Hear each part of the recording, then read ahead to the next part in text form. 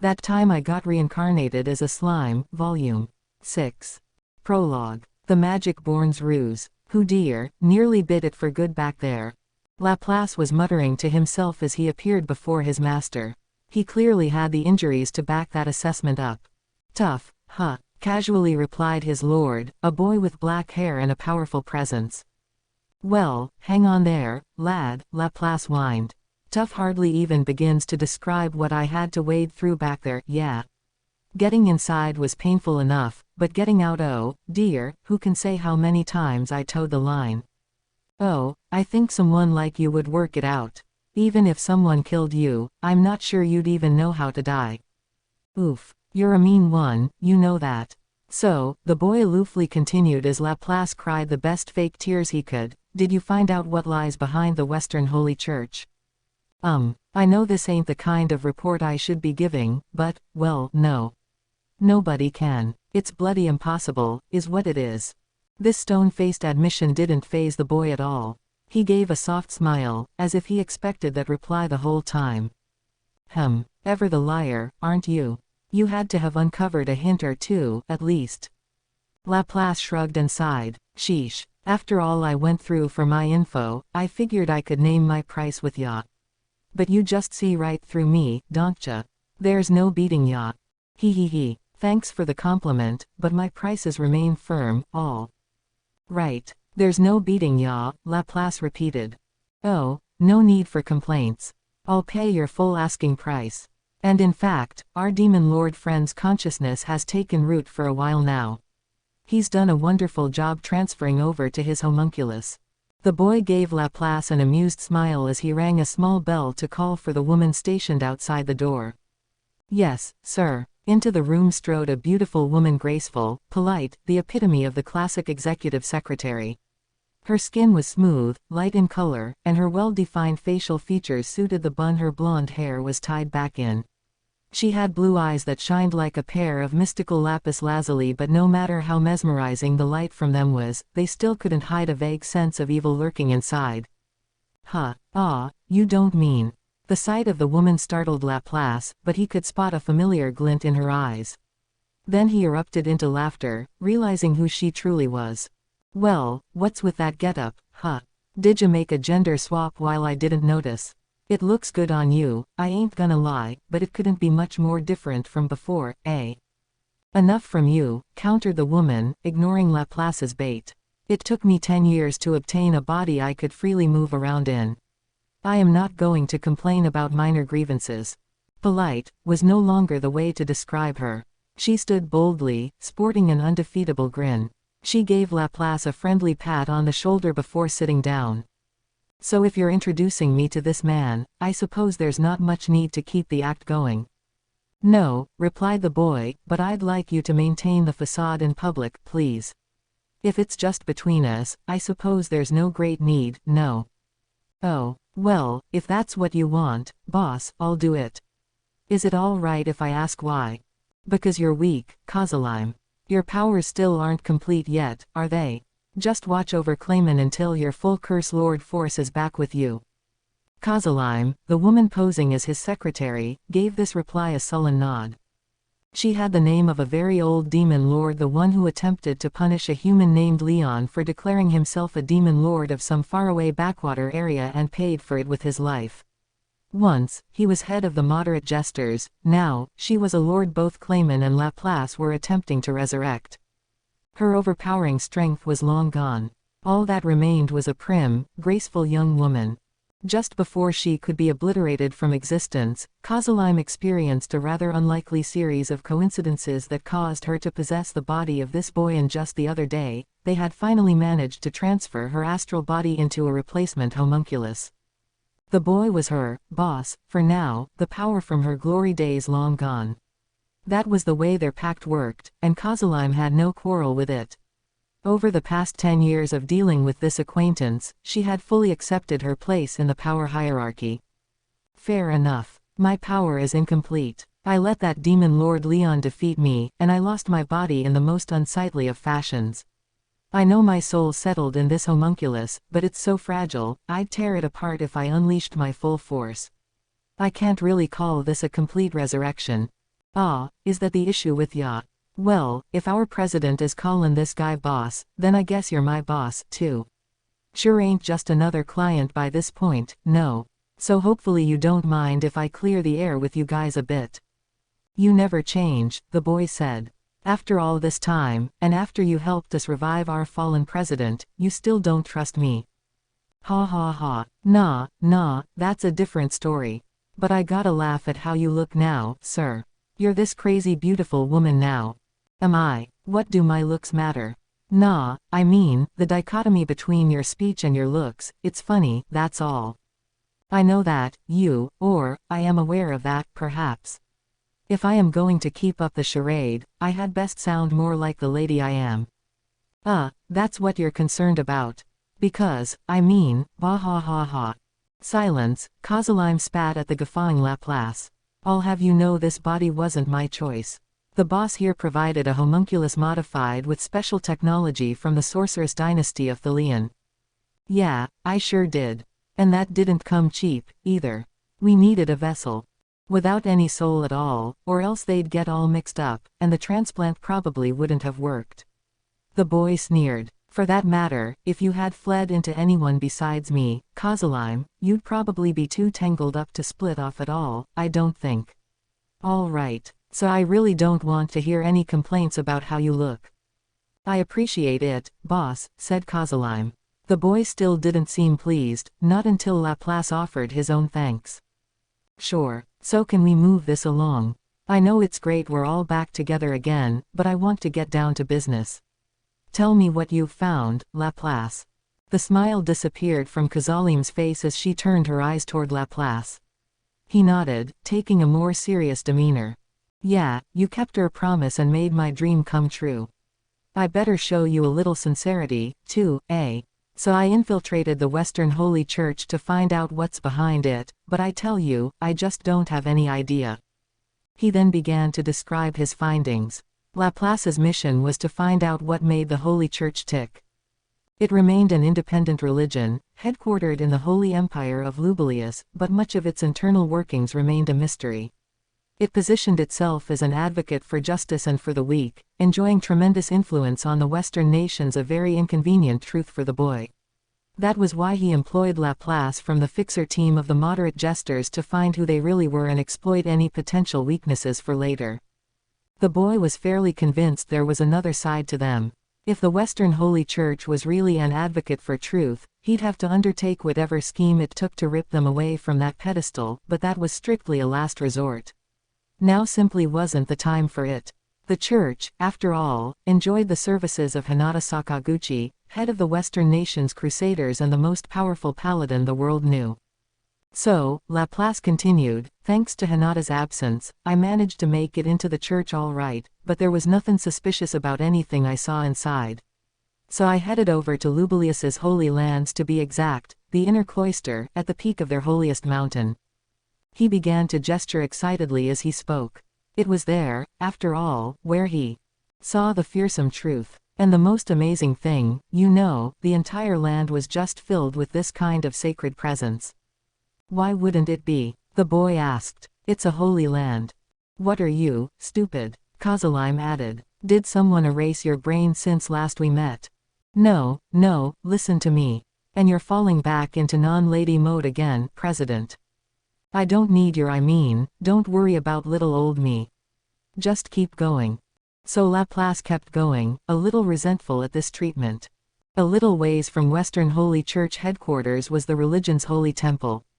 This was where the papacy was located, the political arm of the church that worked at the behest of the Holy Emperor, spokesperson for the heavens. It wasn't until he entered this temple that Laplace began to feel something was off. Within its chambers, he could detect a faint amount of magic that applied itself to his nervous system. It was a very ingenious spell, one he noticed only because it was automatically blocked by Falsifier, his unique skill. There's a surprise, ain't it? Must mean somebody here can wield spiritual magic as strong as mine. Laplace braced himself as he walked toward the cathedral.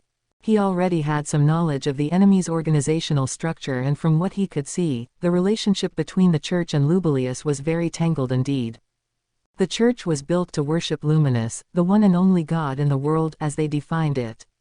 Lubilius was the same way, which meant one could say they were allies when it came to religious issues. In terms of the balance of power, however, the church held nearly all the cards. The reason? Simple. Hinata. The church had its knights deployed at points across the Western nations, providing an effective bulwark to protect the weak, and it was Hinata Sakaguchi who built them, and by extension the church, into the powerful group it was today. Technically speaking, the church worked under the patronage of Lubilius, charged exclusively with spreading the good word about Luminism. Now that their mission had extended out into doing good for the weak at large, the relationship was no longer as simple as that. More than anything, though, the real problem lay with the knights Hinata herself had trained. Even Laplace couldn't help but fear them a little, for their allegiance was not at all with Lubilius but solely with the one God, Luminous, and with Hinata, who devoted herself fully to Luminism. That was what enabled the Western Holy Church to exist independently from Lubilius. And this brought up another problem. Lubilius's war power resided in more than just its crusaders.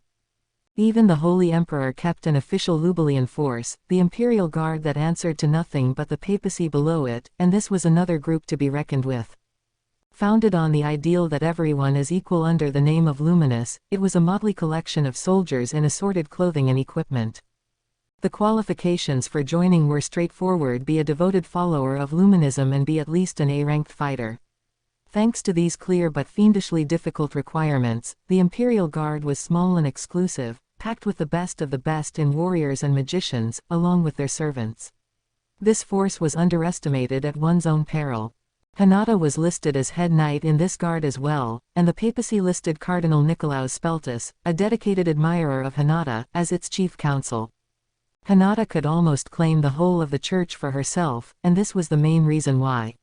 She had control over both wings of the Holy Emperor's main force and yet was exempt from having to swear her allegiance to that leader. It was thanks to this inscrutable woman, Hinata, that relations between the Holy Church and Holy Empire were as twisted as they had become. And simply recalling all this advanced knowledge he had procured made Laplace sigh in frustration. What a crazy lady. The cathedral was full of spiritual force, more than enough to call forth the greatest of holy spirits. To a magic-born like Laplace, this spiritual presence was supremely difficult to deal with.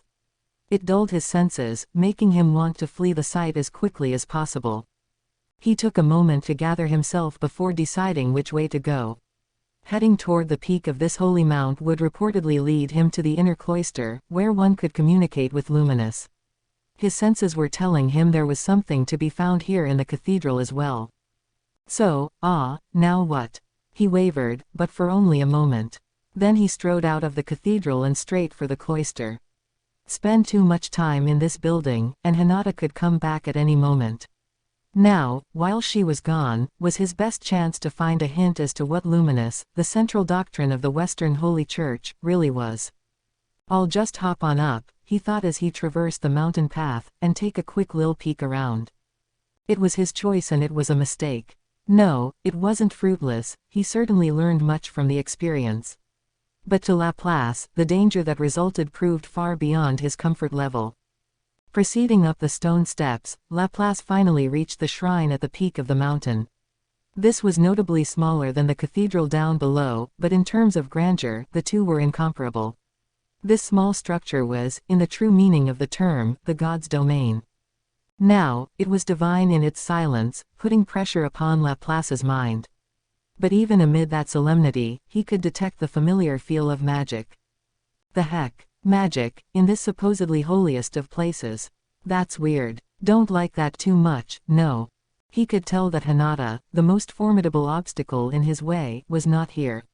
If the magic belonged to someone else, that someone couldn't be ignored, but in Laplace's mind it was no threat to him, either. But was that the right appraisal to make? Now Laplace, deep down in his heart, wasn't so sure. Come on, man. You know you're completely hiding your presence here. Everything's perfect. If some ruffian shows up, just run. Bracing himself, Laplace reactivated his stealth mode and attempted to slip into the shrine. Then he rolled right back out, barely maintaining his balance, stymied by the vision of a beam of light piercing straight through his body. You insect, you mere cockroach, dirtying the throne of your god. All of a sudden, the shrine was filled with an overwhelming presence, dressed in luxuriant garb that covered a chiseled, muscular figure. His short, curly blonde hair shined brightly, exhibiting the full force of his will. This was a ruler, an absolute ruler, and what Laplace couldn't help but notice first about him were the two large fangs jutting out from his lips. Vampire. Silence, insect. I will judge you myself. Consider it an honor to die here. The next moment, beams of crimson light danced across the peak. His path of escape cut off, Laplace stood there helplessly as his body was torn to shreds. Laplace took a moment to quiver as he retold the story. I tell you, it was downright scary. I thought that was it for me. Yeah, the boy replied, but why wasn't it? Kozalime merely smiled. Like I told you, he doesn't know how to die. Oh, stop phrasing it that way. Anyone should have an escape plan and a decent amount of security backup during an op like that, you know. But I'm telling you, I've just been dragged across the coals lately. Wish I could have something to brag about for a change. Yeah, you know you're a covert operative. If you're fixin' to be the hero in shining armor, maybe look for another line of work. He's right, the boy agreed. Laplace, the key to your job is completing your missions. How gallant you look doing it hardly matters, does it? No, true enough. It's just, if I keep this up, I'm gonna start getting used to being a loser.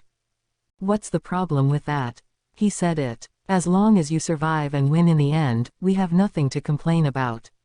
Kozalime hardened her expression. So what happened? Laplace nodded at her. Right. There's the rub. If this guy can overwhelm me that much, there's no mistakin' that he's one strong dude. The question is, who is he? What's a magic born of that caliber doin' in this supposedly high holy place? That's the key to all this, and it could be enough to shake the very foundation of the Western Holy Church, huh? A magic born, huh? And a high-level one, a vampire, conspiring with the church. The boy nodded his agreement, unable to hide his surprise at this unexpected development. Whoever he is, commented Kozalime, he is dangerous. A man capable of defeating Laplace, to the best of my knowledge, would have to be far more than merely magic born. Yeah, I'm with ya there. What do you mean? The boy asked. Well, not to brag, but I'm not exactly a wimp, you know. Even with the dryad I faced down before, if I seriously duked it out, I woulda won, you know. I just fled 'cause I was on their home turf in the forest, and I didn't want 'em callin' for reinforcements on me. No real point going all out to try to kill, either. But this foe was on another level, I tell you. It didn't feel like some sub-demon lord to me, it felt like a full one, through and through. Someone like me, all I could do was run. Dryads were extremely powerful foes in forest lands, intrinsically capable of instant teleportation through the trees. The plant whisper skill let them share any and all information with others of their species, sending friends over to help their brethren anytime it was needed. This made them enough of a threat that Laplace opted to run away the last time he saw one, even though he could likely conquer one in a duel. This guy, however, was different. That was a monster, Laplace declared. Stronger than me, no doubt about it. The atmosphere in the room grew heavy. A demon lord, huh? What do you think, Kozalime?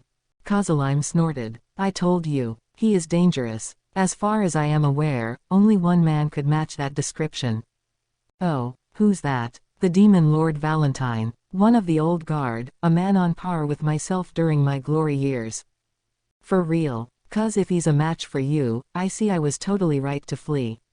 Lucky thing I trusted my instincts. Laplace shrugged. He had taken pains to break in when Hinata was away, only to stumble right up to a demon lord. The irony of it made him wince. A demon lord within the church, huh? Do you think this Valentine's actually the Holy Emperor, then? Ooh, I dunno about that. You think a demon lord would raise a finger to protect humanity? President, what kind of guy was Valentine when you knew, I am? Kozalime closed her eyes and searched through her memories, tapping a graceful finger against her forehead as she recalled the vivid images of the past. This body may not show it, she said, but I've lived through 3 of the great wars that occur every 500 years. 3 of them. You can call me one of the old guard as well, but by the time I joined that club, there were already 6 demon lords ahead of me. As she put it, the demon lord Valentine had attained the title before Kozalime herself. His force was massive, more than worthy of the term vampire and the connotations of immortality weaved into it. To Kozalime, who had evolved from an elf similarly known for longevity to a walking dead, the thought of a vampire, the symbol of eternal life, also serving as a demon lord gave her pause. To tell you the truth, Valentine and I have dueled to the death a few different times. It never reached a definitive conclusion, though. Once you reach our level, you can lay waste to an entire landscape without hurting yourselves at all. So instead, we adopted the tradition of talking over things and deciding by majority vote, and that led to the Walpurgis system. The fact that it takes 3 votes to convene one is a throwback to when there were still only 7 demon lords in existence. Guess nobody cared enough to change it. She let out an elegant, ladylike chuckle. The juxtaposition between this and her other, masculine mannerisms was starting to unnerve the other 2 people in the room, not that she noticed. Then her face turned stony once more. And that's why I feel safe in telling you this. That man, Valentine, he sees humans and demi-humans as nothing more than chattel. Even if the entire world was turned on its end, the idea of him serving as guardian is simply impossible.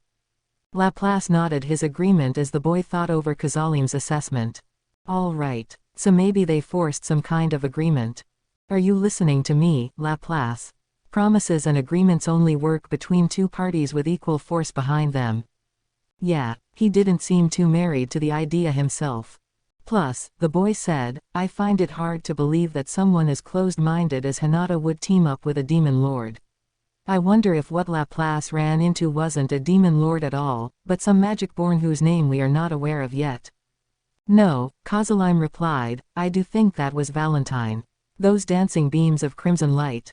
That's the giveaway. Valentine also goes by the name of Bloody Lord, and he can take blood and vaporize it into beams of magicules known as blood rays. As she put it, a blood ray was a type of spread fire particle cannon. By converting his own blood into magical particles, he was capable of firing it off in concentrated rays of force.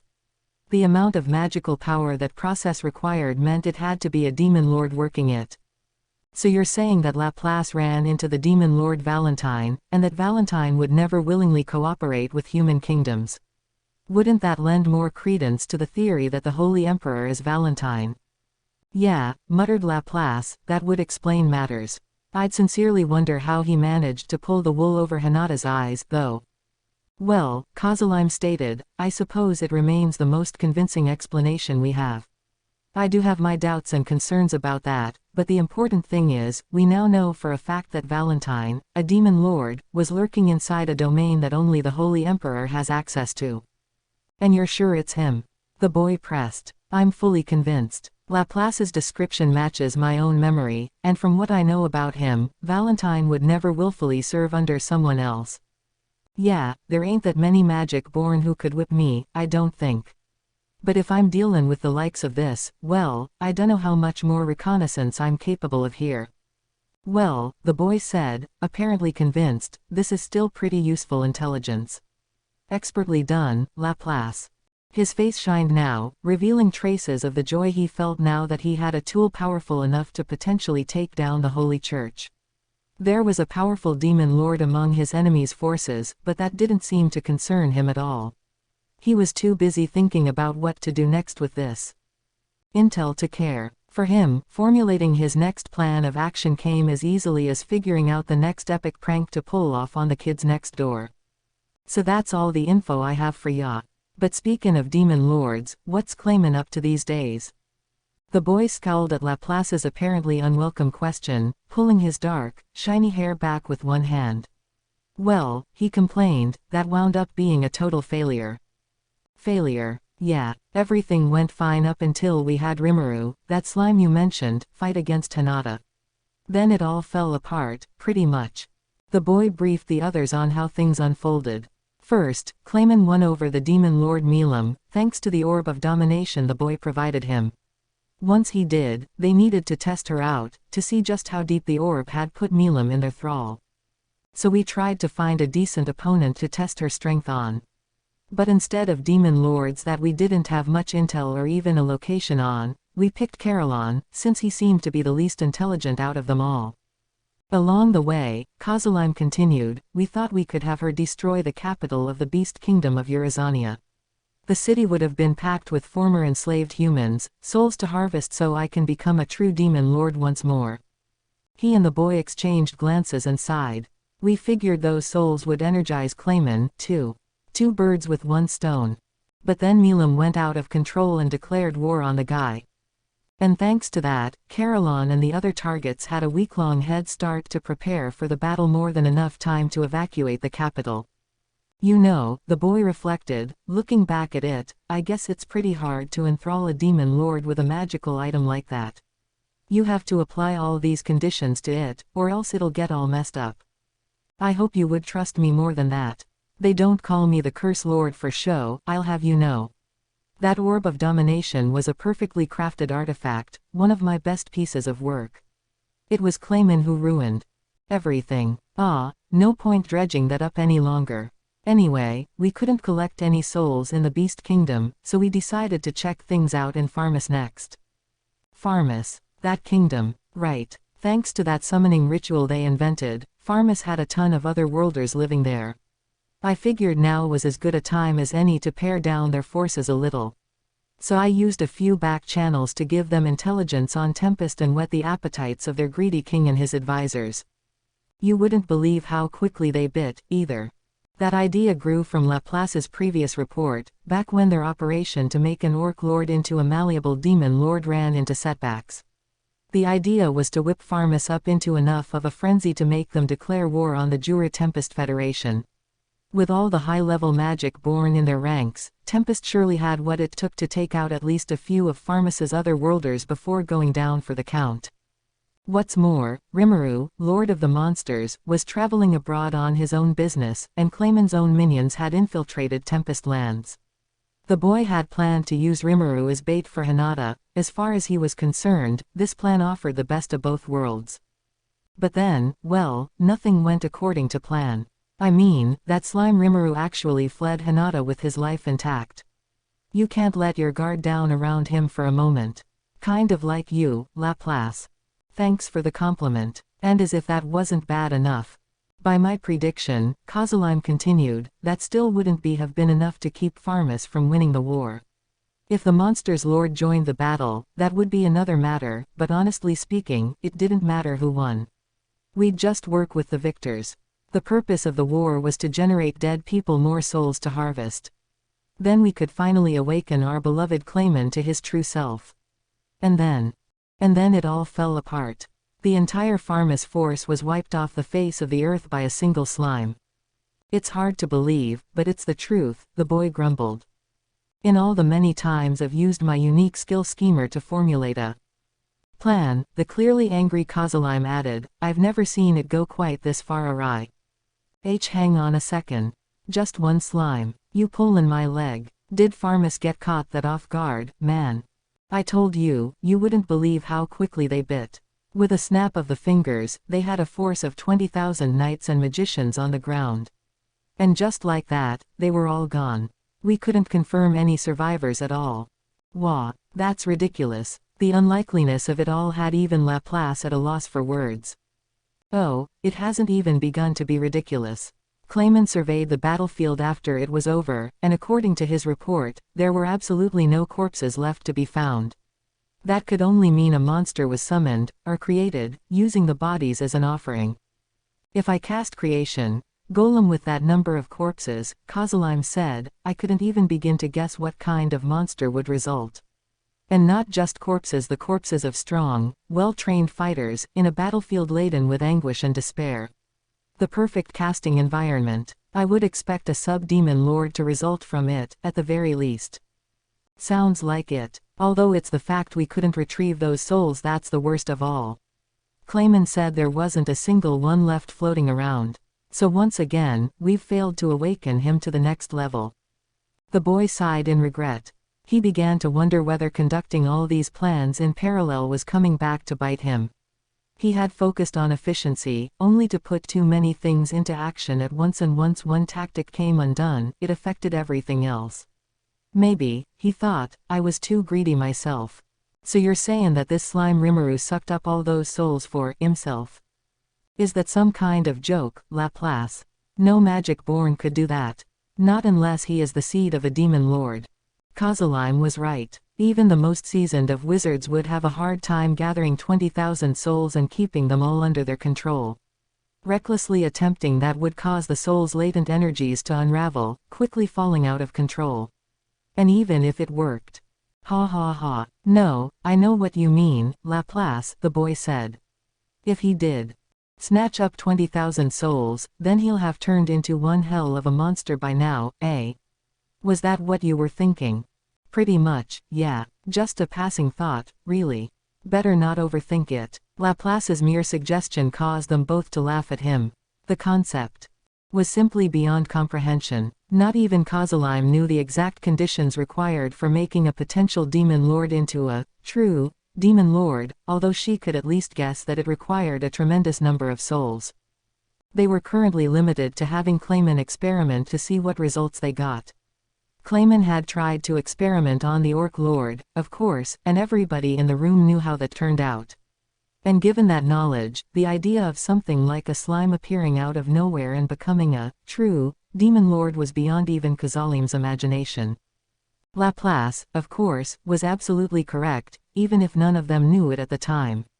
He began to wonder what kind of odyssey Clayman had been on while he was running for dear life from Valentine. So, what's Clayman up to right now? Awaiting further orders, said the boy.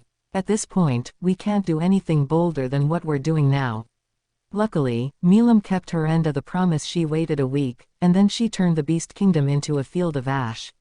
So we're pulling back for now, to reconsider our strategy. Oh, so things haven't been a total failure, then? Underestimate me at your peril, Laplace. I may have lost most of my force, but trickery remains my core asset. It sure is. If everything went awry, even I would blow my top a little about that. So maybe things have been delayed a bit, but we did weaken the Kingdom of Pharmus tremendously. That pretty much puts the Western nations in order, so it'll be simple to seize them all. And once that happens, reflected Kozalime, the Forest of Jura should provide a fine breakwater against the Eastern Empire. Ah, I see, President. Negotiate with whichever side wins. Ain't no need to destroy the monster nation at all, huh? That, in a way, was the true worth of the Demon Lord Kozalime's schemer ability. No matter how things turned out, she had a knack for concocting plans where her side wound up on top. Recalling that, Laplace was relieved to see Kozalime was still herself after all. Plus, the boy continued, with Milam defeating Carolon, we've proven that the Orb of Domination is an effective tool against this caliber of enemy. That's all the force we'll need to show. Beyond that, all we need to do is see how the other demon lords fall into place. Precisely. That's why I ordered Clayman to refrain from taking further action. The Eastern Empire's going to do something either way, and with that comes our opportunity to recover some souls for ourselves. And as long as the eyes of the Western Holy Church are on the monster nation, it's more convenient for us to keep that federation around anyway. Laplace could see the logic in this. No need for panic. Just keep your eyes on the church and avoid conflict with any of the other forces. So for now, at least, we're targeting the church. That's the plan. Not that it'll be easy, cautioned Kozalime. We have to consider the possibility of Hinata and Valentine working as a team. Needlessly prodding them would be dangerous. As she and the boy saw it, as long as the Western nations were in their hands, the monster nation didn't have to be considered an obstacle. Plus, considering the mistakes they made, they now thought it wiser to fully gauge the enemy forces, avoiding a dual-pronged operation for the time being. For now, they were gunning for the Western Holy Church and the Holy Empire of Lubilius behind it. Those two would be struck first carefully this time, making sure none of their activities were noticed on the surface. In that scenario, the monster nation was actually helpful to them. As long as they kept fanning the flames of church doctrine, it'd be child's play to keep the eyes of Hinata and her force squarely upon Tempest. The church can hardly afford to ignore the presence of the magic-born Rimuru, either. With Pharmus thoroughly defeated, I doubt the other nations will be so willing to take on the mantle of waging holy war. They'll need to perform some kind of action to reaffirm their authority. Yeah, the boy grinned. If we can parry them and keep both sides engaged, they might even destroy each other. All we have to do is wait for an opportunity to weaken the both of them. They were talking about a magic born capable of single-handedly sweeping a force of 20,000 into the afterlife. Without Hinata on the scene, taking him on was patently impossible. So they would wait for the right moment and come up with the perfect scheme for it, and the way it sounded to Laplace, they already had a pretty solid idea what they'd do. Neither sounded irresolute at all about it. But the problem, Laplace, is that your report was a little unexpected, said the boy. Very much so, agreed Kozalime, also a tad indignant. Valentine being involved in this, assuming he truly is involved with anything at all. I find it hard to believe Hinata would ever cooperate with him, judging by her personality. It was clear from the way they phrased it that conquering the Western Holy Church would be far easier without Valentine around. It made Laplace feel awkward, despite it being no fault of his. Well, he attempted, we don't know about that yet. But if you'd just want to lure the Demon Lord out into public so he wouldn't get in the way of our investigations, we could pull that off, couldn't we? What do you mean, Laplace? I mean, why not just ask Clayman to convene Walpurgis? Fry's bound to join us on that, and her along with Milam gives us the 3 signatories we need, yeah. Convening the Walpurgis Council would bring all the Demon Lords together. The boy smiled a bit. I see. That would drag Valentine out of his holy domain, I think. Well, your eyes are sharper than I thought, Laplace. If we can just find the right timing to keep Hinata away from the mountain as well, your inquiry should advance by leaps and bounds. Huh, you want me going back there? Why wouldn't we? Yes, why wouldn't we? Oh, brother, Laplace thought. But the boy and Kozalime weren't interested in his feedback. They had the outline of a plan, and now it was time to work out the details. Chapter 1. Between Monster and Man. Clayman was never one to place too much trust in his strength. He was the Demon Lord who took over all of Kozalime's lands. Once Kozalime was defeated at the hands of the Demon Lord Leon, all the people who served him came to rely upon Clayman for guidance. The domains of the 2 lords wound up being merged under Clayman's rule, something none of the other Demon Lords voiced any complaint over. It all happened fairly quickly, thanks to the ever-careful Kozalime's preparations in case the worst came to pass. This resulted in a large war chest for Clayman to work with, allowing him to build a first-class force despite being a relatively new member of the club. Financially speaking, he was number 1 in the group, or to put it another way, Clayman was the Demon Lord who best knew how to manage his money. He engaged in under-the-table trade with the Eastern Empire and had a roaring business going with the Dwarven Kingdom as well. Taking advantage of both trade connections allowed him access to the newest weapons and armor from both East and West. He took advantage of his access to past relics and magical armor to boost his war power. It proved to be useful bait to make power-hungry magic-born do his bidding. His riches attracted them right to him, ripe for using and abusing. That was how Clayman preferred to do business, and it didn't mean he was stingy with his earnings. He lavished his forces with gifts, carefully meting them out so he could establish a vast network of co-conspirators in nations across the world, none of whom even knew one another's faces. Everything was going the way he planned it. His ultimate mission, to gain access to every piece of information and place the entire world under his rule, was already halfway complete. The only thing Clayman lacked, he knew, was power. War, in the end, was ultimately a game of numbers. That was his reasoning and also the rationale for why he never overestimated his capabilities. No matter how much power he had built up, he knew all too well that he could still falter in the end. That was how much a shock the Demon Lord Kozalime's defeat was to him, although Clayman did feel he was a little too unprepared for it. So he established roots at the core of each geopolitical force and gradually, carefully, expanded on them. And now, Clayman had new strength to tap, truly decisive strength. That was the Demon Lord Milam, capable of enough overwhelming violence to stand head and shoulders above the other 9. Caroline, whom Clayman appraised as stronger than him, barely put up a fight. She destroyed his nation completely by herself. And now that he had the power he lacked within himself, Clayman could feel his mood soaring to the skies. He had always wanted to defeat Leon, and now he believed that desire was within sight. Before that, however, how nice to see that boy came to the same conclusion that I did.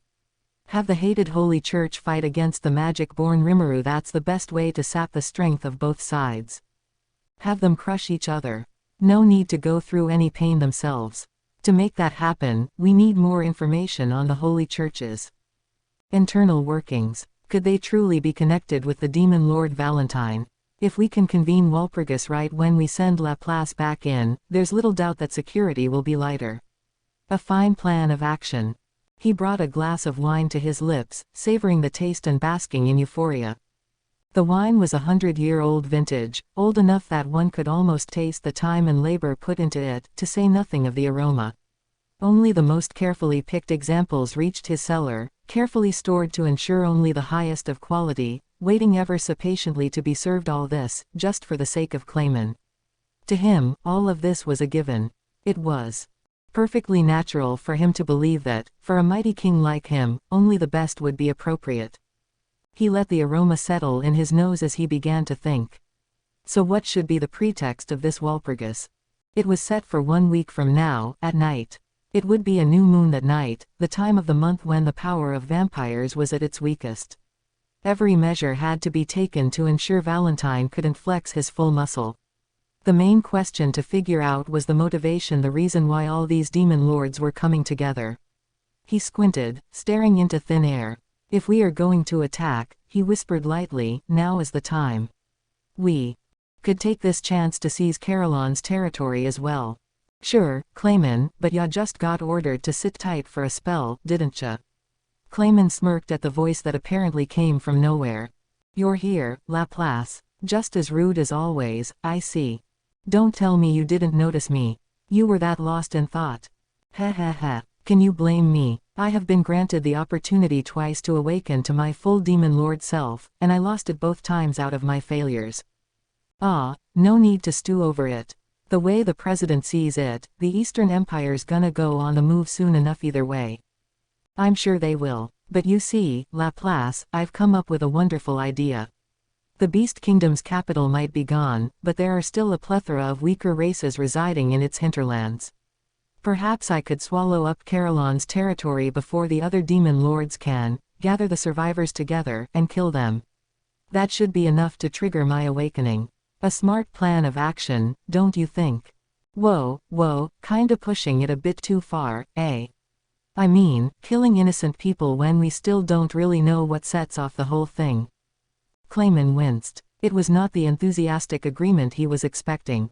That's rather out of character for you, Laplace. Do you sympathize for them? The weak are there to be exploited. What could make them happier than dying for my sake? Maybe, but you already killed thousands of human slaves, and that didn't amount to nothing, either. How's this gonna be any different? I tell ya, it's not a good idea to push it right now. You need to think a little more and take your time with this.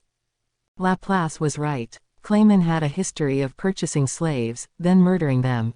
The number had indeed grown to several thousand, but the effort had yet to make Clayman a true demon lord. Having this pointed out to him did little to change Clayman's mind. Don't be silly, Laplace. I was their owner, and I am free to handle my purchases any way I like. If killing 1,000 isn't enough, we'll go with 10,000 next. We know that human souls are required for the awakening. There is no need to restrain ourselves with the weak. He paused, letting his arrogant theory sink in Laplace's mind. Besides, this plan of action is good for him, too.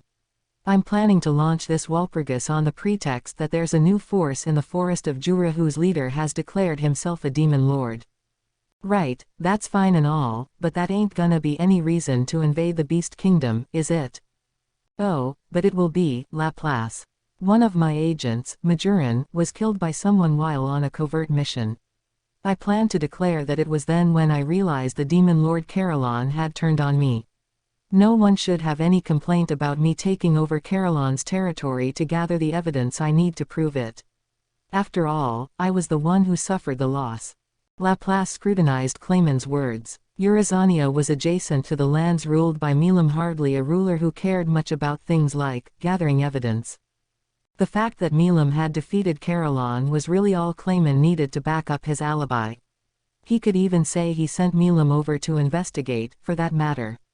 That way, Clayman's forces could go through Milam's land to reach the Beast Kingdom, and no one would have any reason to object. And once things were at that point, fabricating some evidence would be the easy part. There was nothing unnatural about any of this plan. But Laplace still didn't think now was the time to act. Aren't you panicking a little too much, Clayman? Not that I'm gonna change your mind anytime soon, but... Yeah, what you're saying all makes sense. Then Laplace recalled something that had nearly slipped past him. But hang on, she's been killed. He knew full well that Clayman thought extremely little of Majoran, but Laplace thought of her as a decent, trustworthy magic-born. In Clayman's bureaucracy, she was one of the 5 fingers, the highest echelons of leadership. She wasn't too good in a fight, but as a wizard who could handle almost any situation, she was highly valued as rearguard support. Plus, she often had handy advice for Laplace and the rest of the moderate jesters, even if she acted like she hated it. More than anything, though, Majoran had common sense. Laplace gave her top marks for that. Ah yes, the unmoved Clayman replied. I don't know what that disappointed tone in your voice is, but yes, she's dead. Huh, she died, eh? You're sure about that? The marionette heart I implanted in her broke. Her real heart, which I kept here, crumbled into ash and disappeared. So yes, I'm quite sure, thank you. Her role in my outfit was over anyway, so you could say it was good timing. The flatness of Clayman's report saddened Laplace a little. Come on, Clayman, he chided, would it really hurt ya to be a little sadder when one of our best people passes away? He used to be a better man than that. Ever since he reached the Demon Lord ranks, it's like he's grown more and more twisted. And this wasn't a phenomenon limited to Clayman. Well, near everyone in the moderate jesters, the group that Laplace called home, seemed to begin warping a bit personality-wise, as he saw it. Laplace himself was the same. He certainly had no business criticizing Clayman for it, but he still couldn't shake the feeling that Clayman had fundamentally changed. Ha ha ha. Oh, you're too kind, Laplace. Did you know that Tyr said the same thing earlier? You need to treat your tools right, she told me, or else they'll fall apart. I believe she learned that from you, Laplace. But that is exactly why, if a tool falls apart on you, you have to make the perpetrator pay for it. I can atone for the tool as well, then, can't I? The sight of Clayman's artificial smile made Laplace give up pursuing the question any further. Yeah, I'd like to keep her death from going to waste, at least. Of course you do. I thought you would say that. Another smile. Not quite how I meant it, Clayman. It generated a wealth of mixed emotions in Laplace's mind. He shook it off, wondering if there were any cracks in Clayman's plan he had failed to notice. But you know, Clayman, about that Walpurgis, isn't anyone else gonna complain at ya about it? Oh, they may. The smile disappeared from Clayman's face. Now it was twisted in unwavering confidence and warped desire. But now that I have Milam at my beck and call, I can just toss her in their direction, and that's it. Laplace turned pale. Now wait a minute. That's dangerous talk, there.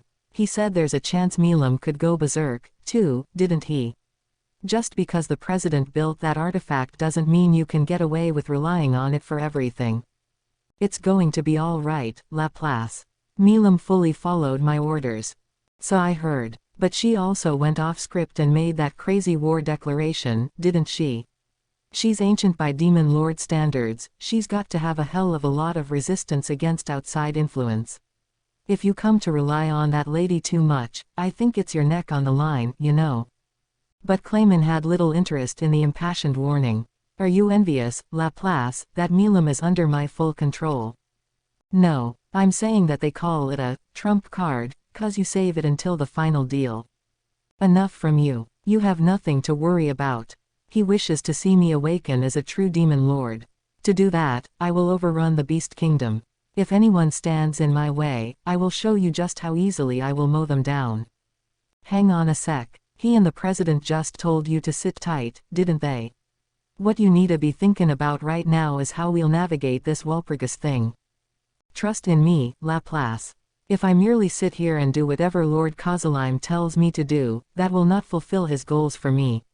Now is the time to go on the attack. That was enough to fully shut down Laplace's desperate protests. In the end, Laplace was unable to stop Clayman. They were in agreement on some things, and it wasn't that Clayman was wildly diverging from his orders. But Laplace just couldn't shake the premonition that something was up with the demon lord. So he spoke once more. Listen, Clayman, let me ask you one more thing. Did you really decide on this plan of action on your own free will? What are you talking about, Laplace? There are two people in the world who can give me orders, Lord Causalime and the one who resurrected him. You should be more aware of that than anyone. He was right. If Clayman saw nothing wrong with his scheme, Laplace had no authority to intervene. He had his own work to do, infiltrating the Western Holy Church a second time. All right. No worries, then. I need to get going, but you be careful, too, okay, Clayman. Now's not the time to be too reckless. Whatever ya do, don't let your guard down. With that final warning, Laplace took his leave, allowing Clayman to refocus on his own thoughts. Did he mean to accuse me of being under the influence of another? Ridiculous. Or perhaps, is he worried that I will reap all the spoils of victory for myself, because I have Milam's powers to use as I please? Hardly like him to be jealous. Clayman never overestimated his own strength. The self-confidence that controlling Milam gave him, however, had emboldened him. And now, it had made him take the words of Laplace, his most trustworthy of confidants, and dismiss them as mere jealousy against him. It was with some disappointment in his friend that he took another sip of his wine. Now, however, it was bitter. The mellow sweetness from before was nowhere to be found. Curse it all. Suddenly, Clayman threw the glass in his hand against the wall. His anger was making him act out, following orders given from emotions not even he could understand. The force of the outburst made the bottle of first-rate wine on the table shatter. But Clayman didn't care. Instead, to calm his nerves, he took something out from his pocket, a mask molded into a smiling face. Don't you worry, Laplace. I'm going to make this awakening work, and then I will have the world in my grasp. All right, Laplace. I'm not going to lose this again. So this time, at least, let's all be one happy family together. There, by himself in that room, Clayman reminded himself of the hopes hidden in his heart, rubbing the mask softly, as if running his hand over a precious treasure. Right. First decision, defeat the demon Lord Clayman. That's set in stone. If you got someone lurking around in the darkness, trying to pull off some grand scheme, better to rub him out ahead of anything else. Plus, now that I've declared myself to be a demon lord, I need ways to keep the other demon lords from taking action against me. Sacrificing Clayman should be a fine way to do that. There's the other reason. As long as we don't know why Milam decided to pick a fight with Caroline, we can't really rely on what she says. Time to throw my weight around a little and keep things from getting any gloomier going forward. Besides, Clayman just went too far. He needs to feel the retribution. To pay for what he did. Moving on, our future direction. Yom was a popular guy in Pharmus, hailed as a hero by most. We'll take advantage of this to have the current king of Pharmus released from imprisonment and forced to come to the negotiating table. I want the kingdom to be a thing of the past by the time we're done. Beyond that, we need to figure out how to deal with the Western Holy Church, as well as send out declarations to the nations we've signed pacts with so they'll know our take on matters. We had a lot to talk about. Something told me it was going to be kind of a long meeting. I kicked things off by taking a report from Soy. Clayman was on the move, apparently, and we needed to hear all the details and confer over what to do. Thus, I was on my way to our main meeting hall, expecting to meet with Tempest leadership and the 3 lycanthropiers. As I did, my universal detect sniffed out a group of 50 or so approaching town. Oh, it's Fuse, guild master from the kingdom of Bloomond. Before long, our security team had us all face to face. He pushed through his own soldiers to see me, his face grim. It has been much too long, Sir Rimuru. I am only glad that I made it here in time. We have come to satisfy our duty under the terms of the security agreement signed between Bloomond and Tempest, and I feared I was already too late. He smiled as he spoke, but he still looked at me intensely, and the soldiers surrounding him looked ready to face death at any moment. Each was fully equipped, heavily armored, and prepared for war. Whoa, the guild master himself. What on? Ha ha, no need to put it like that. Thegus is ready to take over my post, should it come to it. I've heard many things about this town from our merchants, that sneak Emjalmile in particular. You've been engaged with the kingdom of Farmus, it seems. Huh, come to think of it, I suppose it had been about 10 days since we brought our visitors from Blumend back home. Did they immediately suit up and come running to our aid the moment they heard the news? Great if they did, but even if we lack the time to erect a defensive wall, Fuse feverishly continued, it would be best to build a circle of personnel around the city to beef up our defenses. It doesn't look like Farmus's main force has arrived yet, but there is no telling when their vanguard troops may reach us. We've passed the date of their war ultimatum, yes. The steely resolve in his eyes seemed clear to me as he said his piece. Well, not just seemed. They were clear to me. He had already willed his guild master's seat to Thegus. I guess he really was here to fight to the death for Tempest. But you know, it's all kinda over already. And with the way Fuse and his soldiers were all decked out in their finest equipment, ready to fan out the moment I said the word, I wasn't too sure how to give the news. Or perhaps you actually intend to seize the initiative and attack first. I have to tell you, Sir Rimuru, that could be a brash move. According to our intelligence, we have confirmed sightings of an army nearly 20,000 strong. We lack the numbers to defeat them in a frontal assault. Over the past few days, I have been working my connections. I now have a team of 300 adventurers on standby. They may be few in number, but I assure you they are at your beck and call. This may be a protracted war. Our best bet might be to use the forest landscape to wage a guerrilla campaign. Fuse was wholeheartedly devoted to us. Almost to the point where I wondered if he should be, really. Still, he confidently concluded, it gladdens my heart to be able to fight alongside the beasts and creatures who call this forest home. Now it was even harder to tell him. The Tempest leaders around me were stone silent, and the contingent from Eurazania was visibly confused. This stuff was already in the past for us all. Like, I wasn't expecting them to actually lend us support. I know we had that treaty, but it had more than enough loopholes in its interpretation to let them weasel out of this stuff. But, however few still got a bunch of fighters together and zoomed right over here. I was kinda happy to see that, but what a fine town this is. Beautiful buildings, well-designed houses, paved roads, it pains me to admit it, but it is far more splendid than anything one could find in Blumend. I can understand your reluctance against turning it into a battlefield. But we must hold out and await reinforcements. Our king has promised to deploy our knights, and while it will take them time to prepare. Fuzi, one moment. I hated to do it, but I had to stop him, or else we were gonna be here all day. Yes, Sir Rimuru, did you have a suggestion for our strategy? Yeah, our strategy, like, if you wanna call it that. Is this something to be kept secret from us?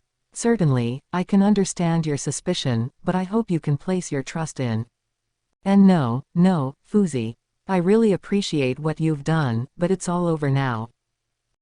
Over. How do you mean? How to put it? Well, to sum up, I kind of killed them all. Them all? Them all? Who? What are you talking about? I could understand his confusion. I mean, the army from Farmus you were talking about. I killed them all. WHWHAAA.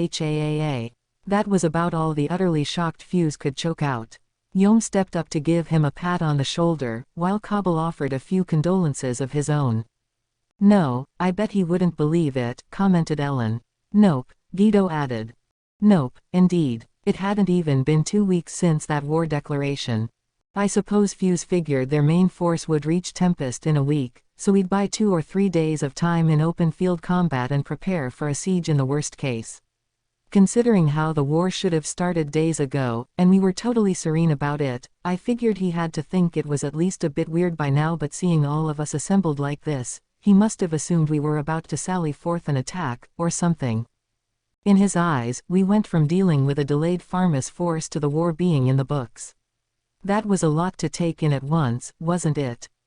The other day, Rigard finally began, we sent my son Rigyar out to you to give the news. You two must have missed each other along the way, I fear. But it is just as Sir Rimuru says. The war is already over. Between his and Cabal's and Ellen's supplemental commentary, we managed in a little over a few minutes to convince Fuse that we weren't pulling an elaborate prank. You must be joking, I heard him whisper under his breath, but time heals all wounds and all that. The 50 fighters accompanying him weren't too enthused about it, either, so I ordered our soldiers to take them to our barracks and let them rest up. They looked exhausted enough to collapse on the spot, limp and lifeless. Hearing that there wasn't any war to fight would cut the tension in pretty short order, I thought. They had apparently been relying on natural trails in the forest instead of the highway, in order to avoid encountering Pharmas forces, and all that bushwhacking in full armor couldn't have been fun. So the fighters all muttered their thanks to us as they marched off to their quarters. All that remained was the hangdog-looking Fuse. Why don't you get some rest, too, Fusey? Yes, he nodded at me. Yes, this has put my mind in quite a state of disorder. If I could lie down for a bit. But just as he was about to walk toward the barracks, another guest interrupted him with perfect timing. Oops, here's someone else. And who could it be but? Fuse asked, stopping as he heard me mutter. He should have kept going. Once he saw who it was, resting was the last thing on his mind because standing right there was Gazel Dwargo, king of the dwarves himself. Something I had noticed a while ago, having my magic sense skill evolve into universal detect had made my ability to grasp my surroundings far more accurate across a much wider range. Despite how far away they were from town, I could spot the squadron of Pegasus Knights flying in remarkably fast. Report. 30 Knights incoming. The individual Gazel Dwargo is confirmed to be in the vanguard position. The ultimate skill Raphael, Lord of Wisdom, gave the report as if nothing could be more trivial. With this upgrade in accuracy, I was now able to detect and identify people I had met before. That's incredibly convenient. Convenient, but with this range, easily enough to cover the whole town and a great deal beyond, I'm starting to think this is literally too much information. To be frank, I'm getting sick of all these reports, every single time. So could you keep 'em a bit more on the brief side, Sage, Raphael? To be exact, you can report in when someone's approaching only if they're malicious or harmful to me or whatever. Understood. It felt like Raphael really wanted to say something back there, but nothing to get worked up about.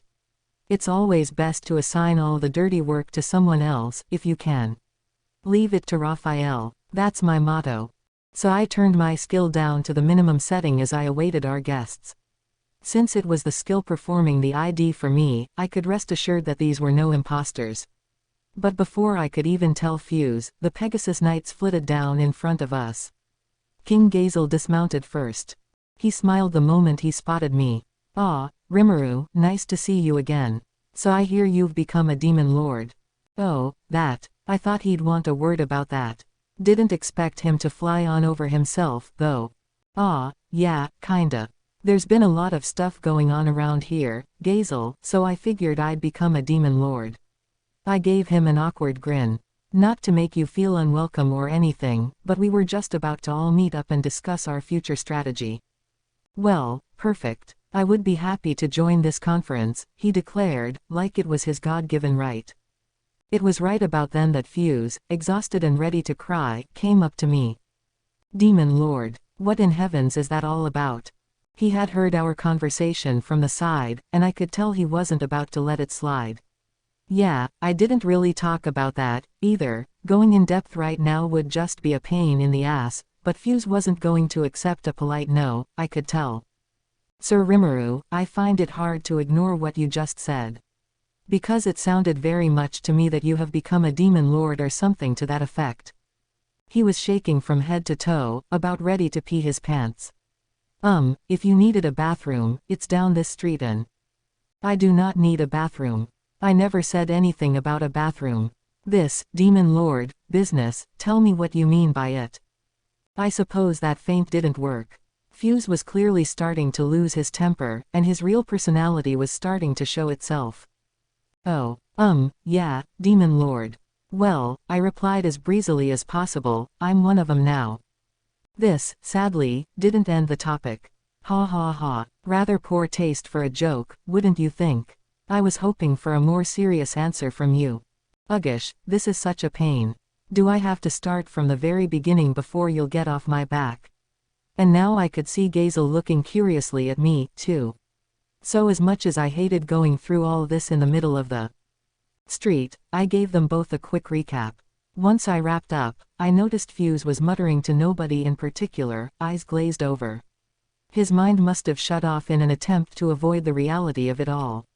At least he wasn't lecturing me or anything. Leaving him to his own ranting, I turned to King Gazel again. By the way, Gazel, are you sure it's all right for a king to slip out of his own kingdom that easily? It was a sincere concern of mine. Not that I'm one to talk, but the king was being allowed way too long a leash, wasn't he? The armed nation of Dworgen, in terms of national power, had to be several dozen times stronger a nation than ours. Wasn't the king going out on trips whenever he pleased kind of a problem? PFF'd. What is the issue? I have a decoy fully serving for me. Huh, I thought decoys were meant for, like, drawing the attention of assassins away from the real thing or something. Or were they meant for playing hooky like this? I wasn't too sure either way, but whatever. Gazel had Pegasus Knight Captain Dolph with him, along with quite a number of his trusted companions. For a security detail, it was almost too extensive. Regardless, Rimuru, he turned his now kingly eyes toward me. The report Vester sent me 3 days ago, that was no mistake, then. Oh, you mean the 20,000. Wait, Rimuru, I had heard the Farmus force had gone missing under mysterious circumstances. Do you know something about that? Missing. Huh, what was he talking about? The way Vester phrased it, he slowly continued, a force of some 20,000 troops simply vanished before they could reach this town. Do you have any idea what may have happened to them? He gave Vester a sidelong glance out the corner of his eye, the silent pressure he emitted almost making his subject collapse to the ground. I joined his gaze. Vester vigorously shook his head at me. I received the report as well, Vester. This was Vaughn speaking, Admiral Paladin for the Dwarven army and sworn friend to King Gazel, and to Vester right now, a source of terror. At the time, I believe you told us that the Farmus force had disappeared, and you were investigating why. The report was curious enough to us that we decided to venture over ourselves, but is this the explanation? His annoyance might be understandable. I had just brutally massacred a force of 20,000, and Gazel and Vester were trying to kind of gloss over it. Well, yes, the cause still isn't quite known yet. Vester began choosing his words carefully, trying to guess at the intentions of his dwarven friends. He was a quick thinker like that, already trying to bury the lead on what I had done. Fool, I heard Gazel whisper to me. If you tell the truth here, you'll become an enemy to all humanity, or if not the enemy, a symbol of terror worldwide. Yeah, I guess so, come to think of it. Someone who can kill in the 5 figures on one go was scarier than a nuclear bomb, really. The fewer people who knew about this, the better, and certainly, nations and people who weren't directly involved at all didn't need to hear the story. The kingdom of Farmus attempted to invade monster lands, only to go completely missing due to an unknown incident or incidents. That much was the truth, decent enough to spread across the land. There's Gazel for you, far more shrewd than I would ever be. Which means I now have to walk back what I just said a moment ago. I didn't mind if the townspeople knew, that wasn't the problem, and it was too late now anyway. Nobody was about to go blabbing it to the general public regardless. The main issue was Fuse. I gave him a glance, he was still in a state of panicked confusion. Fuzi, Sir Rimuru, so now what? I just declared to him that I wiped out the entire Farmus military by myself. Should I laugh it off as a lie? But as I thought about it, Fuse sighed and raised his arms up. I heard nothing, and of course, I don't think my fighters in the barracks will remember anything by tomorrow morning. We're all so exhausted right now, we must be hearing voices in our heads. Guess he's staying mum for me. He seemed remarkably more aged to me now, sorrowful. I suppose he found this the most convenient way to solve the problem, and certainly, the best way to tie up all the strings here right now. In that case, allow me to visit them to make sure. Diablo offered. He had sidled up next to me out of nowhere with that smile on his face again. Funny guy. The perfect butler. You could ask pretty much anything of him, and he'd do it. At the moment, he was gleefully taking care of the assorted errands I asked him to do. I think I might have heard him whisper, "I am quite gifted at altering memories," to me just now, but let's pretend I didn't. Fuse had mixed feelings about it, I could tell, but he was willing to deal with it as long as his people were safe. He understood King Gazel's take: the fewer people who knew, the better. When politics get involved like this, governments might not be afraid to shut witnesses up permanently, after all. Maybe it's smarter to shut your eyes now and again.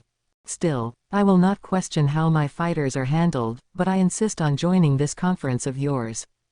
It sounded to me like this was one point Fuse refused to negotiate on. His eyes were resolute. He must have figured the topic of our meeting wasn't something he could afford to be in the dark on. All right, I shrugged. I want you to believe that I'm not hostile to humanity. I won't keep you out. And so, Rigard guided Fuse to a waiting room. Since we now had a dwarven contingent participating, we needed to set up a larger meeting hall for everybody, and in the meantime, they could all probably use some rest. HMPH, grumbled Gazel as we saw them go off. You trust that man, Rimuru? Yeah, he's safe. Fuse was a trustworthy man. I was confident enough in that. Then I suppose the problem is those people. He turned his attention toward the empty space behind us. Or was it empty? I turned around, surprised, only to find an unfamiliar group watching us.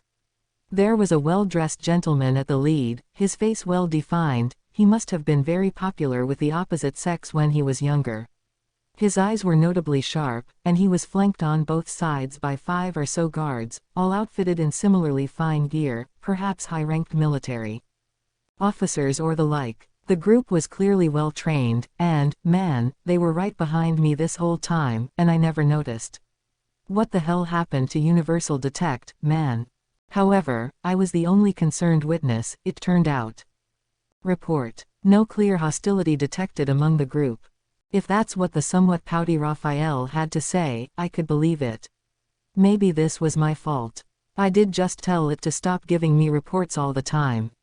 I suppose malicious or harmful is a bit too vague to make much sense of.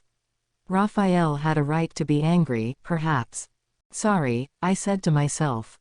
Go ahead and give the full reports from now on. It seemed kind of lame, really, apologizing to one of my own skills, but I at least wanted to express my feelings. As I underwent this internal conflict, Gazel and the mystery group were already engaging each other. And you people are, I see it's the Emperor who enjoys hiding in his underground burrow.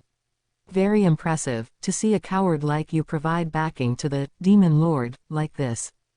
The stern greeting did nothing to break the man's easygoing style. He was clearly trying to goad the Dwarven King while the officers rolled their eyes at him in exasperation.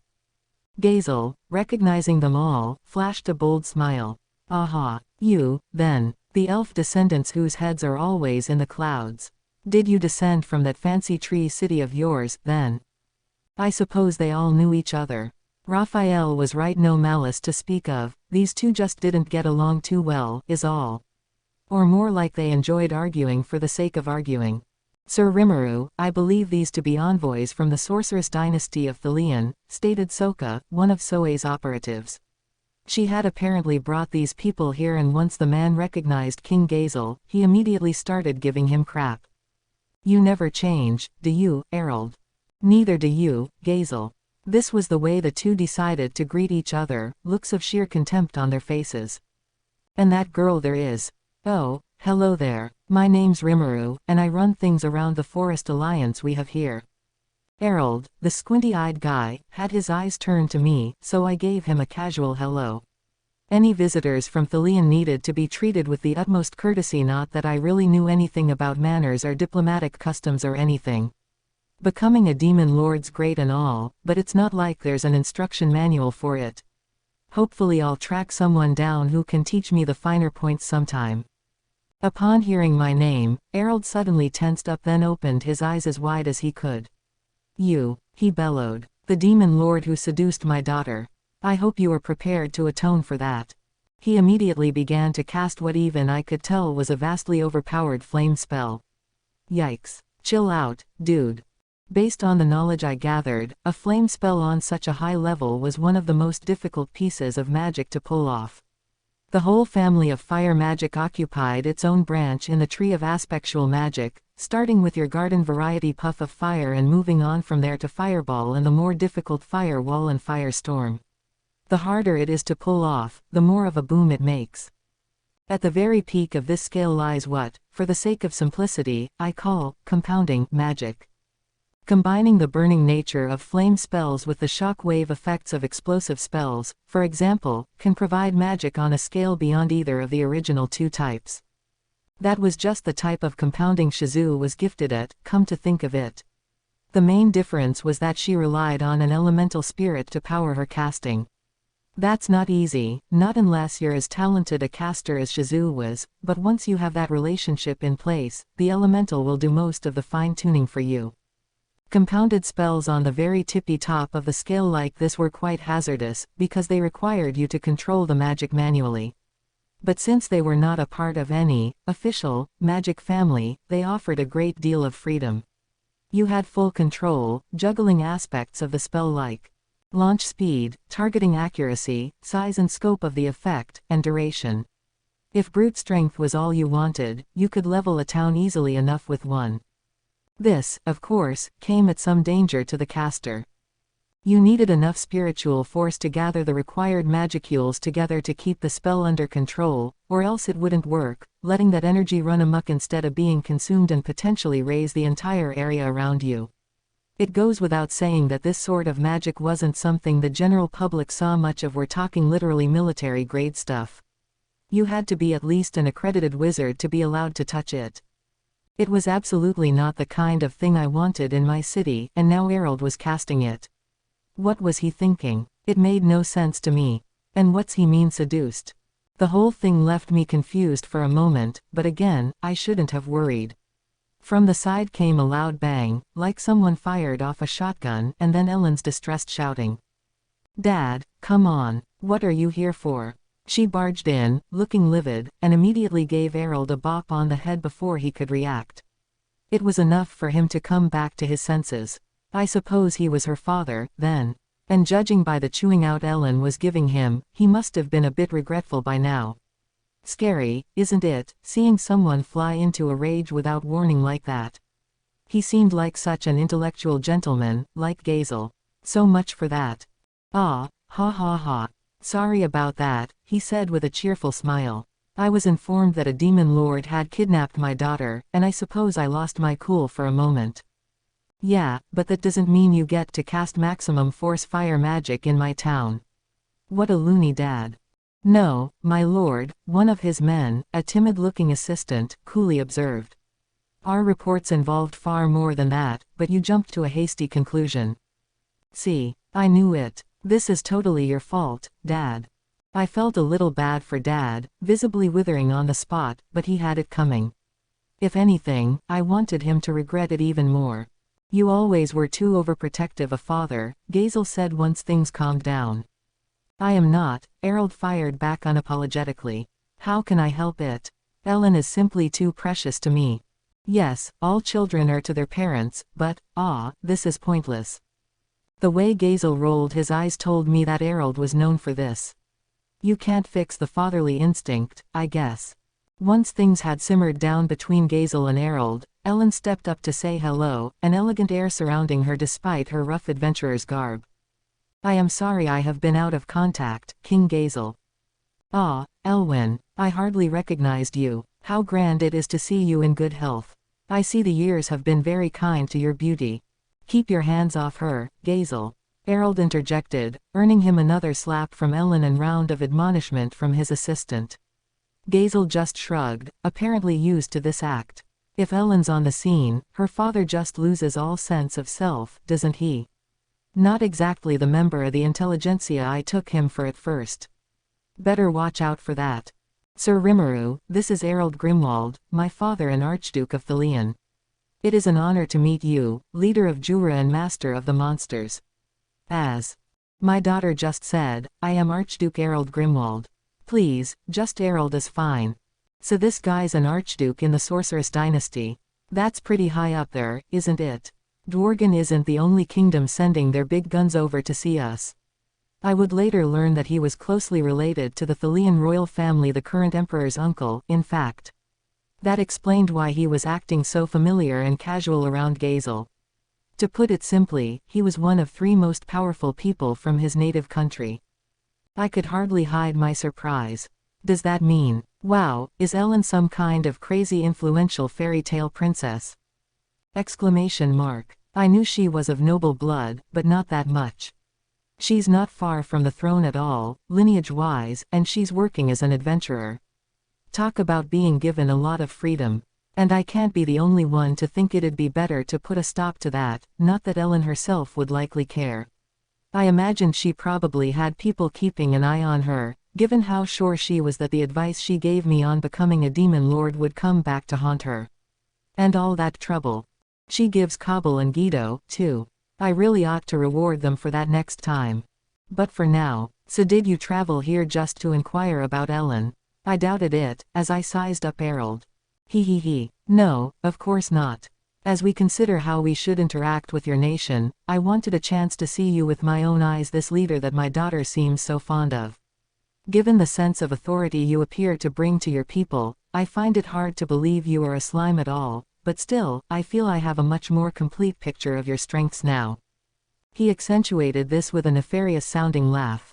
I suppose that overpowered flame strike was his way of testing me as well.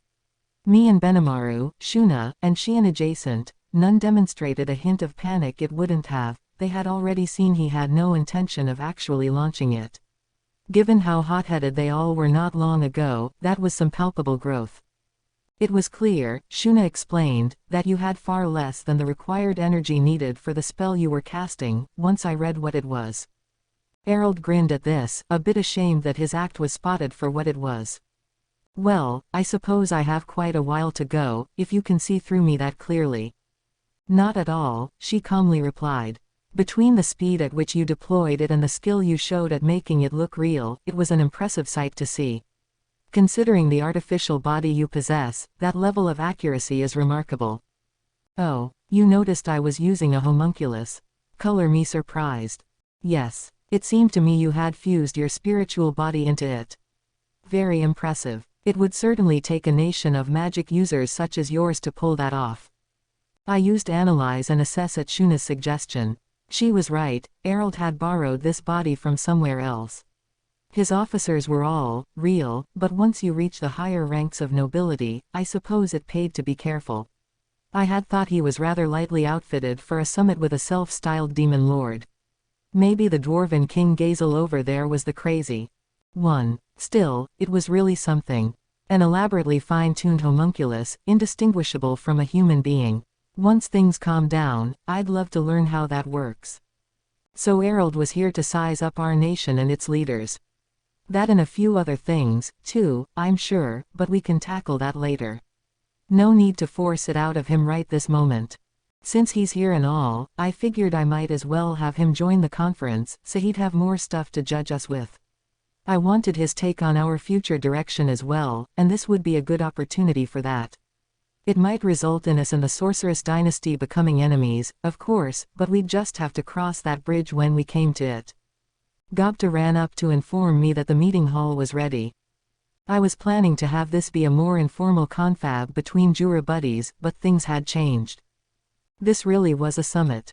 Usually, with things like these, you'd have lower-level diplomats meet up first and agree in advance on questions to ask and topics to tackle, figuring out where there was room for compromise once both sides were aware of each other's stakes.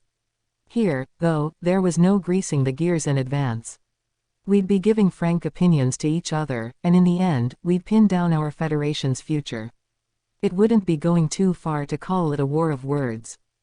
Stealing my resolve, I headed for the meeting hall, ready to MC one of the most important gatherings I and Tempest had ever experienced. In later years, the event would come to be known as the Monster and Man Summit. In the hall, I found everyone standing upright, awaiting our arrival. All the main power brokers in the event, the 3 lycanthropiers, Fuse, King Gazel, and Archduke Errol, were shown to their guest seats. Once I took my own at the far end of the hall, everyone else sat down. The air was heavy when the talks began. We began by having each side introduce themselves, given the multiple large nations now involved. Some already knew one another, but I thought it best for politeness' sake that everybody was on the same. So, let's begin by having our guests introduced.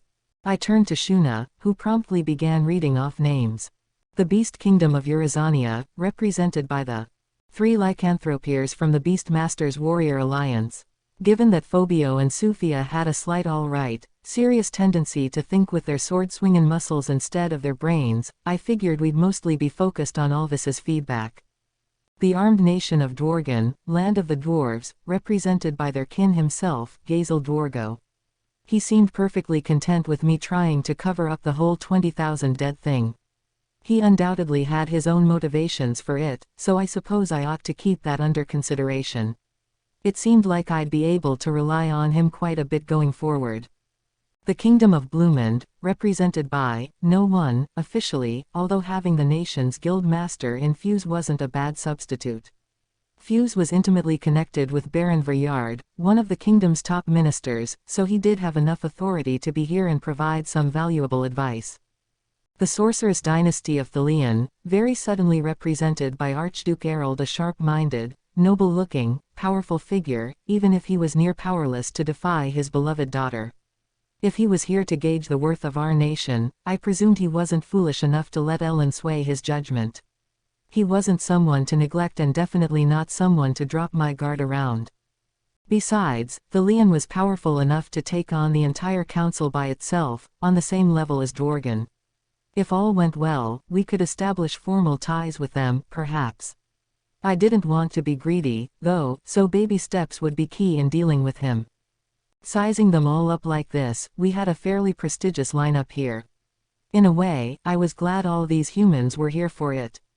If it was just us Forest of Jura denizens, our deliberations might have drifted off the rails entirely. Next came introductions from the Tempest side. One by one, I had my top brass talk about themselves a little bit. Rigurd and the Hobgoblin Elders practically oozed authority by this point, decked out in befittingly regal-ish clothing and not losing out at all to their counterparts in foreign lands. More regal than myself, really. The bedrock of our whole nation. Once every department in town checked in, we next heard from trainee, dryad and caretaker of the forest. Having such a lofty local presence around seemed to surprise Erald at first, but he bottled it up and nodded a greeting to her. Gazel found this more than a little amusing, even though I'm sure he and his crew were just as surprised about the whole damn thing when they first met her. Ah well. Finally, there was the contingent from Farmas Yom, Majoran, and Gruchith as well. I wanted to have them build a new nation for me, something I was planning to suggest at this summit. Would people be open to it? That was a vital part of the whole thing, something that'd augur the ultimate success of this event. Once Sheehan and Diablo behind me gave a couple of quick hellos, the meet and greet part of the summit was over. Oh, wait, forgot someone. Shuna, do we have a change of clothes for Veldora? Yes, Sir Veldora is. Before Shuna could finish, a loud, hearty gwa ha ha ha filled the hall. I wanted some clothing for him since being in the buff probably wouldn't impress too many visitors, and it looks like we were just in time. The doors opened to reveal Veldora, taking in the sight curiously. I stood up to greet him and explain things to our visitors. I have one more friend to introduce, one whose name should be familiar to you all. I know this may sound surprising, but... The Tempestians in the audience nervously gulped. They already knew Veldora well enough, but having a legendary, villainous dragon in their presence still unnerved them more than a little bit. I could feel the electricity in the air as silence began to take hold. This is the Jura Tempest Federation's friend, Veldora. Yes, Veldora. Some also refer to me as the Storm Dragon. Although, so few have an encounter with me and live to tell the tale, so perhaps you all should consider yourselves lucky. Lucky and honored to be in my lofty presence. Pompous as always, I could see, although it suited him well. But could I really trust him to behave at a summit like this? All I could picture was him growing bored in 5 minutes and attempting to butt in.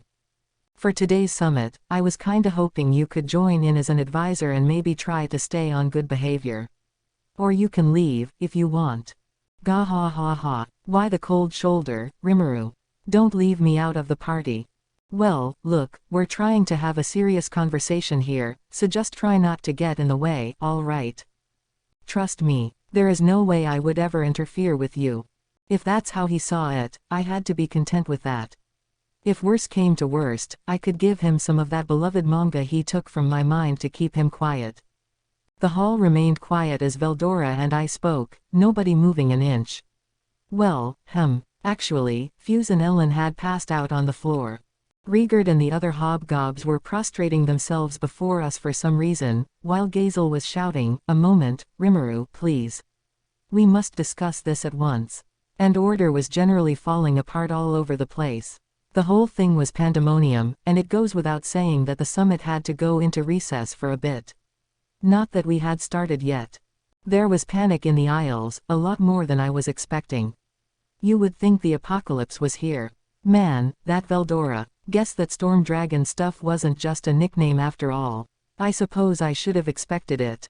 Having a catastrophe-rated monster, the highest level of danger there was, stroll into the meeting hall without warning was bound to lead to chaos. They were treated as stronger than demon lords, even. But think about it. If that guy's gonna sow chaos sooner or later, might as well get his intro out of the way quickly. Considering my plans, I couldn't leave Veldora and his motivations out of the picture. So I wanted him here, even if it left the other guests limp and pale with terror. As much as Veldora was keeping his aura bottled up, some of it might have been hitting them all anyway.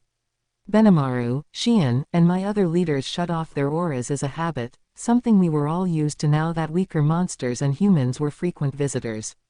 Diablo, despite being the new guy, could fully switch it off without me having to ask. I was honestly impressed. He was a good model for the others to follow. So Veldora was still a problem in that aspect, but thanks to our intensive training, he could now adjust his aura on the fly. He proudly proclaimed it was like child's play to him, but it was really more thanks to the ultimate skill Faust, Lord of Investigation. With that, I figured he'd be fine to bring out. Was that too optimistic? Maybe. After all, even when sealed away, his aura was still daunting enough to keep any monster ranked B or below at bay. I ran analyze and assess on the magicules that filled the hall. No problems there, so the cause would have to be Rimuru. We need to talk. Gazel was there, giving me a pat on the shoulder and a threatening smile. Let's delay this summit, so I may have some time. He must have been serious about it, given his shouting earlier. My instincts told me not to defy him. So I declared recess and stood up.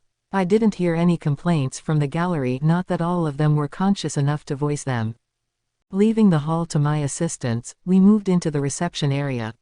I left Veldora behind at Gazel's request, which I figured wouldn't be a problem. Some of the attendees, the 3 lycanthropiers included, were so keen on currying favor with the Storm Dragon that I was sure he'd be occupied for at least a little while. I was alone in the room with Gazel and Errol. Shuna was off brewing tea for the whole conference while Benimaru and Shion fought to calm things down. Let me just say this first, Errol began. I have been given full freedom of action by Her Excellency, the Heavenly Emperor. It is my word that will decide the position of the sorceress dynasty of Thalion, and I would advise you to keep that in mind as you explain all this to me. The doting father Errol was a distant memory. Here was the Thalion statesman, the face of an all-powerful nobility, and even I had to admire the dignity he held himself with. So Thalion wouldn't be willing to sweep this incident under the rug. He didn't voice any intention of hostilities against us, but depending on what I decided to do, we might become foes regardless. At the same time, I figured, he also had to clean up after Ellen, what with everything she's been doing around here. Which meant, hey, if we aren't enemies, it couldn't be a problem to ask for an alliance. All right, I promise I'll be honest with you as well. He seemed to be speaking frankly with me. I should be just as serious with him. So our confidential talks began. We kicked off with Gazel. So what did you want to talk about? Certainly not the weather, you fool. Not even the Dwarven King could hide his shock as he excitedly half-shouted at me. Why has the Storm Dragon been resurrected? That was a rare sight from the normally cool-headed Gazel. He must have really flipped his lid. I thought about talking my way out of this, but there was no point to it. So I decided to summarize things at least, the part about how I ran into Veldora in the cave and agreed to help him out of his prison. Once I wrapped up, Gazel groaned, a hand covering his face. This is beyond all expectation. You becoming a demon lord is a problem in itself without this to contend with. I thought about lightening the mood by saying, oh, no need to compliment me that much, but opted against it. If I was wrong, it'd send Gazel flying into a rage. So, Sir Rimuru, is that really, truly? I nodded at Errol. Veldora was in human form and hiding his aura, perhaps making it a tad hard to swallow. I suppose it would have to be, he observed. No one, man or monster, would be foolish enough to pretend to be that terrible dragon. I suppose not. That must be why Ellen and Fuse were so readily accepting. Names held particular importance for monsters, but even a human would earn no advantage whatsoever from pretending to be the storm dragon. And Gazel never doubted it from the start. I asked him why later, and his reply was simple, because I couldn't read him. Which implied that Gazel has some kind of intrinsic mind-reading ability. Strong in more ways than one, I guess. But I digress. What should we do with this, though? Indeed, Errol said to his fellow king. And here I am, already frantic enough attempting to clean up after all my daughter's misdeeds. I suppose the two were much closer friends than they seemed at first glance. Do we announce this, or do we cover it up? There's the problem. The Western nations are not a concern, Errol said. Even in Thalian, I see no issue with reporting this to Her Excellency the Emperor and no one else. But the Western Holy Church, yes. Secrecy will earn us nothing with them. The Church has made it clear the Storm Dragon is the one dragon type they are most hostile to. If it's resurrected, they would know immediately. And if we tried to hide it, we would need to feign ignorance, which would be impossible to back up. Either way, he would be branded an enemy of God, in short order. The two pondered what to do. Me, oh, I was just saying, or, yeah, now and then. Not a bad gig. Are you listening, Rimuru? Yes. You're the one who roped us into this crisis, one that puts a great deal of trouble upon all of us. We need you to think more seriously about matters, or I don't know what we'll do. Oops. Guess they're pissed off. Let's just be a bit more apologetic and give my side of the story. Well, there's no way to fully hide Veldora, so my intention's to let the word out to the public. There's no way my nation's going to avoid the Church's eyes anyway, so, you know. I'll figure something out. Gazel nodded at me. If that is your decision, I have no qualms with it. A demon lord and dragon joining hands is not at all a laughing matter. This has become a more pressing issue than even I had thought at first. But looking at it another way, this is also a stroke of good luck, being able to participate in this summit. I have obtained exactly the information we need to decide how our country will stand. Errol, meanwhile, was discussing his country's standpoint more than his own, with another one of his eerie smiles. His take: it would be foolish to pick a fight against a nation with both a disaster-class demon lord and a catastrophe-class dragon. Gazel agreed with him, solemnly nodding.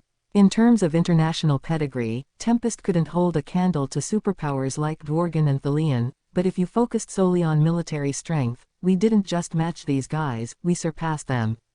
Gazel and Errol, in their own ways, were admitting to that. Should I take that to mean, I ventured, that should hostilities break out between us and the Western Church, you will take our side? That is what you ask. Gazel bitterly countered. Rimuru, you truly must learn how to express these things better. Thank heavens this is a confidential talk. As he explained, just because he had no reason for Dworgen to see Tempest as a foe didn't mean he was obligated to expose his own nation to danger. That was doubly true in the case of the Western Holy Church, which the Dwarven Kingdom was not particularly connected to. Instead, all he could promise was that we could retain current relations, with neutrality being the word of the day. That left Errol, Archduke of a nation I hadn't even begun to try establishing relations with. Despite the circumstances, he seemed oddly willing to see things my way, so far, at least. I'm glad to have your support, Gazel. So, Sir Errol, could I ask why you are being so kind to me with this? Errol looked similarly reluctant to put it into words. You know you can call me whatever you like here, sir, or not. Just please be sure to include my name and appellation in public, Sir Rimuru. As the leader of a nation, there is absolutely no reason to place yourself below other leaders on the record, not unless you are eager to become the vassal territory of another nation. But to answer your question. Funny how he's taking pains to save me from embarrassment.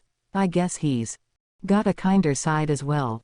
I thanked him for that, only to be greeted with a stare and a long sigh before he began to explain why he was here and what he wanted. It all started with Ellen, his daughter. Her leaking info about how to awaken as a demon lord had led to an investigation as to who should be held responsible. It was kind of like she had created a new one, I suppose, and no nation could afford to ignore that. But then the Archduke sprang into action. Someone like Errol had enough strength to kill the whole affair, and he did, making sure only the Emperor knew the truth. All that remained was for him to gauge the situation and take action as necessary. Keeping tabs on us magically was apparently quite a strenuous feat for him, but he still managed to confirm that I had indeed become a demon lord. He could have just played dumb if I had failed, but once I did, I could no longer be ignored. So he was here to size me up and potentially send a force over to suppress me should things go awry. So, he said in closing, I wanted as few people to be aware of those facts as possible. Thus, I came out here myself. In other words, I supposed, if he thought I was an evil presence, he would have destroyed us all and pretended nothing had ever happened. And what's your decision, then? Well, as I said before, my decision for today is friendship over hostility. Aha, that makes sense. And being seen as non-evil made me kind of happy, too. A fairly obvious choice, Gazel retorted. Of course. Our nation enjoys freedom of religion. Our people adhere to more than only the monotheistic luminous faith. I seek to prioritize the fortunes of our nation, rather than sacrifice myself for the sake of religion. PFF'd. I never did like you, Errol, but we keep agreeing on these matters. My nation and the Western Holy Church do not share a common motive, either. From the very beginning, I intended to support our friends in Tempest. They shared a smile. But this doesn't mean we're without problems of our own. For example, the Pharmas force that Sir Rimuru destroyed. Whether it was war or not, the death toll is simply too high. Errol scowled. And to think it was my daughter who planted that seed. So that was his real motivation, then. The problem wasn't whether I was evil or not, it lay in whether the circumstances of the battle was known to the Western Holy Church. A demon lord who killed 20,000 was going to look pretty damn evil to just about any sane person. It would lend valuable credence to the Church's declarations, and I'd be named an enemy of God in short order. Now I see. The fallout from forging friendly ties with such an evil presence, i.e., me, could be uncomfortable for any nation to deal with. Sounded rough. I began wondering what we could do about that, before Gazel grinned at me. Don't worry, I've got an idea. Oh, could it be? The way Gazel went on about how the Pharmas army went missing earlier. All the bodies are gone. There is no evidence. And scarily enough, there are no survivors, either, are there? He smiled. Then why not change the plot to whatever we damn well want it to be? The common people, along with the rest of the world. They didn't need the truth. Just give them a nice sounding story, and everyone will be happy. Ho, a fascinating offer, Errol said, eyes shining as he went back into statesman mode. Would you mind if I contributed to that, Gazel? He must have intended to fabricate a convenient story, one that ensured none of our hands were dirty. That'd help out Ellen, he no doubt believed, and somewhere down the line, it'd even help the Leon's fortunes. Better go all in on this, then. Besides, I had already decided to keep my nation safe, even if it meant massacring 20,000. Even if I have to shoulder heavier crimes, that faith of mine wasn't going anywhere. I suppose you have the broadness of mind to deal with whatever may come, Rimuru. Very well. A king must never live with regrets. Yeah, no point ruining the past. That was part of the initiation, and I needed it. I'm ready for anything. But what's the story you have in mind, Gazel? Heh, well said. Gazel's eyes on me softened. We had little time left and a great number of details to work out. The chaos had subsided by the time we were back in the meeting hall. Cooler heads had prevailed, and the unconscious had been attended to. I wasn't expecting this kind of furor, but ah well. What's past is past. Gotta focus on what's ahead.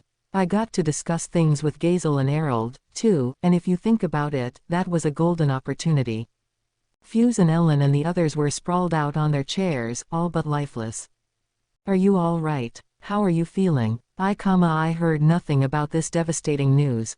You're just awful, Rimuru. I didn't hear anything about that. Veldora was your friend. Did you ever mention that? They had a lot of, shall we say, negative feedback. I mean, what do you want from me? I couldn't really say. Well, I had swallowed him into my stomach, and even if I did, they'd never believe me. Oh, didn't I? I think I did, maybe. Well, there's no point dwelling on the past. Come on, we got a summit to run. I tried to give them as breezy a smile as possible. It didn't work. Don't gloss over it, they all shouted in unison. Ha, ha ha ha, yeah. I did what I could to soothe them, smiling as I kept chattering away. Why are they acting so mean with me, though? I'm a demon lord now, and they're treating me the exact same way. Which I was glad for. I didn't want things to get all distant and weird. But maybe a little more respect. Are you even listening to me? Ellen protested. You could at least try to be a little more apologetic. Yeah, she's right, pal. This has been hard on the old ticker, commented Guido. Respect seemed like a distant dream at the moment. Of course, it's totally in character for them all. Fuse hadn't changed, either. How am I going to report this to my boss?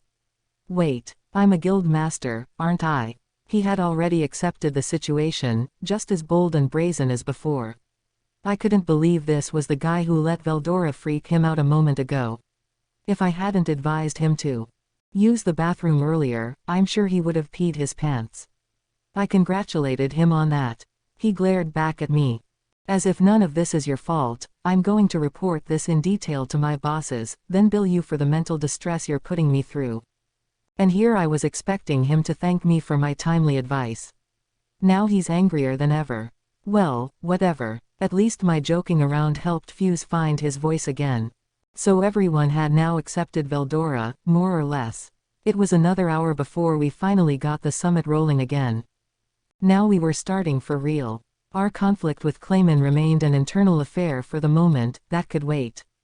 Soy gave me a quick report, but apparently, they couldn't discover Clayman's main base of operations. The fact that he had an army on the move was concerning, but Soy was keeping up his watch. Nothing new was going to happen with that immediately, so I decided to get this summit wrapped up first. I decided to begin with a recap, as annoying as it was to me. We had all been through a lot, but laying out everything in detail to everyone at once should save us time later. I wanted everyone to be on the same. So I began by relating how I met Veldora, dropping in my status as an otherworlder along the way. Hiding my origins seemed meaningless at this point. All of my people in Tempest knew, and I had no vested interest in keeping it from Gazel or Errol. It's not like a demon lord also being an ex-otherworlder would give them anything new to work with against me. Leon was one himself, after all. I gave a quick summary of the Orc Lord fight and how it led to us building the town here. Sharing information was important, even if doing so led people to react in different ways. Moving on, I shifted to my voluntary journeys in Anglesea. This involved a lot of glossing over of my life there, along with the request I received from Yuki, but I did go into detail about my fight with Hinata. Man, she was rough. If it had been anyone besides me, they probably would have been killed. Benimaru or Soy, even. Her skills were on par with or beyond Hakuro's, and she could cast magic the likes of which I never saw before. That holy field one was particularly nasty. I used thought communication to let everyone else experience my memory and recognition of it. She might have a smaller version of that in her pocket, ready to spring on single targets. I didn't think anyone in the room could do much against it, but it was better than going on nothing. The more they knew about the threat Hinata posed, the better. They might be able to escape, at least. Hinata Sakaguchi. It was Fuse who reacted first. She may seem cruel at first. I suppose she gives the impression of a crazed murderer to most. But according to the information we have, she's actually a little different from all that. For one thing, she's always willing to extend a helping hand to anyone who depends on her, and anyone willing to accept her help is sure to receive it, but if you don't listen to her advice, she'll never deal with you again. Whatever her motivations, though, I am assured she is a rational leader. He seemed to know a lot about her and was willing to come to her defense, too. I didn't want to fight her, either, it's just that she didn't want to listen to my story one bit, you know. If she refuses to help people who ignore her own background and situation, that describes my interactions with her pretty well. She must have a ton of people seeking favors from her, and I can see how she'd want to ignore them after a while. Pragmatic would be the way to describe it. Yuki described her as a realist, too. I'm sure Fuse's intelligence was valid. He sure seems well informed, doesn't he? Gazel nodded at this. The guild master of Bloomond clearly has a finger in every pie, as they say. The accuracy of your information is equal only to that of my own dark agents. I will gladly testify that what you heard is exactly what we have heard. Nice to have the confirmation. But, maybe so, but she didn't listen to me at all. She didn't. From the get-go, I was her target. Even if someone was feeding her a line about me beforehand, it was like she was deaf to me. Well, Errol said, that would be because one core tenet of Luminism is that you are never allowed to bargain with monsters. I was surprised to hear that from him. Hinata was enough of a celebrity to even be known in Thalian, it seemed. She had a rep in places I never dreamed of, although, I suppose any nation's intelligence agency would keep tabs on the most powerful knight in the Western Holy Church. Is she famous because she's beautiful? I thought for a moment but decided it best to keep that secret.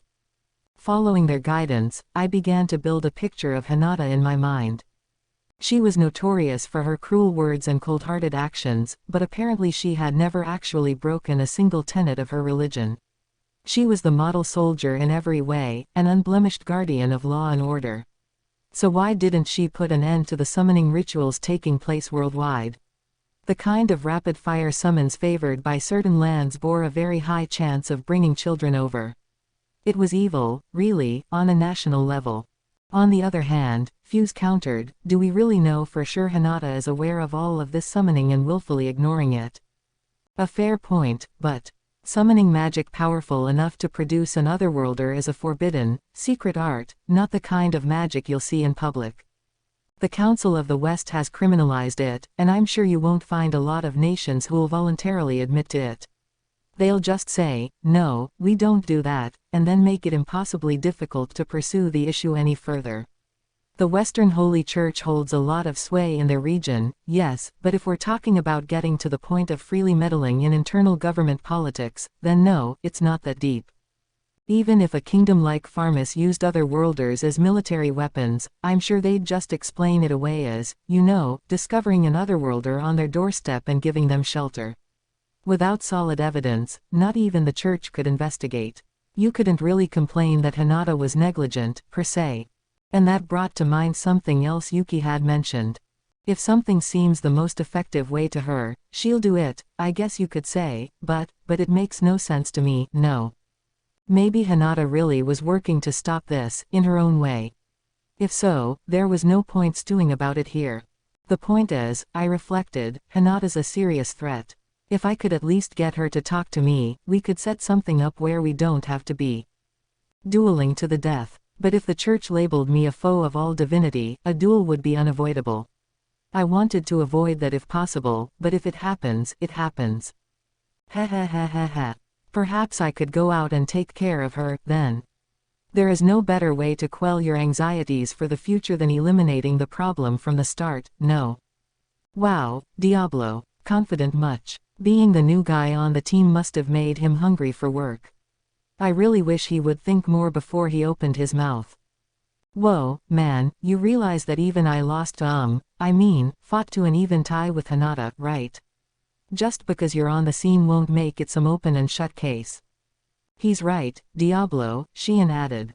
If someone like you wants to face him down, then I'll go over and finish her off first. I await your order, Sir Rimuru. See. First Diablo starts mouthing off, then Sheehan joins the fray and goes all battle crazy again. Now, Lady Shion. I do owe you a debt for teaching me the ins and outs of assisting Sir Rimuru, so I hardly wish to berate you, but I sadly cannot believe that you could defeat Hinata. Oh, really? So you think you're stronger than I am?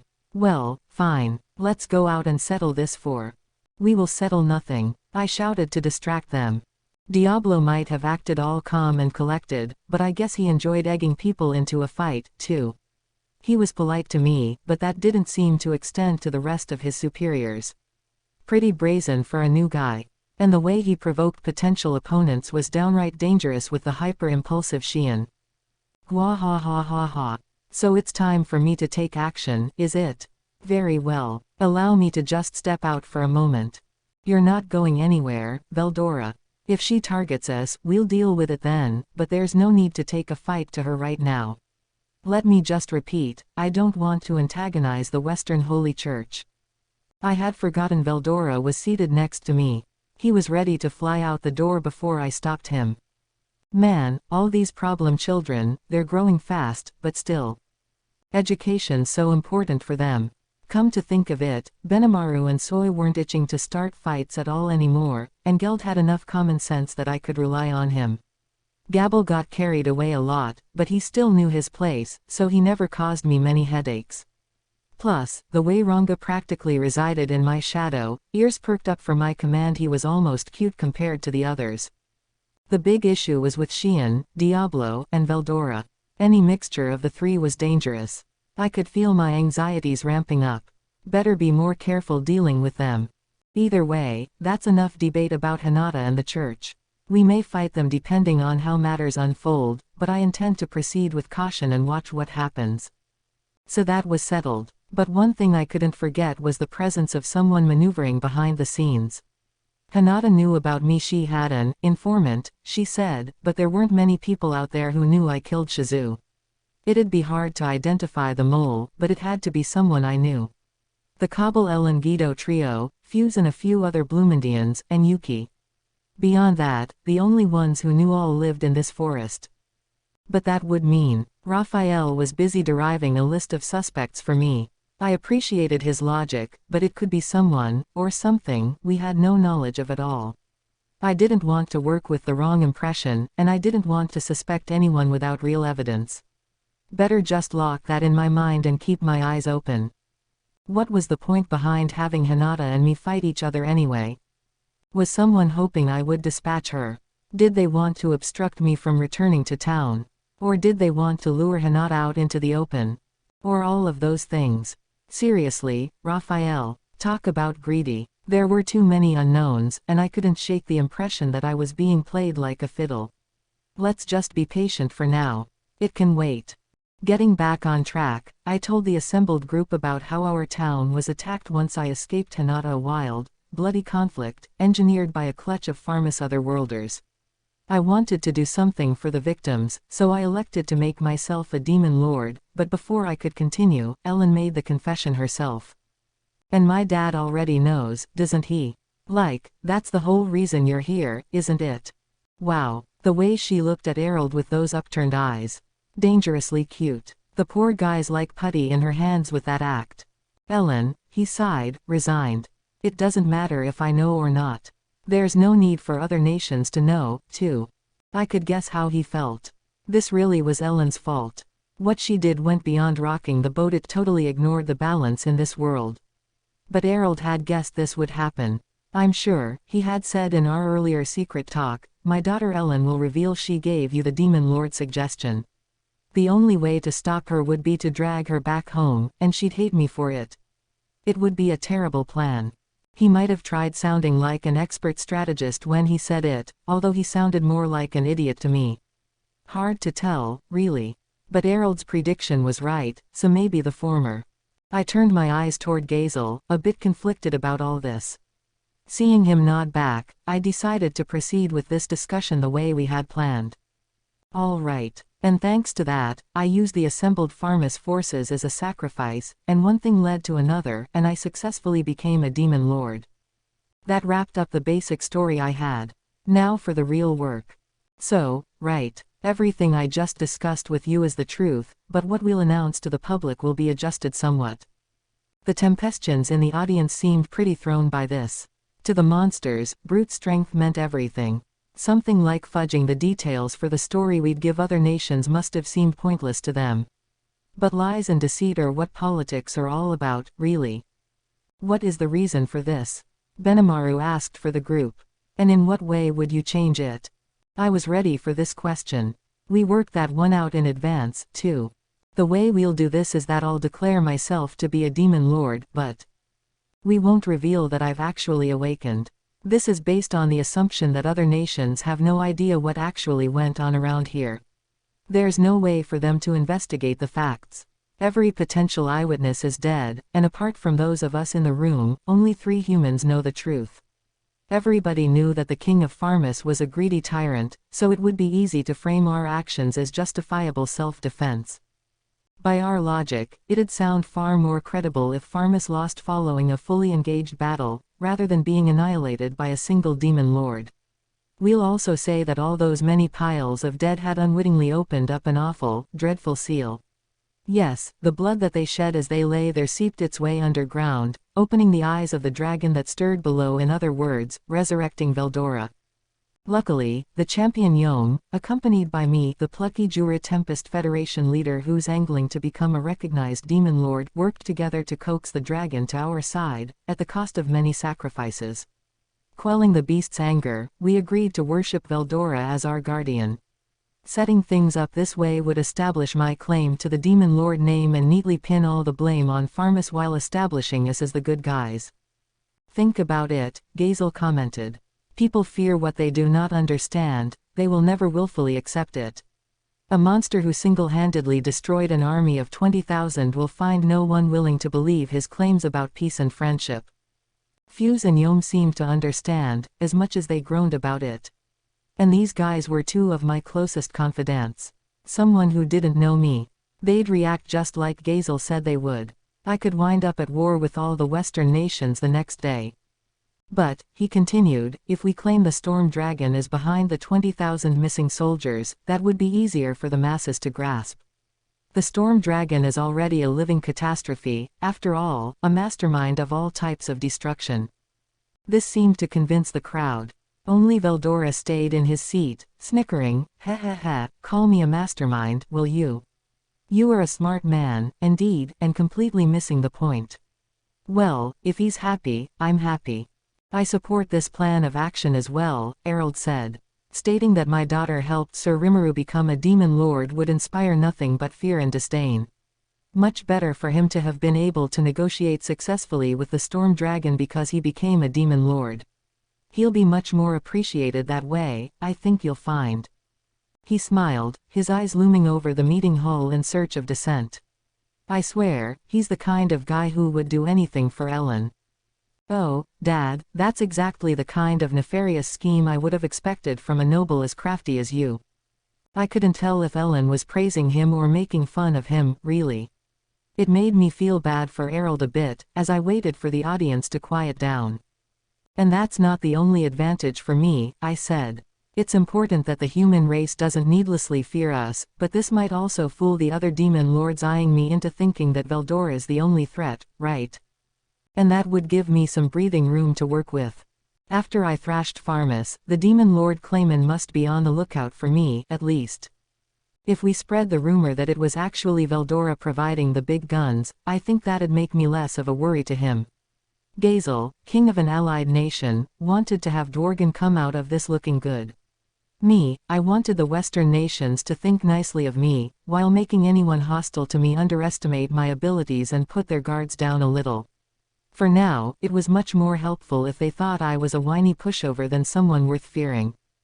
Besides, if word gets out that we've got the authority to negotiate with Veldora, that's gonna keep a lot of nations from messin' with us, don't you think?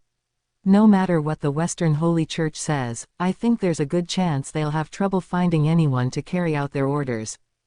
That might be the biggest advantage of all.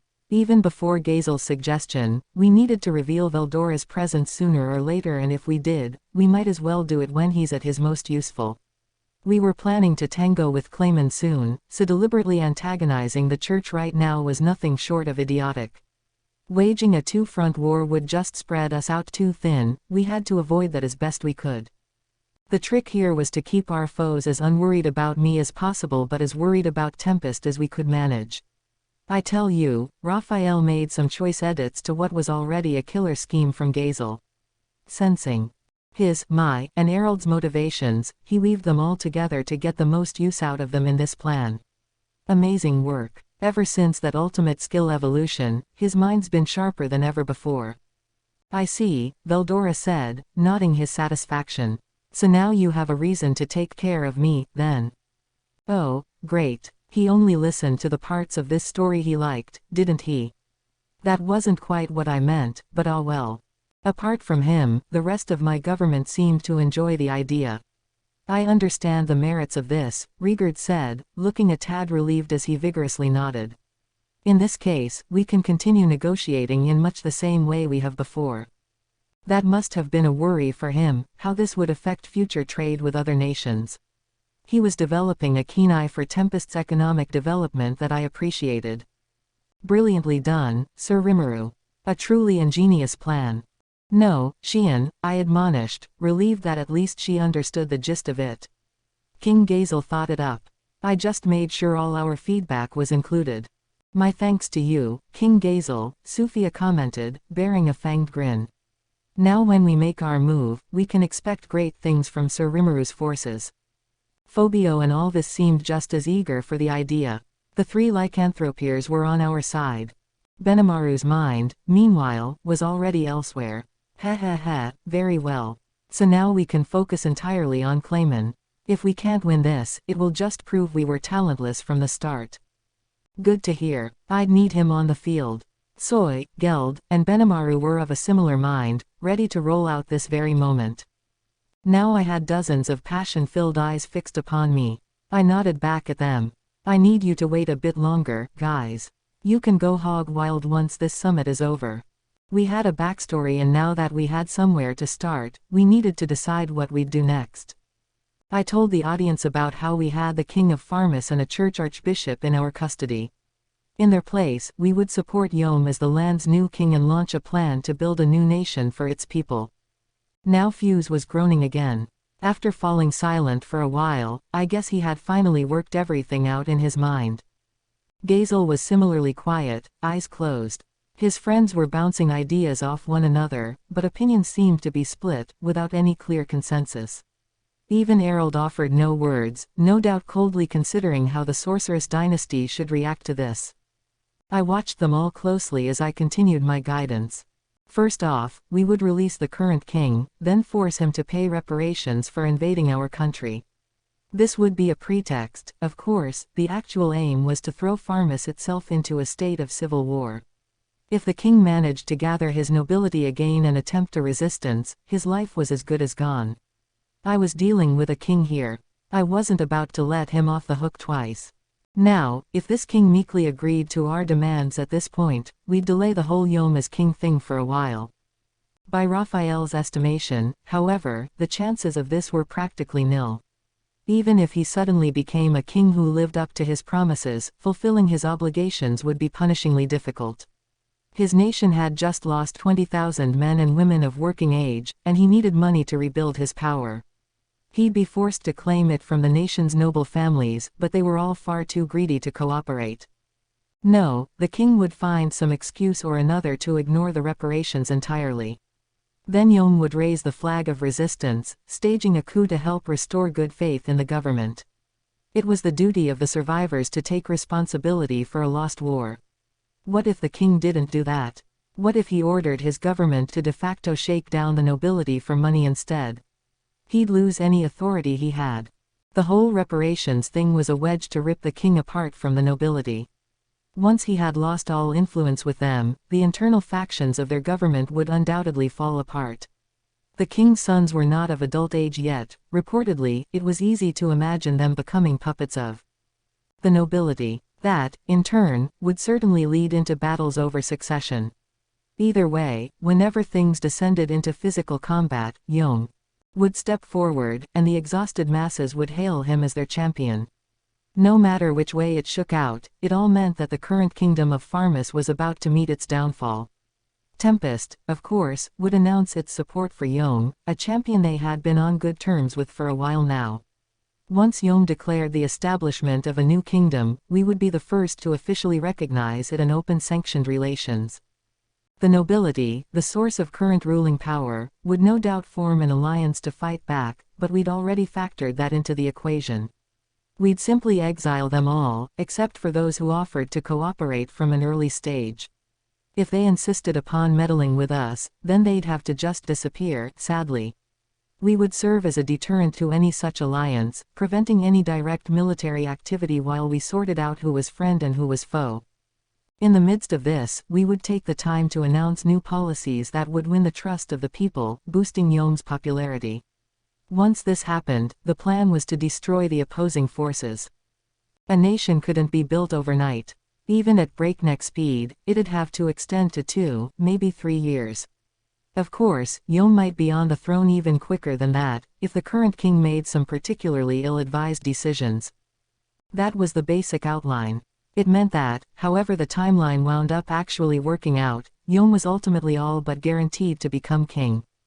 Personally, I explained, I have no interest in oppressing the people of Farmus. In terms of allowing their own ruler to go around like he owned the whole world, however, I'm not absolving them of guilt. They will have to put up with some tight times for a while, and I'd like them to put in a solid effort at rebuilding once it's all said and done.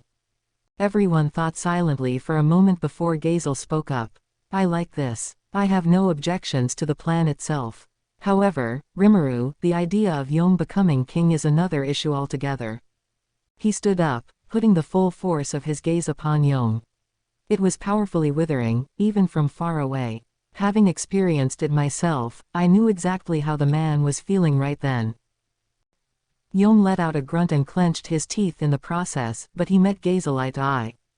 HMPH. Well, he has great willpower, at least. But what of his character? Is he prepared to feel for his people, to take up their pain and stand before them? A hush fell upon the meeting hall. Hey, how the hell should I know? I'm not here to be a king 'cause I want to. But if I turn down this role after he's put his full trust in me, what kinda man would I be, huh? I'm just sayin', I don't wanna convince myself I can't do it and give up before I even try. I also wanna impress the woman I love, too, I'll grant ya that, but if I'm going in at full power. There was no waver to Yom's voice. He was speaking a heap of nonsense, but his determination made it all oddly convincing. Fool, Majoran whispered, but so much like Yom, eh? The beast-man Gruchith replied, grinning. You have my word on this, Dwarven King. This guy's an idiot, but he's not an irresponsible idiot. Once he takes something on, he'll carry it out all the way to the end. And I, Gruchith, promise I'll be there with him the whole time. Majoran nodded her agreement as all three sized up Gazel. Is that the case? Very well, then. If you need anything, call upon me. Like a light switch, Gazel turned off all his intimidation, nodding at them. Good-naturedly. I guess they all passed his final exam, and if they have the armed nation of Dworgen backing them up, that was huge. I have to say, though, you found quite an interesting man here, the king added with a smile. He seeks the throne to impress a woman. A shocked herald stammered. Nice going, Gruchith. I sure wasn't expecting you to stand up here and abandon Lord Carillon in front of us all. Chided Phobio. It felt like a circus, really. Yom, intoned Gazel once everyone was done laughing, what we seek from your nation is agricultural production. I don't want to meddle in your political affairs, but listen to this. I know Farmus can keep itself afloat through its black market trade in my nation's manufactured goods, but I think we've recently proven that this won't last forever. It was true. The exorbitant taxes Farmus placed on imported goods before reselling them had made it into one of the world's most notorious price-gouging outfits. They were not exactly one of the Dwarven Kingdom's favored customers. Now, with a new highway linking Dworgen to a vast, fresh market, Farmus was losing its previous advantage. If the kingdom wanted to survive, it needed to have something new, and instead of a field where it'd be competing with other nations, it'd be easier to coexist if they blazed a trail into unexplored markets. I had heard before that the Dwarven Kingdom faced issues with self-sufficiency in their food supply, so I could easily tell what Gazel was hinting at. I was just thinking that I wanted a new import supplier of grain for our nation, something that wasn't so dependent on what naturally grew in the forest. In short, the idea made sense. I'd like to be in on this, too. Add new grain varieties for us to your list. Who would have guessed you'd jump on the train, too, huh, pal? Well, I'll get on it. We're pretty developed agriculturally over in Farmus. I think it'll be easier for folks to accept than you'd think. Thus, with Gazel and me sharing common goals, we made a preliminary agricultural agreement for whenever Yom was crowned. We agreed to take a break at this point while Shuna passed out tea to everyone. Once we were done, I dove right back into the summit, re-energized. With Yom formally accepted by the summit, our mission to build a new Farmus was now underway. That was really the trickiest part of this whole meet, the rest was much smoother sailing. So as a representative of Bloomond, Fuse stated, I have a proposal. Listening to King Gazel and Sir Rimuru speak, I believe we might have something to offer this plan as well. In Farmus, there are two noblemen, the Marquis of Muller and Count Hellman, who share an intimate relationship with Bloomond. If we could negotiate with them to join our side on this matter, I think they could do much for our cause, don't you think? I believe they will provide staunch support when it is time for Yom to take action. Whether he's a guild branch leader or not, does Fuse really have that kind of power? Fuse, perhaps sensing my disbelief, gave me an awkward grin. As I stated, I represent Bloomond here, and you may consider me to be a part of the Bloomond government. I make this proposal not as a guild master but as a public servant. As he explained, Fuse apparently had a seat in Bloomond's intelligence department, not as a member of staff but as kind of an assistant supervisor to the whole outfit. Which was fine and all, but this was kind of a huge offer he was making, wasn't he? Could he really decide on this solo? I asked him about this, and then he gave me an even more startling revelation. While I was meeting with Gazel and Errol earlier, he had already tipped off the King of Bloomond about events here and had him draw up a document providing him full representational rights. That's the kind of quick footwork I suppose I should expect from a tiny kingdom like that, not to mention a sign of just how much Fuse was trusted. As he put it, Fuse had several pieces of info that would sink the whole kingdom if they were released. Secretly, I considered making him tell me somehow. I couldn't help it. So Fuse had been taking advantage of his position to divert all kinds of information his way, anything he thought might be necessary, even before he heard about our plans. The way he described it, the Marquis of Muller and Count Hellman could basically enjoy the Bloomond king's personal support. Being a powerful noble in Farmus, the Marquis was in no position to offer any public kindness to Bloomond, but he and their king were close friends behind closed doors. Muller, in fact, was distantly related to the Bloomondian royal family, and they had gotten along well for many years. Count Hellman, meanwhile, owed a great debt of gratitude to the Marquis, making it extremely unlikely he would betray him. Wow, you sure you want to reveal all these secrets to us? Ha ha ha. Oh, it's fine. I am sure the Dwarven King was well aware of it. All before I came here. The dark agents of Dworgen are just as talented in their jobs as our own intelligence group. As neighbor states, Fuse must have figured the dwarves would have known a thing or two about them already. Gazel simply twitched one of his shoulders upward a bit, offering no further reply. Henrietta, the beautiful night assassin poised behind him, blinked a bit as well. Soy praised her as a talented agent, and I could believe it. Ho ho ho. Oh, you are being too humble, she said. The kingdom of Bloomond's bread and butter lies in intelligence.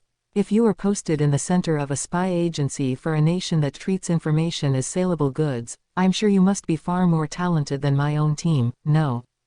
The voice was friendly enough, but her expression indicated she didn't actually believe what she was saying. Ha ha, no need to be so harsh on yourself. Our fighting forces would have nothing on your dark agents, I don't think. In terms of intelligence gathering, of course, I do believe we enjoy some useful advantages. Fuse was just as headstrong, it seemed. But Bloomond's small size allowed it to cover intel from every nation in the world, no doubt. That was the most powerful weapon it had to defend its borders with. But regardless, if Fuse said it, it had to be true. Those two Farmus nobles definitely need to be recruited, and fast. Did you hear all that, Yom? Yep. I'll add it to the list. We'd sell Yom to them first. He'd enjoy a true champion's welcome, and it'd be an epic event. But we could work out the details at another time. Yom's team could handle that at their leisure. Great. So that's how Yom the champion will gain a country of his own soon. Everyone murmured their agreement, Yom bringing a hand to his head in bashful embarrassment. I'll pretend I didn't see that and declare this topic well and truly settled. Next up. Just as I was about to proceed to the next topic, Errol apparently finished processing our discussion and burst out into hysterical laughter. Peef. Ah ha ha ha ha. This is so entertaining. The leaders and representatives of entire nations, expressing their minds freely without doubting one another for a moment. I feel almost like a fool for staying on the alert around you all.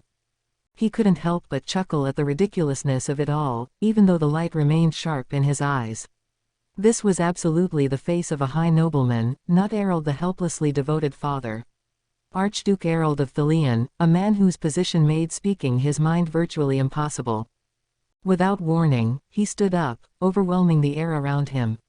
The sudden change in atmosphere turned all eyes silently toward him. We nervously awaited whatever he might say next. The meeting hall was silent, save for the turning of the S's. Veldora read some manga. Whoa. What the hell, man? I didn't even give that to you yet. Where'd you pluck that out from? Ah well. He had no interest in listening to anyone here anyway. As long as he's shutting up, I have no complaints.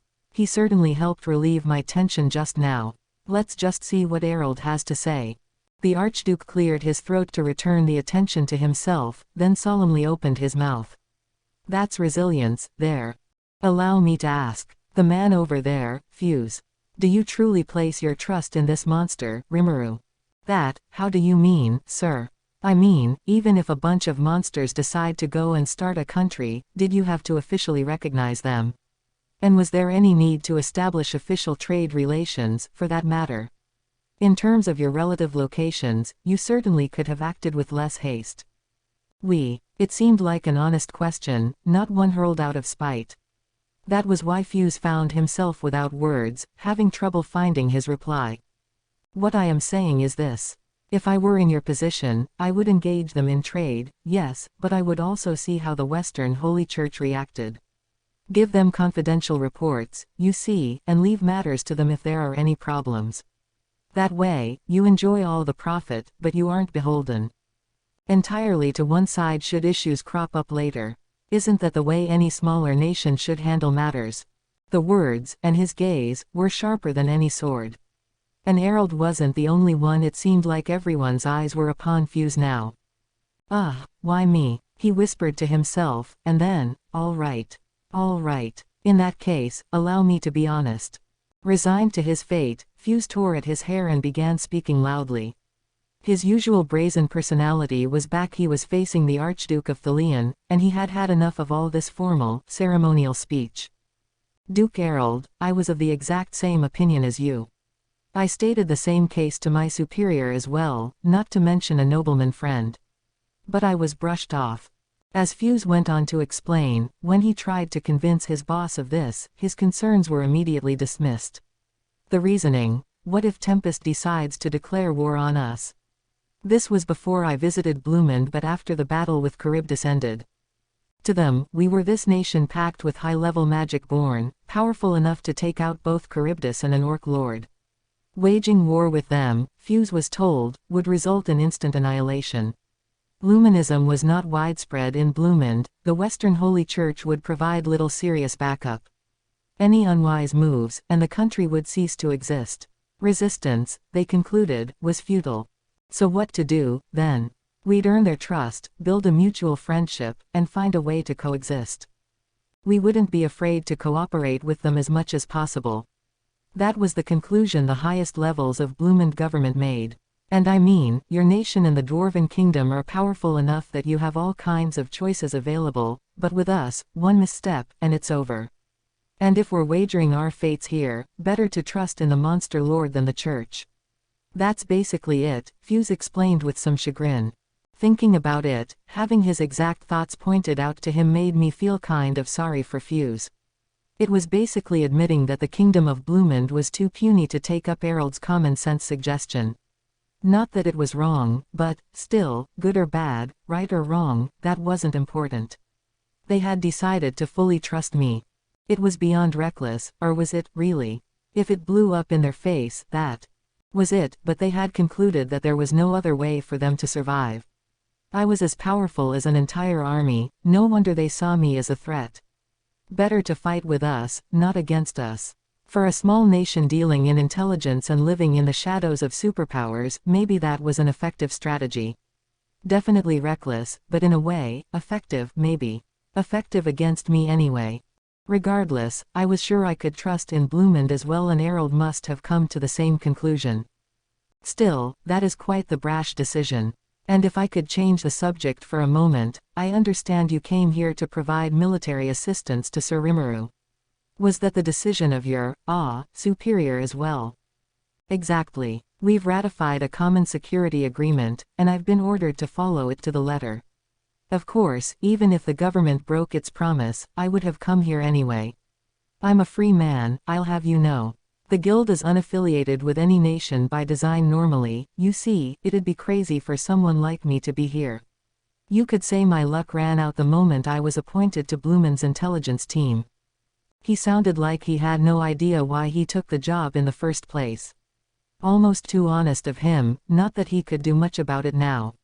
I had no idea his king was so dedicated to keeping his word, though. Complying with that agreement and bracing themselves for war with Farmus, and here I thought that treaty didn't earn as much of anything. Now, I was glad for it. I had real insight into how they thought of us at present.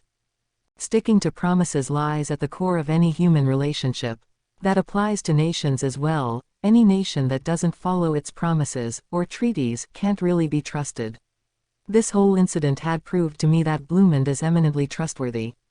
They risked their necks because they believed we would win, not that even they thought I'd wipe out the enemy by myself.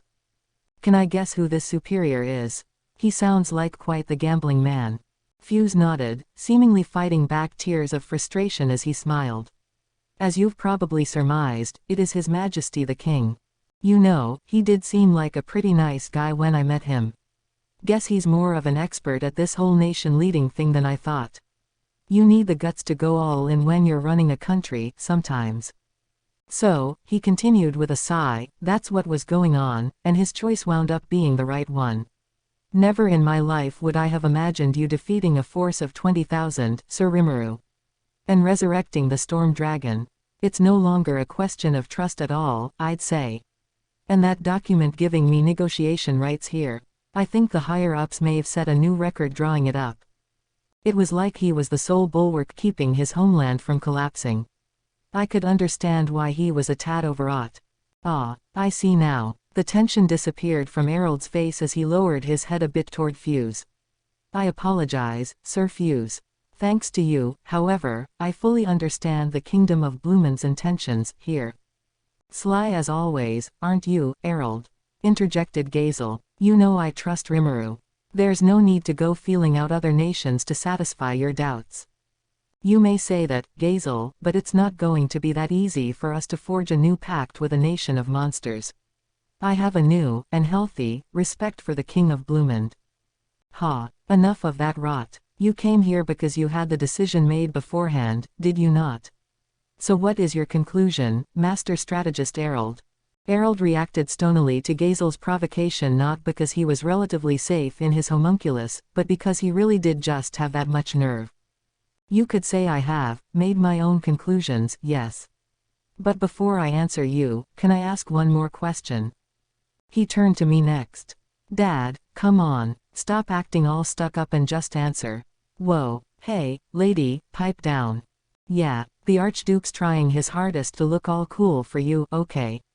The tension in the air was thoroughly ruined by Ellen and her two cohorts. So much for the master strategist, mused Gazel. I felt a little bad for Errol, so I decided to bring some solemnity to the environment. Meaning I unleashed a bit of Lord's ambition. Let me hear it, Errol. I could hear my government stir in their seats, even as Gazel and his friends groaned in astonishment, and Yom, Fuse, and the Eurazania. Contingent began sweating. I set it to run as long as possible, but it was even fiercer than I gave it credit for. This was, after all, the merger of skills like coercion and magic aura, something I could use as an attack. Misuse would be dangerous. Still, I thought I had gotten pretty good at acting all kingly like this. The trick was to erase all expression from your face as you spoke. Hiding your emotions and taking a dispassionate tone was enough to freak your audience out, really. Between Shizu's good looks and the wispy, transparent feel of a slime, the mix gave me this perfect sort of mystique. Add Lord's ambition to the picture, and it was perfect. I didn't need anything else. If I let my emotions bubble to the surface and started acting more like myself, that mystique vanished in short order. You had to train at this, really, so as a former middle-class schmo, I think I was doing pretty well. Either way, it was enough to take in Errol. Hey, impressive. In that case, Demon Lord Rimuru, let me ask you, how do you intend to wield your powers as Demon Lord? Oh, that. Simple. I wanted to create a world that's easy to live in, the way I picture it. A bountiful world where people could be as content as possible. No bluffing, no dodging it, that's what I really thought. So that's what I told him. That kind of thing, I guess. And I'm sure I'll have some stumbles along the way. It's not going to be that easy, I imagine. You seriously believe you can build that kind of fantasy world? Oops. That sounds like real surprise, there. I've successfully managed to shock a high noble who almost never reveals his emotions. Well, you know, that's what my power is for. Ideals are just a bunch of raving without power to back them up, and power is just kind of a vacant void without ideals to back it up, isn't it? And I know I'm pretty greedy, but I'm not into seeking pure power for power's sake with no other particular goals in mind. I was rephrasing a famous line or two in my mind, and I think I managed to get my point across. I mean, doesn't this go without saying? You work at something because you want to accomplish something. That's the essence of humanity, I think. Ha, ha ha ha, ha ha ha ha ha. Hilarious. That is hilarious, Demon Lord Rimuru. A demon lord versed in the concept of karma. I think I understand why you managed to awaken yourself now. I didn't stop him from laughing at me. Let him have his fun. And once he settled down, he stood up and kneeled before me. My pardons. Demon Lord Rimuru, as the envoy of the sorceress dynasty of Thalion, I hereby request the establishment of formal relations with your nation, the Jura Tempest Federation. I hope to hear a positive reply from you. The hall fell quiet again, except for that flipping. Better not let that bother me. If I turned toward him right now, it'd ruin the entire atmosphere. The sight of a storm dragon lying on a bench, reading manga while sipping some iced tea he had someone make for him, would just scramble my brain. I was hoping we could build a positive relationship myself. I will gladly accept the offer. Cheers erupted, and everyone leapt out of their seats to celebrate this memorable new bond. Today, we welcomed another faithful ally. So we now had the beginnings of diplomatic relations with Thalion, our third human nation. Soon, Farmus would be no more, and Yom would be at the helm of a new nation. Slowly but surely, the map was being redrawn. Things were moving, and accelerating, faster than I had pictured at first. Chapter 2. Word from Ramirez. Just as the summit was winding down, and I felt it was time to wrap things up. Bwom. The doors flew open as someone stormed in. I heard all that. Tempest shall fall to ruin. There was a tiny winged girl, and while it was hard to believe from looks, it was Ramirez of the Labyrinth, one of the world's 10 demon lords. I wasn't exactly sure how to take this. Should I open my eyes wide and go, "Whoa, what was that?" I didn't have much time to react, because Ramirez was flying straight for me, while Beretta was kindly closing the front door behind her. Long-suffering is the way I'd describe that demon's body language, and I bet I was right. Getting bossed around by Ramirez all day would do that to anyone. Now Diablo was standing in front of her, dressed to the nines in his butler Y outfit. He had been stationed behind me, quietly listening to the proceedings, but he wasn't willing to let this interloper barge in. And really, he made capturing Ramirez look as easy as grabbing a dragonfly out of the air. Hey, she shouted, flailing around. What are you doing to me? I just love her. She doesn't act the part of a demon lord one bit, and it's just adorable.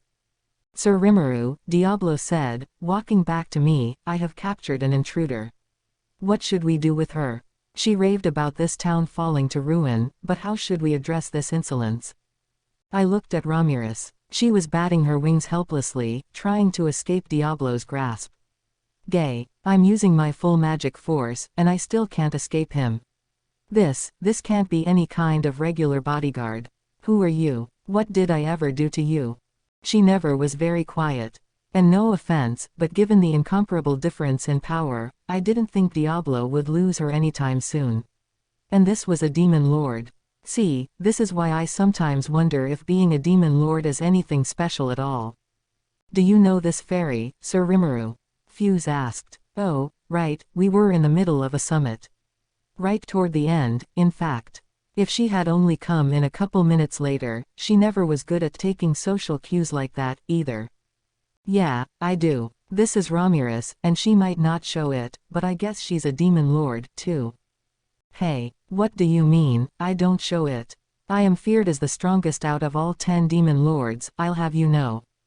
She flashed me the most arrogant smile possible, still stuck in Diablo's grasp and oblivious to how non-threatening she looked.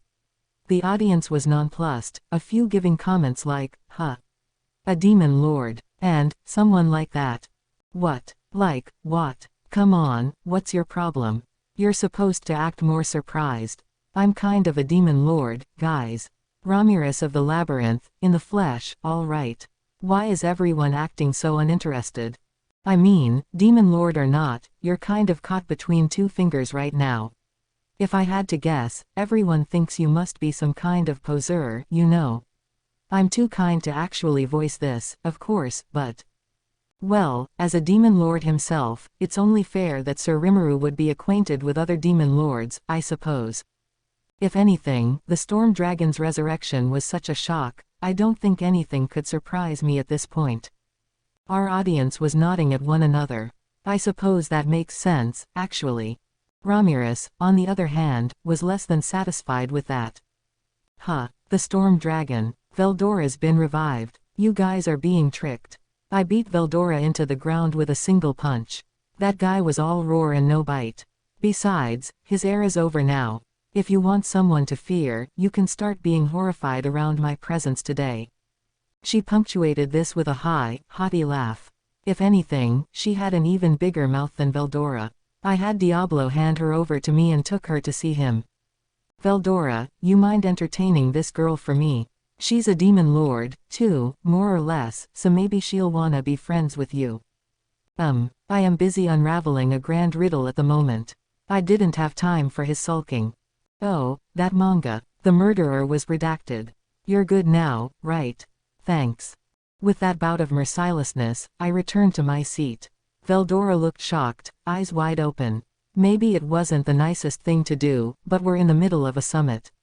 I wanted him to think about his actions a little, not let him do whatever he wants. Besides, the sight of Veldora had already made Ramirez faint on the spot. 2 problem children taken care of in one stroke. So wrapping up, I wanted to go over everything we had to do. Benimaru, our next target is Clayman. I want him taken down. Just what I've been waiting to hear. Benimaru gave me a fearless smile, flames dancing eerily in his eyes. The rest of the Tempestuans in the audience were similarly elated. I guess they'd all become would-be warriors over time. Didn't they all just have a huge battle in town a few days ago? Ah well, high morale's never a bad thing. As for the 3 lycanthropiers and the beastmen under them, no need to say it, Alvis growled. We are under your command, Sir Rimuru. Phobio and Sufia seemed just as enthused. I shouldn't have bothered asking. And you think you can beat him with this team, Rimuru? I will. He's riled me. I see. Gazel gave me a wry grin. I will trust you in your word, then. And in a smaller voice that I figured only I could hear, here I thought you were my junior training partner. You've grown far too much. But I do not believe you can afford to think lightly of Clayman, observed a concerned herald. He holds sway over a vast army of magic-born, and rumors tell of close connections with the Eastern Empire. That doesn't matter. War is about quality, not quantity. Heavens, I think I can hear my common sense collapsing as we speak. It was, indeed, totally lacking in common sense, but it was enough to quiet him. I could tell he was interested in what I had now. I knew it was crazy, too, but I also knew I was right. The larger army usually wins the battle, but that didn't apply to this world. The Orc Lord was a good example of that. As long as you can decapitate the leader, it was always the more adept fighters that dictated the results. Besides, this time, we didn't lose out in numbers, either.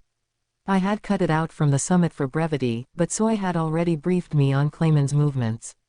Soy was still pinning down an exact number, but they were moving sluggishly and still stuck inside Milam's domain. His replication would be back here soon, though, and I could save my final decision for then. That strategic meeting could come later, but for now, we needed to make sure we had the script down for conquering Farmus. We'd release the king, then have the Marquis of Muller and Count Hellman pursue his blame, beseeching him to take responsibility for his failure. Depending on how he reacted, Yom would then spring into action. Regarding any actual war with them, that will be our issue to tackle. For now, I want all of you to trust in me and leave Farmus for us to worry about. It shouldn't be long before I'll ask you to help us make Yom into the champion king of a new generation. The audience nodded their approval.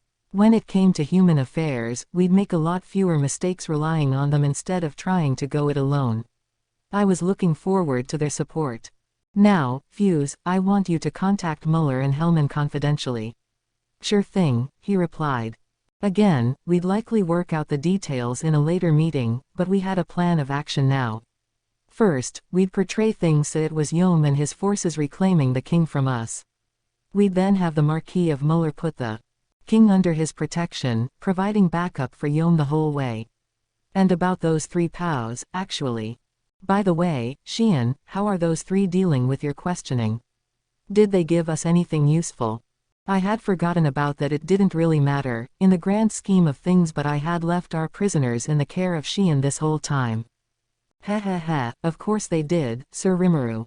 Ooh, somebody sure is confident. I had a bad feeling about that. I turned toward Yom and Majoran, who were supposed to be present during all the questioning. They awkwardly turned their eyes away. Yom began. Yeah, questioning. Interrogation. Either way, they talked a lot, pal. That they did, agreed Majoran. But that was no questioning. It was something surreal. I'm not sure you could even call it interrogation. I really don't want to hear anything else, thanks. Xian overdid it, no doubt about it, but then, I let her. It'd be unreasonable for me to complain about it, and I had no intention to.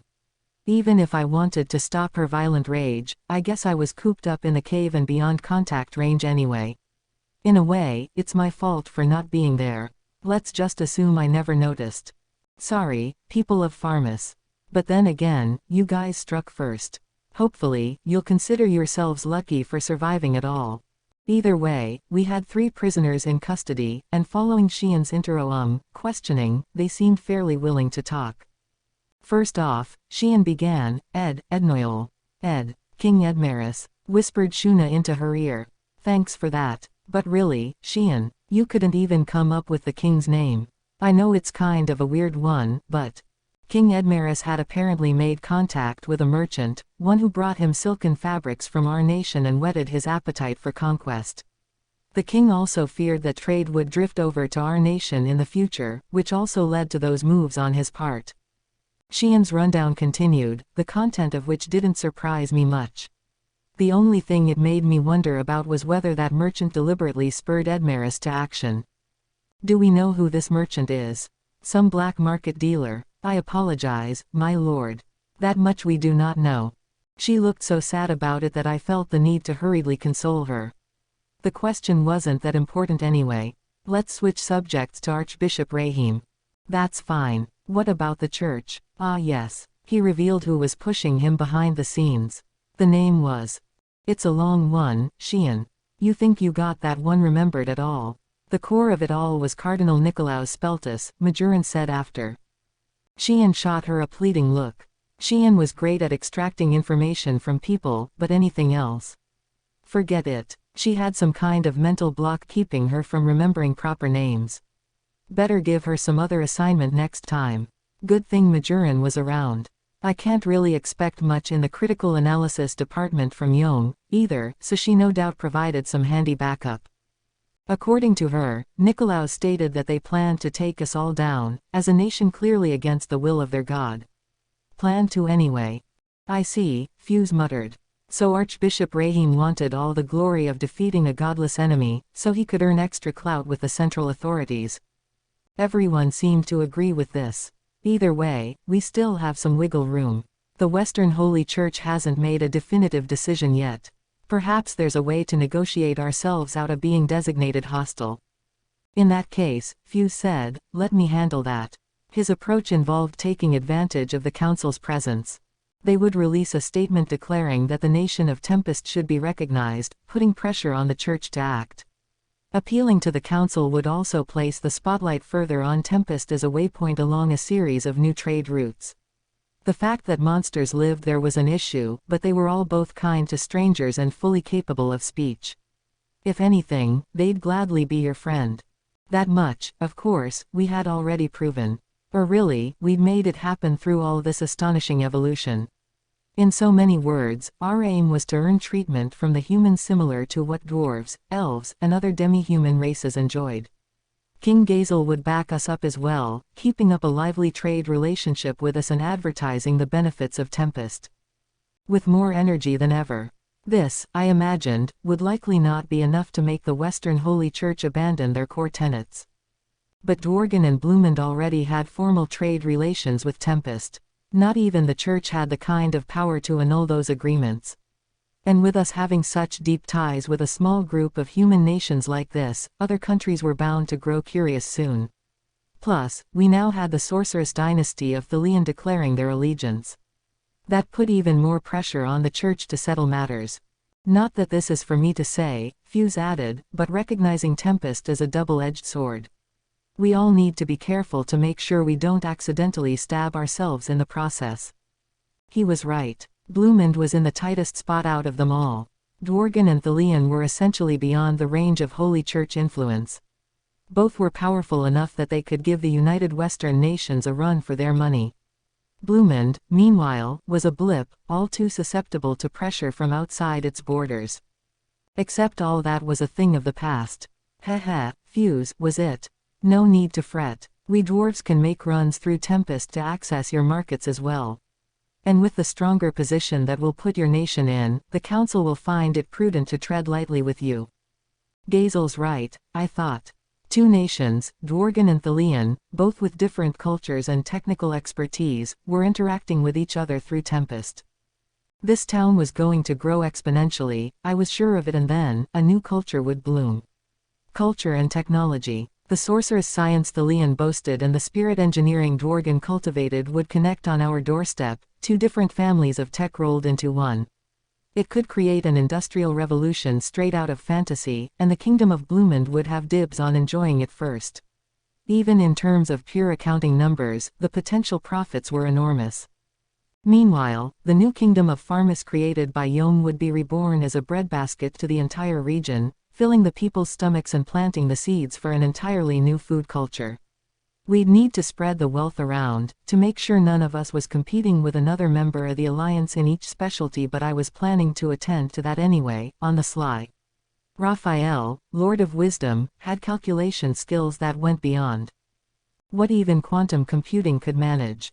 Calculating global economic effects was no sweat, and at accuracies far greater than even the Earth simulator supercomputer in Japan could manage. That kind of made me sound like the man behind the curtain, ruling the world, but I am a demon lord, so at least it'd be in character. I could understand Fuse's concern, too. Bloomend was so tiny, it might wind up being exploited by its bigger neighbors without any recourse to turn to. That's why it was so hard for them to turn away from the council, as friendly as that alliance was to smaller nations like theirs. Of course he's worried. Maybe, in the short term, it would have been better for them to keep dealing with the council. Pool all their intelligence skills together, and Bloomend might have even been able to force the Western Holy Church into all-out war against us. If that was the choice they made when they first met us, I might have been slain by now. But the Bloomendians didn't opt for that. They trusted me and decided to walk down the same path. You do the deed, and then you get rewarded for it. Bloomend had already picked me. I didn't see any reason not to take the hint. Living together in harmony was right at the crux of my ideal. Besides, Fuse, when you return home, I want you to tell the king that I have a favor to ask. A favor. Not another painful one, I trust. Kinda rude, wouldn't you say? It'll take a while to explain, and I'll probably fail to get the point across to you, so I'll visit later to go over it in detail with him. Ho, and I'm the rude one. You make me sound like some kind of dullard. No, I didn't mean it like that. I just mean, do you know much of anything about economics, Fuse? All right. I will give word to the king and arrange a time. Great. I nodded. Blumen's role here would be to keep statistics on the amount of trade in all the main manufactured goods of the region. I'd have them examine the products imported and exported from each nation, then make sure that the necessary items were shipped to the necessary place. To put it another way, I would have Blumen become the first large-scale trading company in the world. Get it right, and there'd be nothing small about this nation any longer. They'd be a financial superpower, wielding influence beyond comprehension. Considering Blumen's geographical location, I wanted them to be a trade hub going forward. But that would wait until everything else wrapped up. I needed to defeat Clayman. Yom needed to build a new nation. Fuse and Blumen needed to use their information access to check on the movements of the Western Council and Church until we won, at least. My main concern was the Church. I didn't think they'd make any sudden moves, but they still needed to be kept in place. Neither they nor the Holy Empire of Lubelius were willing to recognize our nation. I wanted to postpone any conflict for as long as I could, giving us time to prove our effectiveness and devotion to common harmony. If we had to fight, I'd like to keep it peaceful, but judging by Hinata's reaction to me, that might be tough. None of these problems would be wiped up that easily. Everything depended on what we did from here on out. So about those 3 prisoners, there's King Edmaris, Archbishop Rahim, and, who was the other guy? Oh, right, the dude who survived my attack. Were we safe letting him go? Xian, we had 3 POWs, right? The one who survived all the killing. That guy has to be pretty bad news, right? Oh, yes. That terribly frightened man. Frightened, maybe he was just some wimp who managed to survive through sheer luck. The final survivor. If I had to guess, perhaps Fulgen, captain of their knights. If Gazel knew someone on that force by name, he must have been at least a half-decent military officer. So maybe it'd be risky to free him. I turned to Diablo. What kind of guy was he like? Pretty strong, right? You think it'd be all right to let him off the hook? No, Sir Rimuru, he replied, smile still on his face. He is a minnow, incapable of being a problem at all. By human standards, however, he does seem rather well versed in magic. He's a magician, maybe not a knight captain like Fulgen, then. Do you know the name, Xian? Yes, it's ramen, sir. Ramen. I haven't had ramen in years, actually. Nothing like a steaming cup of instant noodles during an all-night deadline crunch at work. I miss that. Maybe I'll try to fashion some later. Ramen, Fuse asked as I basked in fond memories of my past life. Was there someone named that in Farmus? It does not ring a bell, replied Errol. And a magician, you say? I am aware of a magic-born named Raisin who should still live there.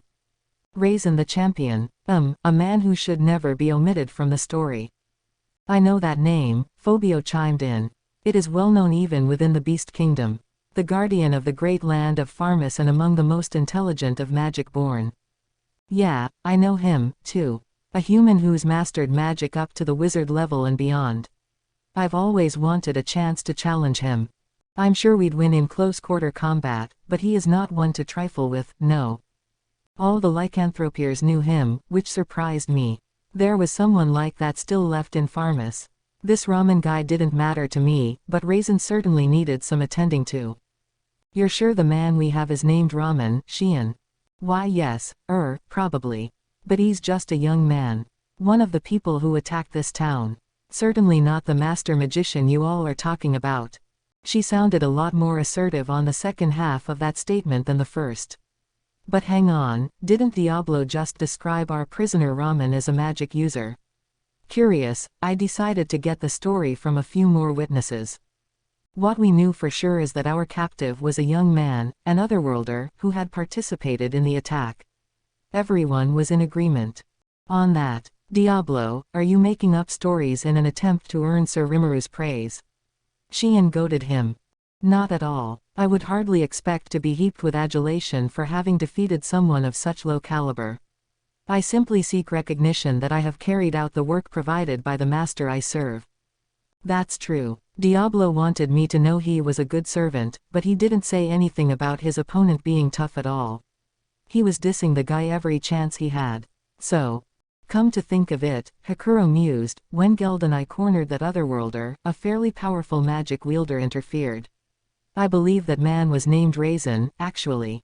He had prepared a type of nuclear magic he was ready to unleash at any moment. So we let the otherworlder go, since this wizard was much more of an imminent threat. So it is Raisin, not Ramen. Raisin, this guy the first wanted to keep an eye on, was involved in the battle after all. Report. Using certain secret rituals in the realm of spiritual magic would allow one to leap between physical bodies. Oh, right, that. Do you think maybe that Raisin guy took over the body of the younger dude? Wah. Xian was floored. She never seemed all that sure about our prisoner's name. I was fairly certain my theory was correct. Ha ha ha ha ha, and I am sure we will discover our ward's true name shortly. Diablo pounded the final nail into Xian's coffin. It almost drove her to tears. Our man turned out to be Raisin, in the end. Nobody named Ramen out there after all. All right, so enough bullying Xian over this. What do you want from her? She's Xian. Asking any kind of brainwork out of Xian is a mistake in the first place. But, you dispatched Raisin himself that easily. I cannot believe it. The champion who supported Farmus for centuries. He was one of the rare humans who was equal to me as a wizard. Superior, even. All the shocked eyes in the room turned to Diablo. If you think about it, he is kind of a mystery. Why is he so keen on being my servant? He claimed to be willing to work for free, so I had no real reason to turn him down. The guy describing this amazing wizard as a minnow kind of confirms how strong he is. And this was before I named him, too. And right now, this guy was choosing to lord it over Xian. She gritted her teeth, no doubt frustrated over how she brought this fight to him and lost big. Ah well, nothing should come of it, as long as Xian doesn't go and start acting like they're bitter rivals. Having both a talented secretary and a ditzy one on board is going to lead to a lot of jealousy, I'm sure. Right, so let's do this. Yom, I want you to take the 3 prisoners and do something with them for me. Diablo, I want you to join him. Now Diablo was looking panicked at me. I could see Xian sneer back at him, but that order wasn't for her sake. This was the result of more serious thought. I was just thinking about who I could have help out Yom's team, assuming I left Veldora to keep the town safe. Someone who was reasonably intelligent, strong enough to handle anything that came his way, and could move fast if needed. Soy would have been the best choice, but I needed him on the battlefield. Benimaru was my general field commander. Xian was out of the question. Hakuro couldn't use shadow or spatial motion, so it'd take time for him to travel anywhere. Geld and Gabble would stand out too much in human society. Meaning Diablo fulfilled all my conditions. He said he'd lend a hand when it came time to take Farmus down, so I doubted he'd have any complaints. He'd have no problem guarding someone as potentially harmful as Raisin, either. I will leave this to you, Diablo. Ah, I understand, Sir Rimuru. He gave me a delighted smile. Something didn't seem quite right about it. To me, but if he said yes, then no complaints. Right now, Diablo was probably 3rd in strength after Veldora and me. No matter what happened, he'd have it handled in a flash. This job might take several years, so I hope you'll be patient with it. Contact me with thought communication if anything comes up. Not a problem, sir. I will be happy to handle this mission well before the allotted time. He sure had a lot of confidence. This was an entire nation I was asking him to take down, but again, that's another reason I felt safe giving him this assignment. Now, with all the plans settled, we could end this summit between nations and now I could focus my full attention on all-out war with Clayman without any regrets. To finish off, I asked if anyone else had something to say. A hand shot up. It belonged to Errol, who was looking expectantly at me. Yes, I asked. Errol had been waiting for this. Our nation and yours are separated from each other by extremely treacherous forests and mountains. If we could connect ourselves directly through that region, that would allow us to cut the travel distance by quite a margin. A highway, in particular, would make the trek far easier. He shot me a glance. Aha, I knew what he was getting at. If we were gonna be building a formal relationship with Thalian, of course we'd want a direct link between us. We'd have to do that, of course. Products that used to require long detours to deliver would naturally be more attractive once we had a better road. That was a part of my plan from the start. Of course, it'd also mean we'd have a lot of civil engineering to do, cutting down trees, building tunnels, paving the roads. The budget would be huge, and maybe they were a superpower, but it wouldn't be that easy to procure a budget like that. No doubt Errol already had some ballpark figures he composed himself, in hopes of forcing the whole job upon us. Errol, Gazel commented, you are asking for too much. Not even Rimuru can accept such a massive undertaking so lightly. Well, hang on. I'm pretty sure we covered all the work and expenses for the highway to the Dwarven Kingdom, didn't we? Don't be ridiculous, Gazel. If it was Sir Rimuru saying that, I would accept it, but not from you of all people. Ah, guess Errol knew, too. So if I'd already accepted the job from Gazel, would it be wrong to say no to Thalian? In my honest opinion, I had no problem being left to the task. A highway was a small price to pay for their recognition, really. But if I kept taking these low-paying jobs, so to speak, every country we ran into going forward might expect a similar handout. Humans are sly like that, something I was sure reminded of by my experience in Bloomond. They had me right where they wanted me. Let's get a thing or two straight before we go any further. I understand your suggestion, Duke Errol. We would be willing to accept your request for a highway. However, Errol nervously swallowed as he looked at me. Don't worry, man. I'm not gonna ask for much. However, I want you to let us handle the highway's security and lodging facilities. Of course, we would take payment for this, in the form of a small transport tax on top of operating expenses for those services. It would be like running a toll road. We'd set up stops at decently sized regular intervals where people would have to pay fees to advance. That would provide us with permanent funding. We might start in the red, but over the long term, it'd probably lead to profit. Our special interests at work, you could say.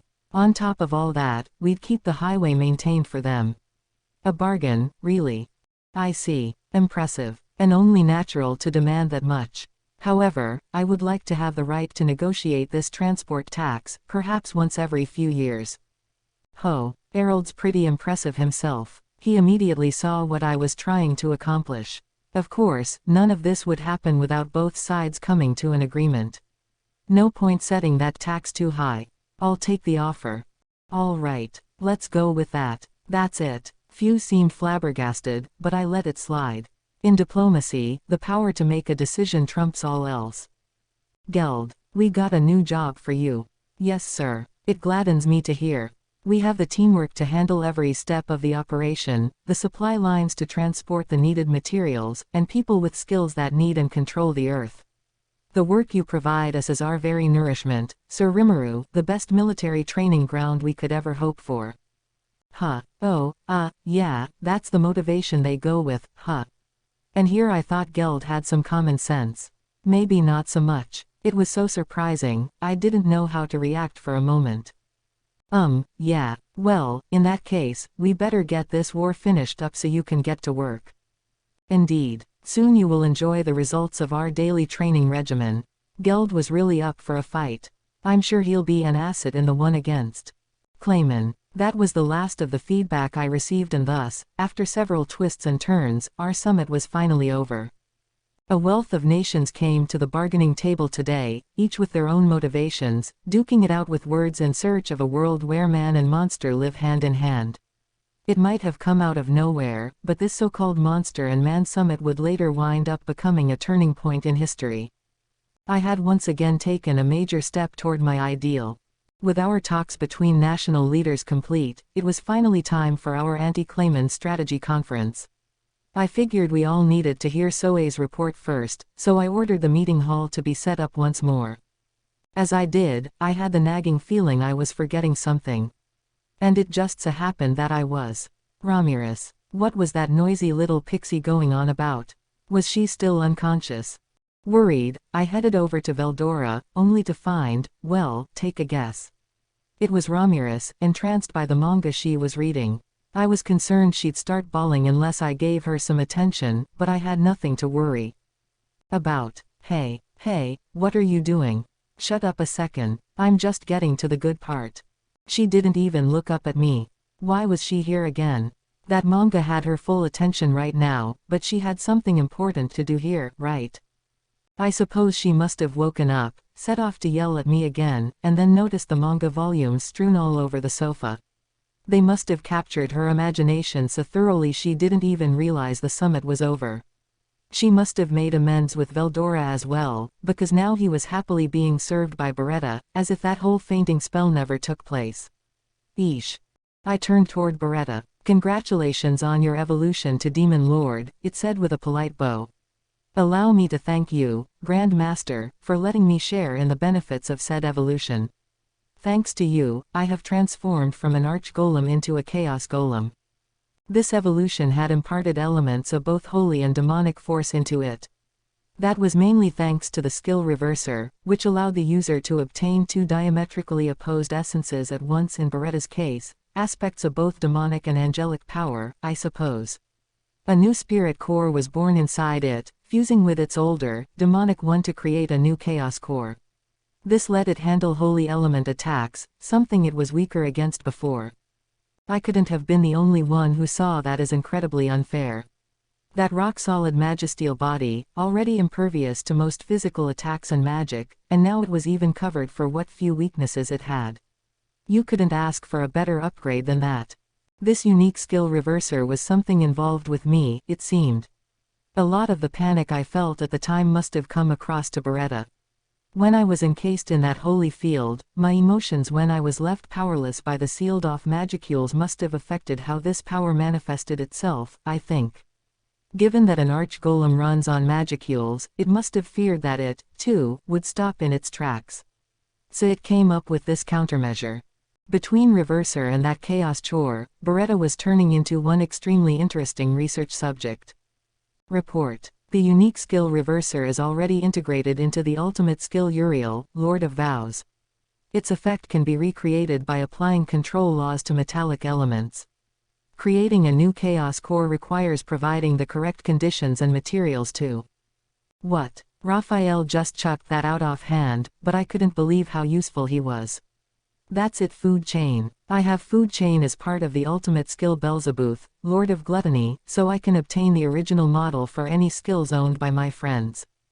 Beretta had it, too, so we talked about it for a little bit. It seemed rather satisfied with the skill and the fun it had experimenting in the labyrinth. Following its evolution, it figured something similar must have happened to me as well, too. In any case, I said, I'm glad you're still doing well. Once this is all settled down, we should talk a little more in depth. Ha ha, I appreciate you saying that. Now I have something to look forward to. Yeah, I'm also glad you're still listening to Ramirez. Keep that up, unless she gives you any orders that are too crazy. I will be happy to. I promise I will not betray your expectations. Great, hang in there. By the way, what are you guys here for? I shot a glance at Ramirez, still enthralled by her manga. Beretta must have forgotten, too. It made a beeline for Ramirez, bringing her out of her trance-like state. Lady Ramirez, now is not the time for this.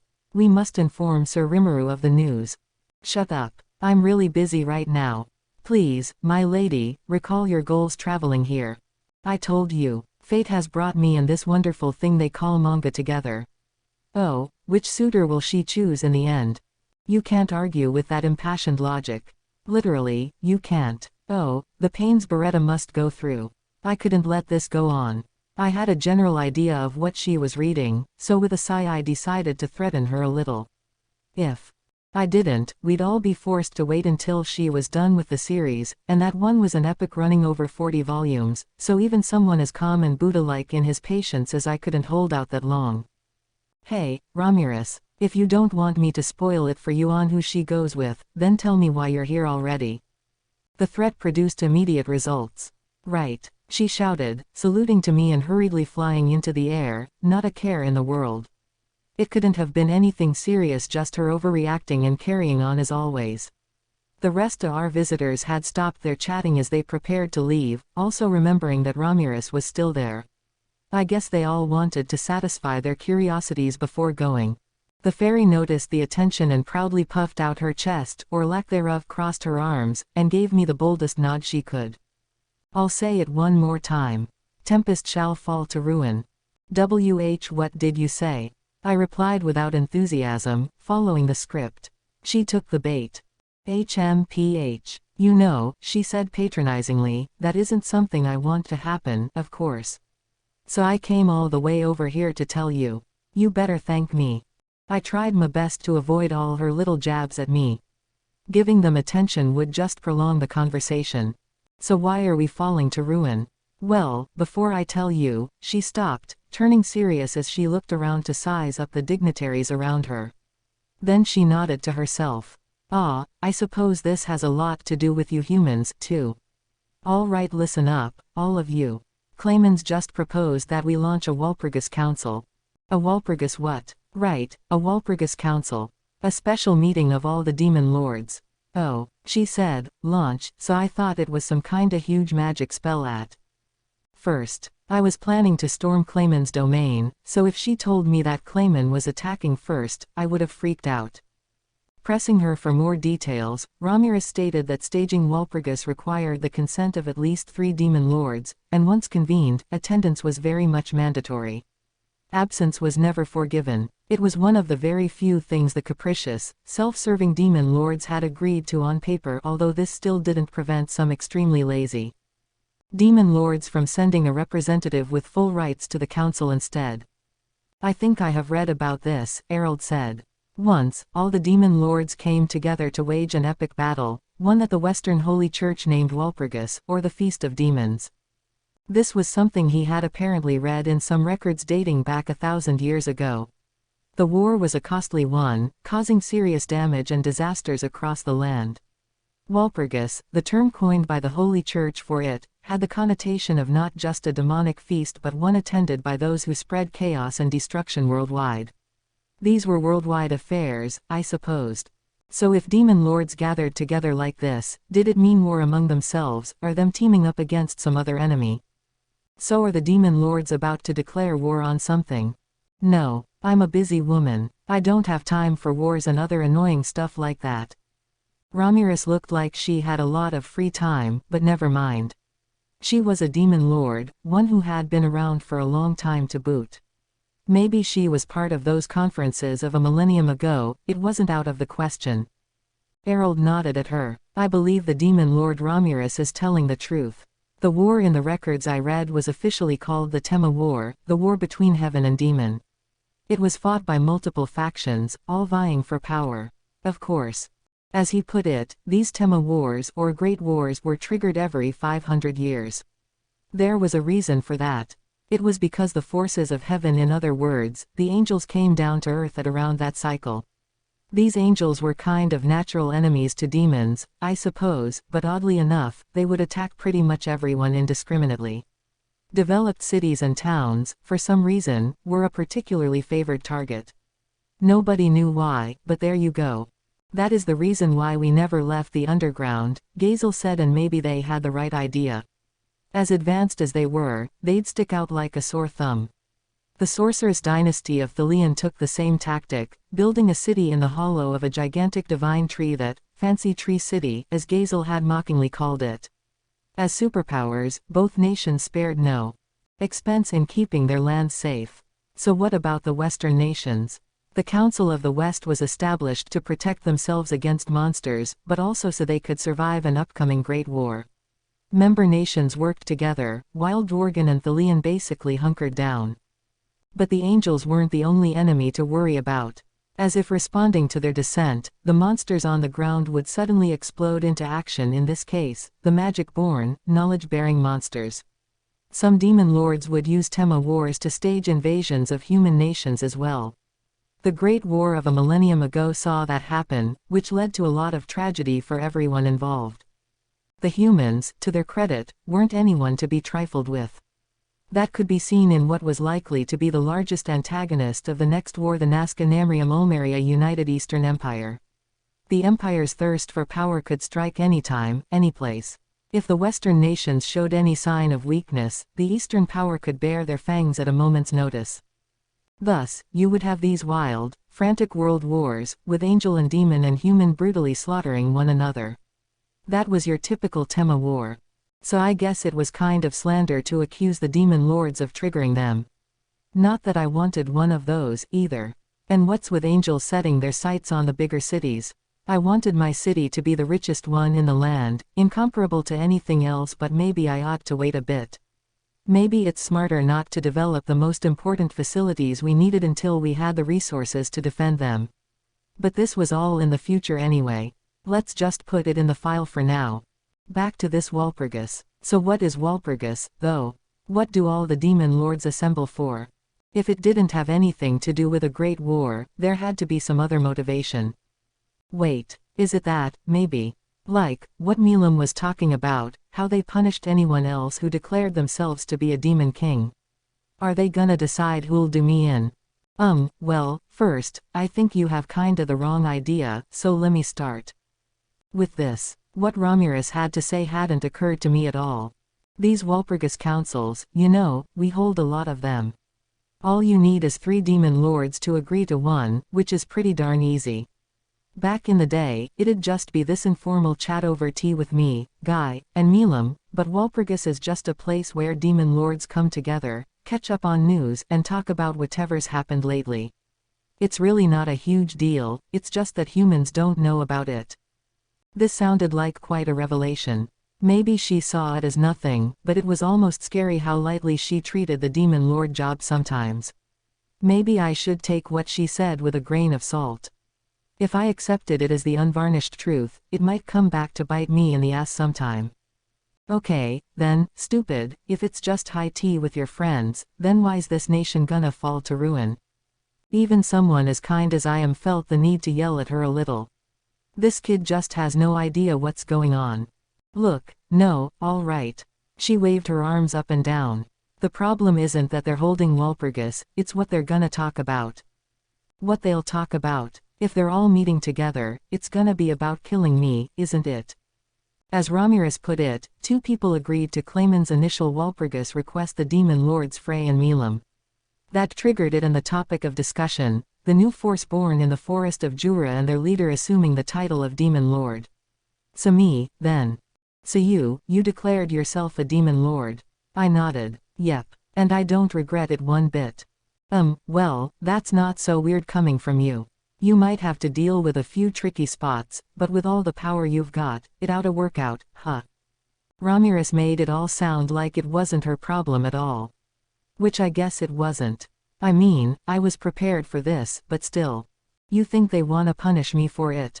That's how they're phrasing it, she replied, but one of the unwritten rules in our line of work is that if you wanna punish someone, go do it yourself, if you care that much. They're holding Walpurgis this time because they were betrayed by the demon lord Carolon. Plus, Clayman was going on and on about how Majoran, one of his underlings, was killed. What kind of line of work is demon lord anyway? She ignored the question, but apparently Clayman had already fingered Rimuru, so-called new demon lord, as Majoran's killer. Which meant his goal was report. It is believed to be the takeover of the demon lord Carolon's territory and the suppression of the forest of Jura. Yeah, I think so, too. So that's why his army's en route. I guess he made the first move before we even realized it. Shrewder than I thought, I guess. Hey, are you listening to me? Now Ramirez was giving me an uncharacteristically stern look. You're acting like this no big deal, but it's huge. Milam's already taken down Carolon, I heard, and Clayman's ready to send an entire army of magic-born someone's way. Punishment? Heck, this is war. Clayman's come up with an excuse to take each and every one of you down, all right. The summit attendees began to stir. Having one of the demon lords taken down was serious news to the superpower nations. I suppose it would be. It could totally disrupt the balance of power between them. And while it had already happened, the news was a total bolt from the blue for everyone else. Pretty heady stuff. That, and Lord Carolan, a betrayer. How dare that brute accuse him? Clayman will pay for this. I'll crush that upstart with my own 2 hands. Whether Lord Carolan is there to lead it or not, our armies are unhurt and in full fighting shape. We'll never let Clayman's minions seize our land. It goes without saying that the lycanthropiers had the most visceral reaction to it all. Nobody likes their master being called a backstabber, I suppose. Plus, from what Ramirez said, apparently Clayman was gunning for his whole territory. Man, we really got a late start, didn't we? I had no idea he'd be moving this fast. Better dispatch him quick, he can't be up to anything good. Calm down a sec, Ramirez. Yes, it's true I declared myself Demon Lord. But I didn't kill Majoran. What do you mean? I mean that Clayman's telling you a pack of lies. I expected him to come out against me with that accusation. Plus, what? You got any evidence to show for that, either way? Demon Lord Ramirez. Pardon me for speaking me out of turn. I am Majoran, the magic-born servant of Clayman who was allegedly killed. I'm gonna crush Clayman. The moment I made him think Majoran was dead, I knew he was going to react sooner or later. I didn't take the bait, Clayman was just hooked by my lure. The rest of the demon lords weren't involved. The sight of Majoran threw Ramirez for a loop. Wait, so, now I get it. The demon lord Clayman's the real culprit now, isn't he? I knew it. Good thing she recovered so fast. Too bad that was incredibly obvious to anyone else in the room. I felt bad for her, so I decided to follow up on something else I'd wondered about. Yeah, I agree with you there, but I wanted to ask you something. What? Just ask Detective Ramirez here, and she'll crack the case. I wound up just egging her on, didn't I? Detective. Seriously, she must have been peeking at whatever Veldora was reading, huh? I opted not to pursue that for now. How do you think the other demon lords will react to this? I wasn't expecting much, but figured I had to ask. She had been a demon lord for ages, so I couldn't deny the possibility that she had something to go on. The room went quiet, awaiting her response. It was a question of deep interest to everyone else, too. Too bad Ramirez was so indifferent to that. Well, I dunno. It was just, like, here's what we'll talk about during the party, so join in, okay? So nonchalant with it. I shouldn't have expected anything else. Just a kid. I should be glad she came over to tell me it all. Next question. Okay, so when is this Walpurgis, Ramirez? Do you know the exact date and time? I'd want to know that before we formulate our anti-Clayman strategy. Oh, didn't I mention it? It's gonna be 3 days from now, on the night of the new moon. 3 days. That's sooner than I thought. Gonna be kind of hard to finish him off in just 3 days. So, is this showdown gonna have to wait until after Walpurgis? Another issue to bring up with the gang, I guess. That was about all I wanted to ask Ramirez. That was all she was here for, it turned out, and it wasn't like I'd be able to glean anything else useful from her. Then a sudden thought came to mind. So why'd you come all the way here to tell me? Well, really, it's like, if you get killed, what's gonna happen to my Beretta here? So I decided to take your side on this, and that's why I'm here. That kinda thing. And I'm gonna build a labyrinth entrance here, but is that okay? No, it's not okay. Where'd that come from? What kind of entrance anyway? I appreciated her bringing the news, but this came right out of nowhere. What's the big deal? Don't sweat the small stuff. She never was one for listening. No, she was much more for talking and arguing her point until she got it. As far as she was concerned, this conversation was already over. She's one of the most free and wild fairies I've ever met. I am sweating the small stuff, and you should, too. And don't go around thinking that Beretta is all yours, either. I held my ground, refusing to let her get her way. Any entrance to the labyrinth built around here could never possibly bode well for us. And Beretta's fate wasn't just in my hands, it had a lot to do with the golem as well. It wasn't something she had any right to dictate. A simple question on my part led to what I could only call an outrageous proposal. We argued vehemently about it for a while, to no effect, before the crowd finally broke up. I was too busy to deal with her any longer, and Ramirez, her business apparently done, went back to her manga. As they left, I promised all the attendees that I'd inform them of whatever new information I found. They all agreed to this before they went their separate ways. Fuse planned to stay the night at the inn before heading home. "I hope you're prepared for what lies ahead," he warned. "It's your country being targeted this time. A demon lord is a very dangerous thing. I think I know how strong you are, Sir Rimuru, but..." I understood what he meant. At worst, I could wind up making enemies out of several demon lords at once. Out of the 10 of them, who could I count on as non-hostile? Caroline was AWOL. Ramirez promised to back me up, so there's one. Milam's my biggest worry. I'm pretty sure she's just being tricked, but I'd still need to prepare myself for the worst. So if I managed to completely screw up everything, I could have 8 demon lords wanting me dead. Of course, if it looked like I was gonna lose Milam before that, it was probably best to run for the hills immediately at that point. "Oh, I'll figure something out," I reassured Fuse. Harold and Ellen also whined at me about wanting some time to talk to each other. I agreed to have them stay for several nights before leaving, not at the inn but at our luxury ryokan-style hotel. All of Tempest was proud of that place, and if we could earn the Duke's praise for it, he was welcome anytime. It was funny, though, seeing how different Harold the statesman was from Harold the person. He was so preoccupied with his daughter that I was worried she'd run off on him. I just had to pray he wouldn't do anything to make her even angrier. Gazel also opted to stay a few extra days, so I lodged him in the ryokan as well. As I guessed from seeing them speak, they had known each other for ages, even fighting in battles together. Harold must have really been a hell of a wizard. And now, funnily enough, they were using Tempest as a new channel to build geopolitical ties with. It's always better to get along, of course. We really enjoyed a celebrity lineup at this summit, though, didn't we? Leaders who'd hold major sway over human nations in the future. And if you think about it, I was standing on equal footing with them. Having that selfish fairy crash it at the very end made for a less than snappy ending, but I think it's safe to say I gained a lot from it all. We would have liked to rest up as well, but that wasn't happening.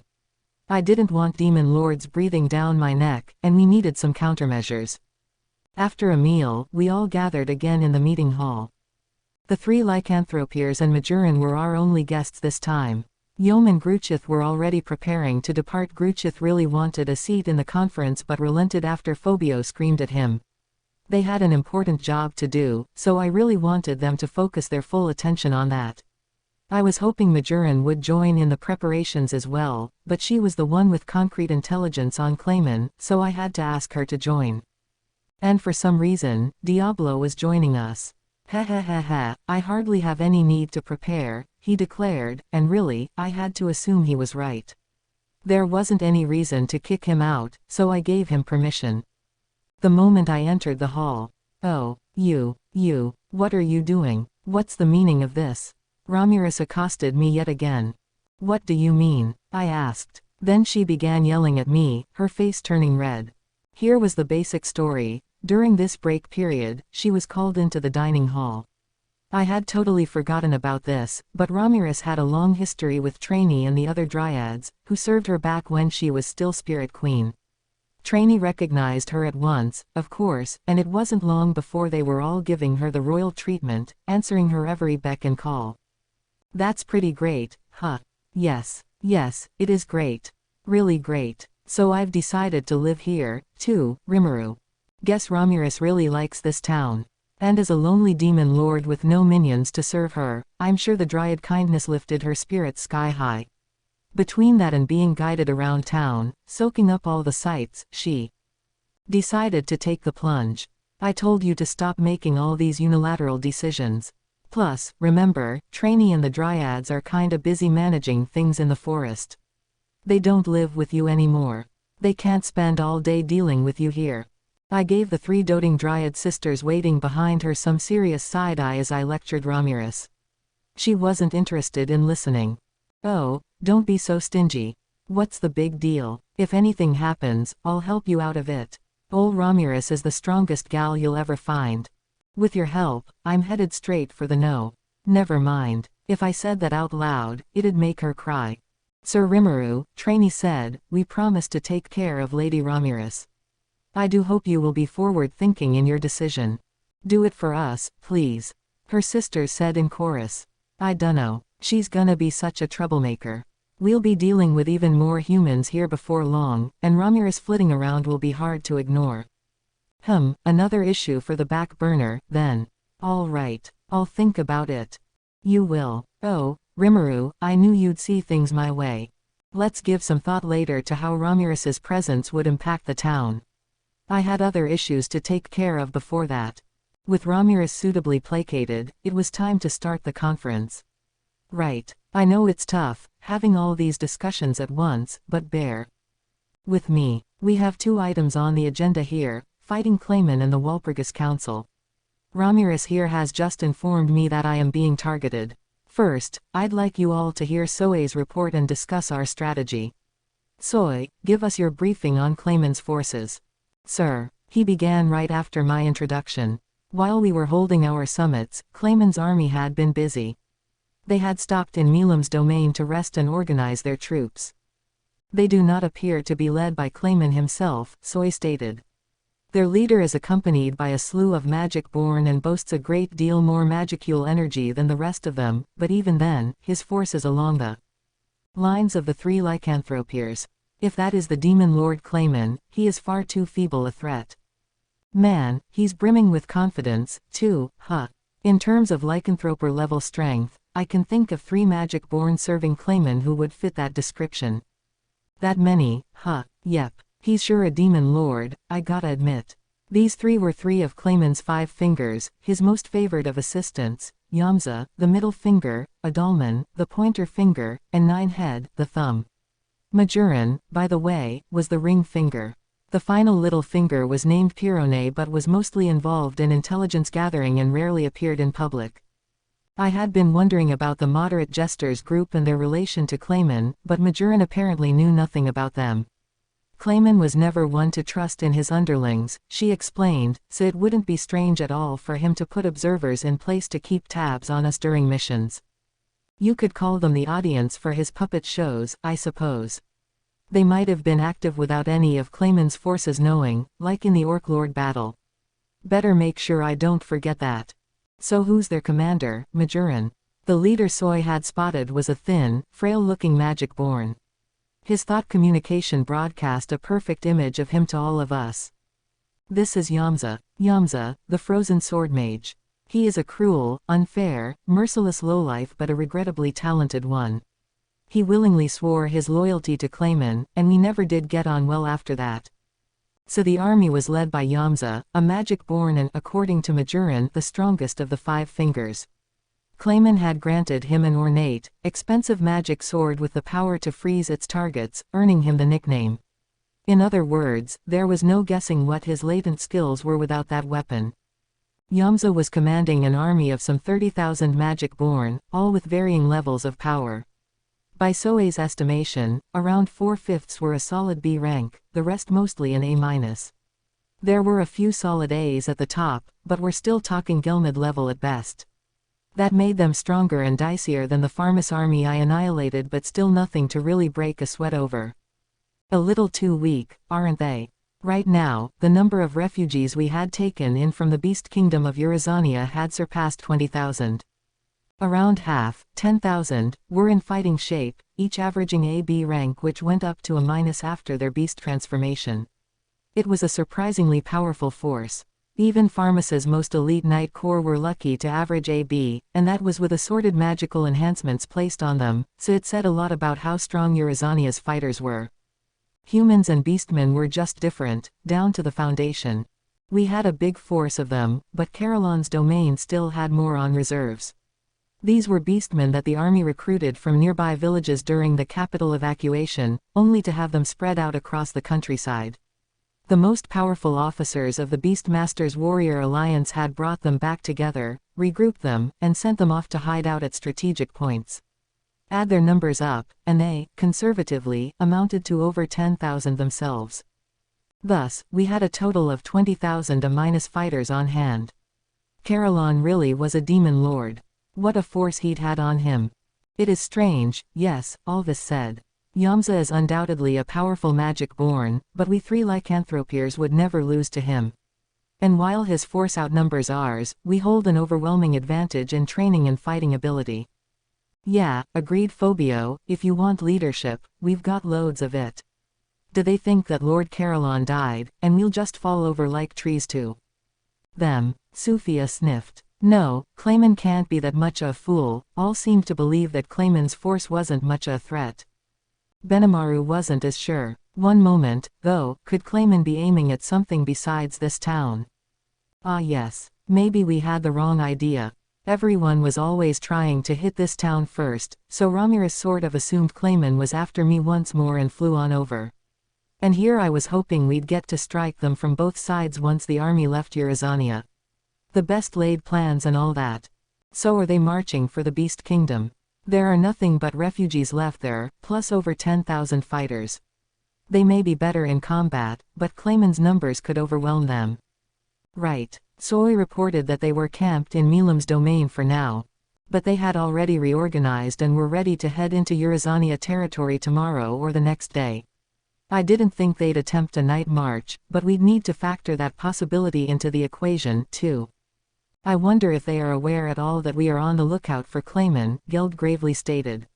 I wasn't so optimistic about that. Better to assume the worst, then we can take action when it happens. But even if they are marching for this town, observed Majoran, Clayman would never ignore danger from the rear.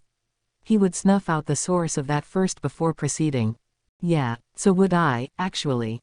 But, snuff it out. Wait, so you mean, Clayman's intending to kill off all the fighters in the Beast Kingdom? And who can say if it was just the fighters? Understood. I have predicted the actions of the Demon Lord Clayman. There is a 100% likelihood that he seeks to awaken himself to become a true Demon Lord. I do not believe this town factors into his plans. However, to achieve this, he is likely taking the crude and uncertain tactic of hunting down all remaining life in the Beast Kingdom of Urizania. Ah, so genocide, then. I'm a total hypocrite for saying this, but I can't say I'm a fan of his any means necessary approach. Clayman never left any stone unturned. I was sure he'd been observing the highway leading out from this town. The moment we sent out reinforcements, he would know. And even before that. Clayman is a master of intelligence gathering. I imagine he's aware that we lycanthropiers and the main Carolan force have evacuated here. Even if we marched for home right now, it would take 2 days, at least. We've totally been given the slip. Just as Alvis said, Clayman had read through it all. An army composed of what are normally B ranks wouldn't make it in time, even if they never stopped to rest. I was intending to invest all my troops in the fight as well, but by the time we reached the battle, the Beast Kingdom would be massacred already, I'm sure. But would that genocide be enough to make Clayman awaken? Understood. Despite the lack of efficiency, he would be able to obtain a vast number of souls. Clayman's chances of awakening are 78%. This probability would rise if he was able to obtain more souls shortly afterward. That's bad. We gotta stop him, if not for all those imperiled beastmen, then at least for my own ass. That being said, Urizania's people were on friendly terms with us, and trust is worth a lot more than money.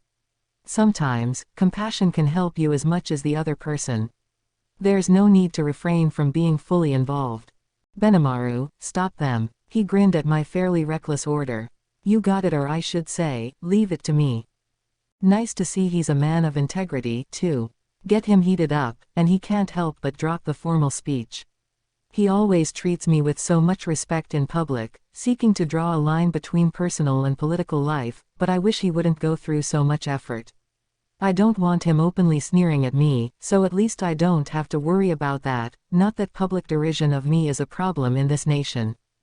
I suppose it's kind of like if you get promoted beyond your former boss in your workplace, and it gets all awkward between you two.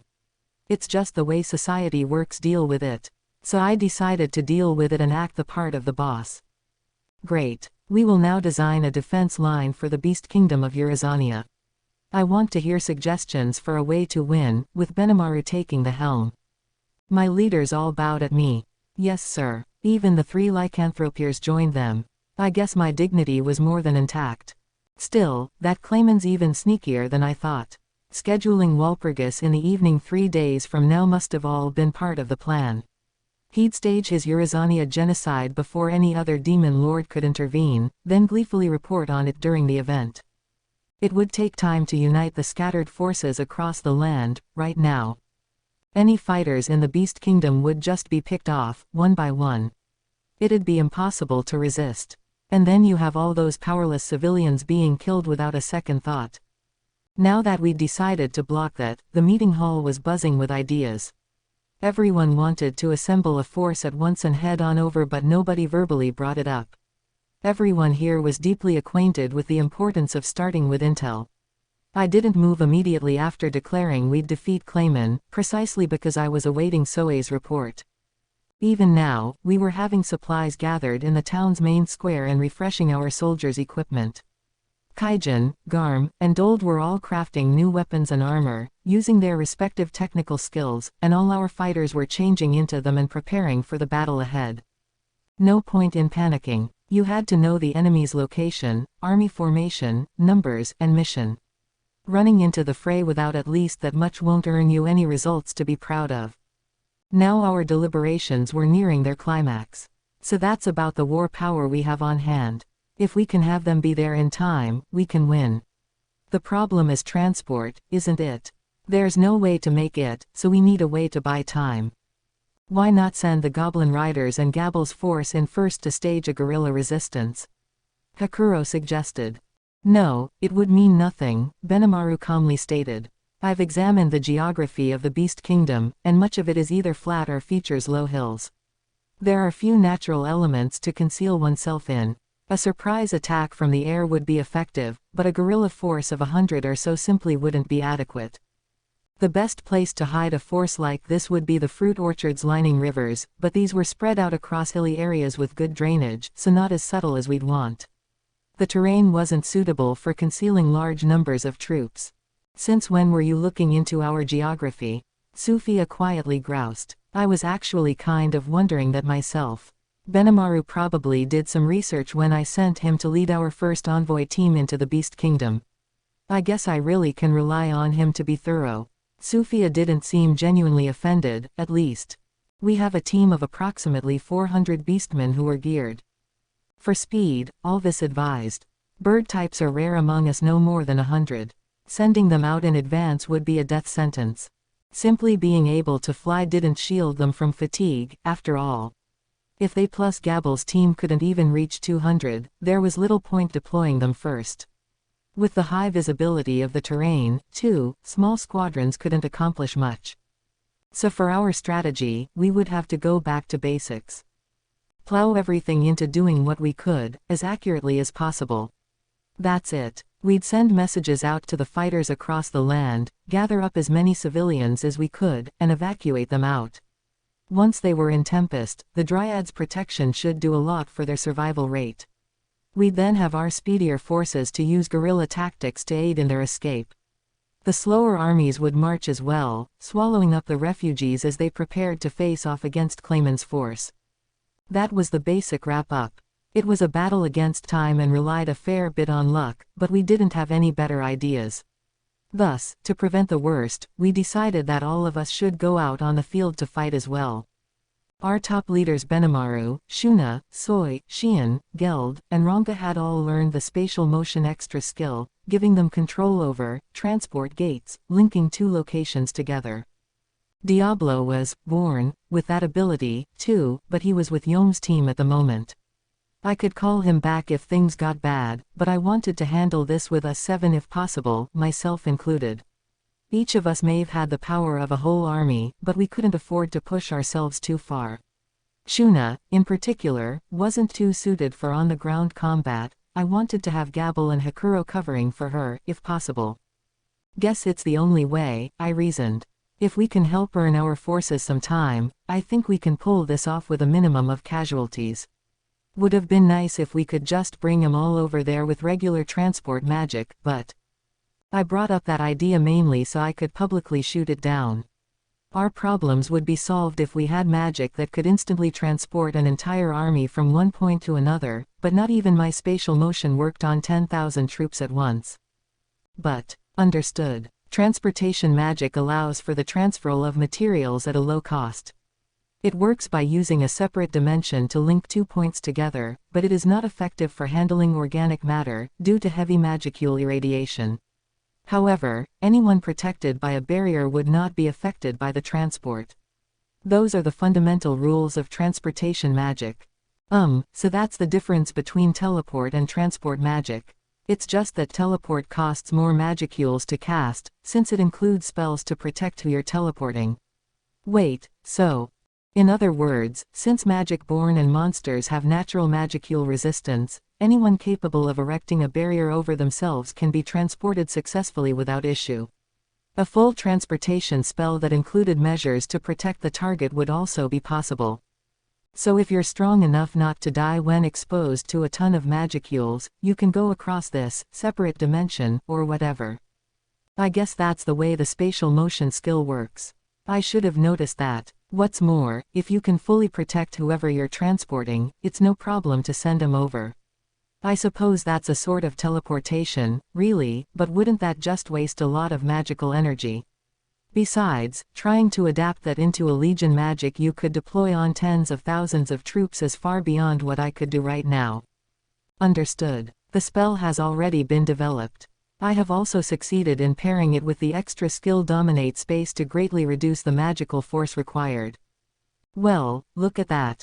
I can't believe how much Raphael has grown, developing new skills and magic without me even having to ask.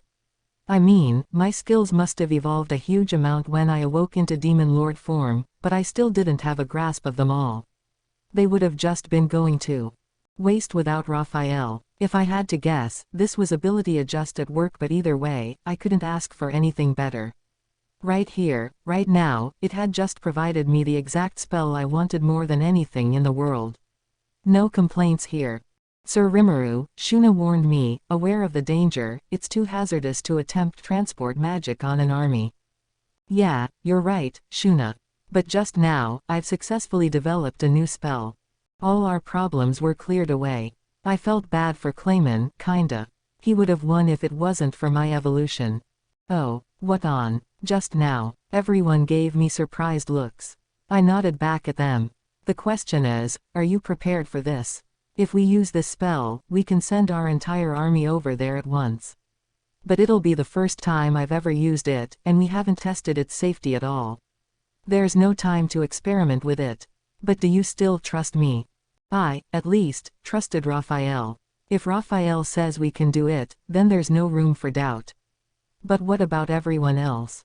Do they trust me enough to stake their lives on this? No need to worry, Benimaru said with a brazen smile. I have given you my loyalty, and as your loyal retainer, I would gladly die if ordered to do so.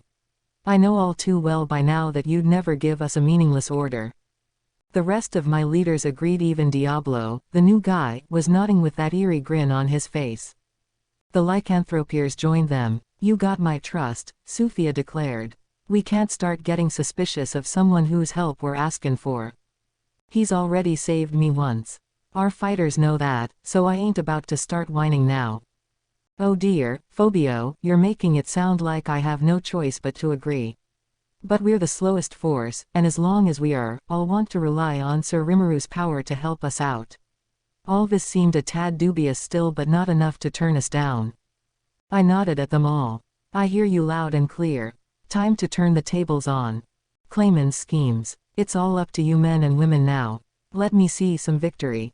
Rah. I was starting to see some wild, ferocious smiles. If we can all make it in time, we're sure to win. Plus, no matter how closely Clayman's surveilling the highways, he'll never notice our troops get transported in. It's practically in the bag. No wonder everyone seemed so confident again. So I left reworking our strategy to Benimaru. While he was doing that, Soy gave another report that a group of 100 Dragon Faithful had merged with Clayman's force. 100. That much shouldn't be a problem, said Benimaru. Did Benimaru know about this group already, or? Soy, I meekly asked, what are these Dragon Faithful? The name for those who worship the dragon, in other words, Lady Milam, the Dragon Princess. Oh, Milam's people. I thought Milam said she didn't have anyone working under her. So kind of like her fans, then. Her domain, which didn't really have an official name, featured a population of under 100,000, mostly people living off the land in harmony with nature. Maybe they were acting as bodyguards to Clayman's force as they proceeded through their domain. Soy didn't have any more information yet, so we dropped the subject. For now, I ordered him to continue monitoring the Clayman army, as well as search for a suitable area to deploy our own forces. That wrapped up how we'd handle the battle. Next came the Walpurgis Council Ramirez had warned me about. The 3 lycanthropiers were already gone, relaying our strategy to their troops and convincing them my transport magic would work. Majoran left as well, since Walpurgis was my problem, and she wouldn't have any feedback for that. Her job was to assist Yom. This meant it was just the usual Tempest gang and me, which put me quite a bit at ease. There was no need to hold anything back for politeness' sake now. If we only knew where Clayman was, I could just teleport right on over and put an end to this pronto, but if his military was in motion, that meant his headquarters had to be more lightly guarded. My leaders and I could have zoomed right over and finished him off without having to worry about a counterattack. Of course, I couldn't afford to laze out on this town's defenses while I was away, either. Better keep that in mind. I apologize, Soy said. There is an area in the region surrounded by a thick fog of magicules. I found it too dangerous to proceed inside. No need for him to be sorry. He needed to be careful in everything he does, even with a replication of himself. It'd be a lot worse if he screwed up and the enemy found out what we were up to. Clayman's HQ ought to be beyond that cloud. This was already enough of a lead to go on. Should several of us explore the area while it is unguarded? Benimaru suggested. Isn't Clayman holding Walpurgis shortly? Shuna coldly countered. I fear we may miss him entirely. True, added Hakuro as Benimaru winced. It would reflect quite poorly on us if we underestimated the enemy force and tasted defeat. We need Sir Benimaru to keep our forces together. All right. Any other suggestions? Xian's hand shot up. Yes. Why don't we storm that Walpurgis thing and slash up both Clayman and any other demon lords who have a problem with us? Her eyes were gleaming as she said it. It was my fault for letting that idiot talk in the first place. I could feel the veins throbbing around my temples, but I held it all back. This wasn't the first time I had to deal with something like this. Xian, how are you going to slash them up? Can you give me something more realistic to work with? Clayman solo was one thing, but picking a fight with yet more demon lords would never work. We needed to handle them one at a time, something Xian would have to learn sooner rather than later. My scolding made her visibly depressed. Eesh, let's try to soften the blow a bit. I may not act it all the time, but I like being kind to her. But crashing their council might be a good idea. Her face rose, full of expectant joy. She was never willing to let a bit of praise go unnoticed. Listen, Ramirez, you have experience with them. Do you think I could join in this thing, too? Away. You want to participate, Rimuru? No, I just wanted to ask. Clayman's gonna be there, so I thought it would be interesting if I paid a visit as well. If I'm being targeted, showing up somewhere Clayman didn't expect me ought to rock him a little bit. Resorting to violence during a council might not be too apropos, but I could consider my options once I'm there. I think it's probably okay. But you can only have 2 attendants along with you. Any more than that would lead to trouble that all the demon lords preferred to avoid. Once, one of the newer demon lords brought along 100 or so warriors to the council as a show of force. This stoked the ire of another demon lord whose nation had just been raised and was looking for anyone to serve as a little stress relief. That newer lord wound up killed, along with all the magic born for dessert. Ever since, it was forbidden for relatively powerless magic born to participate, and only 2 guests per demon lord were allowed. In other words, Walpurgis councils had ended in violence before. Which meant it wouldn't be, unprecedented if I did it. Maybe I should seriously consider trying to rile Clayman into a fight over there. Well, what do you think, guys? Think it'd be fun to join in?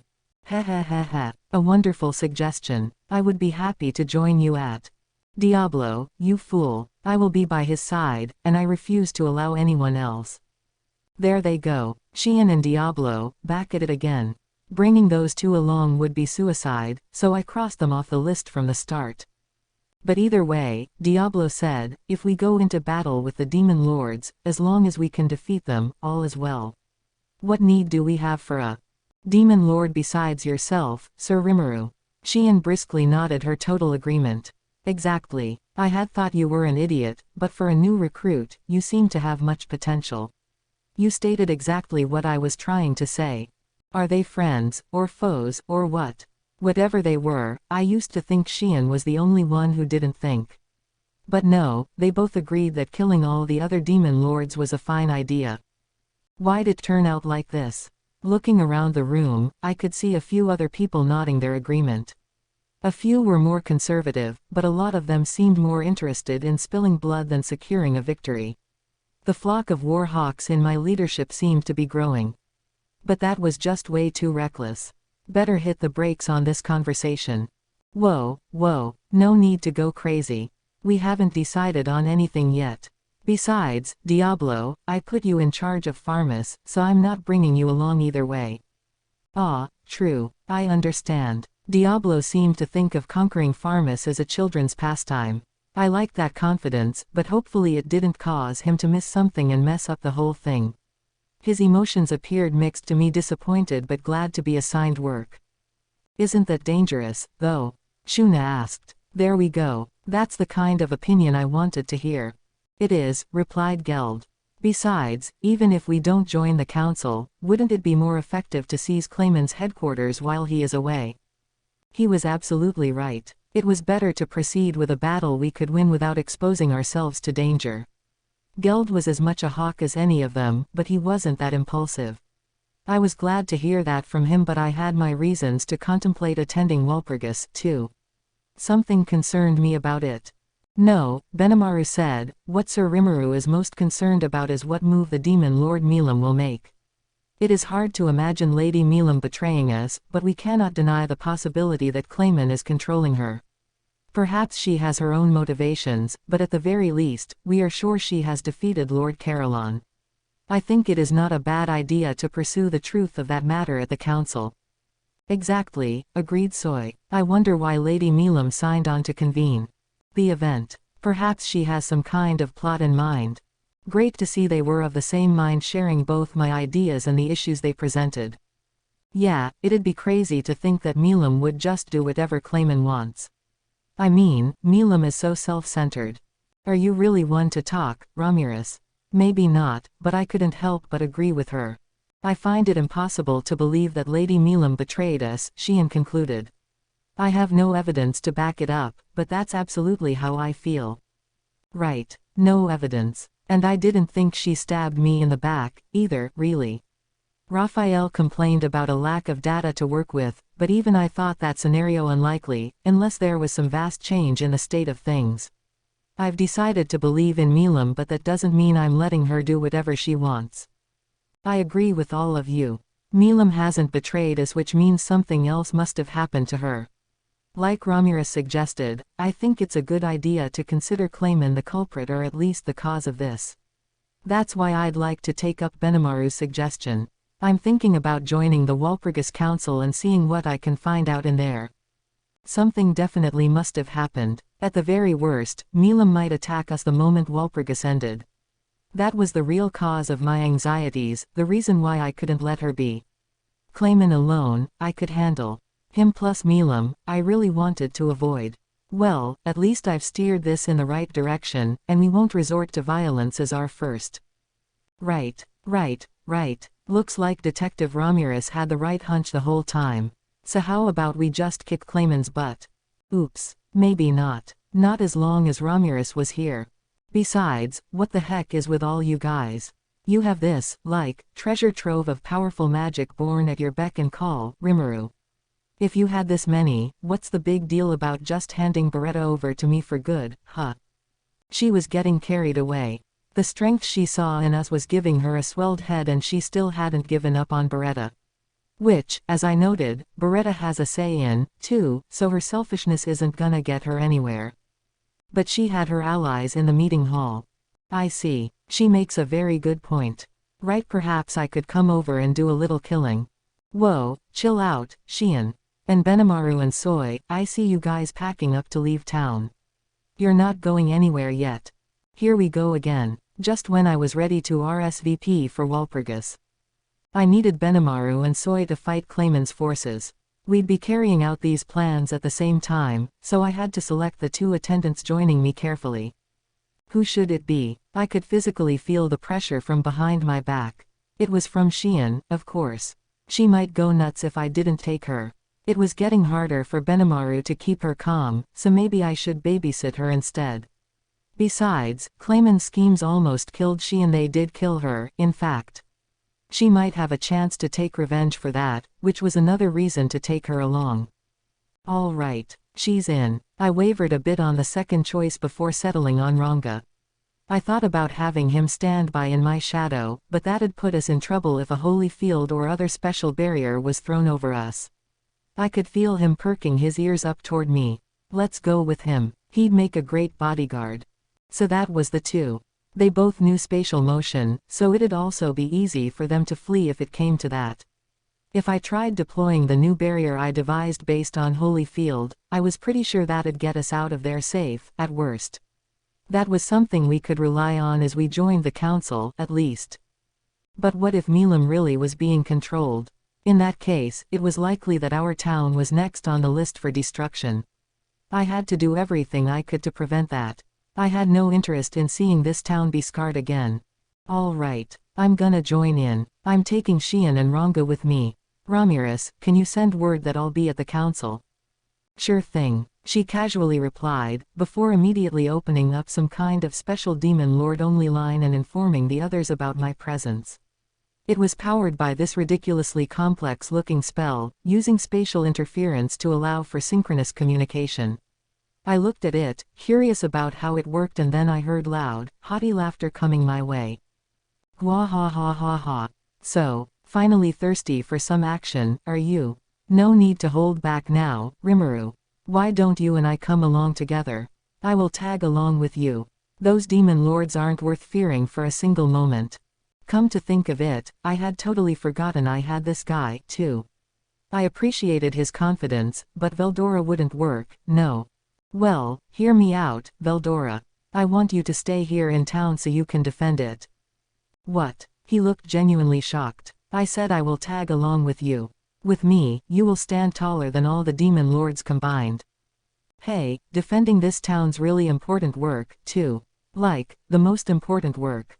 We'd have all available forces tackling Clayman's armies. That just left a few of Rigier's security platoons and Shion's team. Defending the town only worked with Veldora's presence. With him around, even if the Western Holy Church stopped by to attack, we'd have nothing to worry about. I tried explaining all this to him. So you see, you need to hold down the fort. MMGH.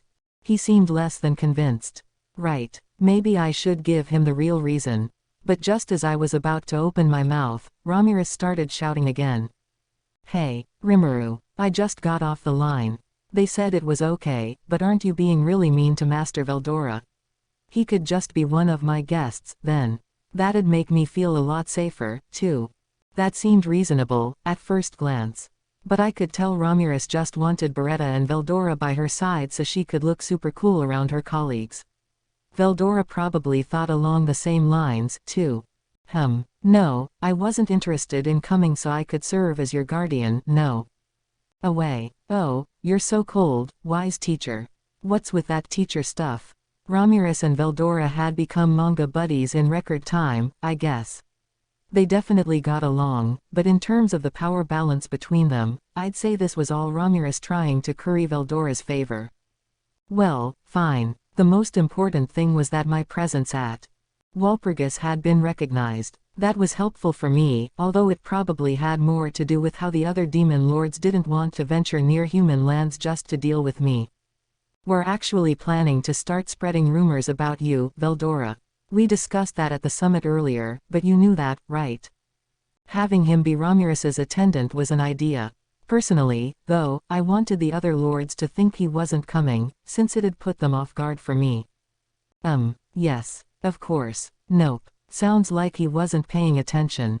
He was way too enthralled in his manga to notice any of our proceedings.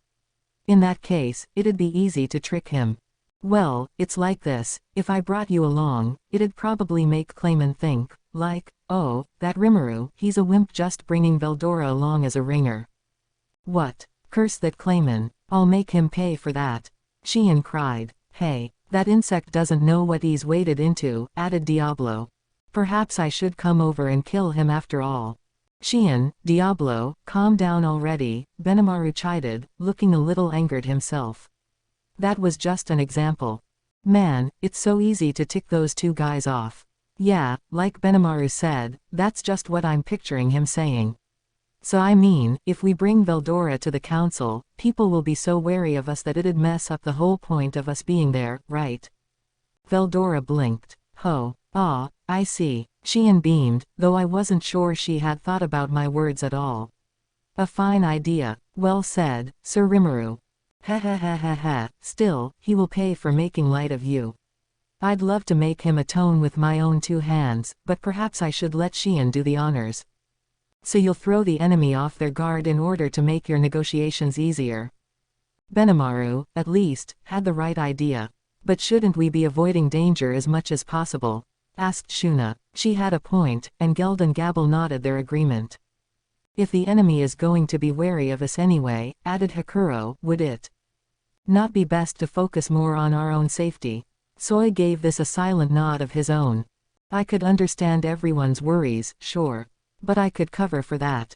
It's all right. I can actually call for Veldora anytime I want with the Summon Storm Dragon skill. That doesn't count as an attendant, right? So if things go bad, I can ask for his help then. Until that happens, if it does, I want him protecting this town. I smiled triumphantly at the audience, asking them to defy me. My leadership seemed impressed, at least, as did Veldora. GWAAAAHHHH ha ha ha. I see. I'll be the great hero who swoops into the rescue at the last moment.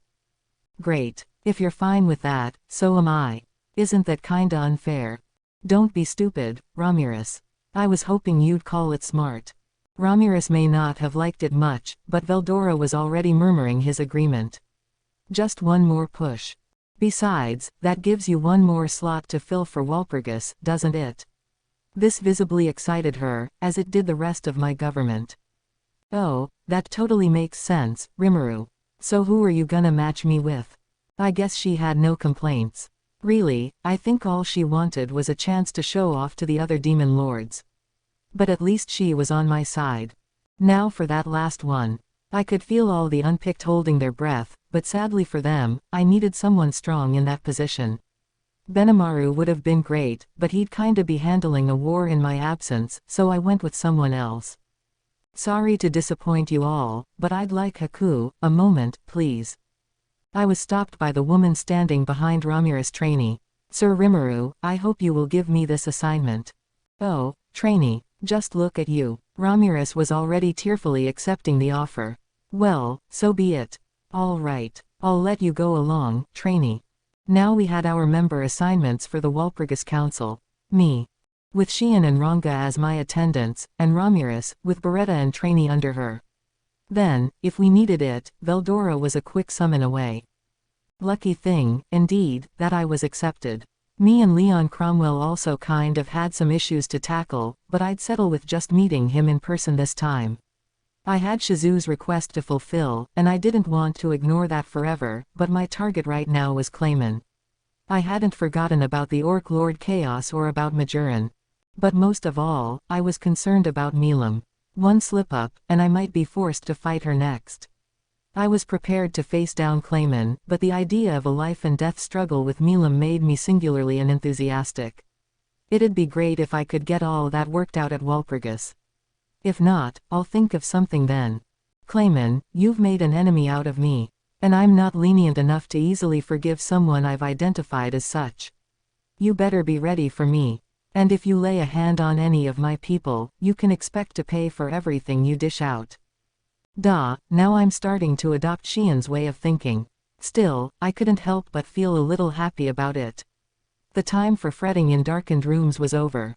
Now we had a clear, concrete goal to reach out to. Chapter 3. The Eve of Battle. It turned out to be unusually easy for Clayman to convene a Walpurgis council.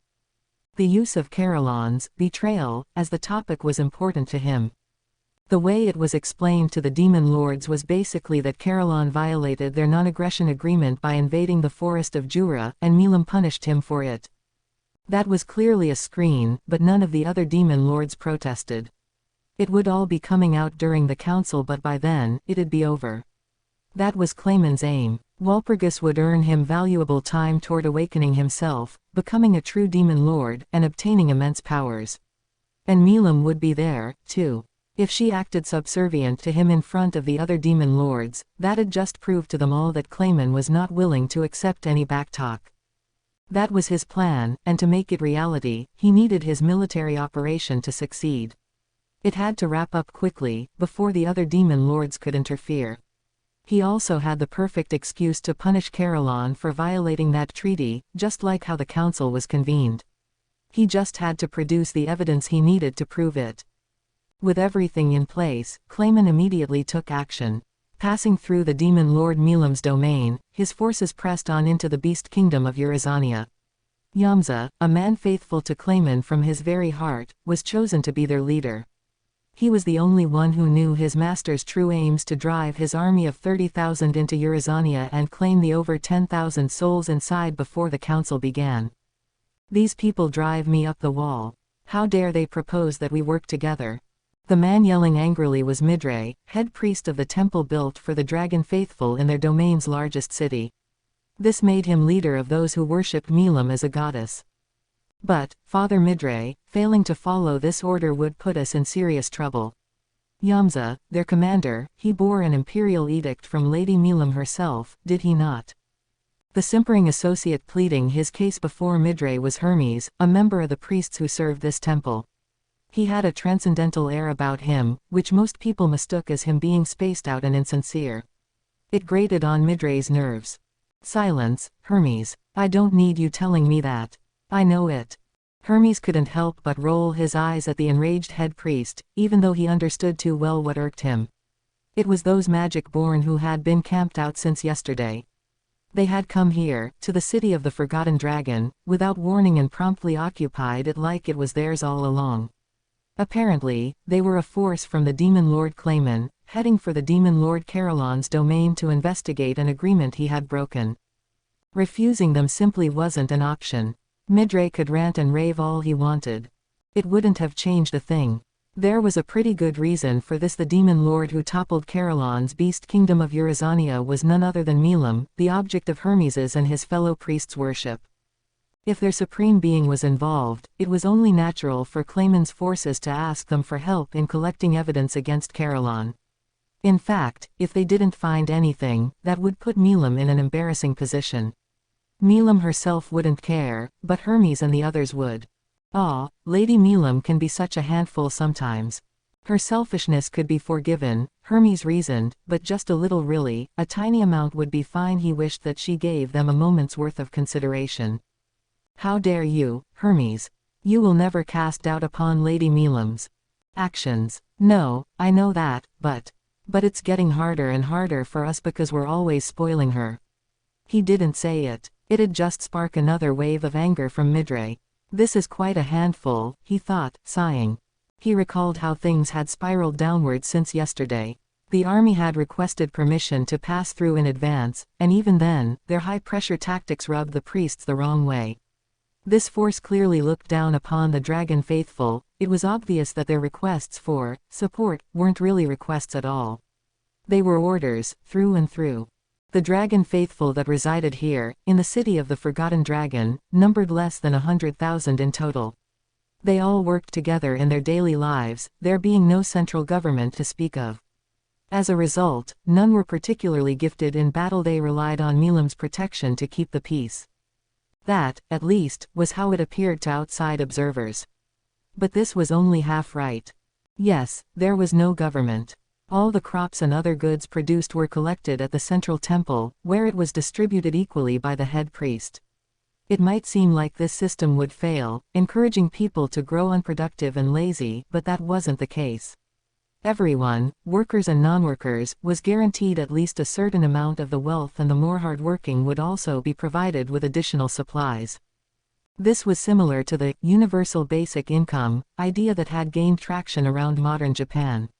The main issue was who got to decide how much a contribution each individual made to society, and that was Midre's job, granted exclusively to him by Milam. That right afforded Midre all but absolute power in this city, but he never abused that power. Why? Simple, because the other priests who served him had the right to dismiss him from office. If he got too selfish with his decisions, he'd lose his post. That understanding was what kept Midre from becoming a tyrant. Of course, they already had a tyrant on hand in Milam, and nobody was stupid enough to try to imitate her game, but still. Thus, these tens of thousands of people were far better led and organized than one would expect at first. While some may think the city was lacking in military strength, that was completely untrue. The Dragon Faithful, thanks to certain local conditions, all had very strong physical skills. In addition to their organizational acumen, each adult was strong enough to almost reach C rank. Their pacifism didn't make it clear at first, but this was actually quite a formidable group of warriors. The priests, in particular, were in a class of their own. There were only 100 or so of these guys, handpicked from the best the region had to offer, and they could definitely mess you up. Their daily, prayer sessions, to Milam i.e. battle training, gave them superior combat skills, and once you got up to the level of Midre or Hermes, they were even strong enough to give Milam a run for her money. That's why Midre was so enraged that Clayman's forces were treating them like dirt. And that wasn't this people's only secret. The second one was the clincher. Another day passed. Clayman's army was now freely raiding the city's storehouses for food supplies. The veins throbbed on Midre's forehead as he was asked to remain patient with them. "But why has Lady Milam not returned?" he asked, trying to adjust the target of his rage. "Well, who knows?" Hermes distractedly replied. They had gone through this back and forth a dozen times or so, and it was getting on his nerves more and more. "We prepared this wonderful meal for her. I hope Lady Milam is not hungry somewhere out there, you see." "I doubt it," Hermes countered. In fact, he was sure about it. The wonderful meal Midre mentioned was a plate of nature's bounties, which in fact was a bunch of raw vegetables on a plate. The last time he had a meal with Milam, Hermes stole a glance at her, only to find her lamely chewing away, all expression drained from her face. I could tell she wasn't enjoying it, he thought. She was just trying her best to power through it. Judging by her joy when some roasted meat was brought out, there was no doubt in his mind. He had suggested to Midre that actually cooking the food might please Lady Milam more, but that fell on deaf ears. It was the head priest's firm belief that providing all the glories of nature, in their most natural form, was the best possible way to pamper her. "That's exactly why Lady Milam hardly comes around any longer," he wanted to say, but it'd be his neck on the line if he did. Hermes had traveled extensively across the land, giving him insight into the cuisines of many nations. The other priests, meanwhile, didn't have that experience. They were too closed-minded to think that anything apart from pure nature would be right, so Hermes just gave up eventually. Perhaps not, mused Midre. But just imagine, that villain Clayman, thinking he's king of the world, making Lady Milam write that edict. It was definitely written in Milam's sloppy unique handwriting. They had no choice but to carry it out, but they could only go so far with it. "Yeah, true. We can't do much if it's Lady Milam's orders, but they've emptied out food storehouse number 3, too. We've only got 7 left. That's going to make things lean until the next harvest. Damn it all." Veins swelled across Midre's bald head like the skin of a melon. It was rather clear just how angry he was. And given how he had to work hard to keep from laughing at it, Hermes was a pretty shameless priest, too. As they spoke, the very source of all their troubles came walking up the general manager of the claimant force. "Faye, keep your cool, Hermes. I hear you. You first," Hermes thought. He was hoping the man would walk on past, but sadly, he was headed straight toward them. They closed their mouths and waited for the man, Yamza, to arrive. Yamza was the general commander of Clayman's forces, a man seen as one of the demon lord's most trusted confidants. Slender in size and build, he looked light enough to float into the air, making him a fighter built for speed. Or perhaps, not a fighter so much as a swordsman. A first-class swordsman with arms as fast as a passing gale. The ice blade, a unique weapon gifted to him by Clayman, allowed him to use the aspectual magic ice blizzard. Between that and his latent sword skills, the frozen sword mage was an A+ magic born in rank. "Well, hello there, Father Midray. We do appreciate the provisions you're supporting us with. With an army of 30,000, there's just never enough to go around." He flashed a friendly grin at them, but his eyes weren't smiling. He silently, carefully gauged Midray's response. He didn't give Hermes a glance. It was a common thing to see, magic-born treating humans like second-class citizens. Hermes wasn't a fan, but he sucked it up, just as Midray told him to. There was no point starting a fight. He saw it as just a temporary affront. "Ha ha ha, it's an honor to be in your service. However, sadly, it is difficult to provide you with much more than we already have. Lady Milam would be saddened if our people don't have enough to eat." "What are you saying?" Even that little retort was enough to set Yamza off. Your Milam was the one who stepped out of line. We're trying to clean up the mess she made, so the least you could do is show us all the respect you can. It was an act, of course. He was pretending to be mad so that he could see how Midray reacted. If the head priest retaliated, he clearly intended to use that as a pretext to sack the city. "Ah, my pardons," Midray modestly began. "We were thinking only about ourselves there, for a moment. We will provide you with all the cooperation we can, so please feel free to ask." Hermes was thoroughly impressed. All that haughty elitism, and Midray didn't let any of his anger reach his face. He kept the smile going the whole time. "Well done, Father Midray. Your head didn't go all melon-like at all. I would have snapped at him long ago." Yamza returned his smile. I see. I was hoping to hear that. We have enough people to sweep up the Beast Kingdom, but allow me to give you the opportunity to help us out. You should be able to support us with material transport, shouldn't you? Wait just a minute. First you take our food, then you take our people from. Hermes hadn't intended to resist him. He just let his mouth run off. The next instant, Hermes felt an intense pain in what used to be his left arm. "Ah, silence, you piece of trash." The slitted eyes of Yamza, placed upon Hermes for the first time, were cold as ice. Holding his severed arm in place, Hermes gritted his teeth and glared at him. "So you don't know your place. You appear in a hurry to die." Now his smile was brutal in its chill, as Yamza pointed his blood-stained sword at Hermes. "Bastard. Thinks he can tell me what to do." Just as Hermes was about to lose his temper, he was thrown back by a force like a wild animal butting against him. This was a kick, from Midray, hard enough to nearly break the skin. "Ah, no, my apologies for all of this, Sir Yamza. I'll teach this fool how to behave correctly, so please, by my name, I hope you will forgive him." Midray bowed his head toward the magic-born. "PFF'd. Always a pain, isn't it, when the people below you are such idiots? I will forgive him just this once. We will depart tomorrow morning, so I want all of you priests to prepare immediately." Midray's mediation was enough to make Yamza sheathe his sword. But it came at a heavy price.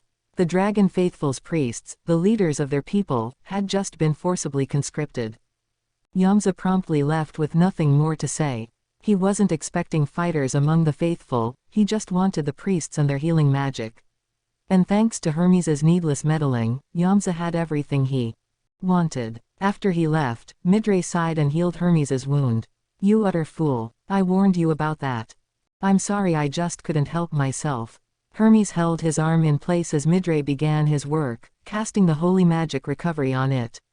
In a few moments, the amputated limb was good as new. The blood loss made him a little light-headed, but he could use his own healing skill to tackle that. "All right. Well, even if the priests are gone, our people won't be affected right away. But that man. The anger he held back was now clear on his face as Midre glared in the direction Yamza walked off to. He is damaging Lady Milam's own assets. He was referring to his attack on Hermes. It was an unforgivable act of aggression, although he was now trying to sweep that kick he landed under the rug. That kick hurt like hell, too, you know. But Hermes didn't bring it up. He knew Midre didn't mean ill of him. As befitting someone who worshipped Milam, Midre tended to fly into violent rages all too easily. Something you could say about everyone in this domain, really. No, but really, do you mind if I kill him? Fool, the head priest promptly replied. You don't stand a chance. He wasn't wrong. Hermes probably couldn't even scratch him. Yeah, that sword's unbeatable, and I think he's hiding something else, too. Indeed. He is the confidant of that scheming sneak Clayman. He won't reveal his true powers that easily. A real man would put it all on the table to secure victory, but not them. I wouldn't call that approach very smart, Hermes thought, but again, Hermes didn't agree too often with the way people thought in this domain. So he pretended to agree and went back to work. With the new deadline of tomorrow morning coming out of nowhere, he had a mountain of business to settle. The next morning, with 2 days left until the Walpurgis Council, the Clayman force continued their forward march. It was the morning after the summit. I had been working all night, and my body was giving me a lot of guff for it. Or my mind was, anyway. In reality, I couldn't have been healthier. Not needing to sleep helps a lot at times like these. Last night, after our conference, Soy contacted me again. He participated in the meeting in the flesh, but one of his replications reported in this time, after collecting information from across the Beast Kingdom. Soka, and the other 4 people on his team, were contributing as well, providing a few more solid leads. The Clayman force, ever on the lookout, still had not moved. In the midst of this, they all searched for someplace to deploy our own forces, but a problem arose. The fleeing residents of the Beast Kingdom were spread out all over the place. If we wanted to rescue them, then no matter where we transported our army to, we might have some areas left unevacuated before time ran out. Thanks to the Clayman force's invasion route, we were lagging behind schedule. Suggestion. It would be more effective to transport the citizens to a single location. I see. Yeah, I suppose it would be. No reason why that kind of transport is military only. Dominate space allowed me to smoothly travel wherever I wanted, including to Soy, his replications, or Soka and the others. I could then use the new type of transport spell we devised to collect all the evacuees together. Thanks to that, things got very busy after the conference. First, I had Geld's army go on ahead to build a field base that could accept these refugees. I transported them over to the former location of Eurazania's capital, which Milam had turned into a vacant lot. Being a wide-open field, it stuck out like a sore thumb, but there'd be no better place to deploy a large force in. Then I personally went from village to village, transporting the refugees out. This we wrapped up before the end of last night, which was why I was so exhausted mentally speaking, that is. Phobio was with me, which thankfully kept us from dealing with any resistance, although it exhausted him as well. Performing all this teleportation, he marveled before he left, looking at me like I was some kind of fiend. How can you keep yourself together? And such elaborate transport magic, over and over again, it seems absurd. Well, that's rude of him, isn't it? Of course I'm tired. By now, Phobio should have been asleep in a room inside one of the field tents Geld's force built.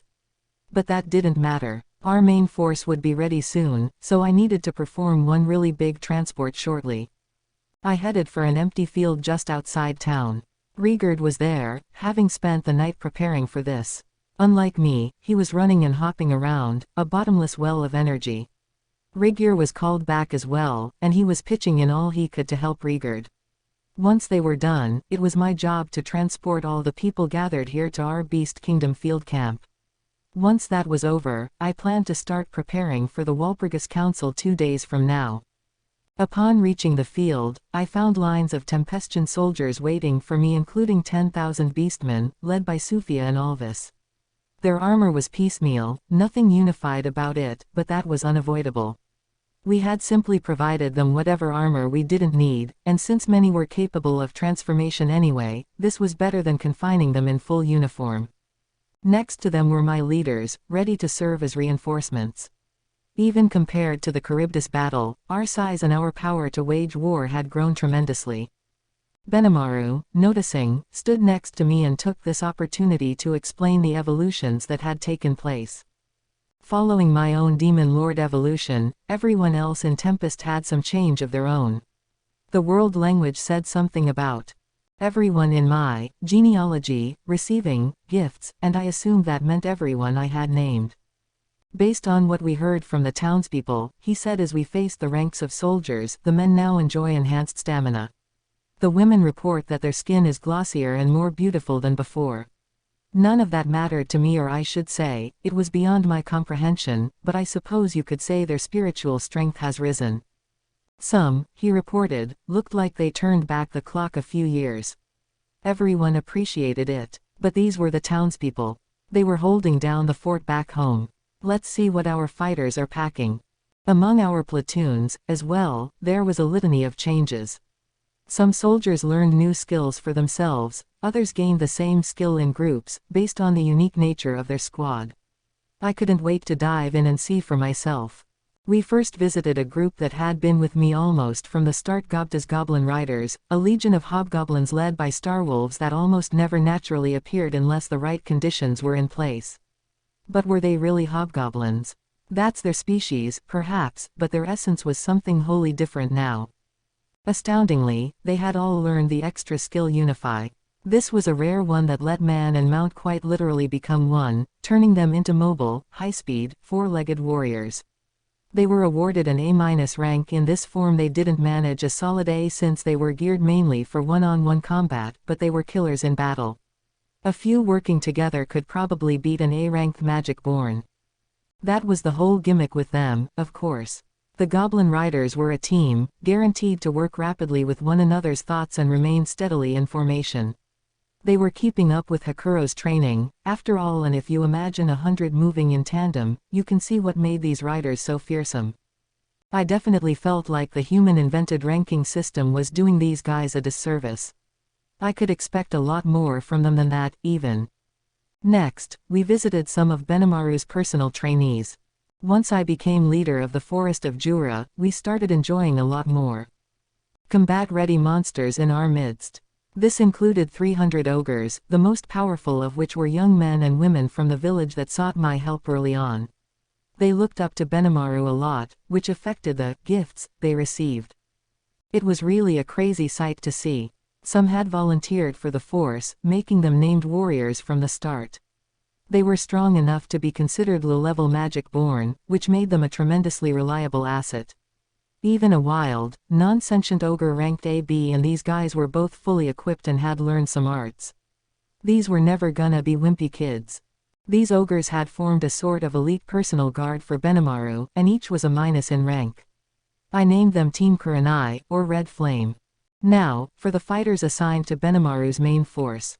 This was around 4,000 hobgoblins, and their evolution was really fascinating to me. They had more or less taken on the flame element, learning skills like control flame and resist temperature change. Kind of a surprise. Each soldier ranked AB equivalent, and you could call them a specialized assault team.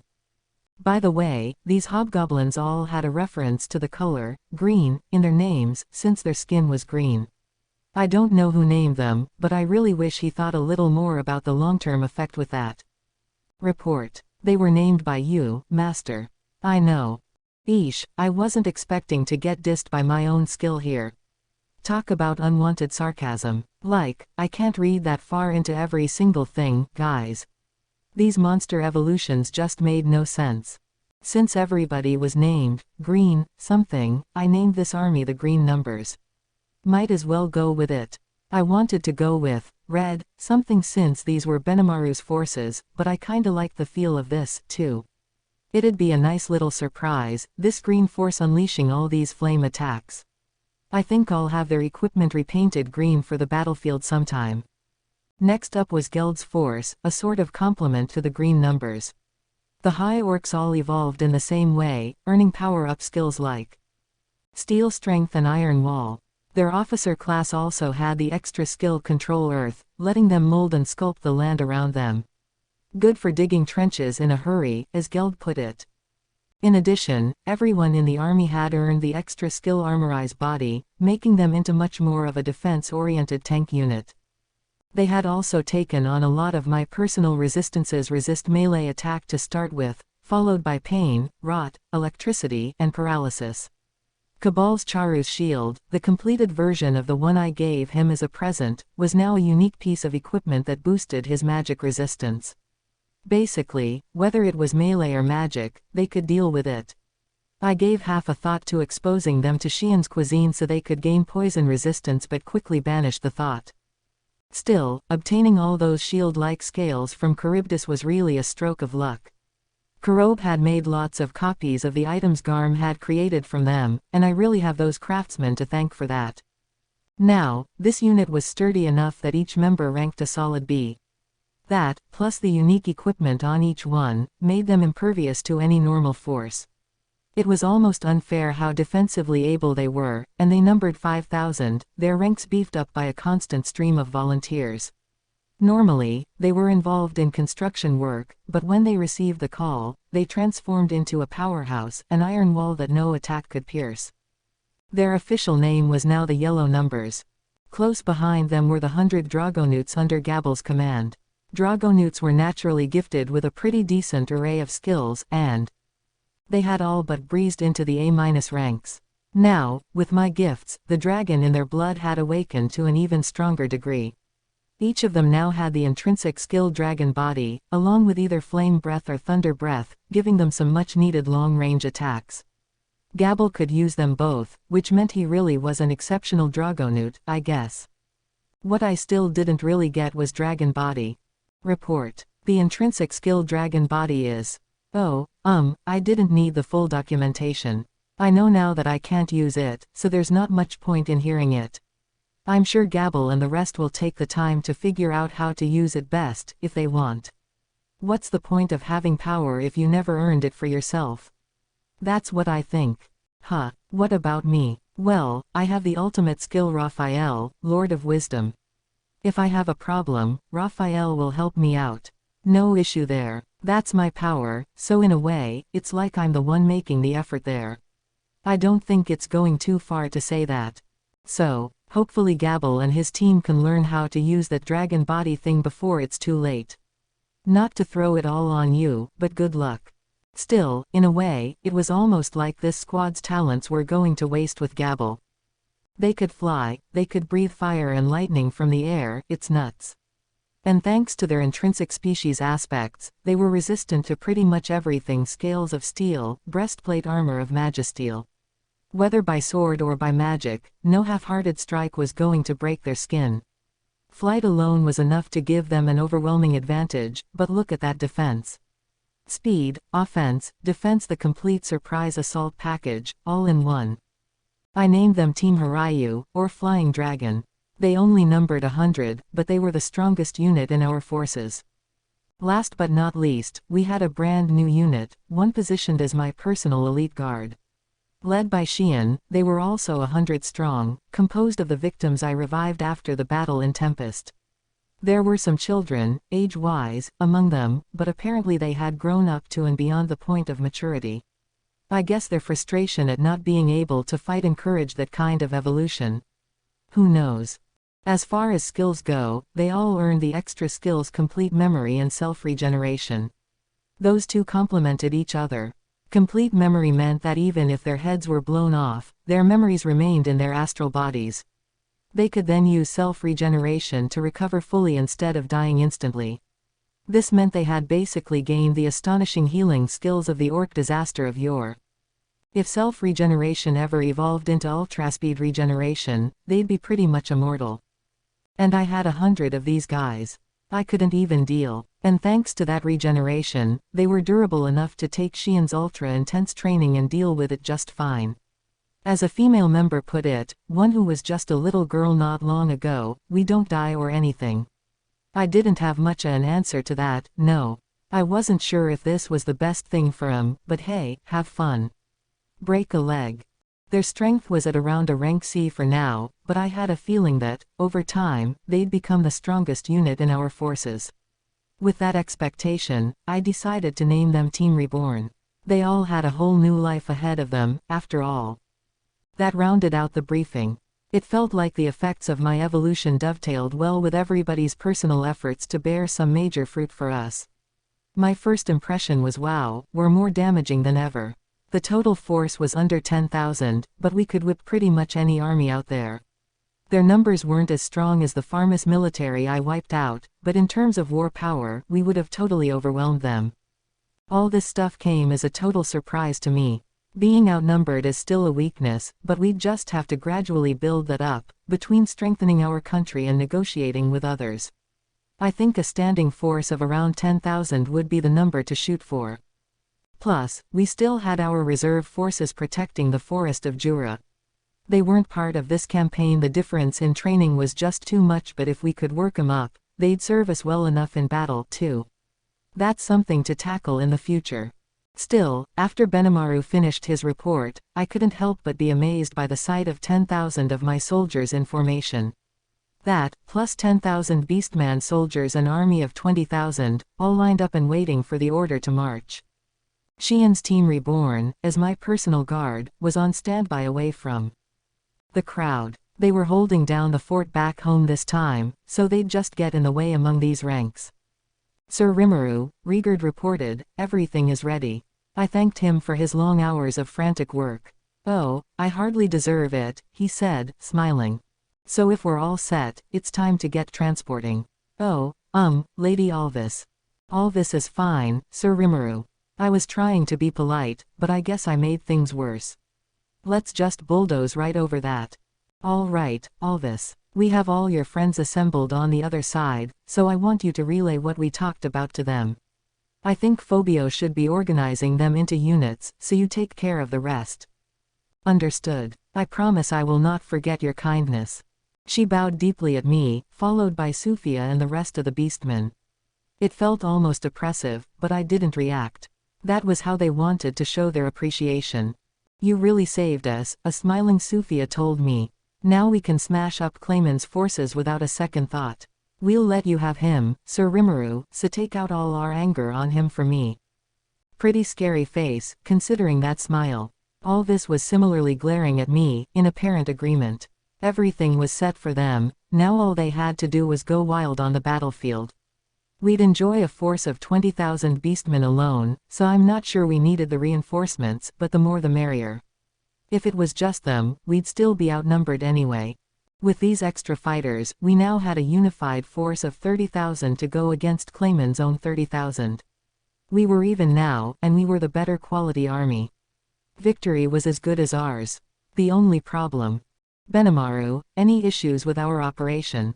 While I was rounding up beastmen last night, I had Benimaru and his team shake down our plan of action once more. The gist of it hadn't changed, but since we weren't spreading out our forces to collect the refugees any longer, a few details needed to be changed. We're all set, sir. He shot me a crafty smile. If Clayman is targeting the citizens of the Beast Kingdom, then retreat is certainly an effective option as well. Yes, I agreed with him. No need to smash right against his front line and get people killed. I discussed it with Sir Benimaru as well, Alvis said, excitedly playing with the staff in her hand. We've got enough leeway now to move the site of battle, so it'll be a little while before we begin. All systems go, then. Failing to complete his mission before Walpurgis would make for one angry Clayman, no doubt.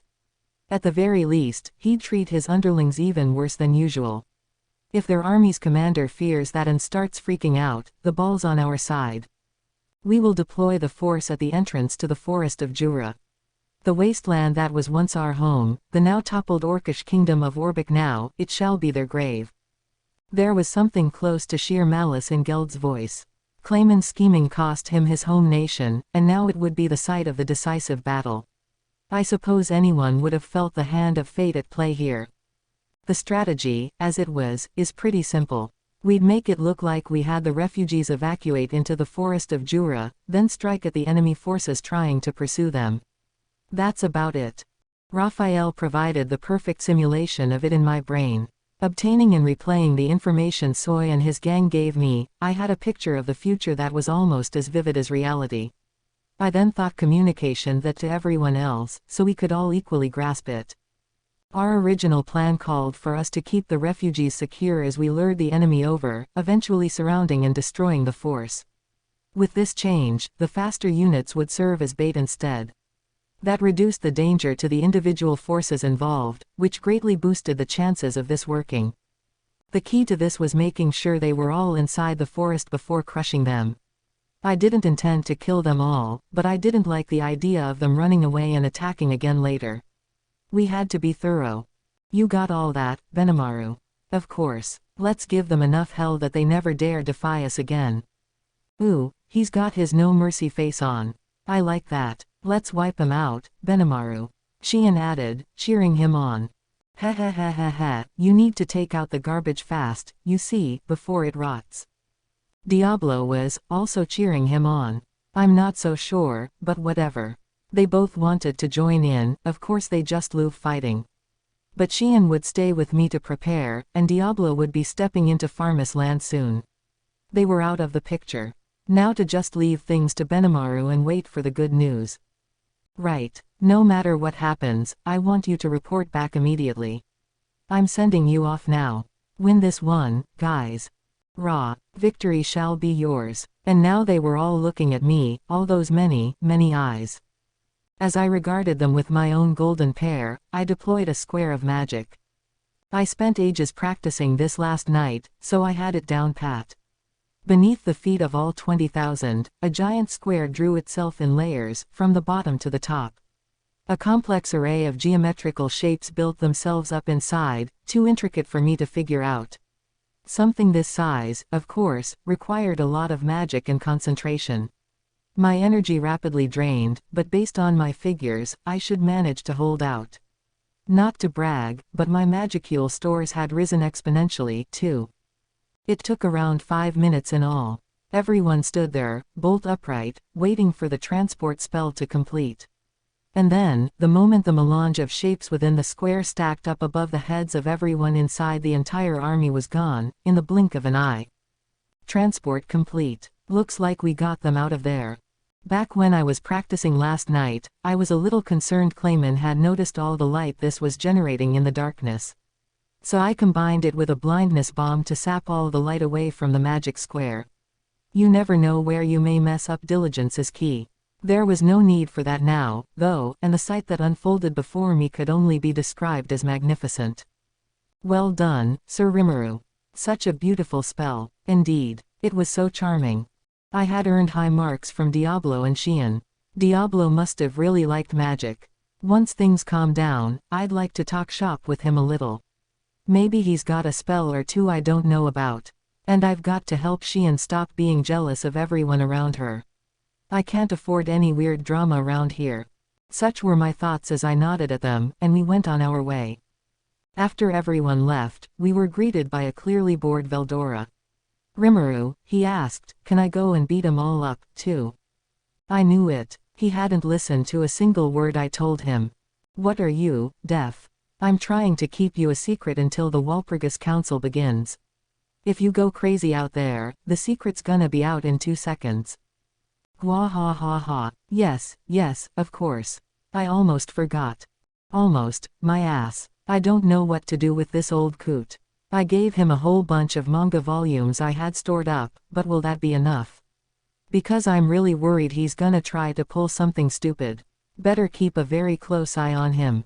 Yom and his squad also set off that afternoon.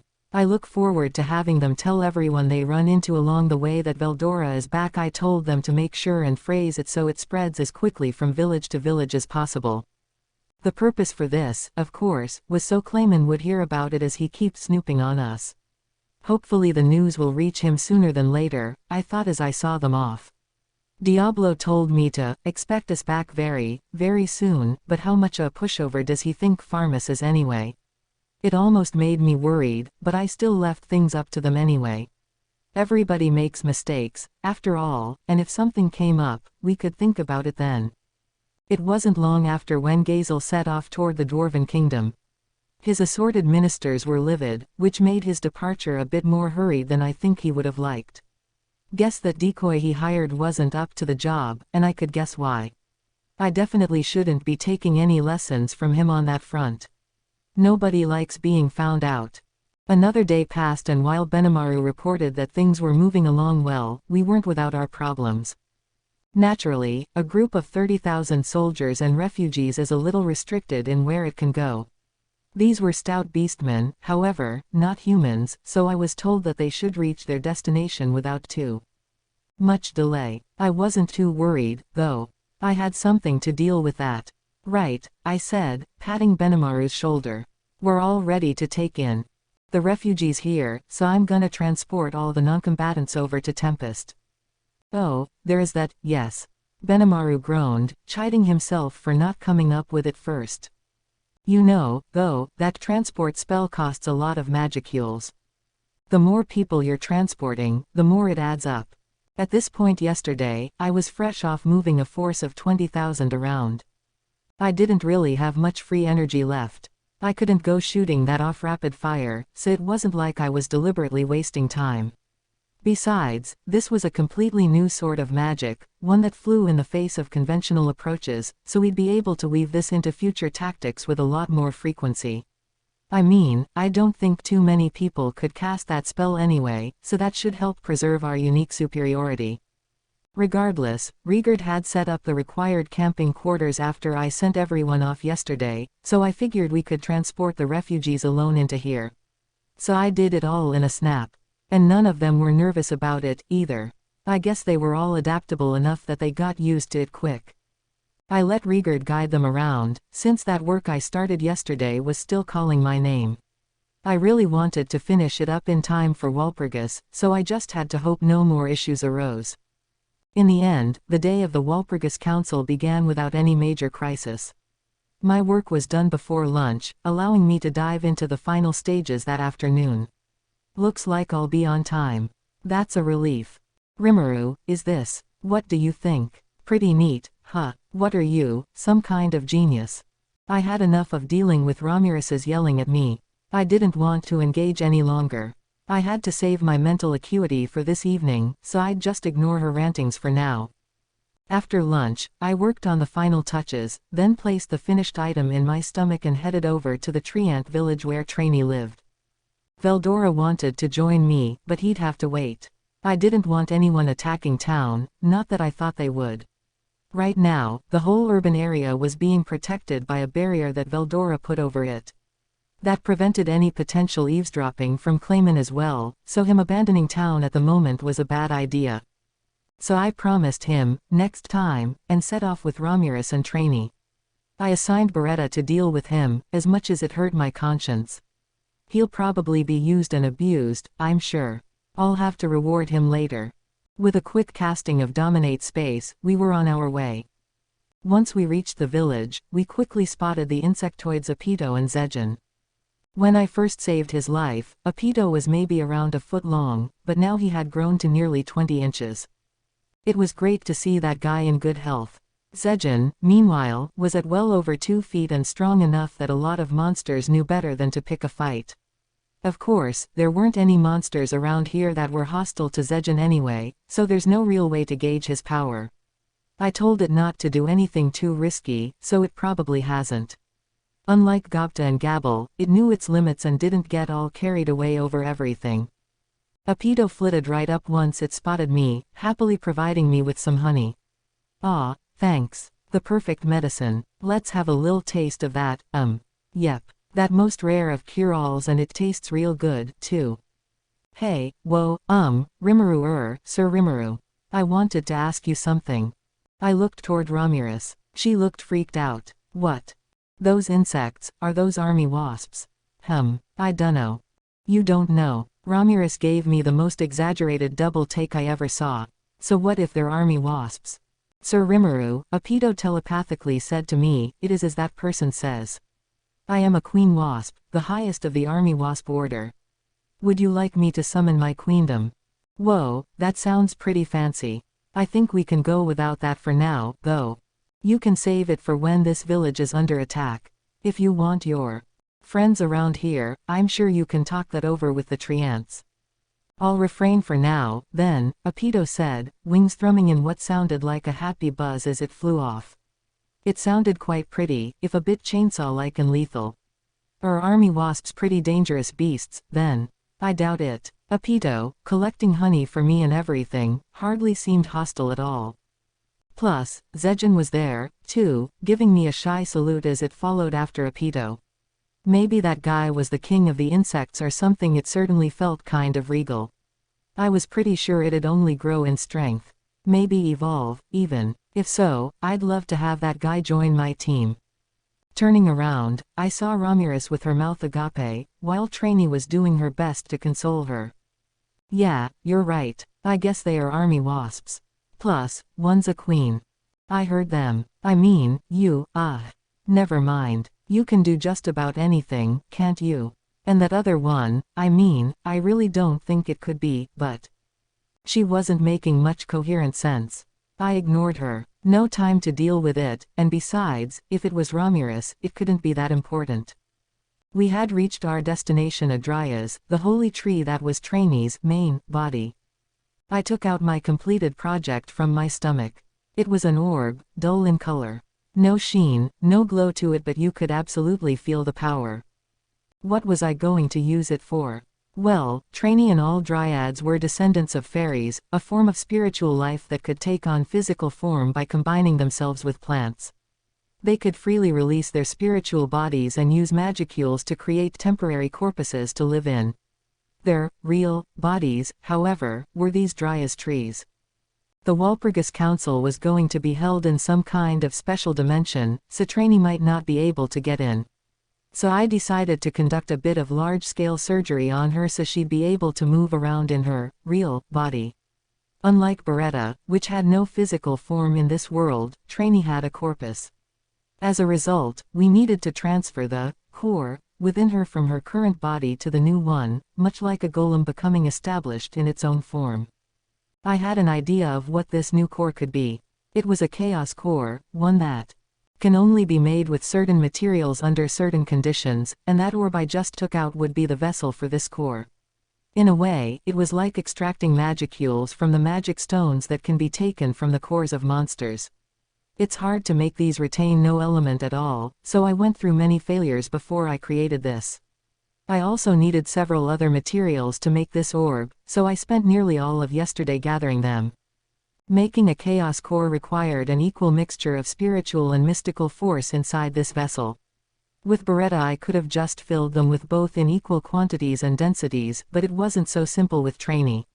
She would have to inject the orb with her own spiritual energy herself, while I put in mystical force that had been mixed to an exactly proportionate density and size.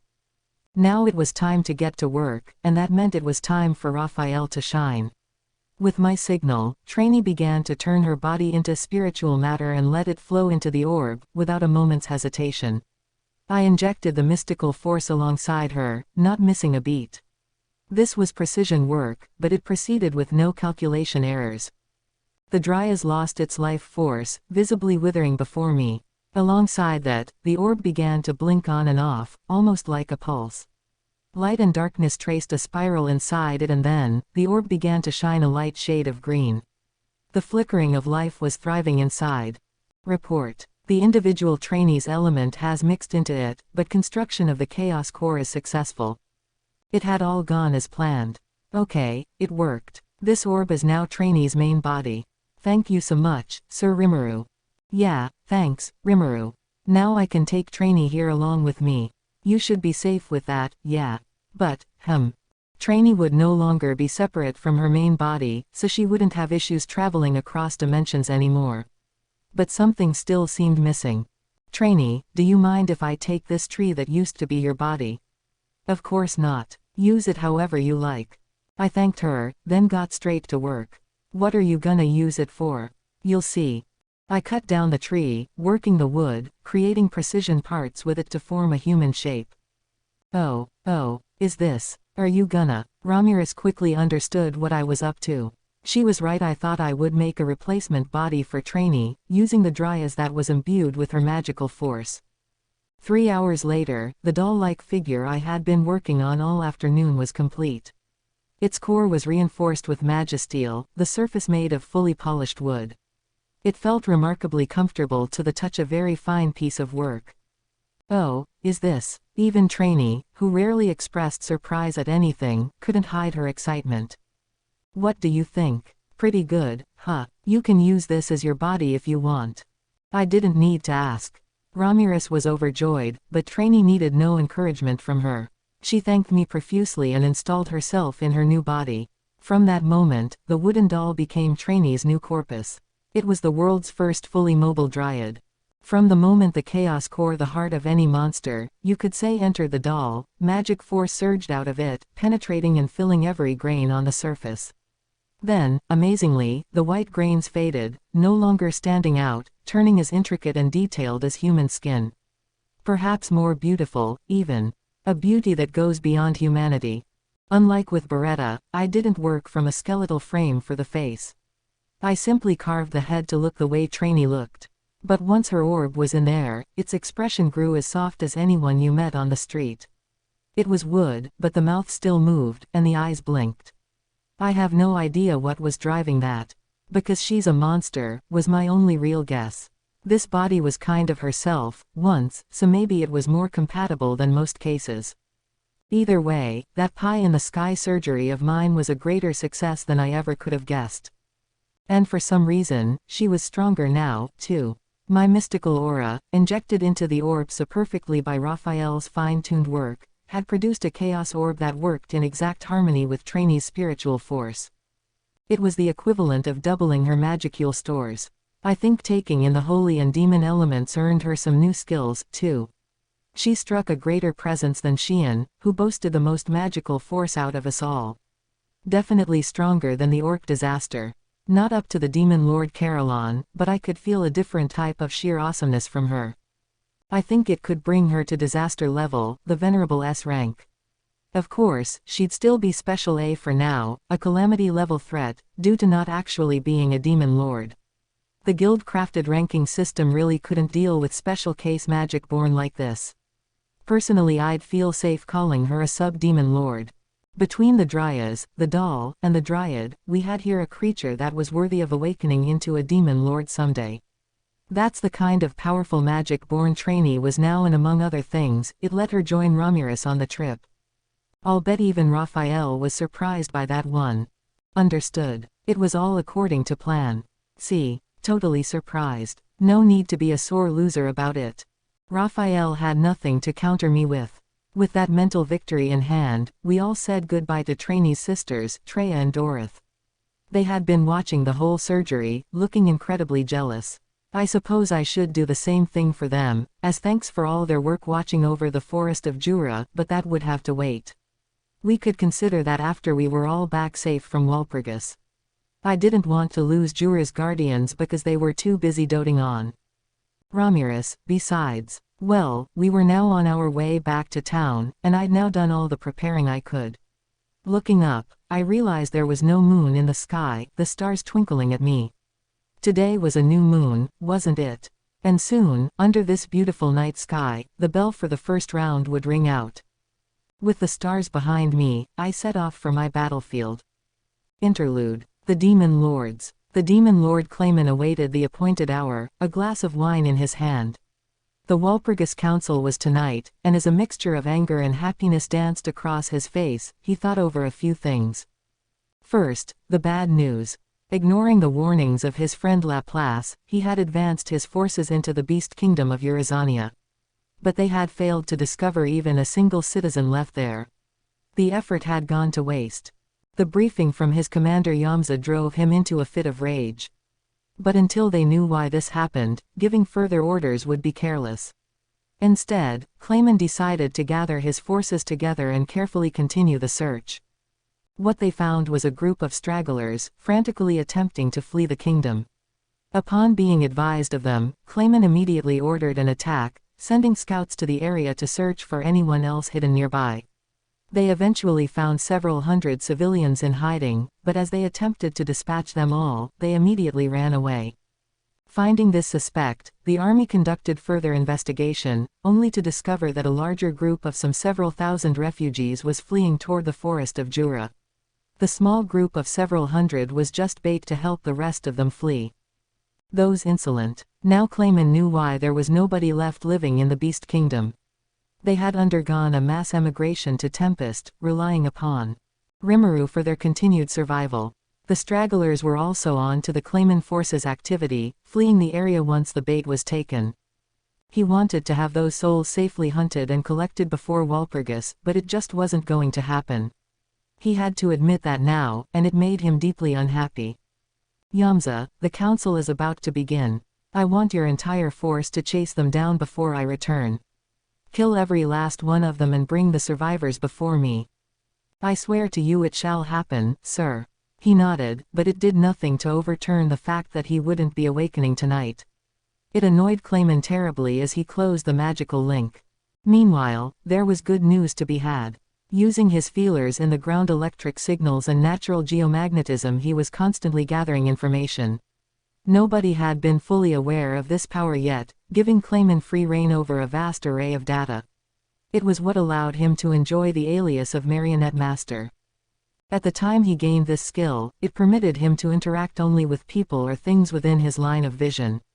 Now, however, thanks to ceaseless training and effort, it had become the keystone force of his entire empire. This unique skill manipulator, it was called, converted information into encrypted communications as it conducted surveillance over a wide area. Deploying a member of his team to an area allowed them to function as his eyes and ears to gather intelligence. It was this vast network that informed him that Veldora, the storm dragon, had revived. This, in itself, was not welcome news, but the human beings who had spoken with the storm dragon and apparently survived the experience had some very fascinating things to say. According to conversations surreptitiously heard from adventurer types leaving the monster town, Rimuru, self-styled leader of the forest, hadn't defeated the Pharmas force at all. The missing army was the result of the storm dragon's resurrection, and since he had only just been reborn, the dragon's stores of magicules were largely lost, emptied out as it raged upon Pharmas's army. That explained why there was no massive onrush of magicules around the forest of Jura, as one would expect from such a cataclysmic event. That these adventurers lived to tell the tale was another sure indicator.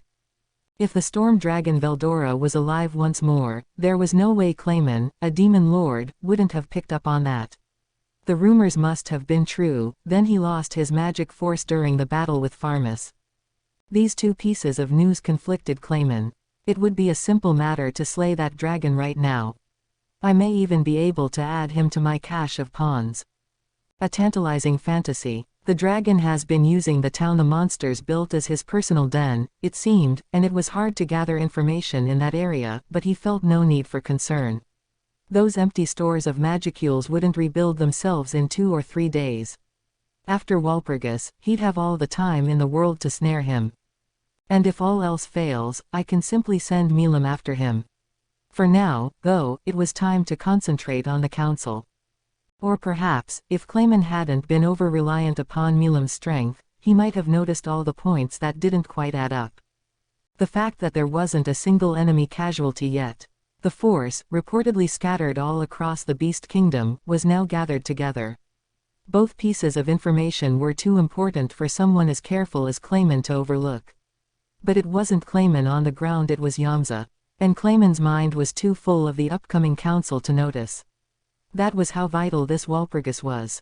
Out of nowhere, Ramirez, a demon lord who preferred to remain incognito, cooped up in her labyrinth, most of the time asked for Rimuru, the subject of the meeting, to be extended an invite as a supplementary condition. Clayman hadn't accounted for that possibility, it prevented him from making a snap judgment. But as he groused over it, the others quickly agreed to the suggestion, making it impossible to stage any resistance. Still, this could lead to good things for him. It's better this way. Now we've unmasked Rimuru's true nature. I was almost fooled into believing that he leveled the Pharmas military by himself, but there's no hiding the truth. Clayman grinned. If Rimuru was joining the council, he should consider himself welcome. There, before all the other demon lords, he'd know exactly how powerless he really is. A mere slime, borrowing the majesty of a dragon for his boasts. I hope you consider it an honor to be crushed by my own hands. He went back to fantasizing about his own future glories. And that was why he missed it. Those small yet glaring inconsistencies out on the battlefield. You be careful, too, okay, Clayman. Now's not the time to be too reckless. His friend's words flashed across his mind. Now, a small sense of unease was taking root. The nagging feeling that he had missed something. But he laughed it off. Don't you worry, Laplace. I will win this. He drained his wineglass, as if to wash the anxiety away. It was with a somber gloom that Frey prepared for the council. Things were in a constant state of flux. The original plan had all but gone by the wayside. She didn't expect any of this, and now it was all too unclear how things would shake out. But she wasn't nervous. She was aware of her limits, and she always made decisions based on cold, hard facts. That was how the Sky Queen always acted. If all went well, then fine. If not, she would have to prepare to make the right move herself. It all began with a certain promise. In order to defeat Charybdis, she had accepted an offer from Clayman. In exchange, she agreed to take one request from him. Several months ago, Milam visited Frey's domain. She didn't exactly slip in unnoticed. There was a loud bang. As she shoved the doors open and ran into the room. Frey didn't bat an eye. Milam always acted like this.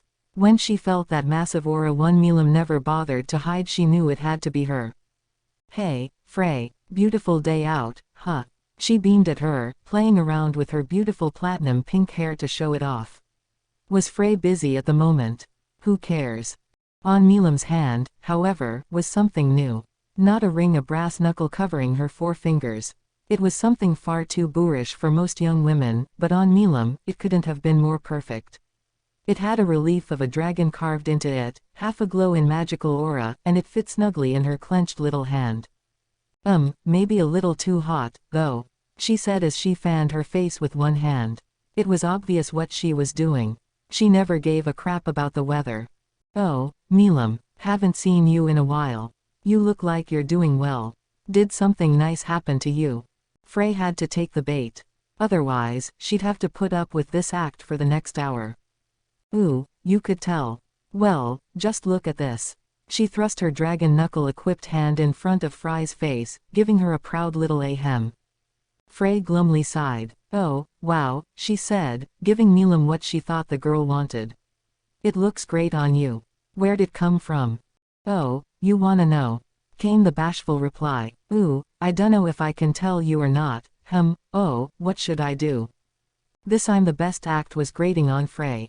Despite all the years they had known each other, it still rankled her. Well, aren't we friends, Milam? It's all right to tell me, isn't it? Milam's eyes sparkled. Ooh, oh yeah, we sure are friends, huh? Okay, I'll tell you. To tell the truth.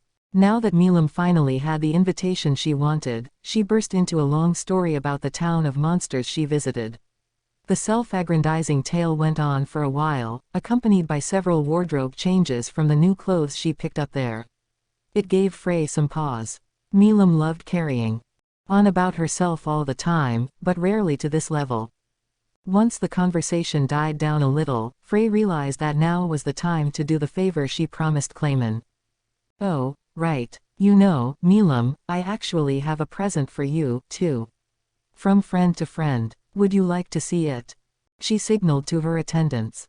They quickly brought over a tray bearing a beautiful, shining pendant, perched on top of purple satin cloth. An orb had been installed on the pendant, a jewel that even someone who knew nothing about precious stones could tell was worth a fabulous amount of money.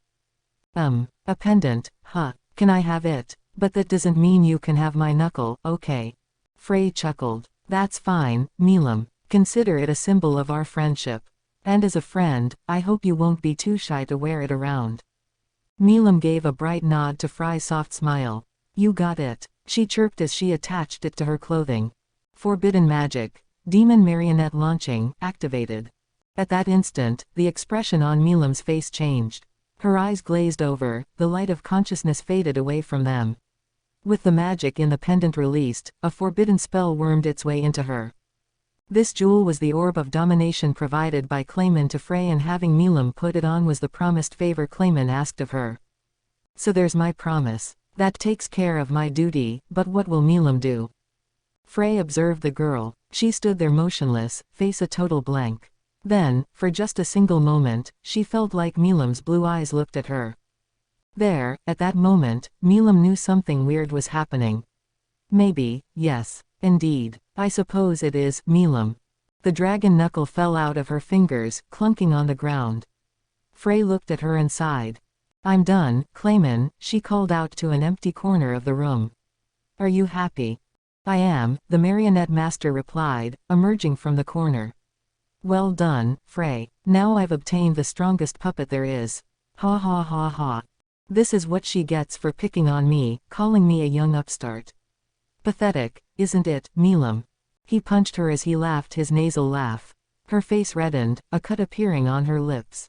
The multiple layers of barrier protecting her were gone, meaning that even she could be hurt now, especially if it was a demon lord like Clayman doing the hurting.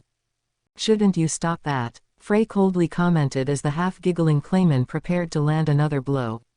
It wasn't a pretty sight to see, and besides, PFF'd. This isn't the sort of weak curse that'll undo itself after a punch or two.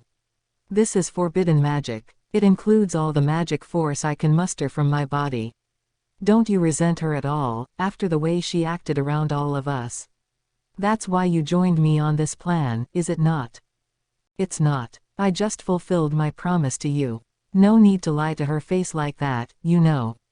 This girl is nothing more than a doll to us now. A pointlessly sturdily made doll, I should add. We can just fix her before she falls completely apart. The veins were visible in his eyes as he kicked Milam away, Frey coldly watching the whole time. Such an impertinent man. This is how you really are. It was at that moment when Frey abandoned Clayman for good. Thus, she decided to act on her own instincts for a change. Listen, Clayman, maybe you don't know, but Milam comes with a self-defense mechanism, all right. The way she described it, at least, it's called stampede, and it puts her in an uncontrollable state. You're free to trigger that and die if you like, but try not to take me with you. The words were enough to restore Clayman's composure. He resentfully groaned. PSH. What a bastard of a demon lord this is. Very well. Using her should give my words a little more presence among us all. And you, Frey, you're a co-conspirator as well. I'll expect you to work for me. Oh, I thought we were equals. Fool, I'm the one who came up with this plan. You're already one of my pawns. Or would you like to engage Milam in battle? Are you threatening me? Ha ha ha ha, you can take that any way you like. But if you don't want to die, I'd suggest not angering me. It was classic Clayman, sometimes offering the carrot, other times the stick, but always with a heaping helping of arrogance. And it's true, this was Clayman's plan all along. That, and it was his hint to Frey that Milam had a weakness for the word friend. How he managed to learn that little tidbit, she didn't know, but all Frey did was keep her promise, although she only did so because of one she firmly believed in. All right, good. Just don't think about doing anything to betray me. As long as you listen to my requests a bit, I will personally guarantee your position as ruler of the skies. The escape route was cut off. Now Frey was Clayman's business associate, a fancy name for his puppet. All of this happened several weeks before the day of ruin that visited Tempest. Thinking it all over again, Frey sighed. With Milam under his wing, Clayman was using her overwhelming potential violence as a cudgel to coerce her with. Now Frey was simply following orders, forced to do his bidding. She couldn't help but laugh at how much she deserved this. She felt like such a fool for believing him. But she also had another thought. Clayman was a sly, conniving demon lord, never one to play down, but he also tended to overestimate his own powers. That's why he never had a perspective on the true essence of things. Frey, luckily, was blessed with exactly those observational skills, not a skill, like breathing fire, but something she naturally picked up in her relations with other people. The ability to see the kind of truth that someone like Clayman, who treated people as nothing more than useful tools, could never notice. So, trusting her instincts, she made a bet. And no matter how it turned out, I don't think you'll be alive for much longer, Clayman. She began going over the procedure to come. The promise came to mind once again. It made her smile. The frigid land was encased in howling snow and ice, surrounded by frozen tundra. Temperatures stayed at well below 0 degrees Fahrenheit, driving away nearly all life. In the middle of it all stood a tall, looming castle, a beautiful, fantastical palace. A demon castle, one materialized from an unimaginable amount of magical force. It was called Icefair Castle, and it was the domain of the demon lord Guy Crimson. A calm, collected man strode along a corridor inside the castle, his hair of platinum blonde, eyes long and narrow. Those blue eyes were a prominent feature of his chiseled visage. His skin was fair, practically translucent, and his beauty would almost make some assume he was female. This was the demon lord Leon Cromwell, known alternately as either the Platinum Devil or the Platinum Saber, and he stalked the halls of this castle like he owned them. Ahead of him was a large door, decorated ornately by a master woodsmith. It led to the audience chamber where the master of this domain awaited. Leon was here to see Guy Crimson, and as he stood before the door, two large, heavy magic-born grunted and strained to open it up. The demon lord Leon Cromwell has arrived. A beautiful female magic-born beyond the door shouted Leon's name as he entered. There, he saw two lines of powerful greater demons lining the way ahead on both sides. Each one was a named demon, and each had been granted physical corpuses for use in this world. All of them were powerful beyond the definition of a greater demon, easily surpassing what a high-level magic-born could manage. They were also bedecked in a fine array of magical equipment, each having evolved in their own unique ways. They numbered 200 or more in all, and some were even Calamity-class threats, rated Special A on the scale. But not even these demons could defy the figures beyond the sheer overpowering awe exuded by the 6 demons that surrounded the throne in the chamber's midpoint, under the watchful eye of Guy Crimson. These were named archdemons, capable of subduing even Calamity-class monsters. If anything, they could be defined as demon lords themselves. Amazingly, not even these demon kings were allowed to speak freely in this chamber, for there was a wall, an impregnable force, that none of them could ever conquer.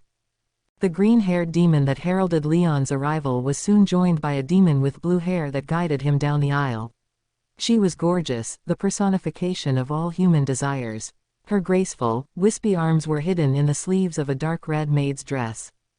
The green-haired one was Misery, the blue-haired one Rain, and they were the two pillars who stood on both sides of the absolute ruler Guy Crimson, doing the speaking for him. They were both demon peers, superpowered creatures that each rated a disaster classification the equal of a demon lord. Now Leon was at the throne. Misery and Rain nodded at him, then took their posts beside Guy as the man on the throne stood up. The only people in this room allowed to move a muscle were the two demon lords. "It gladdens me to see you, Leon," he said in a clear voice that carried across the chamber. "Doing well, I hope. I appreciate your answering my invitation." His blood-red eyes had stars of gold and silver dancing in them, and his wavy, burning hair was a deep shade of rouge. He was about as tall as Leon, and while Leon was feminine in his beauty, Guy's was more prideful and distant. He had an alluring sort of attractiveness, the look of one born to lead and conquer. He walked down the steps from his throne as he greeted Leon, bringing an arm to his chest and embracing him. Then, without hesitation, he placed his hand upon Leon's face and kissed his lips. Leon pushed him away, wincing. "Leave me," he complained, like he always did. He glared at Guy, looking genuinely peeved. "I am not interested in other men. How many times have I told you?" "Ah ha ha ha. Oh, you never were any fun like that," Guy gleefully replied. "I'd be happy to become a woman for you, if you like. But very well, let us change locations." He walked off, without waiting for a response. This, too, was how it happened every time. Considering the Arctic region he lived in, Guy's clothing was quite unusual. He mostly had his clothes draped over him, revealing a great deal of bare skin. To Guy, who never felt the cold anyway, that was never an issue. He wore a near-mystical smile to complement his bewitching beauty, perhaps recalling the sensation of Leon's lips against his, and then a snake-like tongue licked his bright red lips, creating an eerie sort of irresistible allure. For Guy, who could adjust his gender at will, men and women were both targets of his sexual appetite. He or she, depending, was Guy Crimson, demon lord, master of this castle, and the oldest and strongest of demon lords. As the Lord of Darkness, he was the sole and absolute ruler of this blindingly cold continent. Guy pressed on ahead, not bothering to guide Leon. Leon followed behind, as if this was normal to him. No one else in the audience chamber moved until they were both gone. It was forbidden. They all bowed their heads to them, waiting for their ruler and his guest to leave. Once all were sure they were gone, Misery and Rain stood before the rows of demons. And then, a single word from Rain. Disperse. Then the 2 demon peers left, setting off to prepare tea for their guest. They were the highest ranked among all the demons in this castle, but their sole occupation was to take care of Guy Crimson. This work was prioritized above all else in this domain, and so they quickly set off, not wanting to attract their master's ire. Following Guy, Leon stepped into the ice terrace on the highest floor of the castle. Despite being open to the elements, not a single snowflake made its way inside. It was a comfortable, fully air-conditioned environment, and since Guy was wholly unaffected by the temperature around him, he had set this up exclusively for Leon's sake. He might have been arrogant, but when it came to his friends or those who recognized his authority, he took care of them down to the last detail. Musing about how little Guy had changed, Leon gruffly threw himself down in his seat. It was made of ice but didn't feel cold at all. That didn't faze him, nor did the way the ice bent pliably under him, providing a soft cushion. So, he asked, "What did you call me here for?" An ice table appeared out of nowhere. Rain lined up 2 cups of tea on it, as Misery soundlessly stood by the terrace entrance. They were not to interfere with their master's speech, unable to speak themselves without permission. This was not at all an equal relationship. Until ordered, they could not even allow their emotions to be shown in public. If they ever acted on their own without their master's orders, they would be provided with nothing but a quick death. Even demon peers as powerful as them both were mere tools before the demon lord. That was how strong Guy was, and that was why they wouldn't move even if Leon attacked Guy right there. His rule was absolute, and worrying for his safety was the height of disrespect. Their presences were thus ignored as the conversation continued. "Well, as you know, a Walpurgis council is coming soon. I thought I should implore you to attend, no matter how inconvenient it was." "Oh, rare of you to force anything upon me like that. I know. Even if it means I owe you a favor, I want you to participate." "Why is that?" "Ha." Guy smiled, enjoying this. "Wary as always, I see. Very well. Let me explain. It was Clayman who proposed this one. A little man. But for some reason, Milam's name was among the co-signers. Milam is one of the oldest demon lords, up there with me. She wouldn't lift a finger for someone the likes of Clayman. So I believe. You believe that reports of Carolon's death might not be entirely true. Oh, you know, do you?" Guy resented having his thoughts guessed so easily. Leon paid it no mind. "Clayman went too far," he continued. "He tried to harass me without leaving any evidence behind, but I'm not letting it pass this time. Whether Carolon lives or not, if Milam is taking action, that is bad news." Guy gave this a relieved nod. I agree with you. This might be just another game to Milam, but I don't like to see anyone tipping the balance of power among the demon lords. It just gives me more work."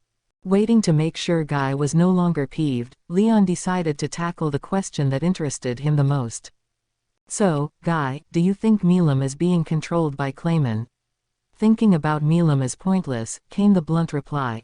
"Someone like me is too intelligent to read the behavior of a moron. That is one of my very few weaknesses."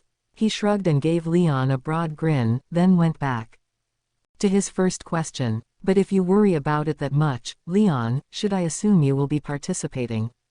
Leon could tell that dancing around each other like this would lead them nowhere. "Yes, I intend to. I hate working with others, but this time, I suppose I have no choice." "Oh, well, very good. Before then, I was hoping we could embrace each other in bed later this evening. I have no interest in men. Or in women, unless they strike my fancy. Besides, what benefit would embracing you, as you put it, have for me? You don't have to start with that. If you wish, I would happily take on a woman's body for you." Guy slithered in for a hug. Leon, seeing it a mile away, dodged it beautifully. One saw this little exchange between them on regular occasions. By the way, he said after it was clear Leon wasn't putting up with it, it's rather rare for Ramirez to provide feedback to us one way or the other, but do you know anything about this, Rimuru, person? This was another topic of the next Walpurgis, something everyone had an interest in since it had marked the first new demon lord after Leon. The way Clayman puts it, Leon replied, he's just a self-styled demon lord. Personally, if he has the strength to back it up, I have no problem with him. Ah, so you think Rimuru is qualified to be a demon lord? I was just wondering, since Ramirez, of all people, is involved. If someone's piqued her interest that much, it should be a lot of fun for me. Although this Walpurgis was convened by Clayman, Ramirez had made the additional proposal of having Rimuru himself attend. By Guy's estimate, Ramirez must have had something to say about Clayman's actions here. Ramirez, I have trouble dealing with that fairy. She makes fun of me every time we meet. I've thought about strangling her to death countless times. But if it was Ramirez making this request, Leon had to agree with it. He couldn't help but feel like he owed that much to her. Ah ha ha ha, better not. If you kill her, you'd be making me your enemy, you realize. I'm sure. I wasn't being serious. Besides, there's no way I'd win in a fight against you. That was no lie. Leon was no fan of Ramirez and her big mouth, but he didn't actually mean her harm. And to be honest, he had no hope of beating Guy. They were both equal in Demon Lord rank, but the difference in strength was like night and day. Leon was closer to misery and Rain than Guy on that score. There was just no comparison. I wouldn't be so sure. Maybe you'd kill me 1 in a million times. Don't be ridiculous. I'm not interested in a fight I'm not guaranteed to win. Quit being so modest. There aren't many people who could wound me. The mere fact that you have a chance of killing me makes you more than strong enough, Leon. PFF'd. The truth's the truth. You and Milam are on a different echelon from us. And speaking of that, Leon was reminded of something, the reported resurrection of Veldora, the storm dragon. And when he told that story, Leon managed to honestly shock Guy for the first time in his life. Just then, an icy, shrill voice echoed across the terrace, cutting them off. Oh my, I am very interested in that topic. The voice was a perfect match for the beautiful woman it belonged to. Her skin was like porcelain, her eyes a fascinating sort of cold, glowing blue diamond in color. Her pearl-white hair cascaded past her cheeks, where the light green shade of her lips drew the eye. She was allowed to move and speak without Guy's permission, shining more beautifully than any crown jewel. She was praised as the Ice Empress by some, but to the rest of the world, she was known as Velzard, the Ice Dragon, one of only 4 dragon types to exist, and the Demon Lord Guy Crimson's friend and partner. Just like Leon, she was on equal footing with Guy. Ah, Velzard, Leon said, dripping with sarcasm. I suppose there was a dragon type here, wasn't there? My, cold as always, aren't we? But I'm glad to have the chance to see you. Are you? Well, it's a great honor to have a glimpse at your face. There was little real emotion behind this exchange. You never did get along with each other, Guy observed with a groan. Not that he had any interest in mediating. Normally, this would kick off a series of back and forth put-downs, but today Velzard changed the subject. So the topic you were discussing. Sir Leon, my younger brother has awoken. Her blue eyes were shining as she asked for details on Leon's big news. You are sure of that, Leon? I stopped feeling his presence 2 years ago, so I assumed he had met his end, but if Veldora had resurrected himself, it would have been obvious. His massive, out-of-control aura would have changed the world's weather patterns. But none of that happened. Guy and Velzard could be excused for their shock. It's no mistake. A spy I sent to the Western nations reported as much to me. Oh, so why is that evil dragon acting so obedient? Has he weakened to the point that he can no longer replenish his magicule stores? And who would have undone the seal placed upon him? I don't think he could have broken out by himself. The hero had sealed Veldora away and Velzard had done nothing to save him from it. To her, this was a good way to teach Veldora a lesson for all that selfish rioting. She figured she would spring him out before he disappeared for good, once he was a bit more mature. But then he really did disappear, which perplexed her. It happened much quicker than she anticipated. As the spy put it, Clayman's scheming was the cause. He had impressed upon the Western nations, and the larger kingdom of Pharmus in particular, to defeat and destroy the great forest of Jura alliance this Rimuru character has established. The results cost Pharmus its entire military force and caused Rimuru to place his hat in the Demon Lord ring. You know much about this, Leon. Of course I do. I'm a former human, unlike you. I've also just recently learned that Veldora was apparently sleeping right in the middle of the most intense combat. Just before his soul disappeared for good, he was exposed to vast amounts of blood, and it awoke him. That is the truth. The Pharmus troops were subsequently massacred by his rage, he went on to explain, although Rimuru escaped injury. So that's it. The seal just undid itself. That much, I can't tell you. Velzard nodded at this. Leon could be right, but a single spy's report wasn't enough to make a policy decision from. The hero's unique skill unlimited imprisonment encased its target in a dimension of an imaginary number, shutting out any access or interaction with the real world. But now Veldora was exercising his presence here, once more. Perhaps the hero's seal wasn't so complete after all. This made sense to her, before Leon corrected her. That's possible, yes, but I have another theory. What if someone swallowed Veldora up, seal and all, and placed him in another subspace of their own making? Guy smiled giddily at this. Ooh, I like that.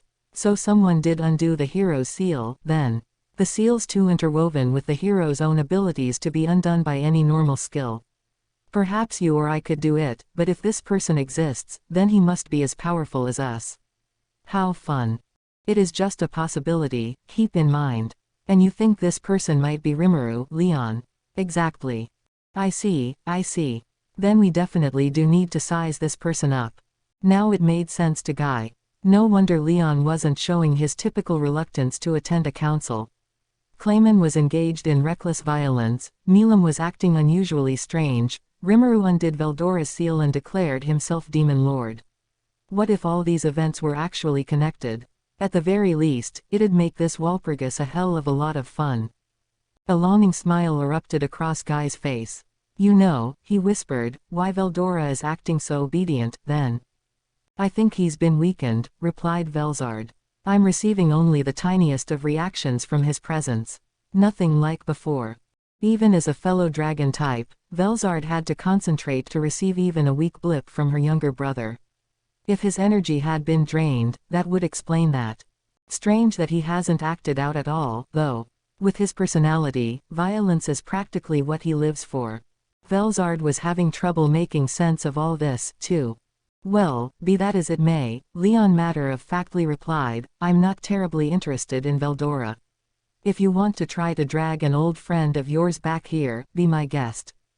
While Velzard was family, and Guy had torn his hair out figuring out what to do with Veldora in the past, Leon had no connection to Veldora. As long as this dragon didn't mess with his domain, he had no intention of being involved.